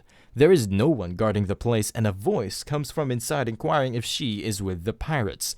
Once she moves forward, 2 monster centipedes comes out of the ground from behind her. Without wasting any time, Ji-seon quickly leaps away from them. These centipedes are quite big, and there is something annoying about them. According to an informant, the pirate leader can brainwash his men through a poisonous centipede. While fighting them, Ji-seon is thinking that maybe he fed the prisoners to these centipedes to raise them. Without wasting any time, Ji-seon cuts them all to pieces. After that, she breaks the door in order to free the prisoners. The prisoners tell her that she immediately needs to run away before the monsters get her. But Ji-seon tells them that they don't need to worry, because she has already taken care of the poisonous centipedes. The prisoners are quite afraid, and they inform her what she slayed just now were not the giant poisonous centipedes. Meanwhile, on the other side, Sung-woo is a bit worried. Chen Gong tells him that if he was a little bit more stronger, then maybe he could have left a scratch on him. It turns out Chen Gong blocked the demonic bombardment skill without moving an inch. Sung-woo is thinking that demonic bombardment is not an attack one's physical body can withstand, but Chen Gong didn't hesitate blocking it using the bodies of his subordinates. Sung-woo tells Chen Gong that he is quite relaxed for someone who just lost all of his subordinates, or maybe he's just stunned. In return, Chen Gong asks Sung-woo if he's referring to those things scattered around the ground as subordinates. He further says that they are not subordinates, but dogs who have lost their purpose. Sung-woo enhances the Grim Reaper Scythe with demonic bombardment, and he says that the pirates were brainwashed, but it's still a pity that they were used by a scum like him. Sung-woo throws the demonic bombardment skill towards Chen Gong while saying that this time, there are no dogs who will block this skill using their bodies.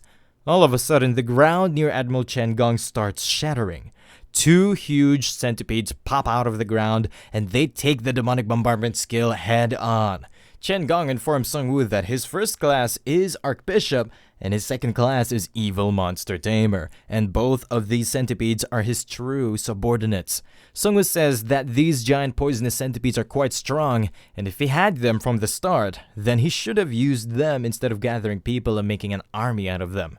Chen Gong explains by saying that these centipedes specialize in destruction, but maintaining their strength is hard, and without him, they will start eating each other. He further says that he can also make good items out of them, plus using this method is the most common way to survive in such an unstable world. But before they can continue to juke it out, the reinforcements of pirates arrive at the scene. The pirates surround Sung-woo and his minions from all directions. General Chen Gong says that the spirit of his pirates is quite commendable as they fulfill their duties to the end. With that being said, Chen Gong starts running away using his poisonous centipede, and Sung-woo is confused as to why Chen Gong doesn't fight himself when he is this much strong. Sung-woo is not feeling good about this and he needs to catch up to Chen Gong quickly, but these suicidal pirates are in his way. Sung-woo uses a skill to burn away every single pirate around him. He then orders his minions to find the pirate leader quickly.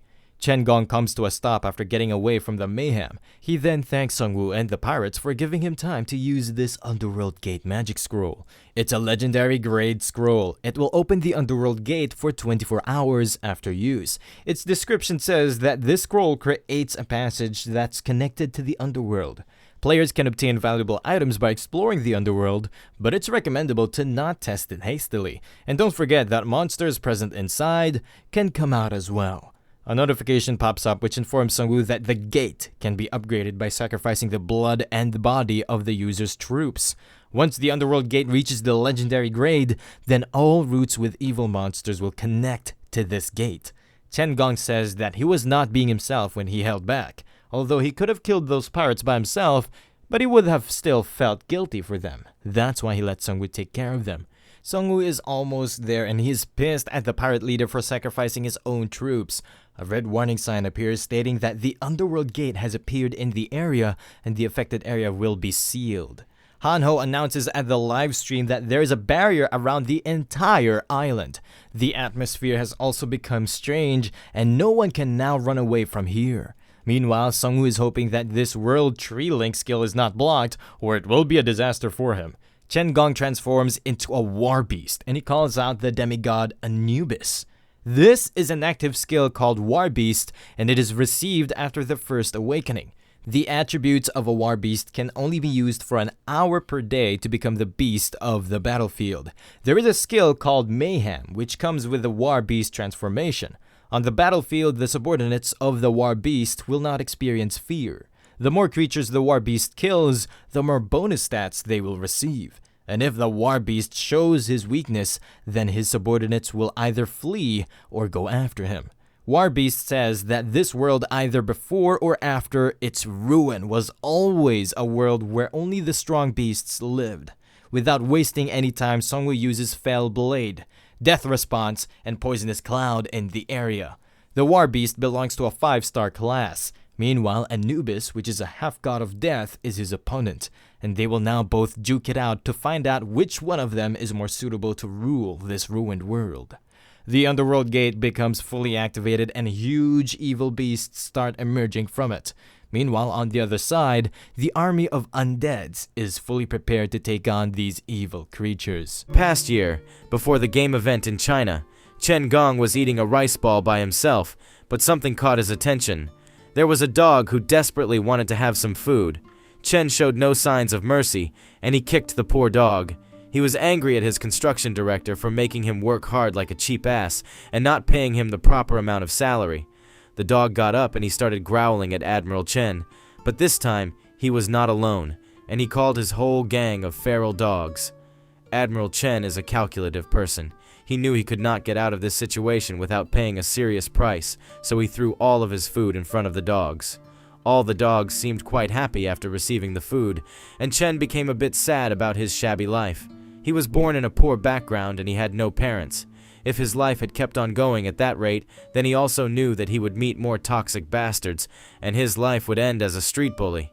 He always wanted to avoid that outcome, so he started working in order to live like a normal person, and he knew for sure that good deeds would pay him back later in the future. The next day, Chen was moving some logs on the construction site.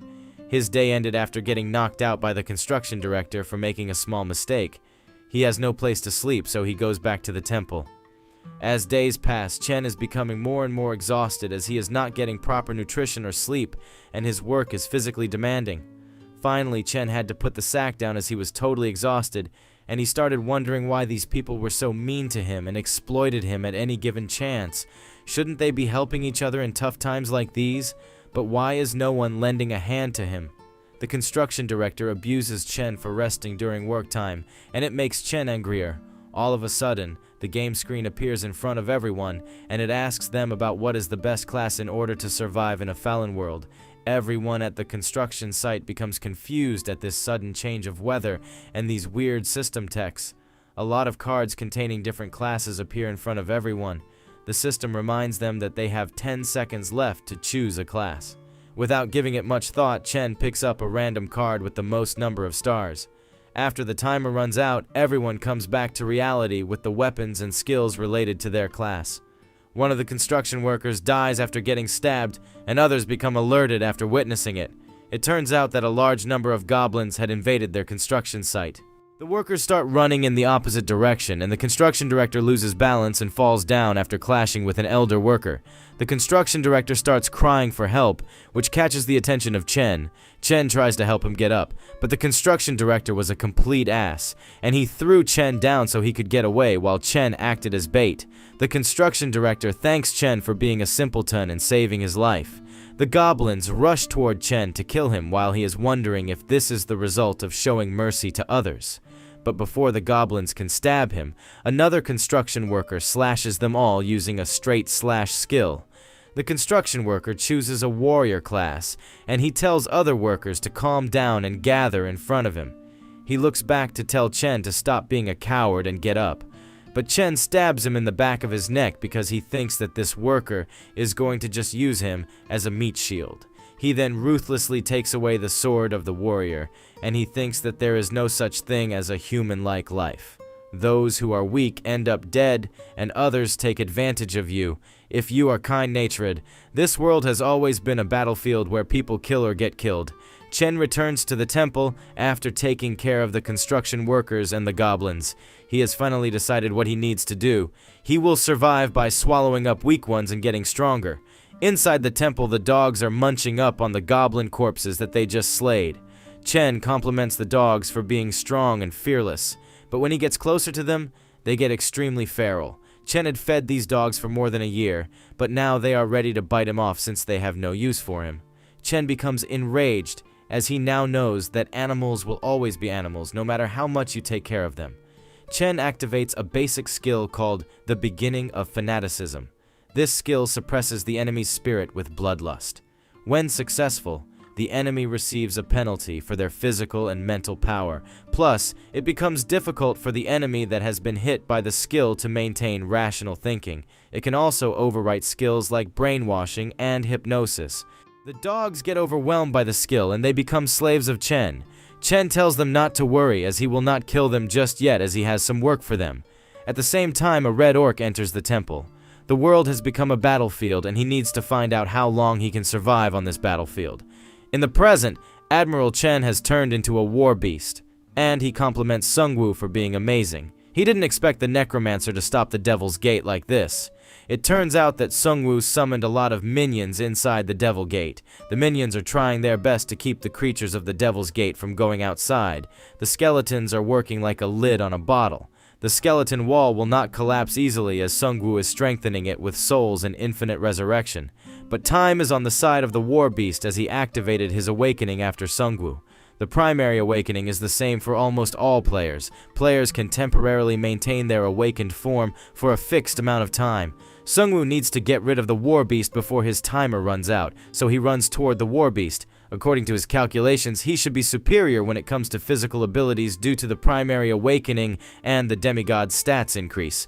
The war beast easily dodges the first slash attack of Sungwoo. He then punches Sungwoo in the back. The attack was quite powerful, and Sungwoo fell quite far away. He started bleeding from his mouth as the impact was too strong for him. The war beast informs Sungwoo that he has invested most of the items and gold he received from the looting to buy the best available gear. These items in this war beast's body took an immense amount of gold, but finally it is paying off. Sungwoo tries to get up, but he is still coughing up blood. After seeing him get up, Warbeast states that something strange is going on in here. He is 100% sure that he heard his ribs getting smashed, but the Necromancer is still able to move. It turns out that Sungwoo survived that last attack thanks to the Chaos Crystal. Chaos Crystal can fill up his mana and stamina at a very fast rate. Warbeast is wondering whether Sungwoo is healing due to an item, or if it's an ability of his demigod state. But it doesn't matter anymore as his skill War Hand has been already cast. Sungwoo instantly gets 3 holes in his body. Warbeast is not going to give him time to rest, so he rushes towards Sungwoo with his War Hand skill. Sungwoo made an attempt by calculating and setting up a plan in his own way, but the Warbeast is beyond his expectations, and escape is also not an option due to the area lockdown. Sungwoo is cornered in the worst way possible, and he will die for sure if he doesn't find a solution right now. Warbeast gathers all of his power to finish off Sungwoo for good, but his attack gets deflected by the Sword of Raidi. Sungwoo remembers that in the past, although he picked a 5-star class, he still had to go through countless dangers. Unlike other classes, he had to clash against monsters without a weapon. He faced monsters that had physical abilities superior to humans. The first reason he was able to survive against overpowered abilities was because of Raidi. In the present, Warbeast tries to attack Sungwoo, but all of his attacks get deflected by Raidi. Raidi has a deflection skill, and he can deflect enemy attacks with a high chance. The only exceptions for this deflection skill are extremely huge enemies or range attacks. Warbeast is trying his best, but he cannot get any attacks in. Sungwoo tells him that Raidi is his best minion who has always surpassed his expectations. For once, the deflection skill of Raidi fails, and the Warbeast crushes him into powder with just one attack. He then quickly goes for Sungwoo as he cannot give him enough time to pull another trick. But before he can crush Sungwoo, his war hands get blocked by the Dark Knight. Raidi and Sungwoo are the main damage dealers, while the Dark Knight is a tank. Raidi revives due to the skill of Sungwoo, and he gets prepared to chop the ugly head of the Warbeast. He successfully manages to slash the back of the war beast. The war beast is not dead yet, but the last attack of Righty had some impact on him. War Beast asks Sungwoo if he is sure that he can block the entrance of the Devil Gateway if he keeps on removing his minions from it. Sungwoo tells him that his minions have been strengthened by the power of the souls and they can hold their ground on their own. Some of the demonic beasts that were already out of the Devil's Gate rush toward the Necromancer. War Beast informs Sungwoo that his demonic beasts get stronger the more living beings they kill. And all this time, they have been killing and eating each other to get stronger. The beasts gather behind the War Beast, and he tells the Necromancer that this time he is lacking in numbers, and maybe he should call back his minions holding the Devil Gate. Sungwoo laughs at him, while saying that he has another card up his sleeve. The War Beast becomes pissed after hearing it. The players, Jisoo-yoon saved, rush toward the gate as they know that they will also die in this closed zone once the Devil Gate opens. War Beast is not sure how these slaves got out of their well-secured prisons. At the same time, a hidden survival quest called Before the Devil's Gateway appears. The players need to survive for 24 hours, and they will get C-tier experience card and various payments of additional rewards for completing this quest. It turns out that a curse has been cast on this land, and the Devil's Gateway is opened. Soon, beings from an external dimension will flow out and trample over everything. The players need to survive by utilizing all available methods. The demonic beasts can detect living beings within a certain distance. Additional rewards will be given to those players who manage to kill some demonic beasts during this quest. The players become more excited after hearing the terms and conditions of this hidden quest, and now they have another reason for stopping these beasts. Sungwoo also got an exclusive quest for this event. This quest is called the Duty of the Guardian, and his goal is to eliminate the boss monster. For his rewards, he can choose between regular divinity and a class change ticket. The details of the quest state that the external dimension's invasion has begun. Sungwoo have the duty of protecting this land as a guardian who has repelled monsters from another dimension before. If he eliminates the main boss monster of the invading army, then he will be able to convey a powerful warning message to the invaders. The boss monster, the Devil's Gateway Keeper, makes an appearance after the second wave has ended. If Sungwoo fails to eliminate the target within 24 hours, then the title of the Guardian could be stripped off. Sungwoo thinks that it is his chance to obtain a complete demigod state like Han Kang Seok. At the same time, Jisoo-yoon arrives there to give backup to Sungwoo. Even though the whole situation is not looking well for the War Beast, he is pretty confident. He did not want to say it, but it turned out that he was really being blindsided. Sungwoo asks him if he is scared, and the War Beast tells him that it's the opposite. The War Beast powers up for another skirmish. He rushes towards Sungwoo while telling him that the one with the most power among them will survive. It doesn't matter whether the most powerful person is him or the Necromancer. The War Beast uses a fully charged war hand on Sungwoo, but his attack gets blocked by the Dark Knight. He then kicks off right before he can land a strike on him. The whole battlefield situation is maintained evenly, but the time is not on the side of Sungwoo. They are missing that one blow which can break through this even situation. The War Beast pours a ton of mana in his next technique, which takes a huge toll on his body, and he coughs up some blood. The War Beast then uses a powerful skill called Blade Storm. The War Beast was hiding this powerful skill all this time, and he managed to make a lot of holes in the body of Sungwoo. War Beast informs Sungwoo that he couldn't use this skill before as it consumes a lot of mana. But right now, killing Sungwoo is the priority, so he needs to go all out. The War Beast needs to seize this chance to finish the Necromancer for good, or his endless skeletons will be a huge threat to him in the long run. Righty, Dark Knight, and Jisoo-yoon rush toward the War Beast to stop him, but they get back in order to avoid the storm blades of the War Beast.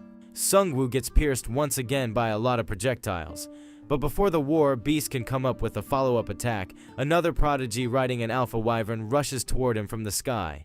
Hanho then crashes directly into the War Beast, which makes Jisoo-yoon worried. As the smoke subsides, Hanho gets up from the rubble. It was a close call, but he survived due to his indestructible body skill. It turns out that he killed a minor monster by throwing a dagger toward it, which in turn granted him an indestructible body for 5 seconds. Hanho starts praising himself for being the trump card of his party. He is too proud, and he says that he can easily beat the King of Pirates Luffy with his indestructible body technique. The War Beast gets up, and Hanho begs Sungwoo to finish the War Beast as quickly as possible before he can pull out another trick. Sungwoo tells him to calm down as the victory is already on their side unless the War Beast has a healing skill or some potions. War Beast laughs out loud while saying that his body is a mess, and he doesn't even have a way to heal himself. On the other side, Sungwoo has already recovered from all of those wounds, but everything is not over for the War Beast, as he has an exclusive quest for this class called Archbishop, and soon his quest will be completed. His quest is called the Advent of the War God, and he needs to kill 100,000 individuals through war. As a reward, he will obtain Asura's demigod state. The details of this quest state that the world is a battlefield, and living itself is a fight. The only true god in this world is the god of war, so he needs to kill without mercy and prove that he is the final winner and survivor. Every kill counts, whether they are friends or foes. If the War Beast fails to complete the quest within 1 year, then he will be permanently unable to obtain the divinity of the war god. It turns out that the War Beast is only 2 kills away from reaching his goal of 100,000 kills. On the other side, the beasts are killing and getting killed at a faster pace. Soon a notification appears in front of him, which informs him that he has completed the quest. The War Beast gets fully healed, and his new Asura demigod state activates, which buffs up all of his stats. Sungwoo becomes nervous after witnessing it, and he orders everyone to direct their attacks toward the War Beast before he fully activates his demigod state. But before Sungwoo can do anything, the War Beast gets struck by a powerful lightning strike. The War Beast is not sure about where this strike came from, but Sungwoo knows well that only Han Kong-seok can pull something like this. At the same time, Han Kong-seok is present on a faraway island. It turns out that the lightning strike was performed by him, but the strike became weaker because he was far away from the target. Zeon is quite pissed, and she asks Han Kong-seok if it is really necessary to use such a powerful item. It is a legendary consumable item called the Eye of Horus. The user of this item can look over longer distances depending on how much mana they pour in. It can also be used for sniping, and it hits the target without fail. When all uses have been consumed, this item disappears, and right now, there is only one use left. Zeon tells Han Kang-seok that the War Beast is a player who just awakened his demigod state, and he can take him as a cooperative partner. Han Kang-seok informs Zeon that the Necromancer is calculative, but he has affection in his personality. That's why he can borrow his strength in various ways, like convincing, making a deal, or threatening him. On the other hand, the War Beast is an animal, and animals don't listen to words. With that being said, Han Kang-seok starts preparing for the second and final lightning strike. This time, he pours in much more mana than the last time. He then shoots the lightning strike toward the pirate island. After getting hit by the lightning strike, the War Beast gets completely obliterated. After the lightning attack is finished, the atmosphere around Han Kang-seok becomes stable once again. He is a bit sad at the loss of his powerful item. Zeon excitedly asks him if he managed to get rid of that War Beast demigod. Han Kang-seok informs her that he poured almost all of his mana into those 2 attacks. Still, it looks like he has only done the Necromancer a favor instead of completely eradicating the War Beast. Meanwhile, on the other side, the War Beast is still burning from the impact of the last attack, and Sungwoo, along with his party, is watching it in awe. On the surface, it seems like there is not much left of the War Beast. Jisoo-yun and Hanho think that maybe the War Beast is barely hanging on to his life with around 1 health point. All of a sudden, the War Beast gives out a loud roar, and he is wondering if he already lost the battle. Sungwoo is moving toward the War Beast, and he asks him if he is feeling bitter because he lost due to someone else's intervention. War Beast tells him that he is not bitter at all, and he admits that he lost due to his lack of strength. Since the game started, he has never shown mercy to a human, not even once. So, he doesn't want to be shown mercy, and he requests the Necromancer to finish him off. After hearing it, Sungwoo quickly slashes the War Beast with his Grim Reaper scythe. Sungwoo receives 340,000 gold for punishing the executive player of the Angel faction. In response to this, the Angel faction increases the bounty on the head of Sungwoo by 75,000 gold coins. Even Sungwoo is shocked to find out that Admiral Chen Gong is the executive of the Angel faction. Sungwoo looks up at the sky and he mocks the Angel faction by saying that the only thing they can do after losing their executive is to increase the bounty on his head. Hanho informs Sungwoo that he found a necklace on the dead body of the war beast. This necklace is known as the key to the Devil's Cave. It increases the user's mana by 100. Its description says upon wearing it, you can ignore monster attacks. However, the user can only get this effect if he makes a human sacrifice to the Devil's Cave periodically.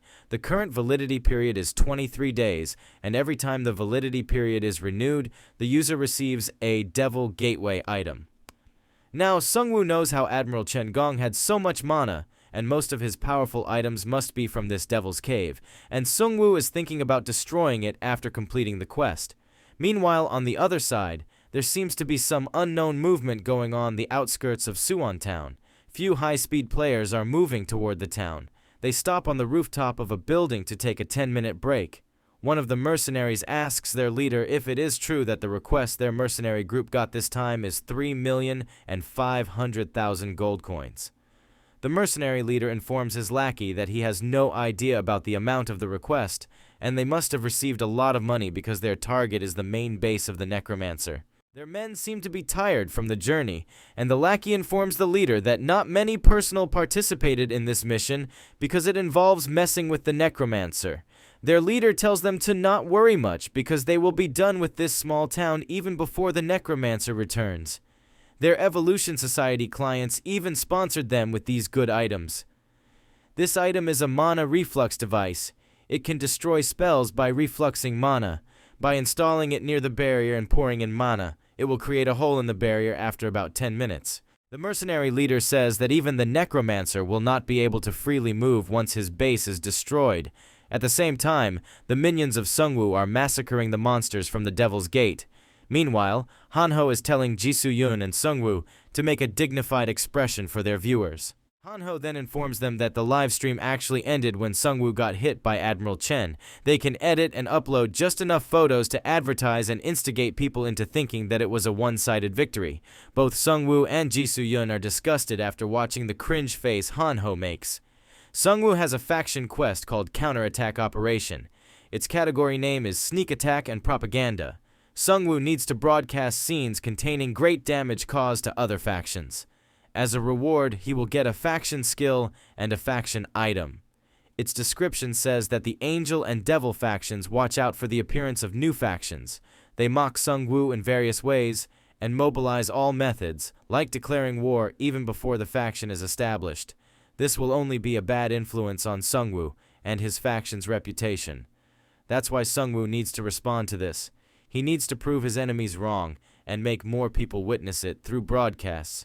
There is also a condition to this mission, which states that Sungwoo must strike first before the Angel or Devil faction strikes him, and in case the scene of Sungwoo losing is exposed, then a penalty will be given to Sungwoo. At the same time, another notification pops up stating that the first level wave is complete, there are 2 more waves left, and the players have 20 seconds of preparation time before the next wave begins. Sungwoo now knows that the demonic beast's admiral, Chen Gong, was controlling and was a mere level 1 beast, and now more powerful monsters will come out of Hell's Gate. Sungwoo tells the players to not worry. As of now, he is well prepared to tackle whatever comes next. Sungwoo just activated a powerful hidden synergy. It requires a level 3 commander and 90 plus or more members in the party. This synergy increases attack and defense power by 7%, and the players deal 3% extra damage when attacking a single enemy together. The second synergy is called Shield Phalanx Level 2. It requires 60 or more minions equipped with shields, and it drastically increases both physical and magical defenses. There is a level 5 giant synergy active as well. It requires 50 or more giant-type minions. This synergy increases damage reduction from small and medium-sized opponents by 40%. His fourth synergy is called Ironclad Knights, and Sungwoo strengthened all of his minions using the exploited souls. There are only 15 minutes left until the effects of both the Grim Reaper Scythe and the Werewolf form wear off. Once the timer is up, the Hell's Gate opens up, and giant black hands start popping out of it. The monsters pour out of the Hell's Gate in swarms. A notification pops up stating that you are being oppressed by intimidation from the external dimension. The players start feeling weak as all of their stats drop by 20%. Sungwoo thinks that maybe Admiral Chen was keeping this necklace because of these guys. The beings from Hell's Gate are terrifying, but there is something more ominous than them. The sheer scale of the minions controlled by Sungwoo and their buffs makes these monsters look like ants in front of them. Sungwoo and his minions start moving while the monsters are still a bit hesitant. Without wasting any time, Sungwoo starts slashing the beasts, and each of these monsters gives more than 500,000 gold after being slain. The players who are watching Sungwoo in action are amazed at his battle prowess. Sungwoo tries to raise the slain monster as one of his minions. Still, a notification pops up stating that you cannot raise an external dimensional being as your minion. Sungwoo starts wondering about what the external dimension beyond this gate looks like. He cannot go to that dimension, so he focuses on the current problem at home. At the same time, we get a view of what is going on the other side. The people on the island Sungwoo previously liberated are quite happy with his progress. Lee Ha-yeon was the one who brought the Necromancer to their village, so all of them started praising her. Lee is glad as well because the decision she made in the past proved to be quite useful for her and her island. On the other side, the prosecutor is watching all of this unfold with his clan. Sungwoo is wreaking havoc among his enemies, and the prosecutor tells others that Sungwoo has gotten much stronger in this short period.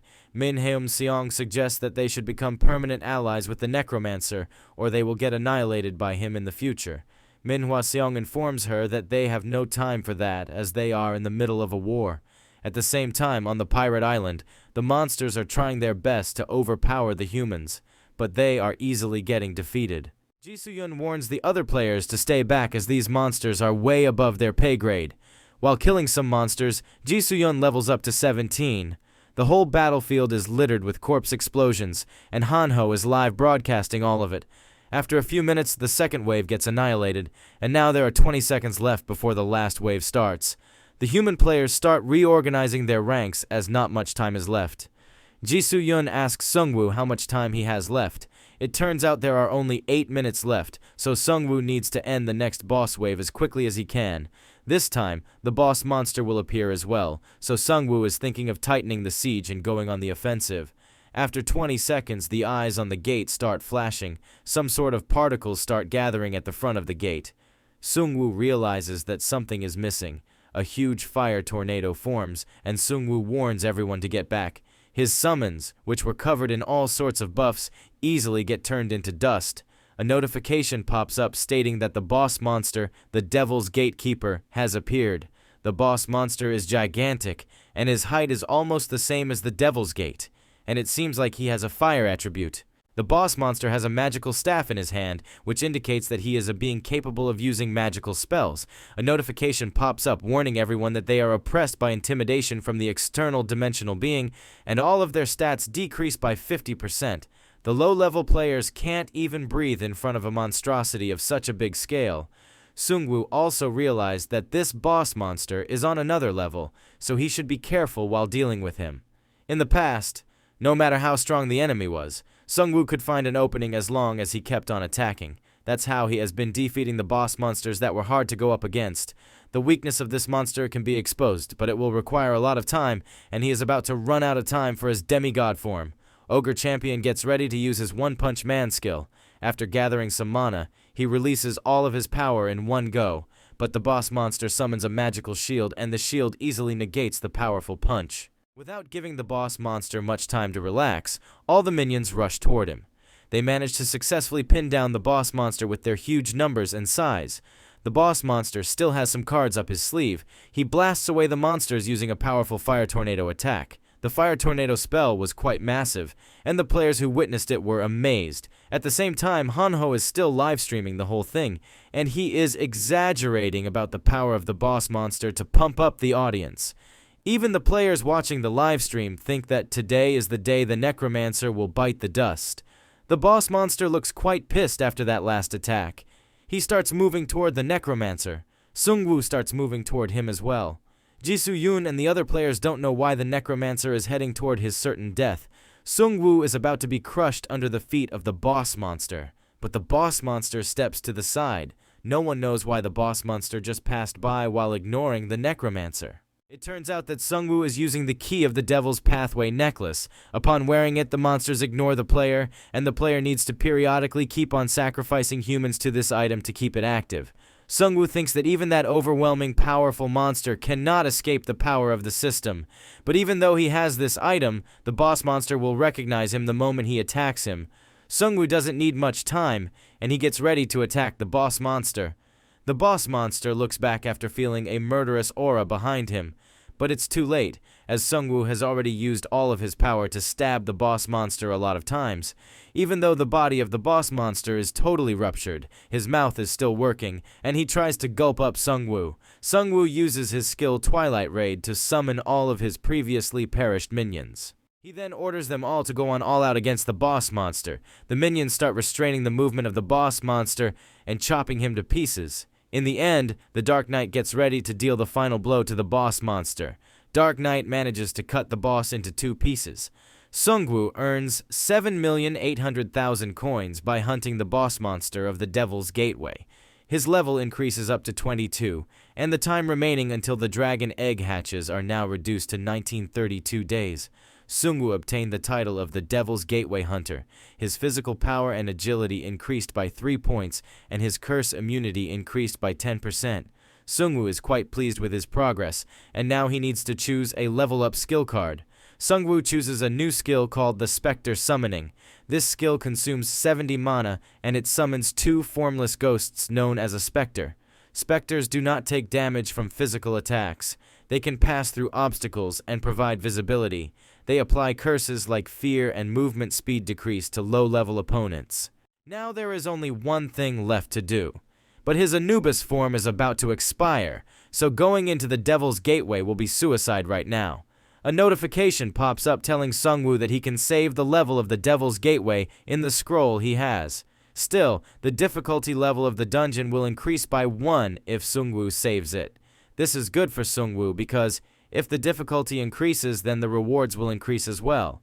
Sungwoo saves the Devil's Gateway into the scroll, and it changes the description of the Devil's Gateway. Now, the Devil's Gateway will open into the 2nd floor instead of the 1st floor. Upon usage, this item will open a door leading to the Devil's Cave for 36 hours. Sungwoo can obtain very rare items upon exploring the inside of this cave.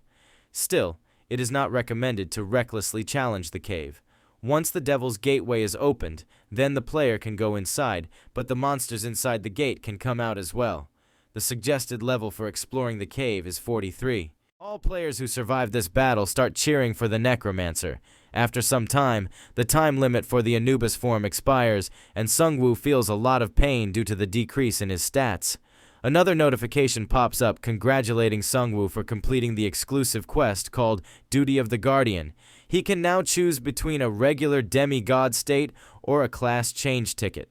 Sungwoo has no need for a job change, and Hanho is the only one in his party who needs a change of class. But Hanho is now utilizing his class to the max, and his growth potential could actually be the greatest among his friends.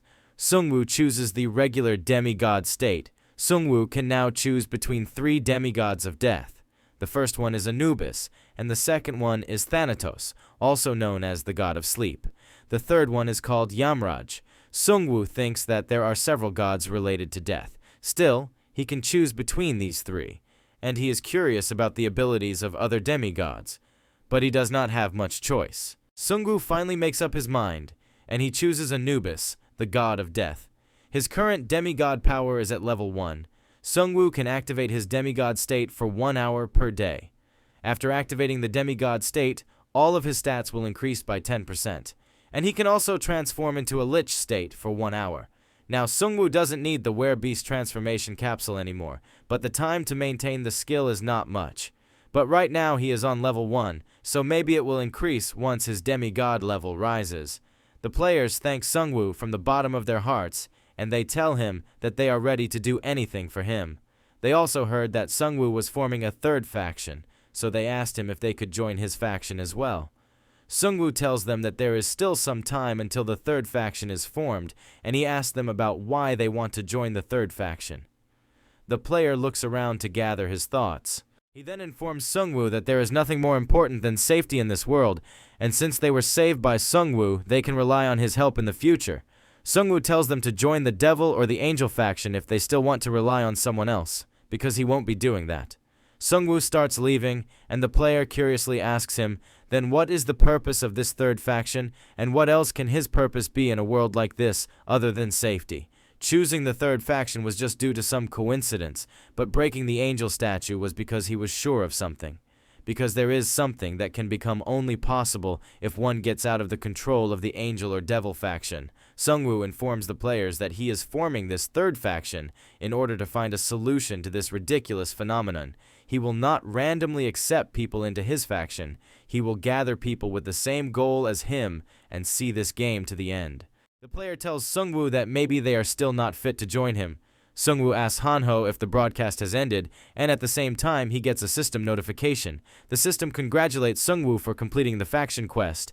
As a reward, he will be given a faction skill and a faction item. Hanho quickly jumps towards Sungwoo to tell him that he received an emergency call from Suwon Town.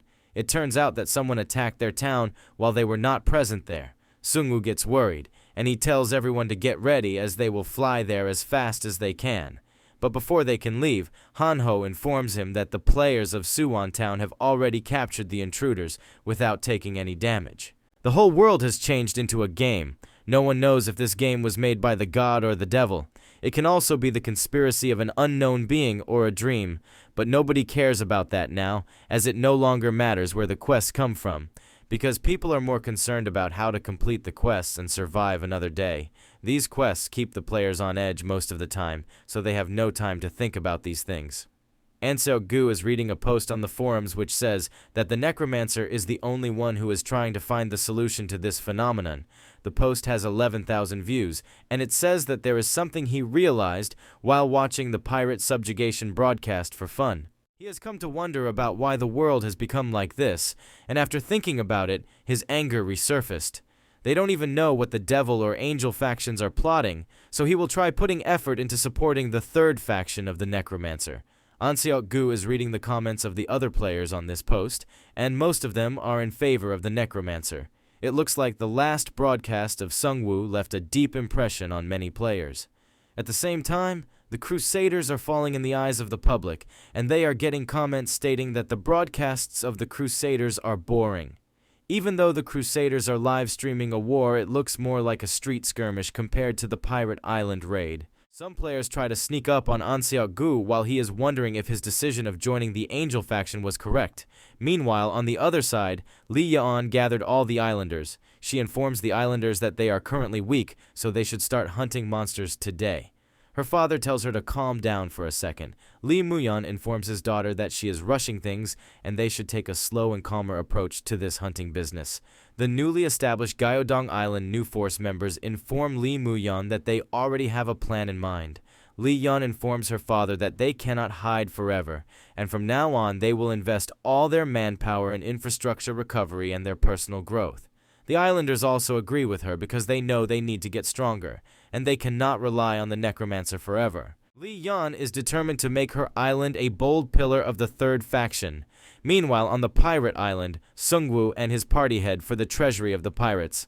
Hanho found 2 daggers. These daggers are called ghost daggers, and their description says that when you swing this dagger, there is a chance you may fire a ghost blade, which is shaped like a blade, but its cooldown is 10 seconds. This is the first time Hanho has got a powerful weapon, and he is too excited to use these items in real combat. He is thinking that maybe now he can kill someone like the Vampire Lord in a few seconds. The treasury of the pirates is filled with unique items and gold coins. Sungwoo will leave some golden items behind for the residents of the pirate island so they can soon recover from this situation. Among the treasures, Sungwoo found a special tier item. This item is called Safe of Oath, and it belongs to the finance category. A certain part of the gold earned by the contracted player automatically gets deposited in it. Its description says that you may register a contract by putting your hand on safe. The applicable portion of the gold earned by the contractor is automatically deposited in the safe, and the owner of the safe may determine the collection rate. It has a 50% collection rate. 67,858,248 gold coins are in it, and there are 119 registered members. After finishing this quest and using the experience coupon, Ji Soo-yeon got to the 5th rank in the Korean server. Han Kang-seok is in the 1st rank, and his level is unknown. Sungwoo is in the 2nd position at level 22, the doctor in the 3rd at level 20, the prosecutor in the 4th at level 19, and Ji Soo-yeon is in the 5th rank at level 18. Hanho says that both ranks number 2 and 5th are in the 3rd faction, and it will have a positive impact on their faction. With that being said, Sungwoo opens up the return portal of the World Tree, and they head back home. Sungwoo brought back a ton of unique weapons for the players of Suwon Town. The players from Suwon Town have never seen so many unique and rare items in one place before. Spearman Kyungsu is quite amazed after watching the quality of these weapons. One of the female players picks up a triple-shot bow, while another player picks up a shield and armor. Hanho's father says that with the help of these weapons, they will soon surpass even the Crusaders. Sungwoo asks them about the intruders who attacked the Suwon Town in his presence. Spearman Kyungsu starts explaining what happened in the past. Some of the players were patrolling inside the town. One of the players asked his leader that they have the World Tree Barrier, so is it even necessary to go on patrols like this? The fat nerd guy says that they should not just rely on the barrier. In games and novels, there are abilities or items that can counter these types of barriers, just like how those guys are trying to use an item to break into the barrier. The players freak out, and their leader tells them to hide. The fat nerd says that these guys are stronger than us, and if they manage to break into the barrier, then the whole town will be done for. Fat nerd quickly starts reporting this incident to his superiors. After some time, the assassin leader asks his henchmen about how much more time is required, and the henchman says that they are almost done with it. After a few seconds, the item starts working, and a small hole appears in the barrier. The assassin leader orders everyone to quickly get inside and kill every living person in Suwon Town. On their way, they encounter some fences. All of a sudden, the players from the Suwon Town power up the fences with electricity. At the same time, some crossbowmen stationed on the buildings take aim at the assassins. The assassin's leader tells his men that they are being trapped. They should use the buildings to jump over the fence, and as he was about to warn them about the crossbows, he senses something coming his way. But before he can react, he gets obliterated by a fire beam. Spearman Kyungsu informs Sungwoo that half of the assassins died in that first attack, and the other half surrendered. Sungwoo compliments Spearman Gyeongju for his quick thinking. Gyeongsu further informs Sungwoo that the captives have been separately confined in the 2 storehouses inside the art gallery. Most of them were severely burned and are under treatment, so Sungwoo can visit them later. Sungwoo is free for now, so he checks his rewards from the exclusive quest.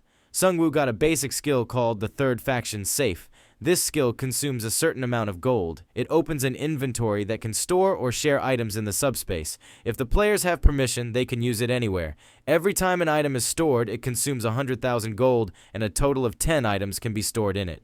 The item he got from the exclusive quest is a special flag. This flag is known as the 3rd Faction's flag. Once the flag is put down, a buff will be given to the players belonging to the 3rd Faction within 1 kilometer. This buff increases all stats by 1.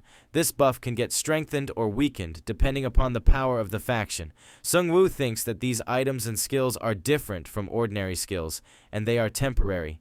His faction is not complete yet, and compared to the other 2 factions, it's still insignificant. The items and skills the other factions provide to their followers are far superior to what he has right now. At the same time, a notification pops up stating that the World Tree has reached level 2 and its current growth rate is 15%.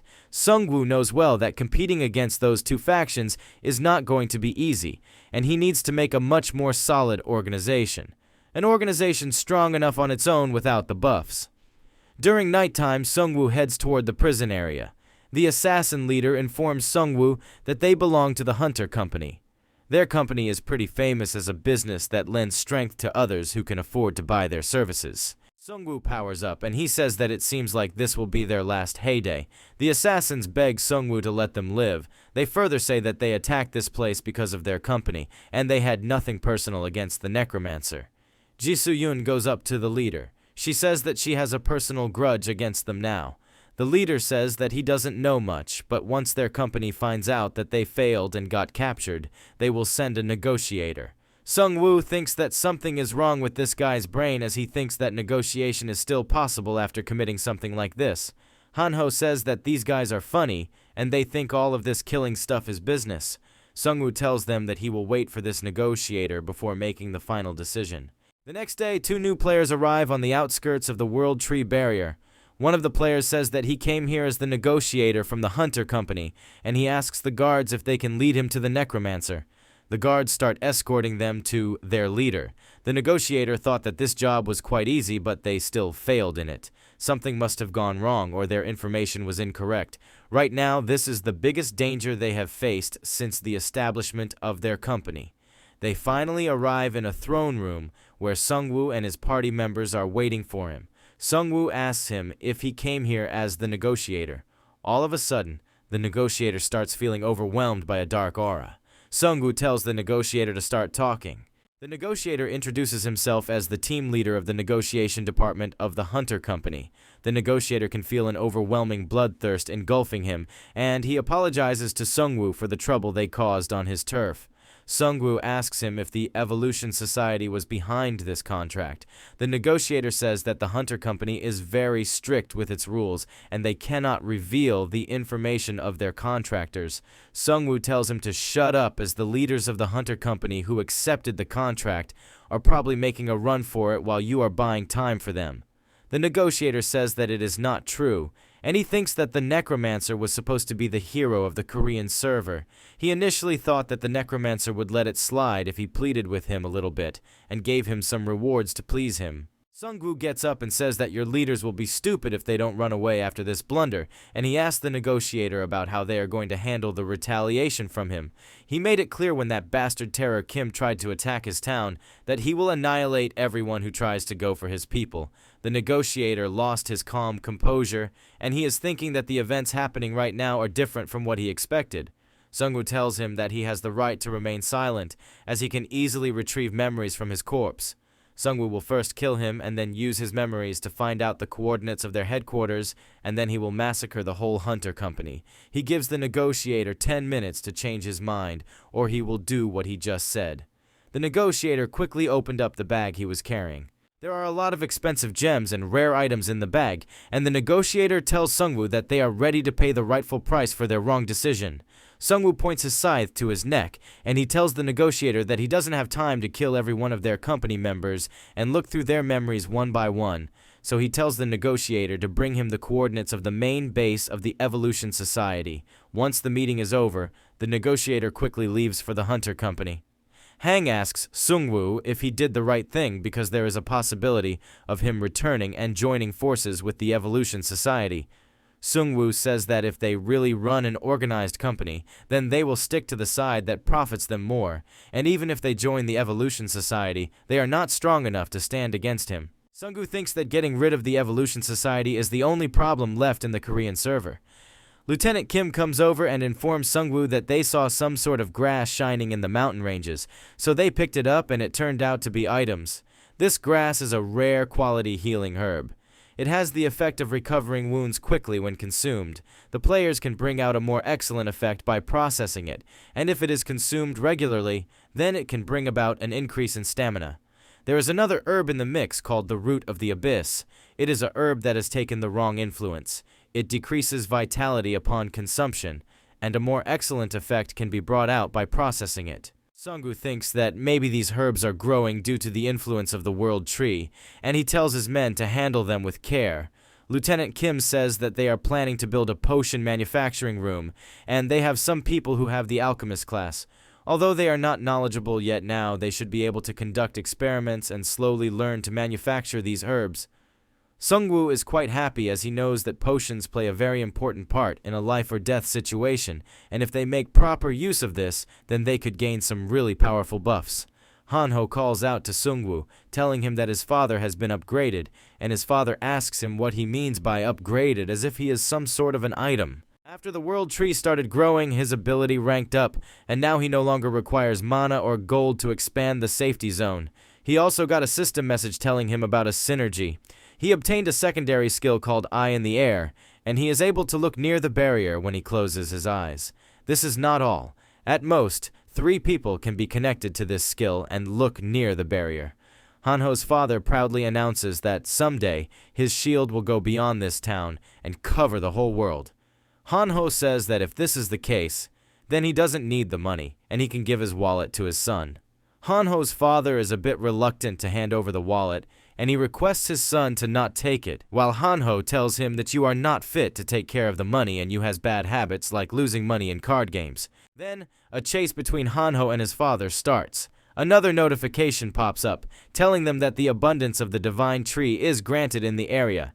This effect increases the item manufacturing rate by 50%, and it increases the chances of additional options being granted during manufacturing by 10%.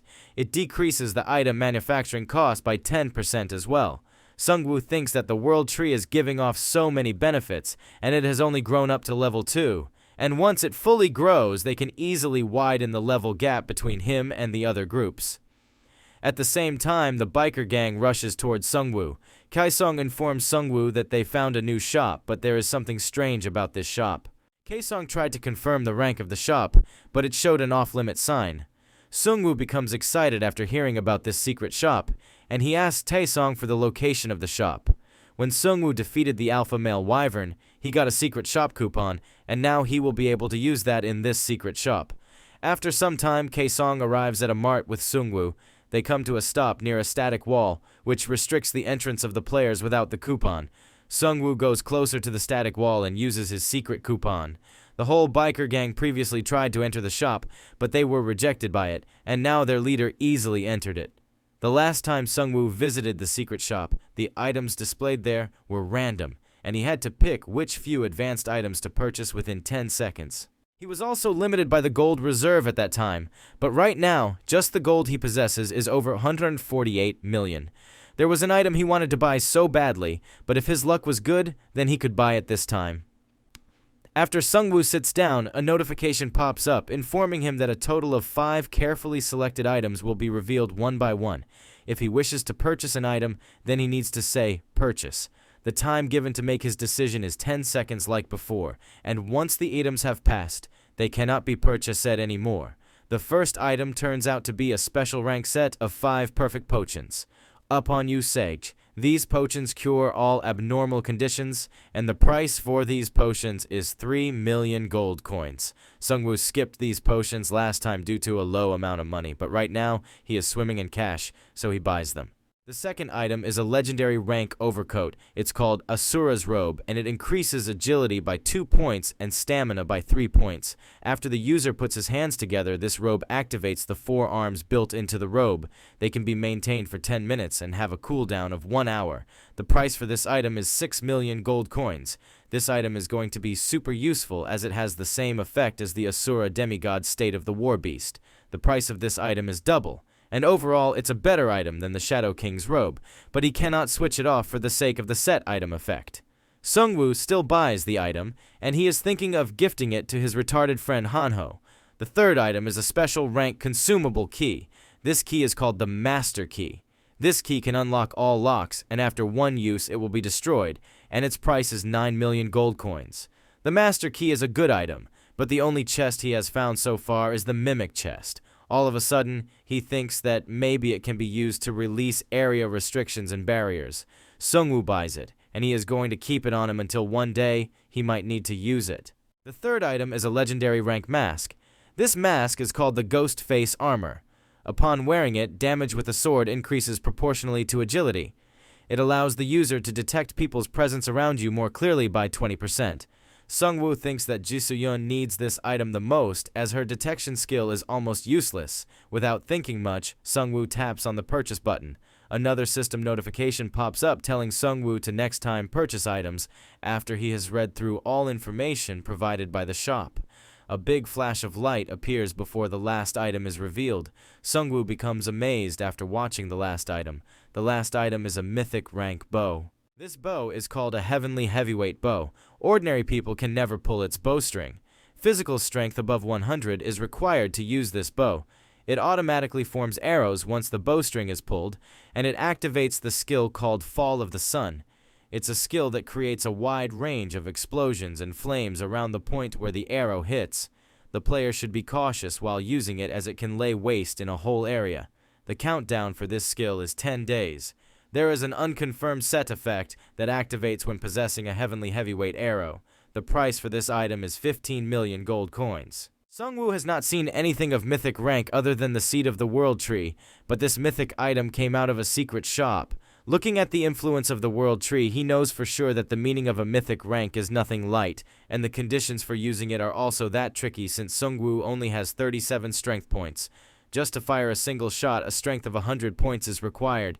Even if he stacks himself with all sorts of buffs like the Lich and Anubis form, 57 points are the most limit he can reach. It's not an item Sungwoo can use right now. He has never used a bow before, but he will still buy it and keep it for now.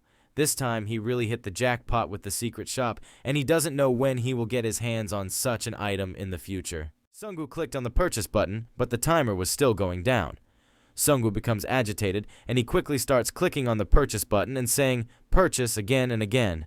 Finally, he buys the item, and the system notification informs him that the secret shop session has ended, and Sungwoo will automatically exit the shop in 10 seconds. Sungwoo really wanted to buy the Shadow King set, but those items were not on display. He still has some good items. The secret shop items are mostly randomly selected, so his chances of getting what he wants are slim in the first place. If he manages to get a hold of all items belonging to the Shadow King, then he is sure that he will be able to achieve a huge power increase. After returning to Suwon Town, Sungwoo gives the Asura's robe to Hanho. Hanho becomes really happy and activates the Asura robe right away. Hang informs Sungwoo that he now has the power of the pirate Admiral Chen, who almost annihilated Sungwoo. Sungwoo says that he never got beaten by him, and then Hanho makes a weird face while playing the secret video where Sungwoo is about to die. At the same time, Jisoo-yoon received her gift as well, and she is smiling like a creep. Hanho informs Sungwoo that he brought the gift at the right time because Jisoo-yoon just wasted all of her money in the shop, and she got nothing good.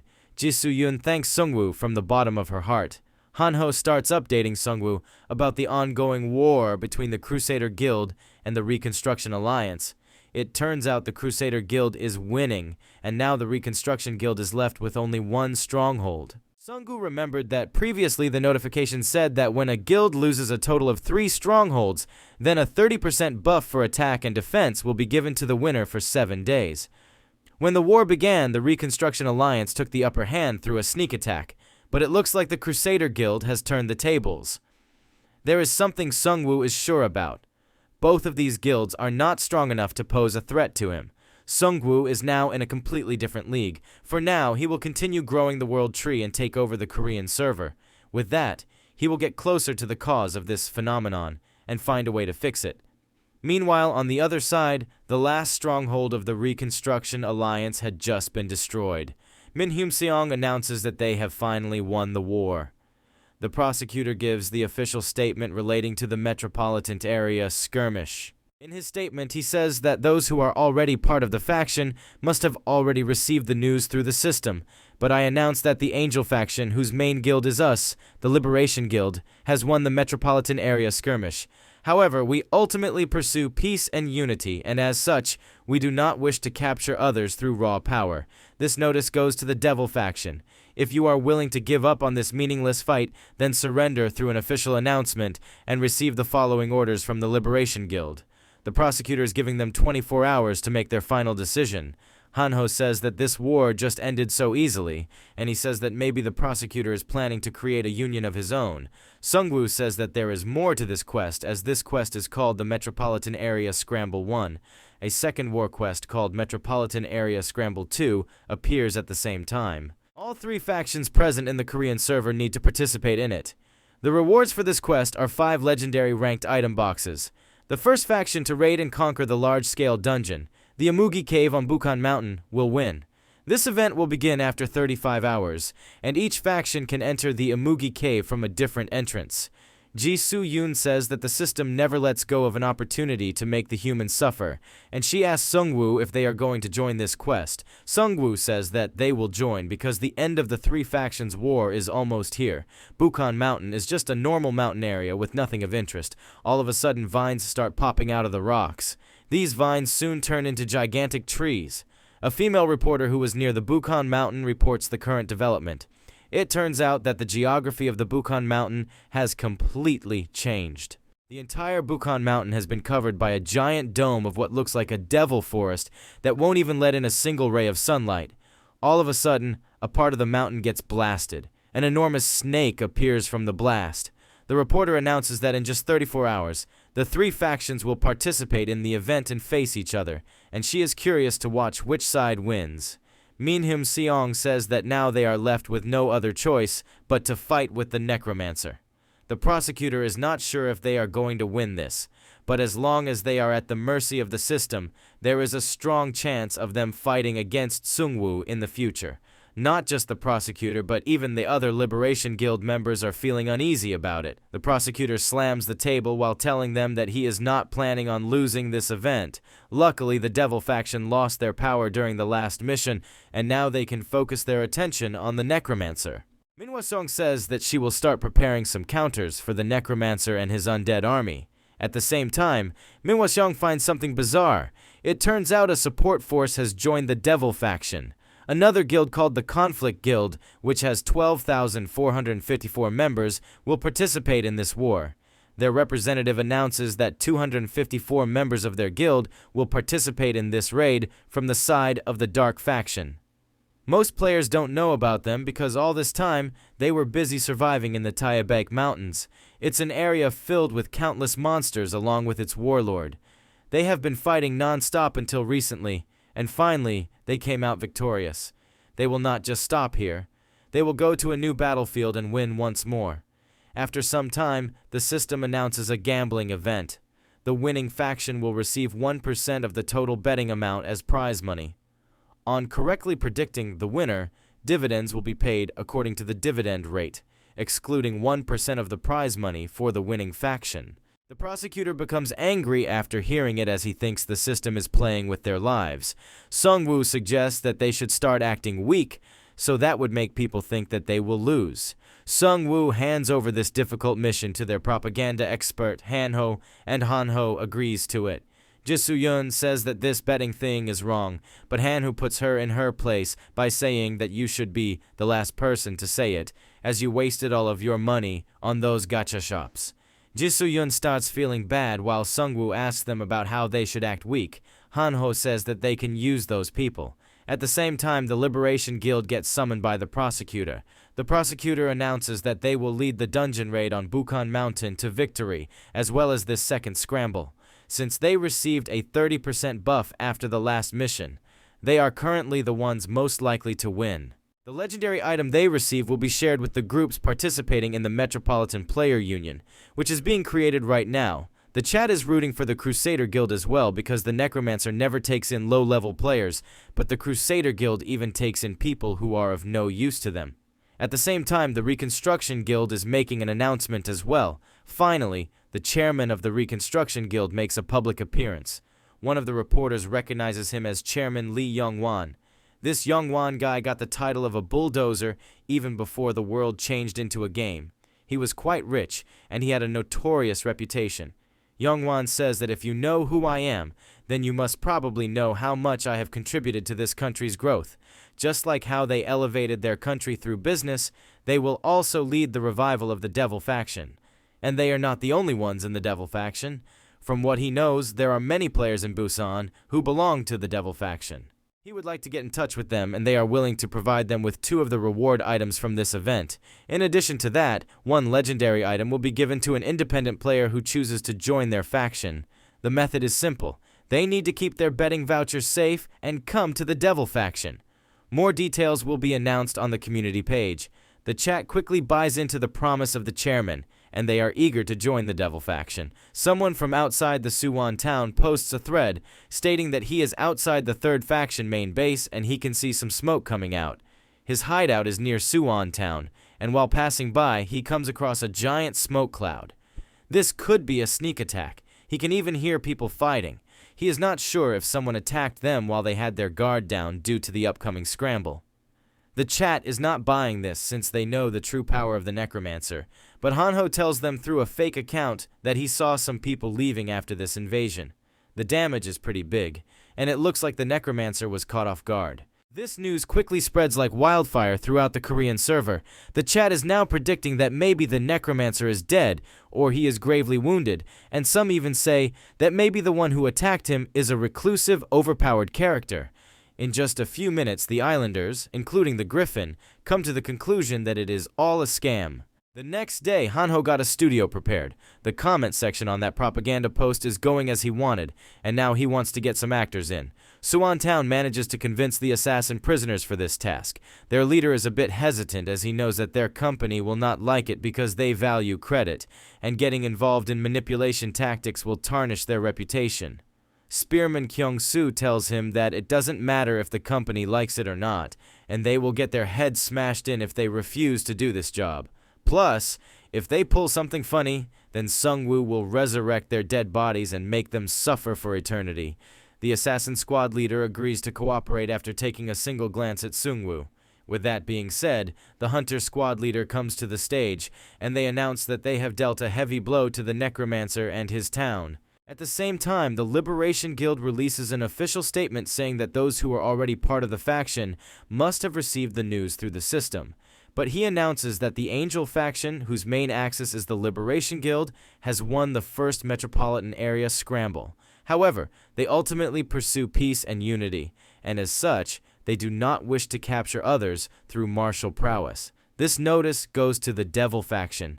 If you are willing to give up on this meaningless fight, surrender through an official announcement and proceed with the follow-up from the Crusader Guild. We will grant you 24 hours to decide. There is only 1 day left, and the people have bet on the Angel faction the most, with 69 million gold coins.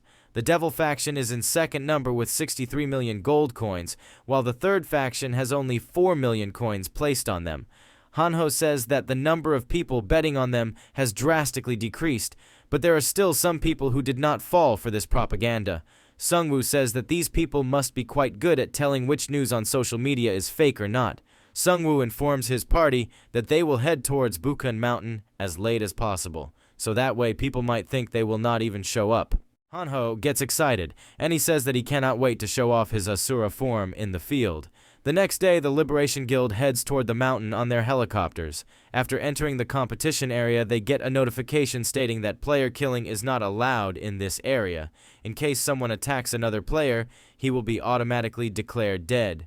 The Angel and Devil factions come face to face outside the entrance, and they start cursing each other.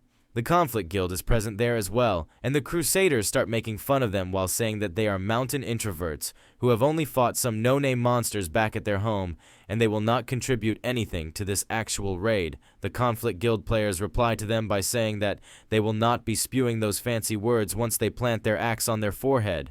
There are some reporters present right outside the entrance, and they are streaming this live for their viewers. There are now 1 hour and 10 minutes left until the timer is up. Both Devil and Angel faction have gathered there. The reporter says that maybe the Necromancer really took some irrecoverable damage, just like the Hunter Company claimed. A bald assistant tells the newscaster to look up at the sky. Every player becomes amazed after seeing something in the air. It turns out to be Sung-woo, who came to the party with his squad of wyverns. They land near the other players. The players can clearly see that they look fine, unlike the rumors. The reporter asks Sung-woo if she can have an interview with him.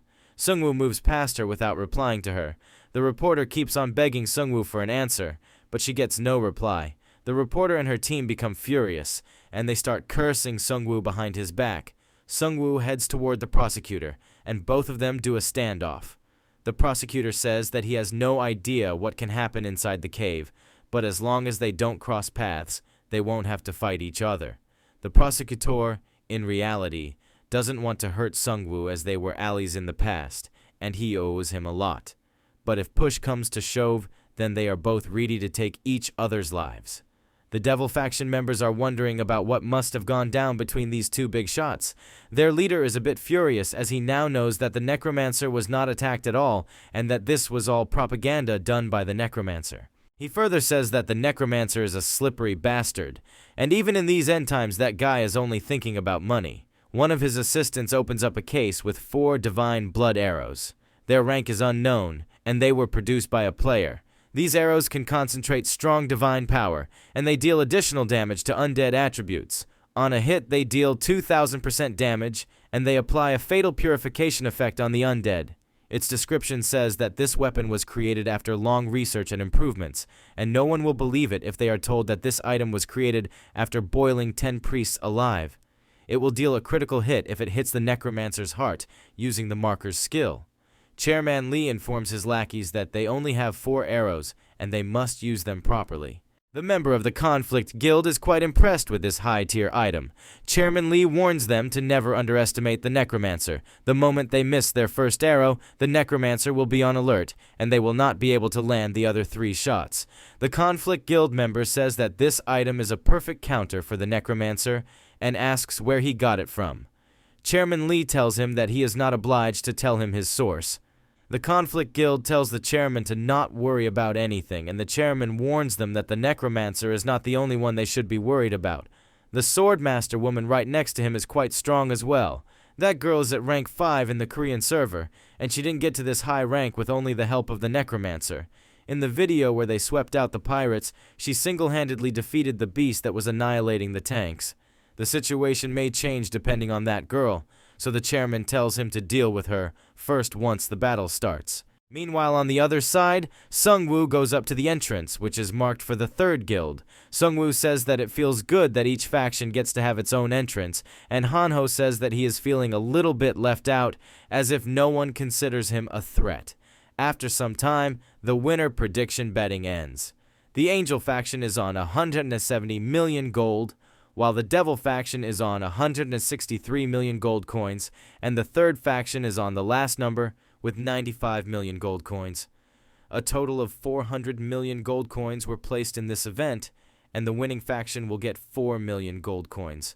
The most money placed on the 3rd faction was spent by Sungwoo and his allies, and if they won, they would get a lot of money in return. A total of 70 million gold coins were placed by the 3rd faction, and they will be getting around 296 million coins once they win this raid. Sungwoo and his faction are at a disadvantage when it comes to gathering funds, as it's a small group of elite players. At times like this, they will take the other faction's money little by little to grow their economy. With that being said, the timer ends, and Sungwoo enters the image cave with his party. Upon entering the cave, they are welcomed with a bright flash of light. A system notification appears, informing them that they have entered the large-scale dungeon called the Amugi Cave. They cannot leave until the raid is completed. There is almost no light in the dungeon, and there is a vibe of dread around them. There are some really huge, unnatural-looking trees in the Amugi Cave. A notification pops up telling them that they are on stage 1, and in order to proceed, they need to find a key for the next stage. They need to catch the shadowy mandrill that has the key and move on to the next stage. While they are moving, Hanho says that maybe that mandrill is going to be a real man with a drill. Jisoo-yun informs Hanho that mandrill refers to a monkey. Hanho asks if this word is from a foreign language, but Jisoo-yun informs him that this word is Korean, and Sungwoo, in his mind, thinks that Hanho himself is a university student of liberal arts and he doesn't know this basic stuff. Sungwoo says that facing off against monkeys in this environment is not going to be easy. He is about to say something else, but they get interrupted by a cry for help. Sungwoo says that the other factions must have gotten in contact with the monsters. It turns out that the Devil faction is fighting something. The monkeys are attacking them from the trees, but their arrows are not doing much damage to these monkeys. The monkeys are quite fast, and they are easily dodging their projectiles. The monkeys get inside the formation of one of the Devil faction squads, and they rip apart the Devil faction players into pieces. Meanwhile, the Angel faction is pinned down by the monkeys as well.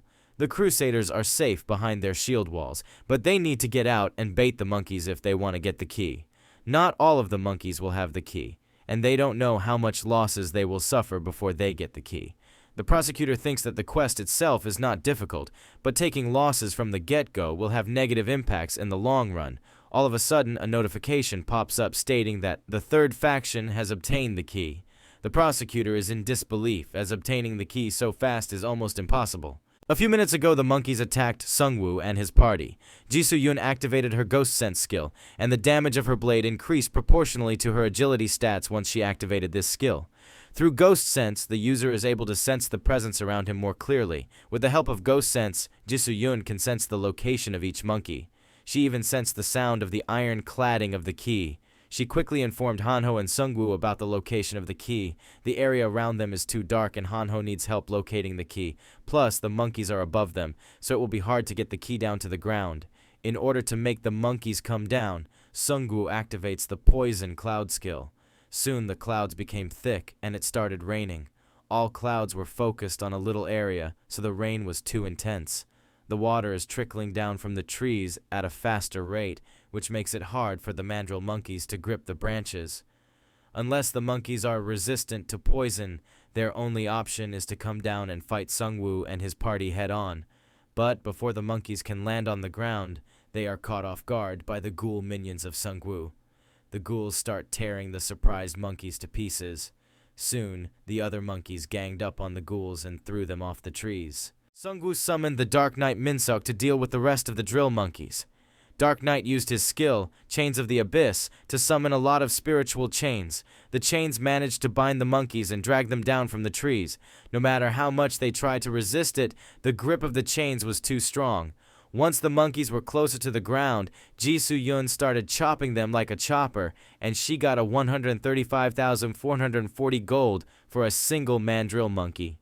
The Dark Knight and the other minions were just a little behind as they were eagerly participating in the eradication of the mandrills. The remaining mandrills lost their will to fight, and they started to climb up toward the poison clouds rather than get chopped by the players. Hanho says that the monkeys are in quite a pinch. Above them is a poisonous cloud while there is a certain death waiting for them down here. Sungwoo summons his bird minions in order to deal with the mandrills. The birds are carrying the dead bodies of the mandrills who lost their lives on the ground. Sungwoo uses corpse explosion on the dead bodies once they are closer to the mandrills.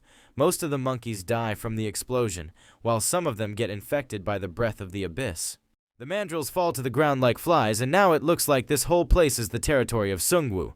Hanho mocks Sungwoo by saying that he has the powerful strength of Asura, which almost beats up Sungwoo to death. Hanho quickly activates his Asura form.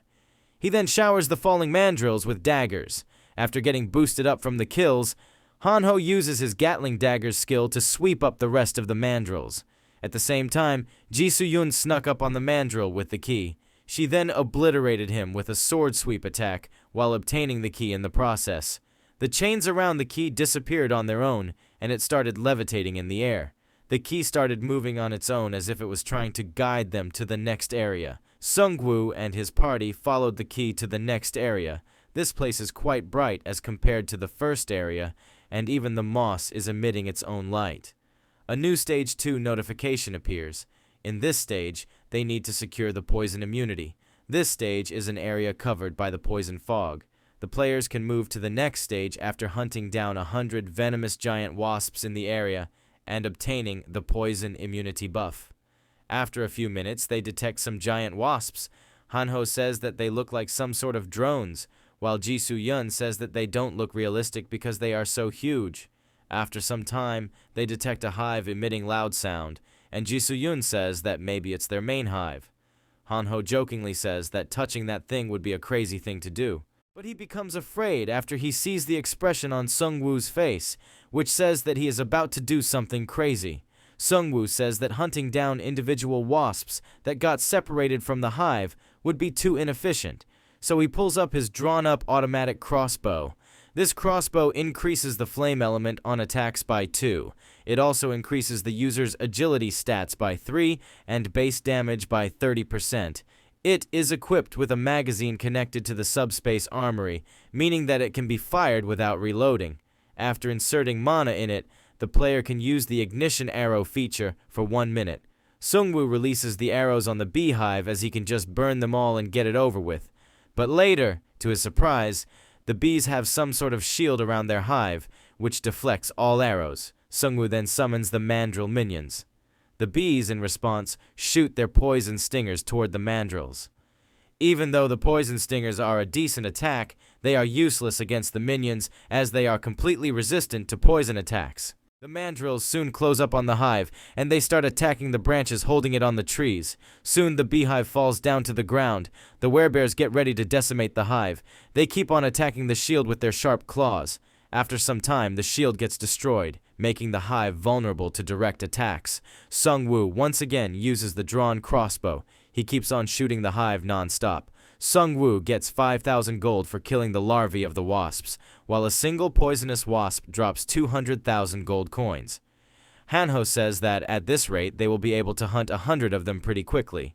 But Sungwoo corrects him by saying that they are going to hunt more than 100 wasps, and Hanho asks him why they are going to do it.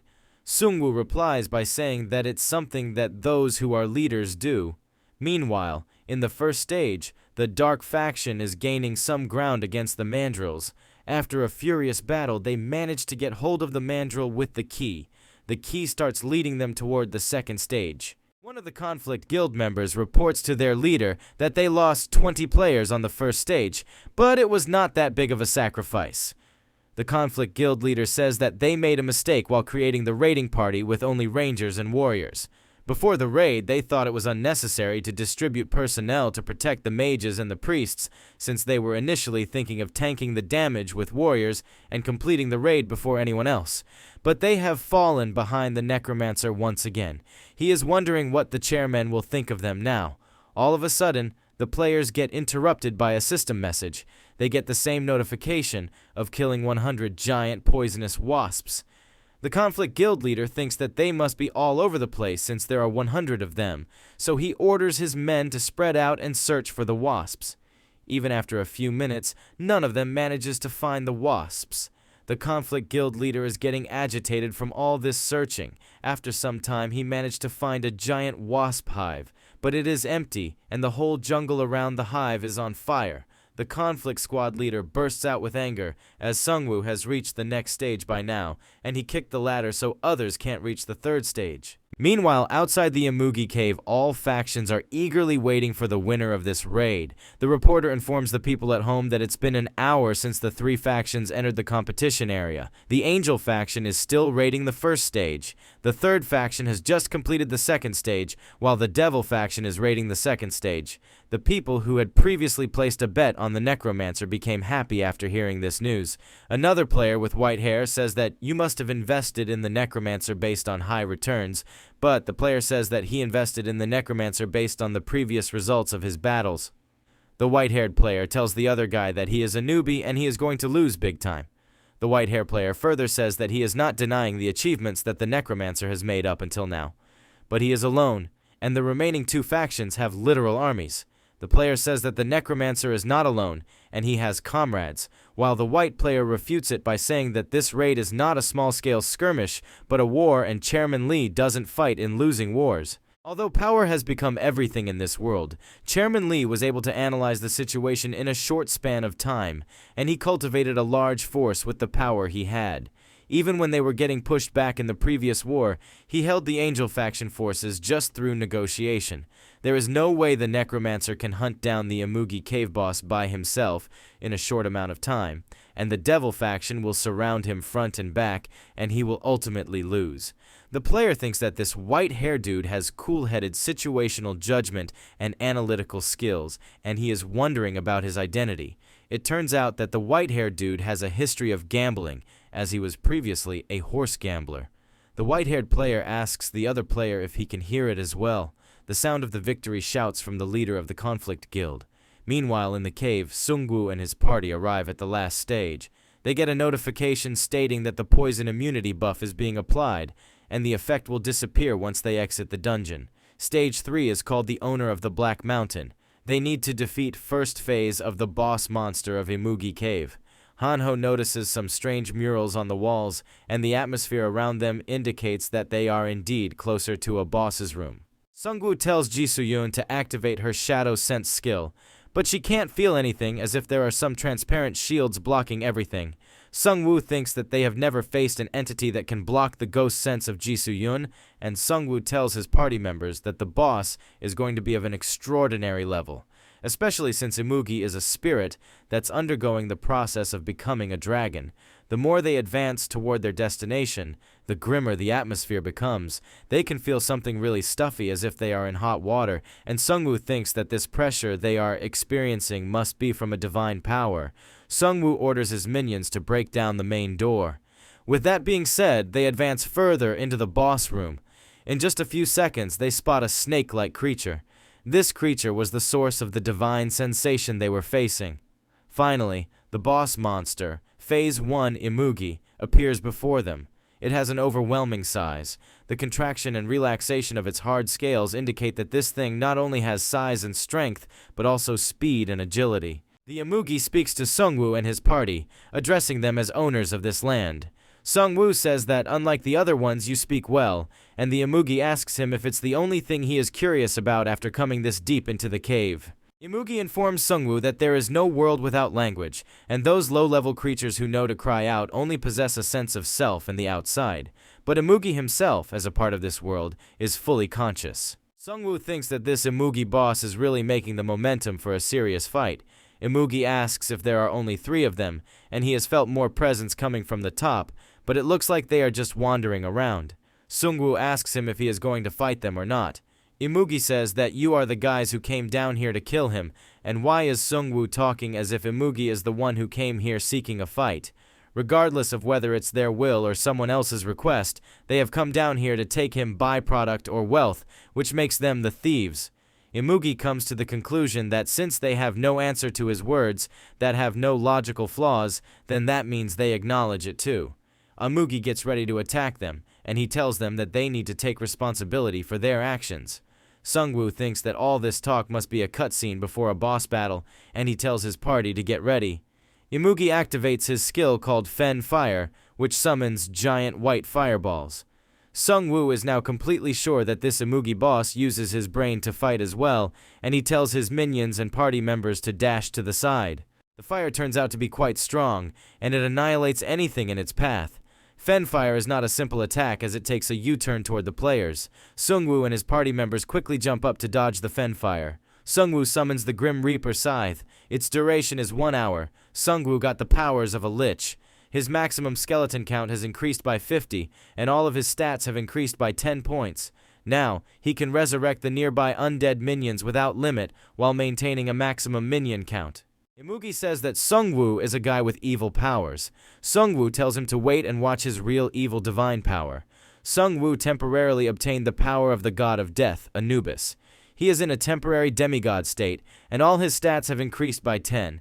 He can now use the skill Soul Siphon, Spirit Bombardment, and Spirit Assault. Imugi says that not only is Sungwoo evil, but he is barbaric as well. Sungwoo activates Giant Spirit Regeneration and Death Response in the area. All of a sudden, Necromancer appears from above, and even Imugi cannot detect him because he is not human or a creature. Out of nowhere, an unknown circle appears. The circles start appearing all around the arena, blocking everyone's movement. Sungwoo is not sure what these circles can do and how they can stop his minions. Imugi asks Sungwoo if this is all he has while he prepares spells with different elements.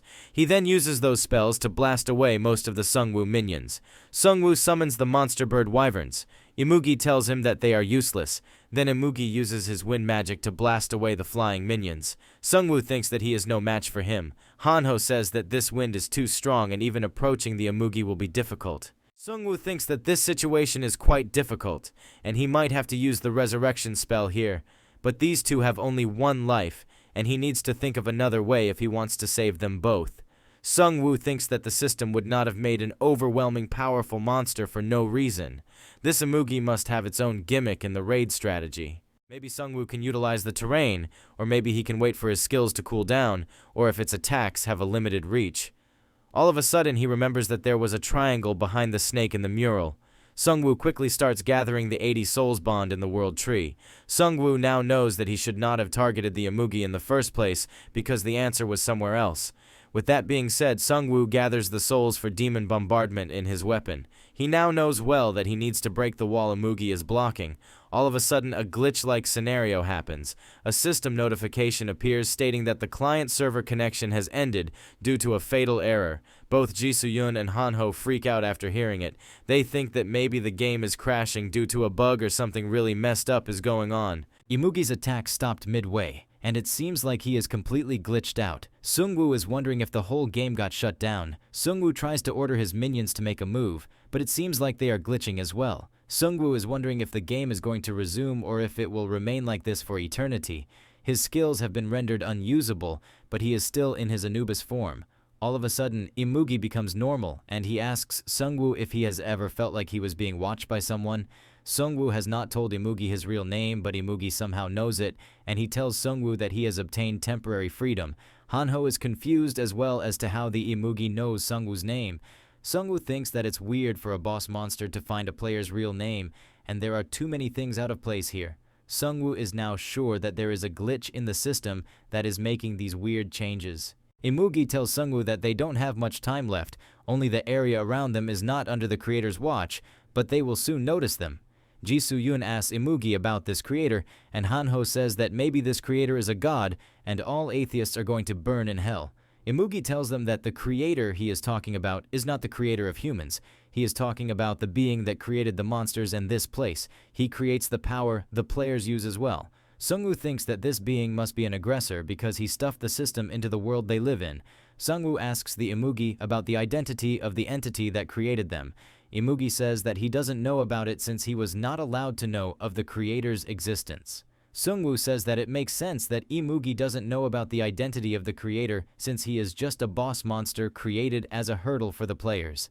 Imugi informs Sungwoo that he got a revelation after an unknown power entered into him. It was for only a small amount of time, so Imugi could realize only a small part of what the unknown power wanted to tell him, so he told Sungwoo to listen closely to what he was about to say.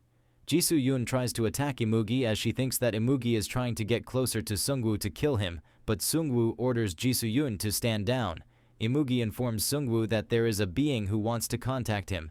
These beings are just like his creator, but they are not currently able to appear on their own, so they are trying to convey a message using the Imugi. Sungwoo asks the Imugi what the creators want from him.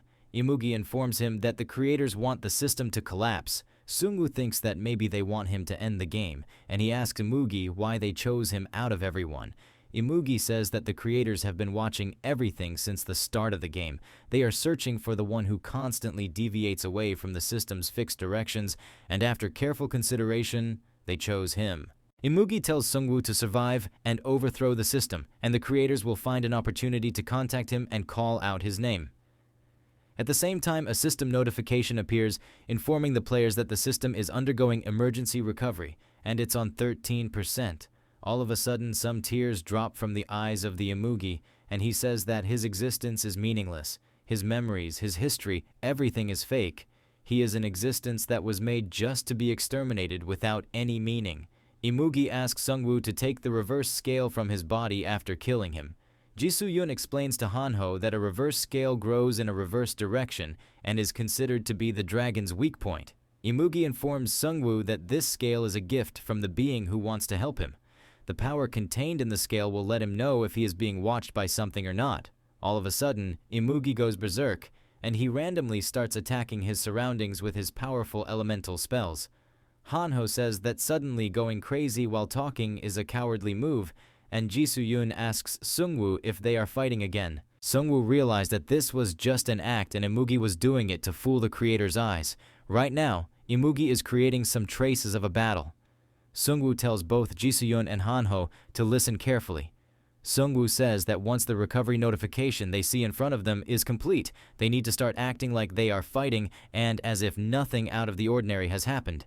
Imugi informs Sungwoo that he is done creating fake battle traces and now Sungwoo can kill him. Imugi begs Sungwoo to collapse the system and find his world back while he launches an attack on him.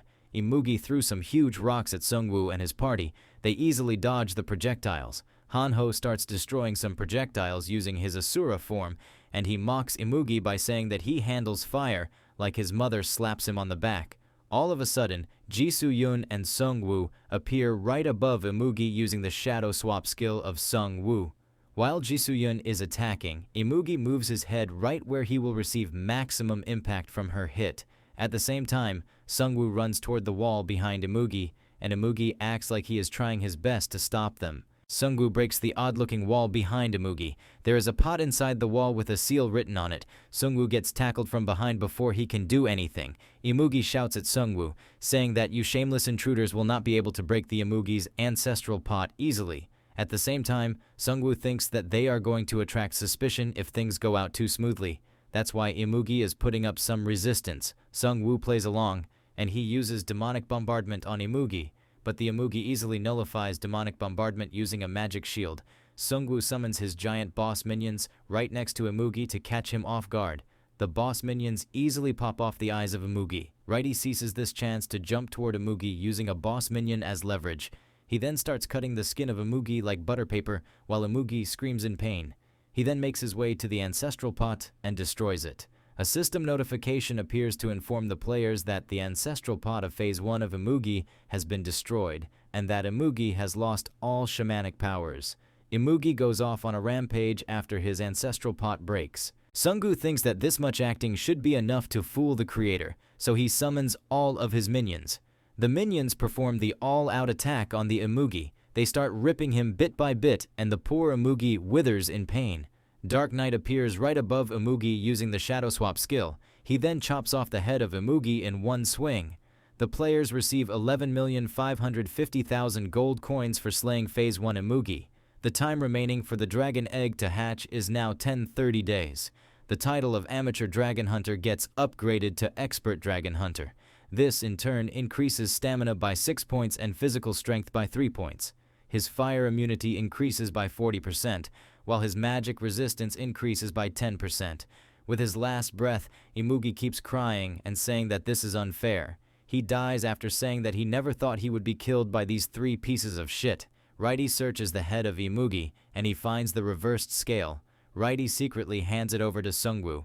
It looks like a normal scale, and no information about it is available in the system window. Sungwoo has no idea about how he is going to find info about this item.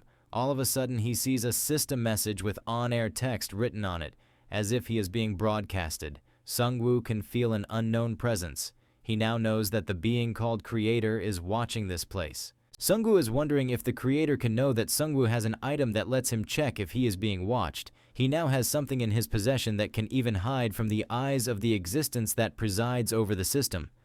Sungwoo is pondering the identity of the Creator and the other existences that are on par with him, and he also has no idea why they turned the world into a game. At the same time, a War Quest notification appears, informing everyone that the third faction has won the Metropolitan Area Scramble.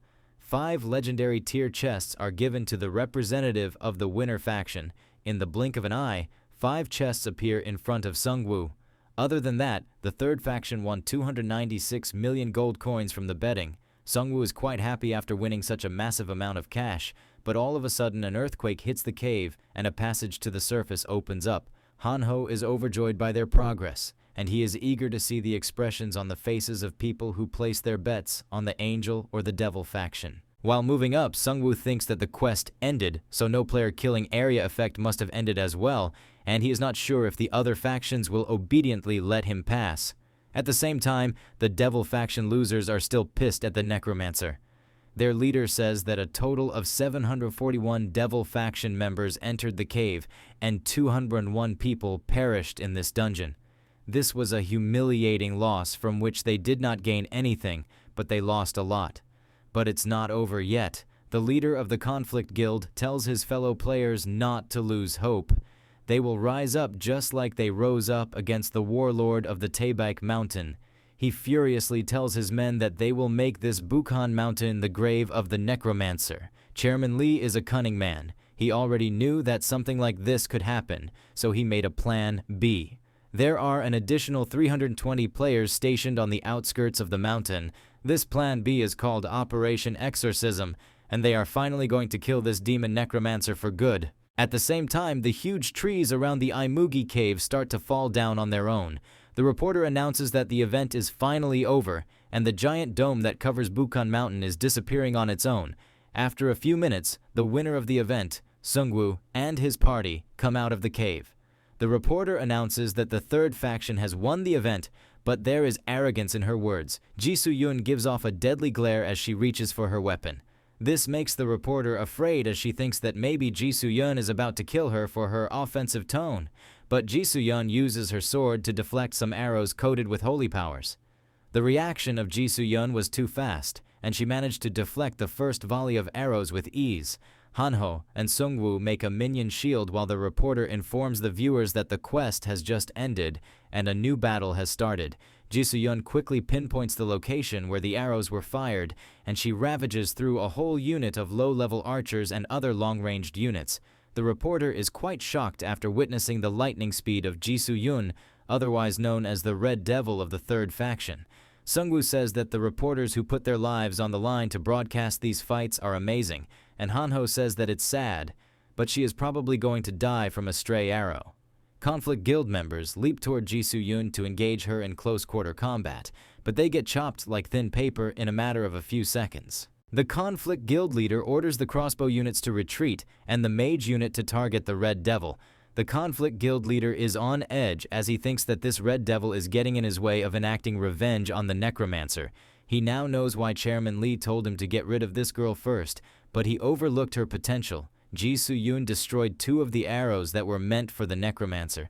They just needed to get rid of the Red Devil and then wait for an opportunity to target the Necromancer with these arrows. The Conflict Guild leader orders his lackey to use a painting to blow off the Red Devil. The player unfolds a huge painting scroll. A notification appears informing everyone that the divine landscape painting of the True View is activated. Ji Soo-yoon tries to jump back in order to avoid a black substance, but it's too fast, and it seems like she can't make it out on time. Ji Soo-yoon blocks the painting using her dual swords. She opens her eyes to find herself in a different location. She was teleported to the deep valley of Taebaek Mountain. The Conflict Guild leader becomes happy when they have sent away the Red Devil.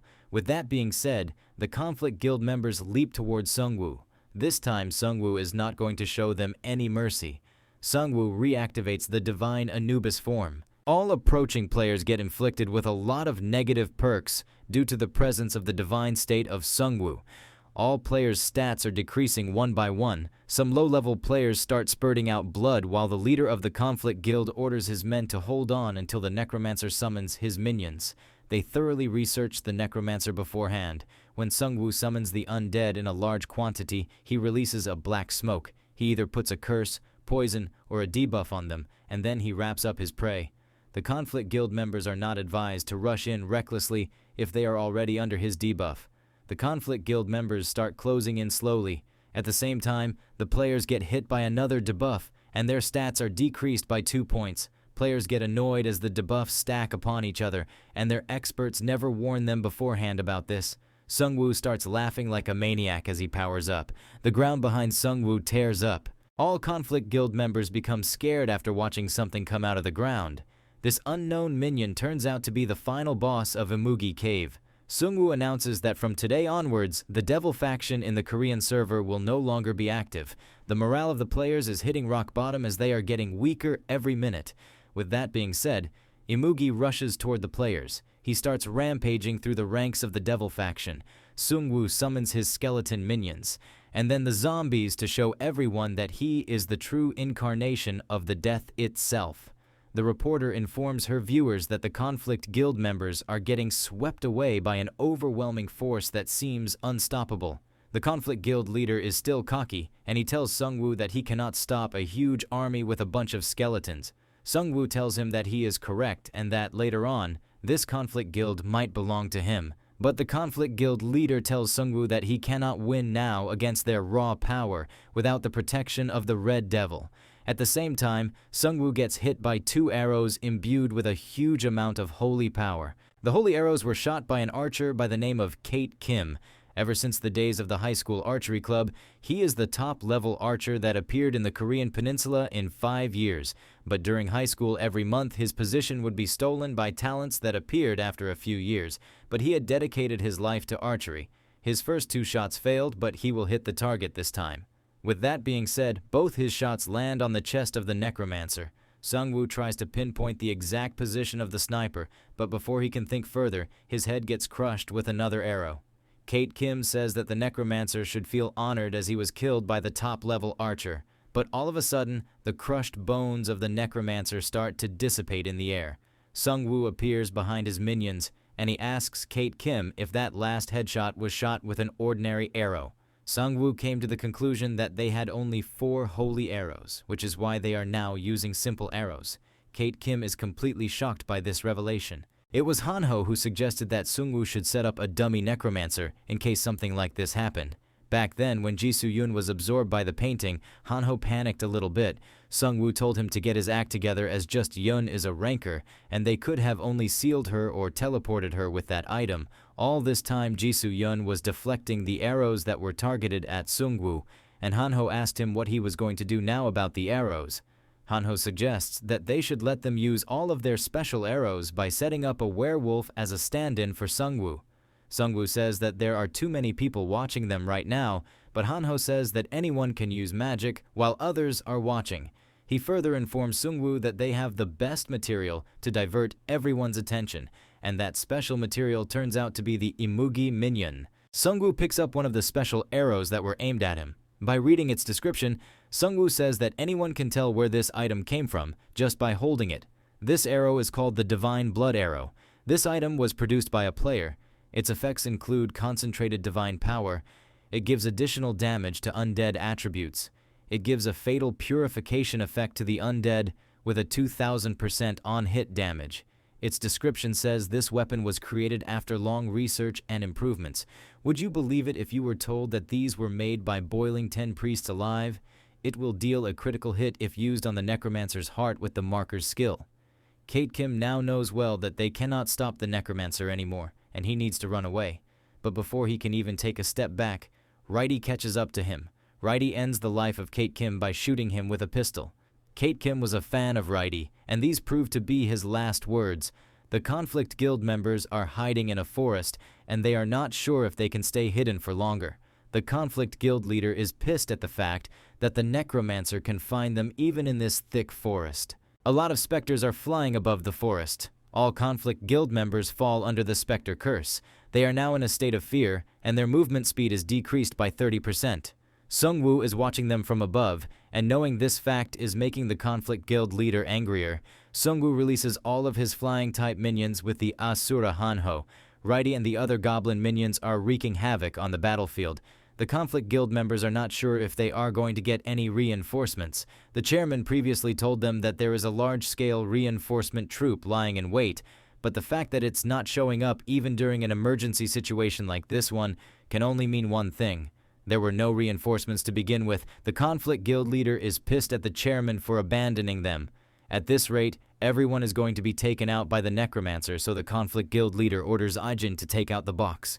While Ijin is preparing the box, the Conflict Guild leader says that maybe they should retreat, but there is nothing left for them, and they can't even return to the Taebaek Mountains. Jin asks him if they should make another attempt at the monster in the Taebaek Mountains, but the Conflict Guild leader shuns him.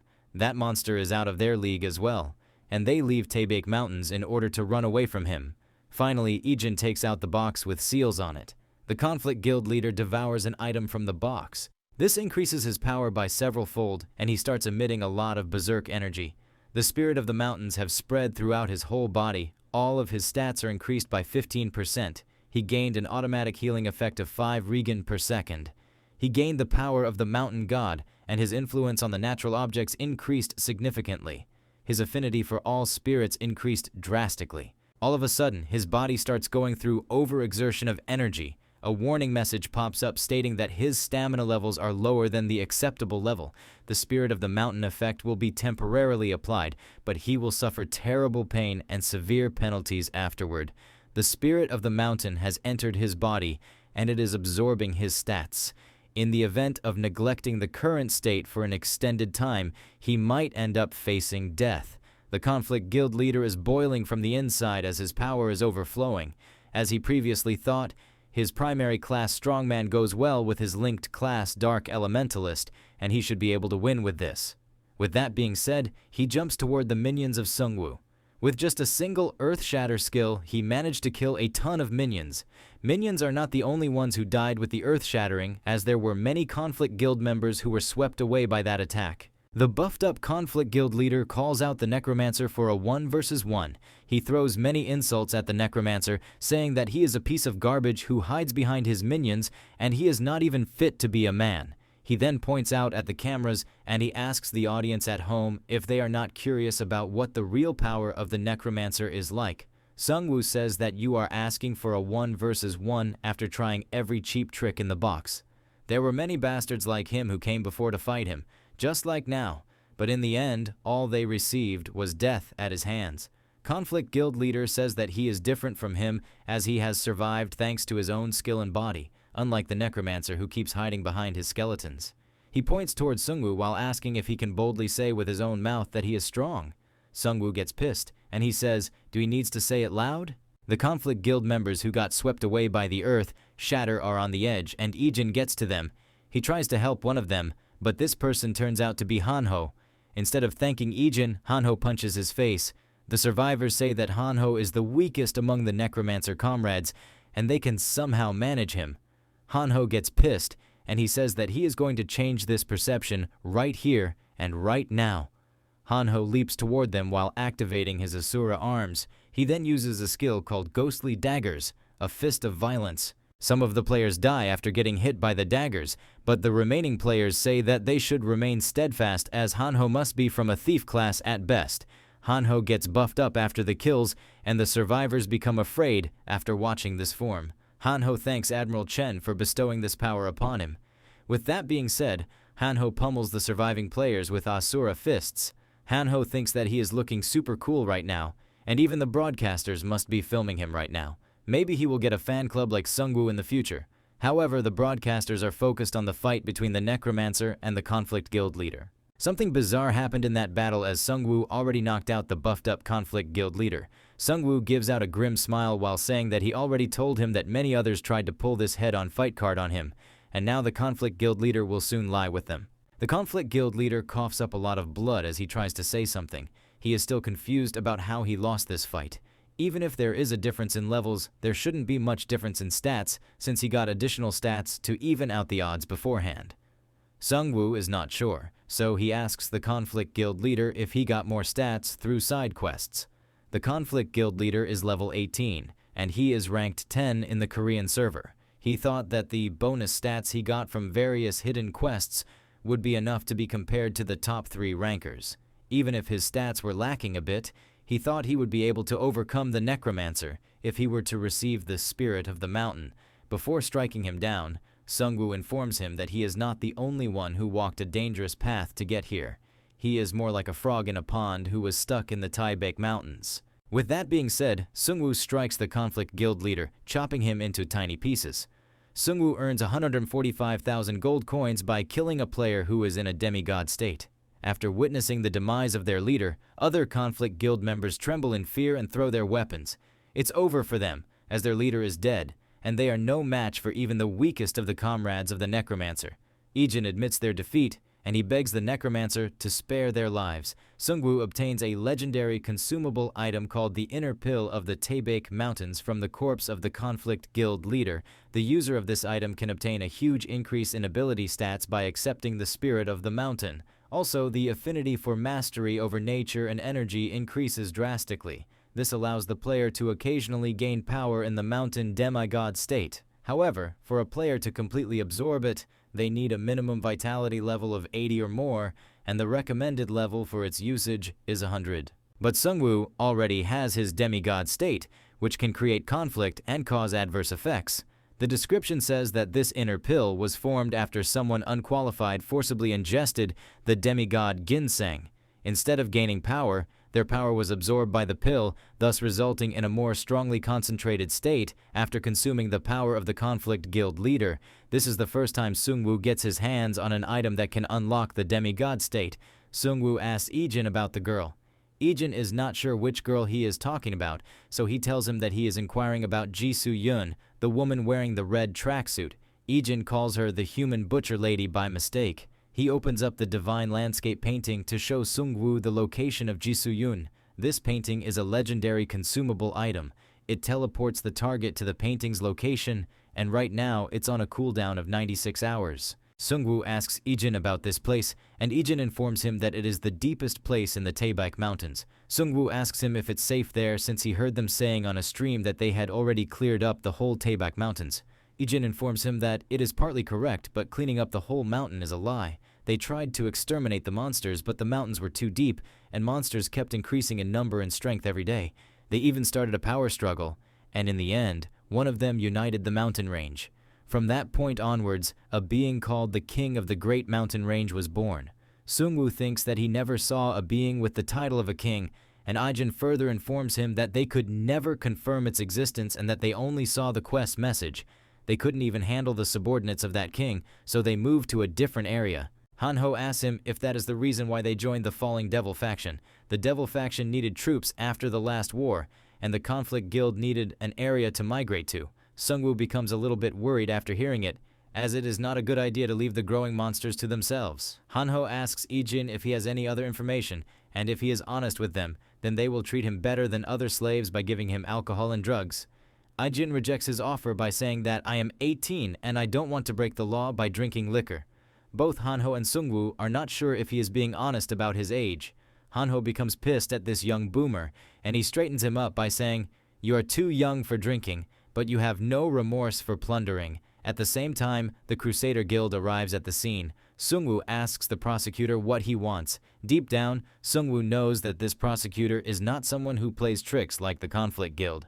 The prosecutor informs him that their wide area surveillance team found a group from the Devil faction that was preparing for a sneak attack, and they had just finished suppressing them. The chairman ran away, so the Crusader Guild was thinking of eliminating the main base, but they came here to support Sungwoo. But looking at this place, it seems the situation is already settled here. The prosecutor already lost the dungeon raid, and he doesn't plan on losing again. It's not worth raiding by sacrificing guild members, but he will not miss this chance to completely destroy the Devil faction. The prosecutor informs Sungwoo that they will take care of clearing the battlefield for them. Sungwoo tells him that he has an offer to make. He will clear the Devil faction in the northern metropolitan area, and the Liberation Guild will be able to take hold of the metropolitan area without much effort. The prosecutor says that he is sure that this offer doesn't come for free, and Sungwoo must have something he wants from them. Sungwoo asks him to find information about the Taibak Mountains through the wide area surveillance team of the Crusader Guild. He further informs the prosecutor that Jisoo Yoon fell into the mountains due to the magic of the Conflict Guild, and they can't even reach her through the community server. The prosecutor quickly agrees to these terms. They both shake hands as they know that they are competitors, but they need some friends in these difficult times. At the same time, the reporter informs the audience that the Necromancer has won this battle, plus he even took the Yamugi cave boss as his minion, and it looks like even the prosecutor has acknowledged it. At the same time, the reporter levels up to 13. She has successfully completed the hidden quest of mobilizing 100,000 people on her stream. She is given an additional skill as a reward, and additional features have been opened up for her, like viewer sponsorship. The reporter becomes super excited after receiving these rewards. She thinks that if the Necromancer had given her an interview at that time, then she could have mustered up a larger audience. But before she can think further, Sungwoo comes up to them and asks them if he can say something through their broadcast. All guilds and influential people around the Korean server are super excited to find out what the Necromancer is about to say. Sungwoo flares up as he tells them that at the end of the day, he is going to destroy the main base of the Devil faction, and all of the viewers already know the reason why he is going to do it. The undead do not differentiate between people. They only differentiate between the alive and the dead. He warns the Devil faction members that if they don't want to die, then start running away with their families. And that's the only mercy he is going to show them. By tomorrow morning, there won't be a single soul left alive in the Devil faction. The reporter shakes in fear, and she begs the players around the area of the main base of the Devil faction to run away with their children and elderly. The reporter's assistant calls her out for something. It turns out the main base of the Devil faction is broadcasting, expressing their views about the Necromancer. Sungwoo is curious as well to find out what this broadcast is about. The security around the Devil faction's main base is quite strict. After a few hours, they spot Sungwoo and his wyverns. Sungwoo lands at their entrance, but his mood does not look good. Lee Minchul welcomes him, and previously, he used to run a shelter in this area. Sungwoo asks him if the things he said in the broadcast are true, and Lee Minchul confirms it. Lee Minchul tells him that they want to surrender unconditionally as the executives of the Reconstruction Alliance, including Chairman Lee, got scared and ran away. The common players in this place were being unwillingly controlled by the Reconstruction Alliance in the first place. So, he asked the Necromancer to understand their reason for forcibly participating in the plans of the Reconstruction Alliance. Sungwoo knows from this conversation that these guys are drawing a clear line between them and the Reconstruction Alliance. But Sungwoo is not interested in that small stuff, so he asks Minchul about the object. Mitchell leads the way after informing Sungwoo that they have kept it ready. The common folk of the Dark faction are afraid as they all saw Sungwoo saying that he would even kill their children and women. Sungwoo thinks that he has at least left a strong first impression, although that might make him quite infamous. Thanks to that, he easily obtained the last piece. He finally got his hands on the Devilstone statue, which is the final piece for the third faction's hidden quest. He had already destroyed 2 of the Absolute Race's statues, and now only 1 was left. The devil statue is holding a cup containing fire and a spear held in reverse. On the other hand, the angel statue had a sword and a crown. Sung Woo is wondering what these things could mean, or maybe the statues imply what each faction has to pursue. Whatever their dreams are, they can no longer be fulfilled. Righty smashes the Devil Stone statue with a head-on sword strike, and in retaliation, the Devil faction increases the bounty on Sung Woo by 50,000. Due to the breaking of the Devil statue, the levels and bonuses provided by the Devil faction were removed from the nearby players. A notification pops up informing Sung Woo that he has completed the hidden quest by destroying 3 Absolute Race statues. Another notification by the title of Great Moment Establishment pops up. His goal is to choose the faction's home base. His initial operating capital is 30,000 gold. Sung Woo has passed the test for becoming the progenitor of a new faction and has finally obtained the qualification to establish a new faction. Sung Woo first needs to assign a home base. For the faction's eternal development, Sung Woo needs to select a safe and great area and lay the foundations of a 100-year plan. Sung Woo needs to assign a home base within 72 hours. Once a home base is assigned, it cannot be arbitrarily modified. Hanho found an item that looked the same as the horn of the devil statue. This is a legendary consumable item known as a devil horn fragment. On usage, the user can move to a devil statue within a certain range for a single time. It cannot be used to move to an angel faction or the third faction location. Its description says that in case the stone statues are destroyed, they can be used as a last resort for escape. Sung Woo had his fun until now, enjoying the loopholes in the system, but with the establishment of the third faction, that fun is over. As Sung Woo is about to leave, Lee Minchul runs up to him and requests him to accept them in the third faction. Since the stone statue was destroyed, they received a huge penalty, and they were expelled from the devil faction as well. Sung Woo tells him that he is sorry, but that he cannot accept them in his faction. The third faction doesn't easily accept people. They can only join his faction by proving their worth by raiding dungeons. With that being said, Sung Woo leaves, and Lee Minchul says that even survival alone is difficult, and the Necromancer is talking about raiding the dungeons. After some time, Sung Woo arrives in Suwon. Hanho is trying to find something on the community forums. Hanho informs Sung Woo that Jisoo Yun leaves no comments and that something might have happened to her. Sung Woo tells him to calm down and that Jisoo Yun will be fine. Sung Woo wants to go and search for her right away, but there is a chance that things will get dangerous if he makes a move. There are still too many forces on the Korean server looking for him. There is that Evolution Society, the Reconstruction Alliance, and other potential enemies that have yet to be revealed. No matter how careful he is, if he tries to search a wide area like the Taebaek Mountains, then his movement will be known to others. It's not a problem if they target him, but it could make matters worse if they started targeting Jisoo Yun. The wide area surveillance team of the Liberation Guild has many members, and they have outstanding capability. Sung Woo will wait for their report for now.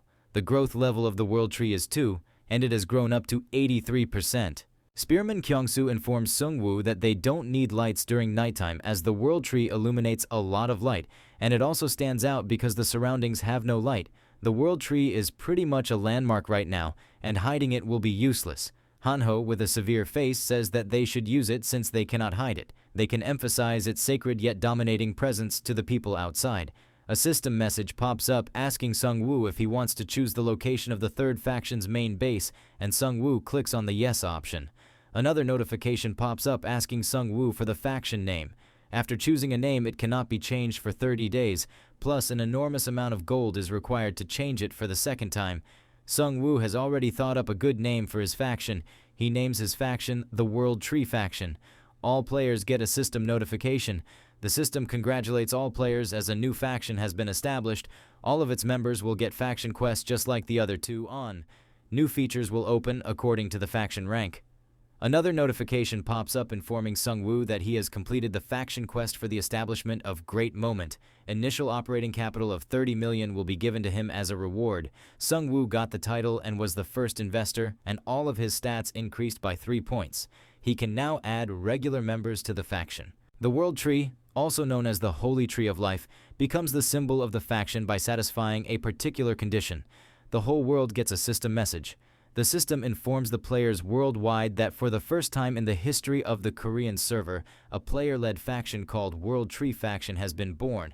The Suwon town residents become overjoyed and happy after watching this system message.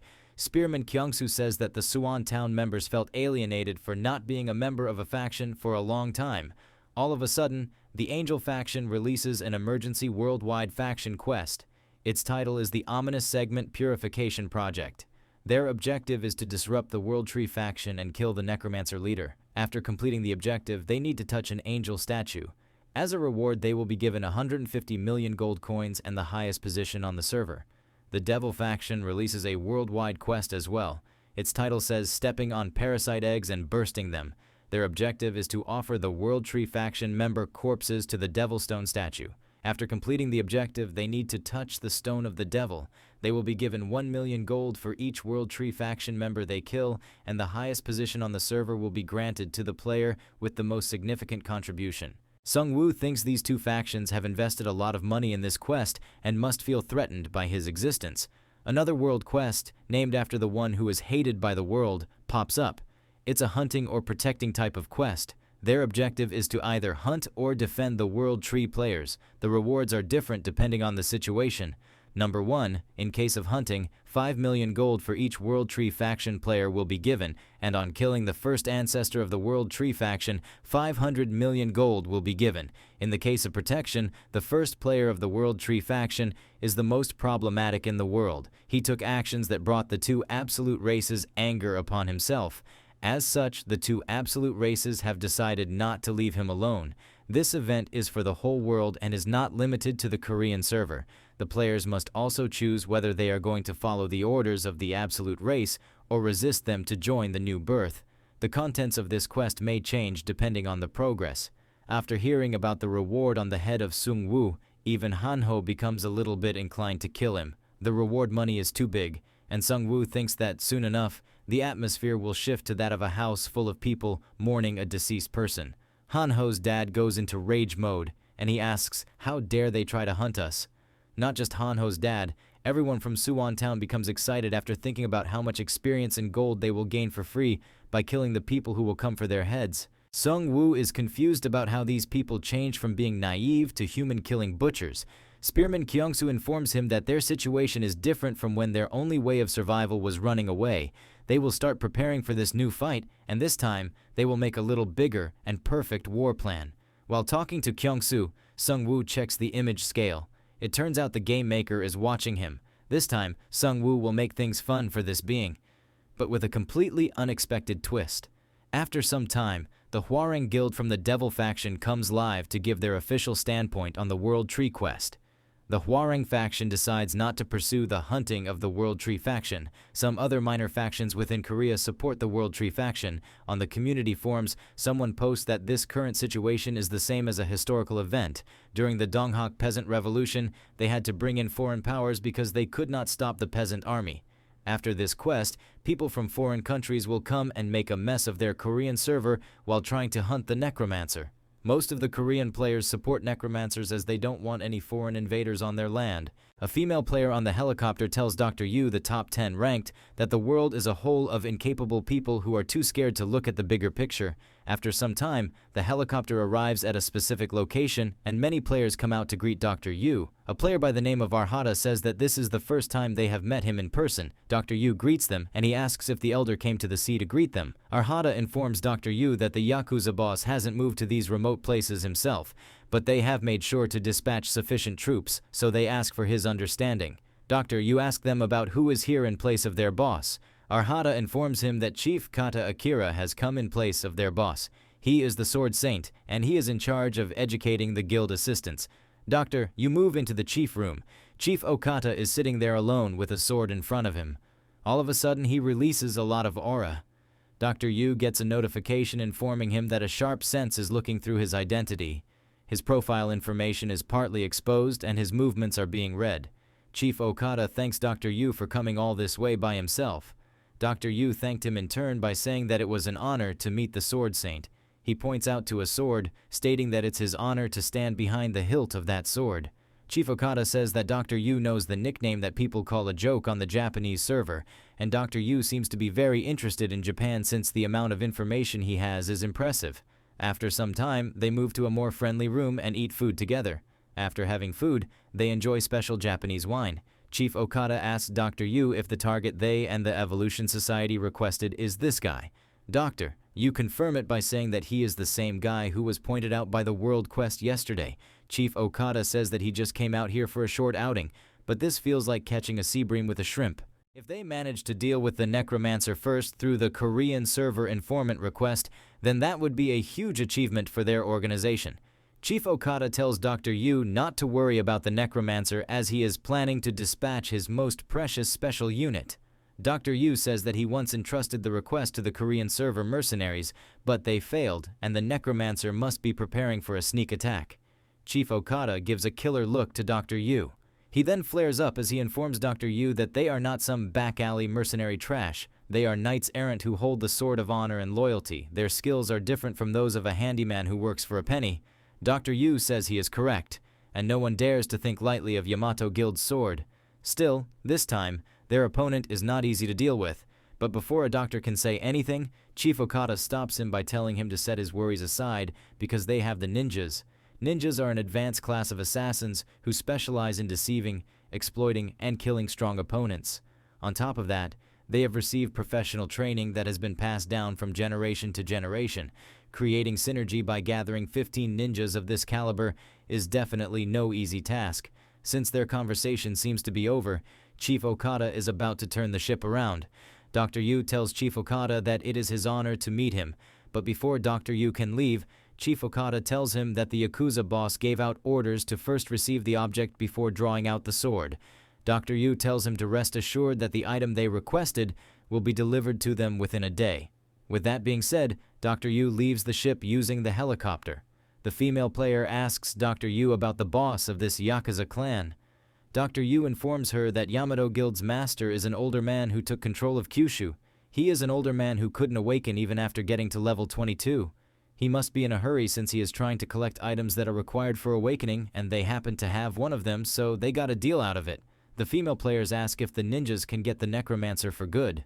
Dr. Yu gives off a grin and smiles while telling her that they only need the ninjas to buy them some time. Even if the Yamato Guild fails, they need to complete the plan. Then, everything will be over once they execute the plan.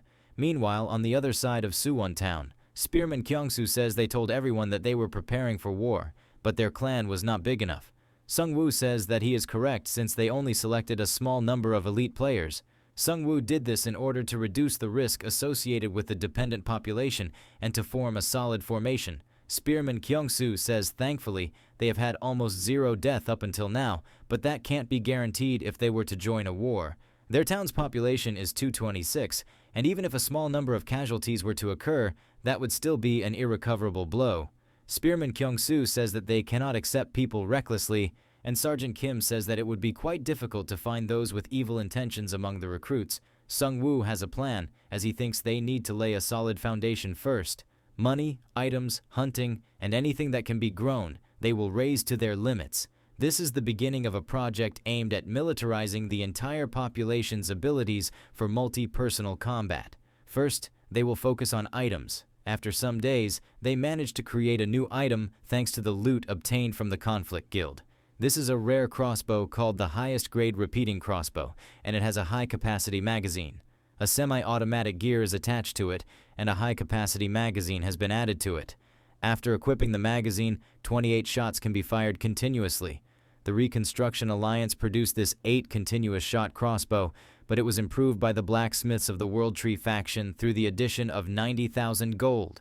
If its performance is lacking, it's probably because the gold was not enough. Hanho gives a lecture to everyone, saying that they need to make the World Tree faction great again. They can proceed with everything since Sungwoo still has over 300 million gold coins. Their faction's next objective is hunting. The main hunting fields are always wiped out clean, but the new dungeons are filled and overflowing. Also, there are 4 large-scale dungeons so that they can take their pick. Sungwoo tells them to divide the players into groups that will carry out the dungeon raids, plus they will join the dungeon raids with him. Sergeant Kim asks Sungwoo if he is going to guide them by himself. Sungwoo flares up as he tells them to come quickly since he wants to get over this dungeon business. The next day, they arrive in a dungeon by the lake. This dungeon is known as the Troll's Crypt. After some hardcore fights, the guild members are quite exhausted. Sergeant Kim tells the exhausted members to rest assured as they will soon get to the return point. All of a sudden, the ground starts shaking as something approaches them. 4 trolls come running toward the players. The players get to their position as they know they can easily take care of them with their level and experience. Tanks take the head-on charge of the trolls while the casters cast some debuff magic on the trolls. After that, the players smash the legs of the trolls with ranged attacks. The players continue rampaging through the trolls, earning over 25,000 gold coins. Finally, they manage to reach the entrance to the second floor, which is also the return point.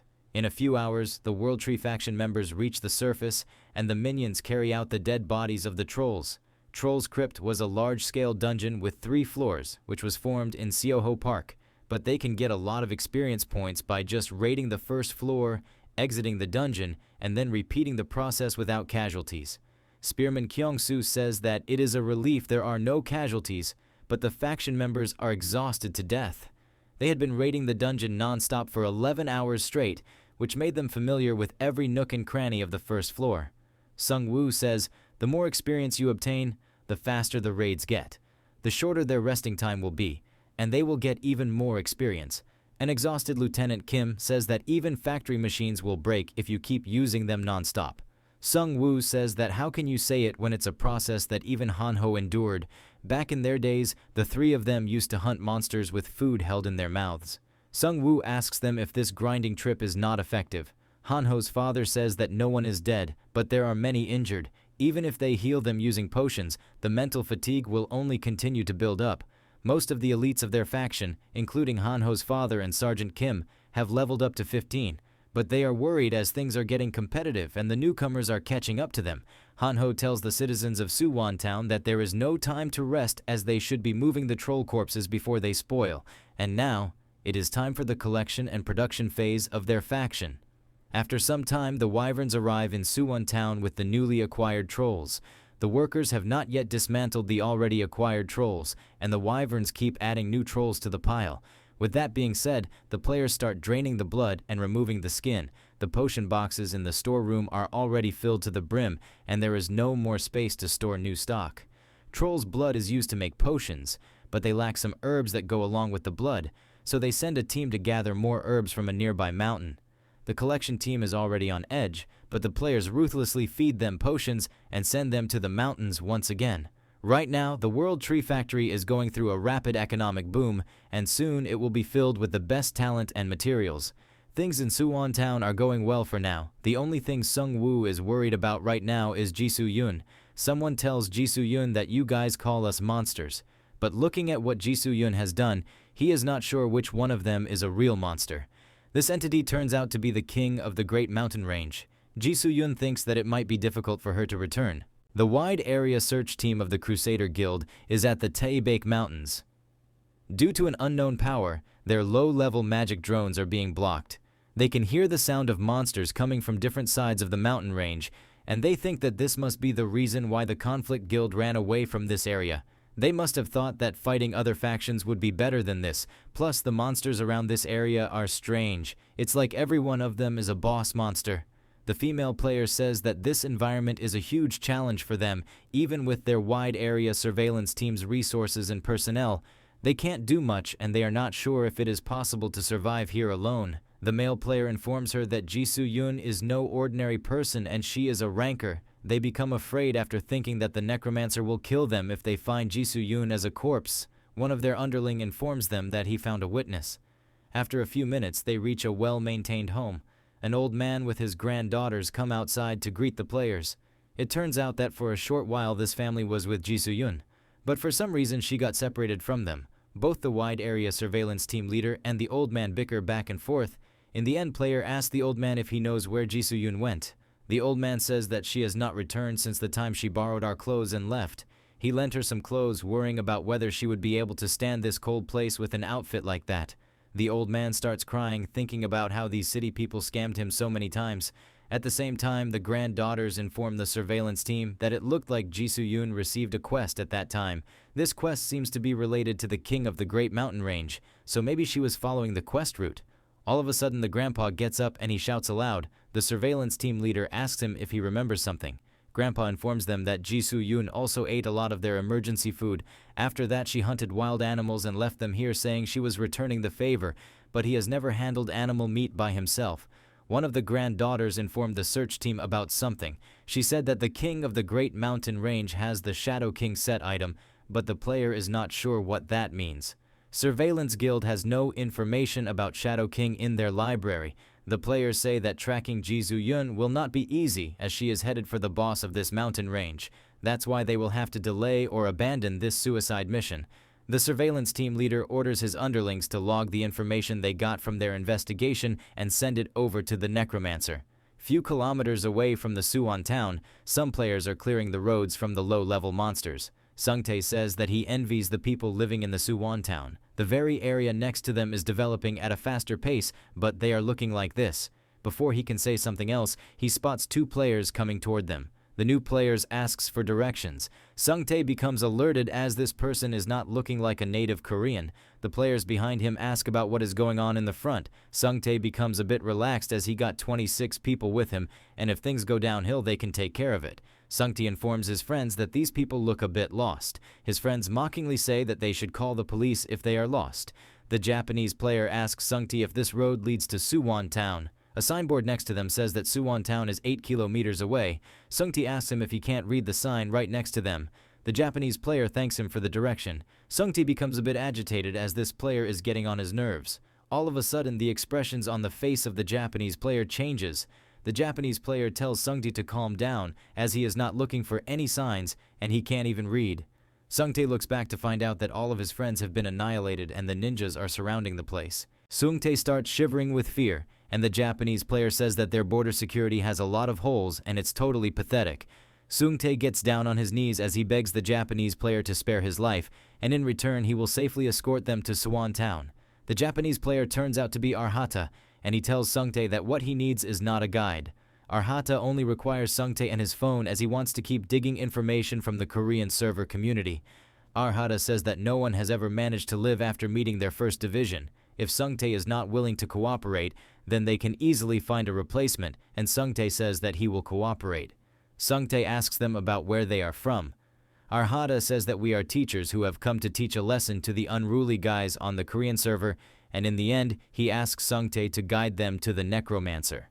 Around the same time in the Troll Crypt dungeon, the players have finally made their way to the third floor of the cave. The boss monster king of the underworld makes an appearance. The player unit leader orders the other players to freeze the legs of the boss so they can stop him from approaching them. Spearman Kyungsoo orders the airborne troops to target the legs. They keep on attacking the boss monsters with different types of magic and ranged attack. The boss monster puts one of his hand back to get something. It turns out to be a slingshot. The boss monster keeps on attacking the players with the slingshots, but all of his attacks get broken down by the defense magic of the players. Spearman Kyungsoo says that their entire Group 5 has specialized in defense magic, and they should be able to block even the Thunder God's mace once or twice. With that being said, all players unleash their fury on the boss monster by chopping him limb from limb. Hanho says that nowadays all sorts of dogs, cows, or kings appear with 6 limbs, but they are all fake except for him. After a few minutes, the players manage to subdue the king of the underworld and they receive 115,000 gold coins. The players become overjoyed with happiness as most of them leveled up and they received a lot of gold. Sungwoo is proud of his faction as their confidence is increasing with their levels. All of a sudden, some players spot something unusual near them. This unusual thing turns out to be a huge locked gate. A system message informs them that this gate is being protected by a powerful magic. Only the being engraved on the wall can approach it. It requires a 3 rank or higher unsealing spell, or it can be unlocked by an expert rank or higher unlocking skill. Spearman Kyungsoo says that it's their second time encountering something like this. This dungeon doesn't seem to show other hints, and it looks like a hidden reward that one can obtain through their personal skills. Hanho tries to open it, but there are no holes in the wall so he can't lockpick it, or he is simply lacking in lockpicking abilities. Sungwoo grins a little bit as he says that he has got another way. Sungwoo pulls out the special master key. The master key is a consumable item. It can open all locks and it gets destroyed after one use. Sungwoo pushes the key toward the door and it asks Sungwoo if he wants to open the door, and Sungwoo agrees to it. The door starts to open and the system message informs them that this is King of the Underworld's giant safe. Sungwoo says this is breathtaking and he didn't know that trolls would gather these things. Hanho is not sure if the king of the trolls had a unique taste, or they randomly collected these treasures. They find a lot of weapons along with gold and a divine weapon. This divine weapon has a legendary rank, and it is known as War Wagon. It's used as a military equipment.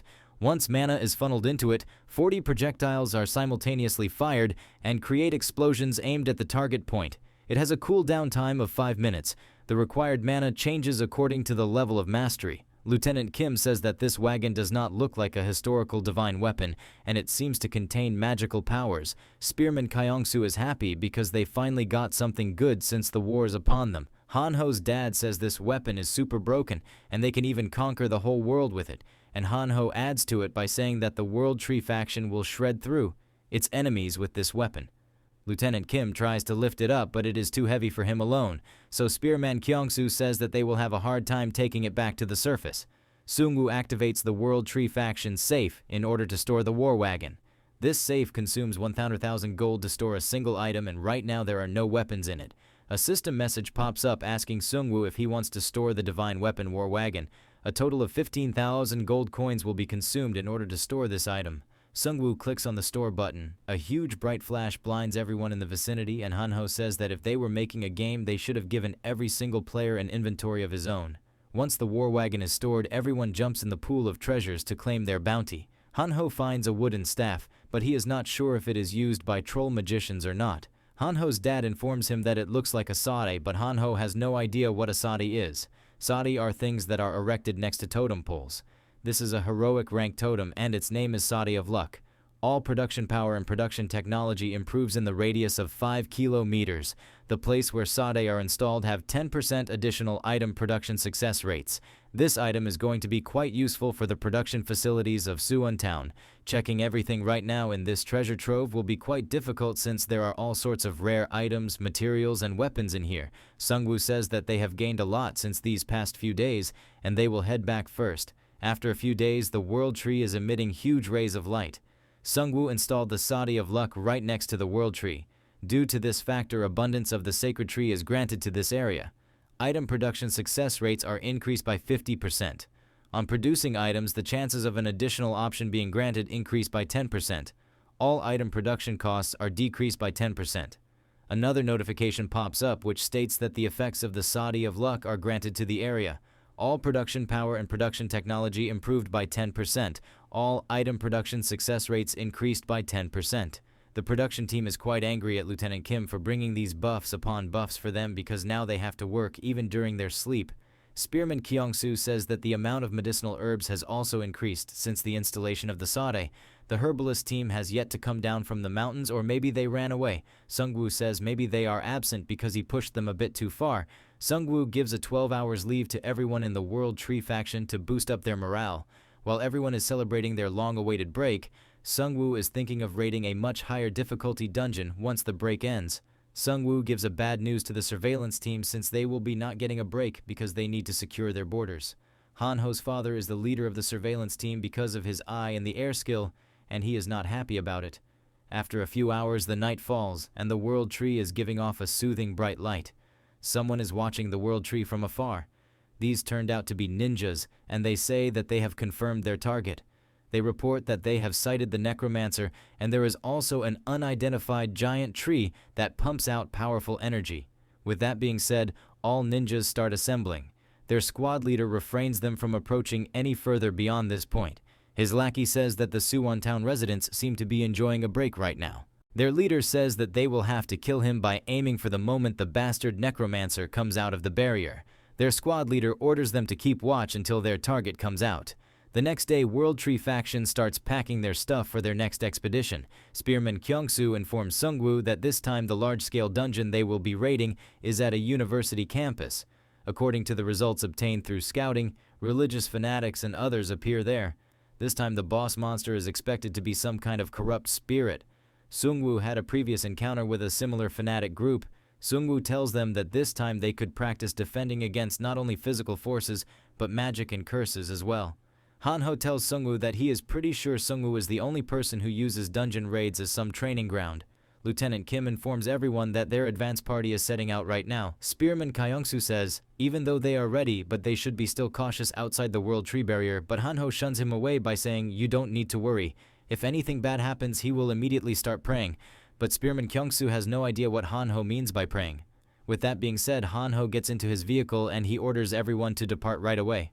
Spearman Kyungsu asks Sungwoo if Hanho is going to be alright, and Sungwoo tells him to not worry about Hanho since he is more powerful than he looks. While the World Tree faction vehicles are moving through the streets, the ninjas are right above them. Squad leader says that the World Tree faction members have started moving, and by looking at their movement cycle, they must be headed east. He orders Group 3 to track down the target. If the Necromancer is there, they immediately need to get into action, otherwise they will proceed with Plan B. The ninjas are moving at a faster speed by jumping over buildings. They come to a halt near a board which says that A campus is 1 kilometer away. The squad leader informs everyone that the trucks are slowing down. The ninja in blue robe witnesses something out of order. His comrades ask him what is up with him, and he says that he maybe felt a presence just now. The ninjas start scouting immediately, but after some time the ninja says that no one is watching them, and if he is really sure there is someone watching them, the blue robe player seems to be a bit sure about this. The ninjas puts his worries away by saying that they have got Hayabusa at the back of their formation. Hayabusa is always looking at them from a distance. The blue-robed guy don't need to worried about when there is a guy watching everything and sending warnings like a falcon. The ninja become a bit agitated after hearing repeated concerns from the blue-robed player asking him if he is looking down on the skills of the ninjas. The ninja squad leader feels something is amiss.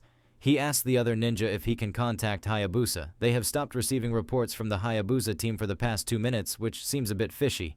Right now, they are not even answering the phone calls either. The squad leader orders Two Tails to come out and the shadows of the players start merging. Two Tails pop out of the shadows and their leader orders them to move to point F. They need to check the whereabouts of Hayabusa and report back to him. They don't need to engage if they encounter a problem, and their prey should not notice any type of commotion from them. The other ninja asks if they should proceed with Plan B, and the squad leader agrees to it. Although they are facing an unexpected situation, they can still kill the World Tree faction advance party, go undercover, and slit the Necromancer's throat. If they give the Necromancer more time, he will only get stronger and their opportunities will decrease, but all they need is one chance. His underlings say, no matter how skilled the Necromancer is, up until now they have been able to kill anyone with just one shot.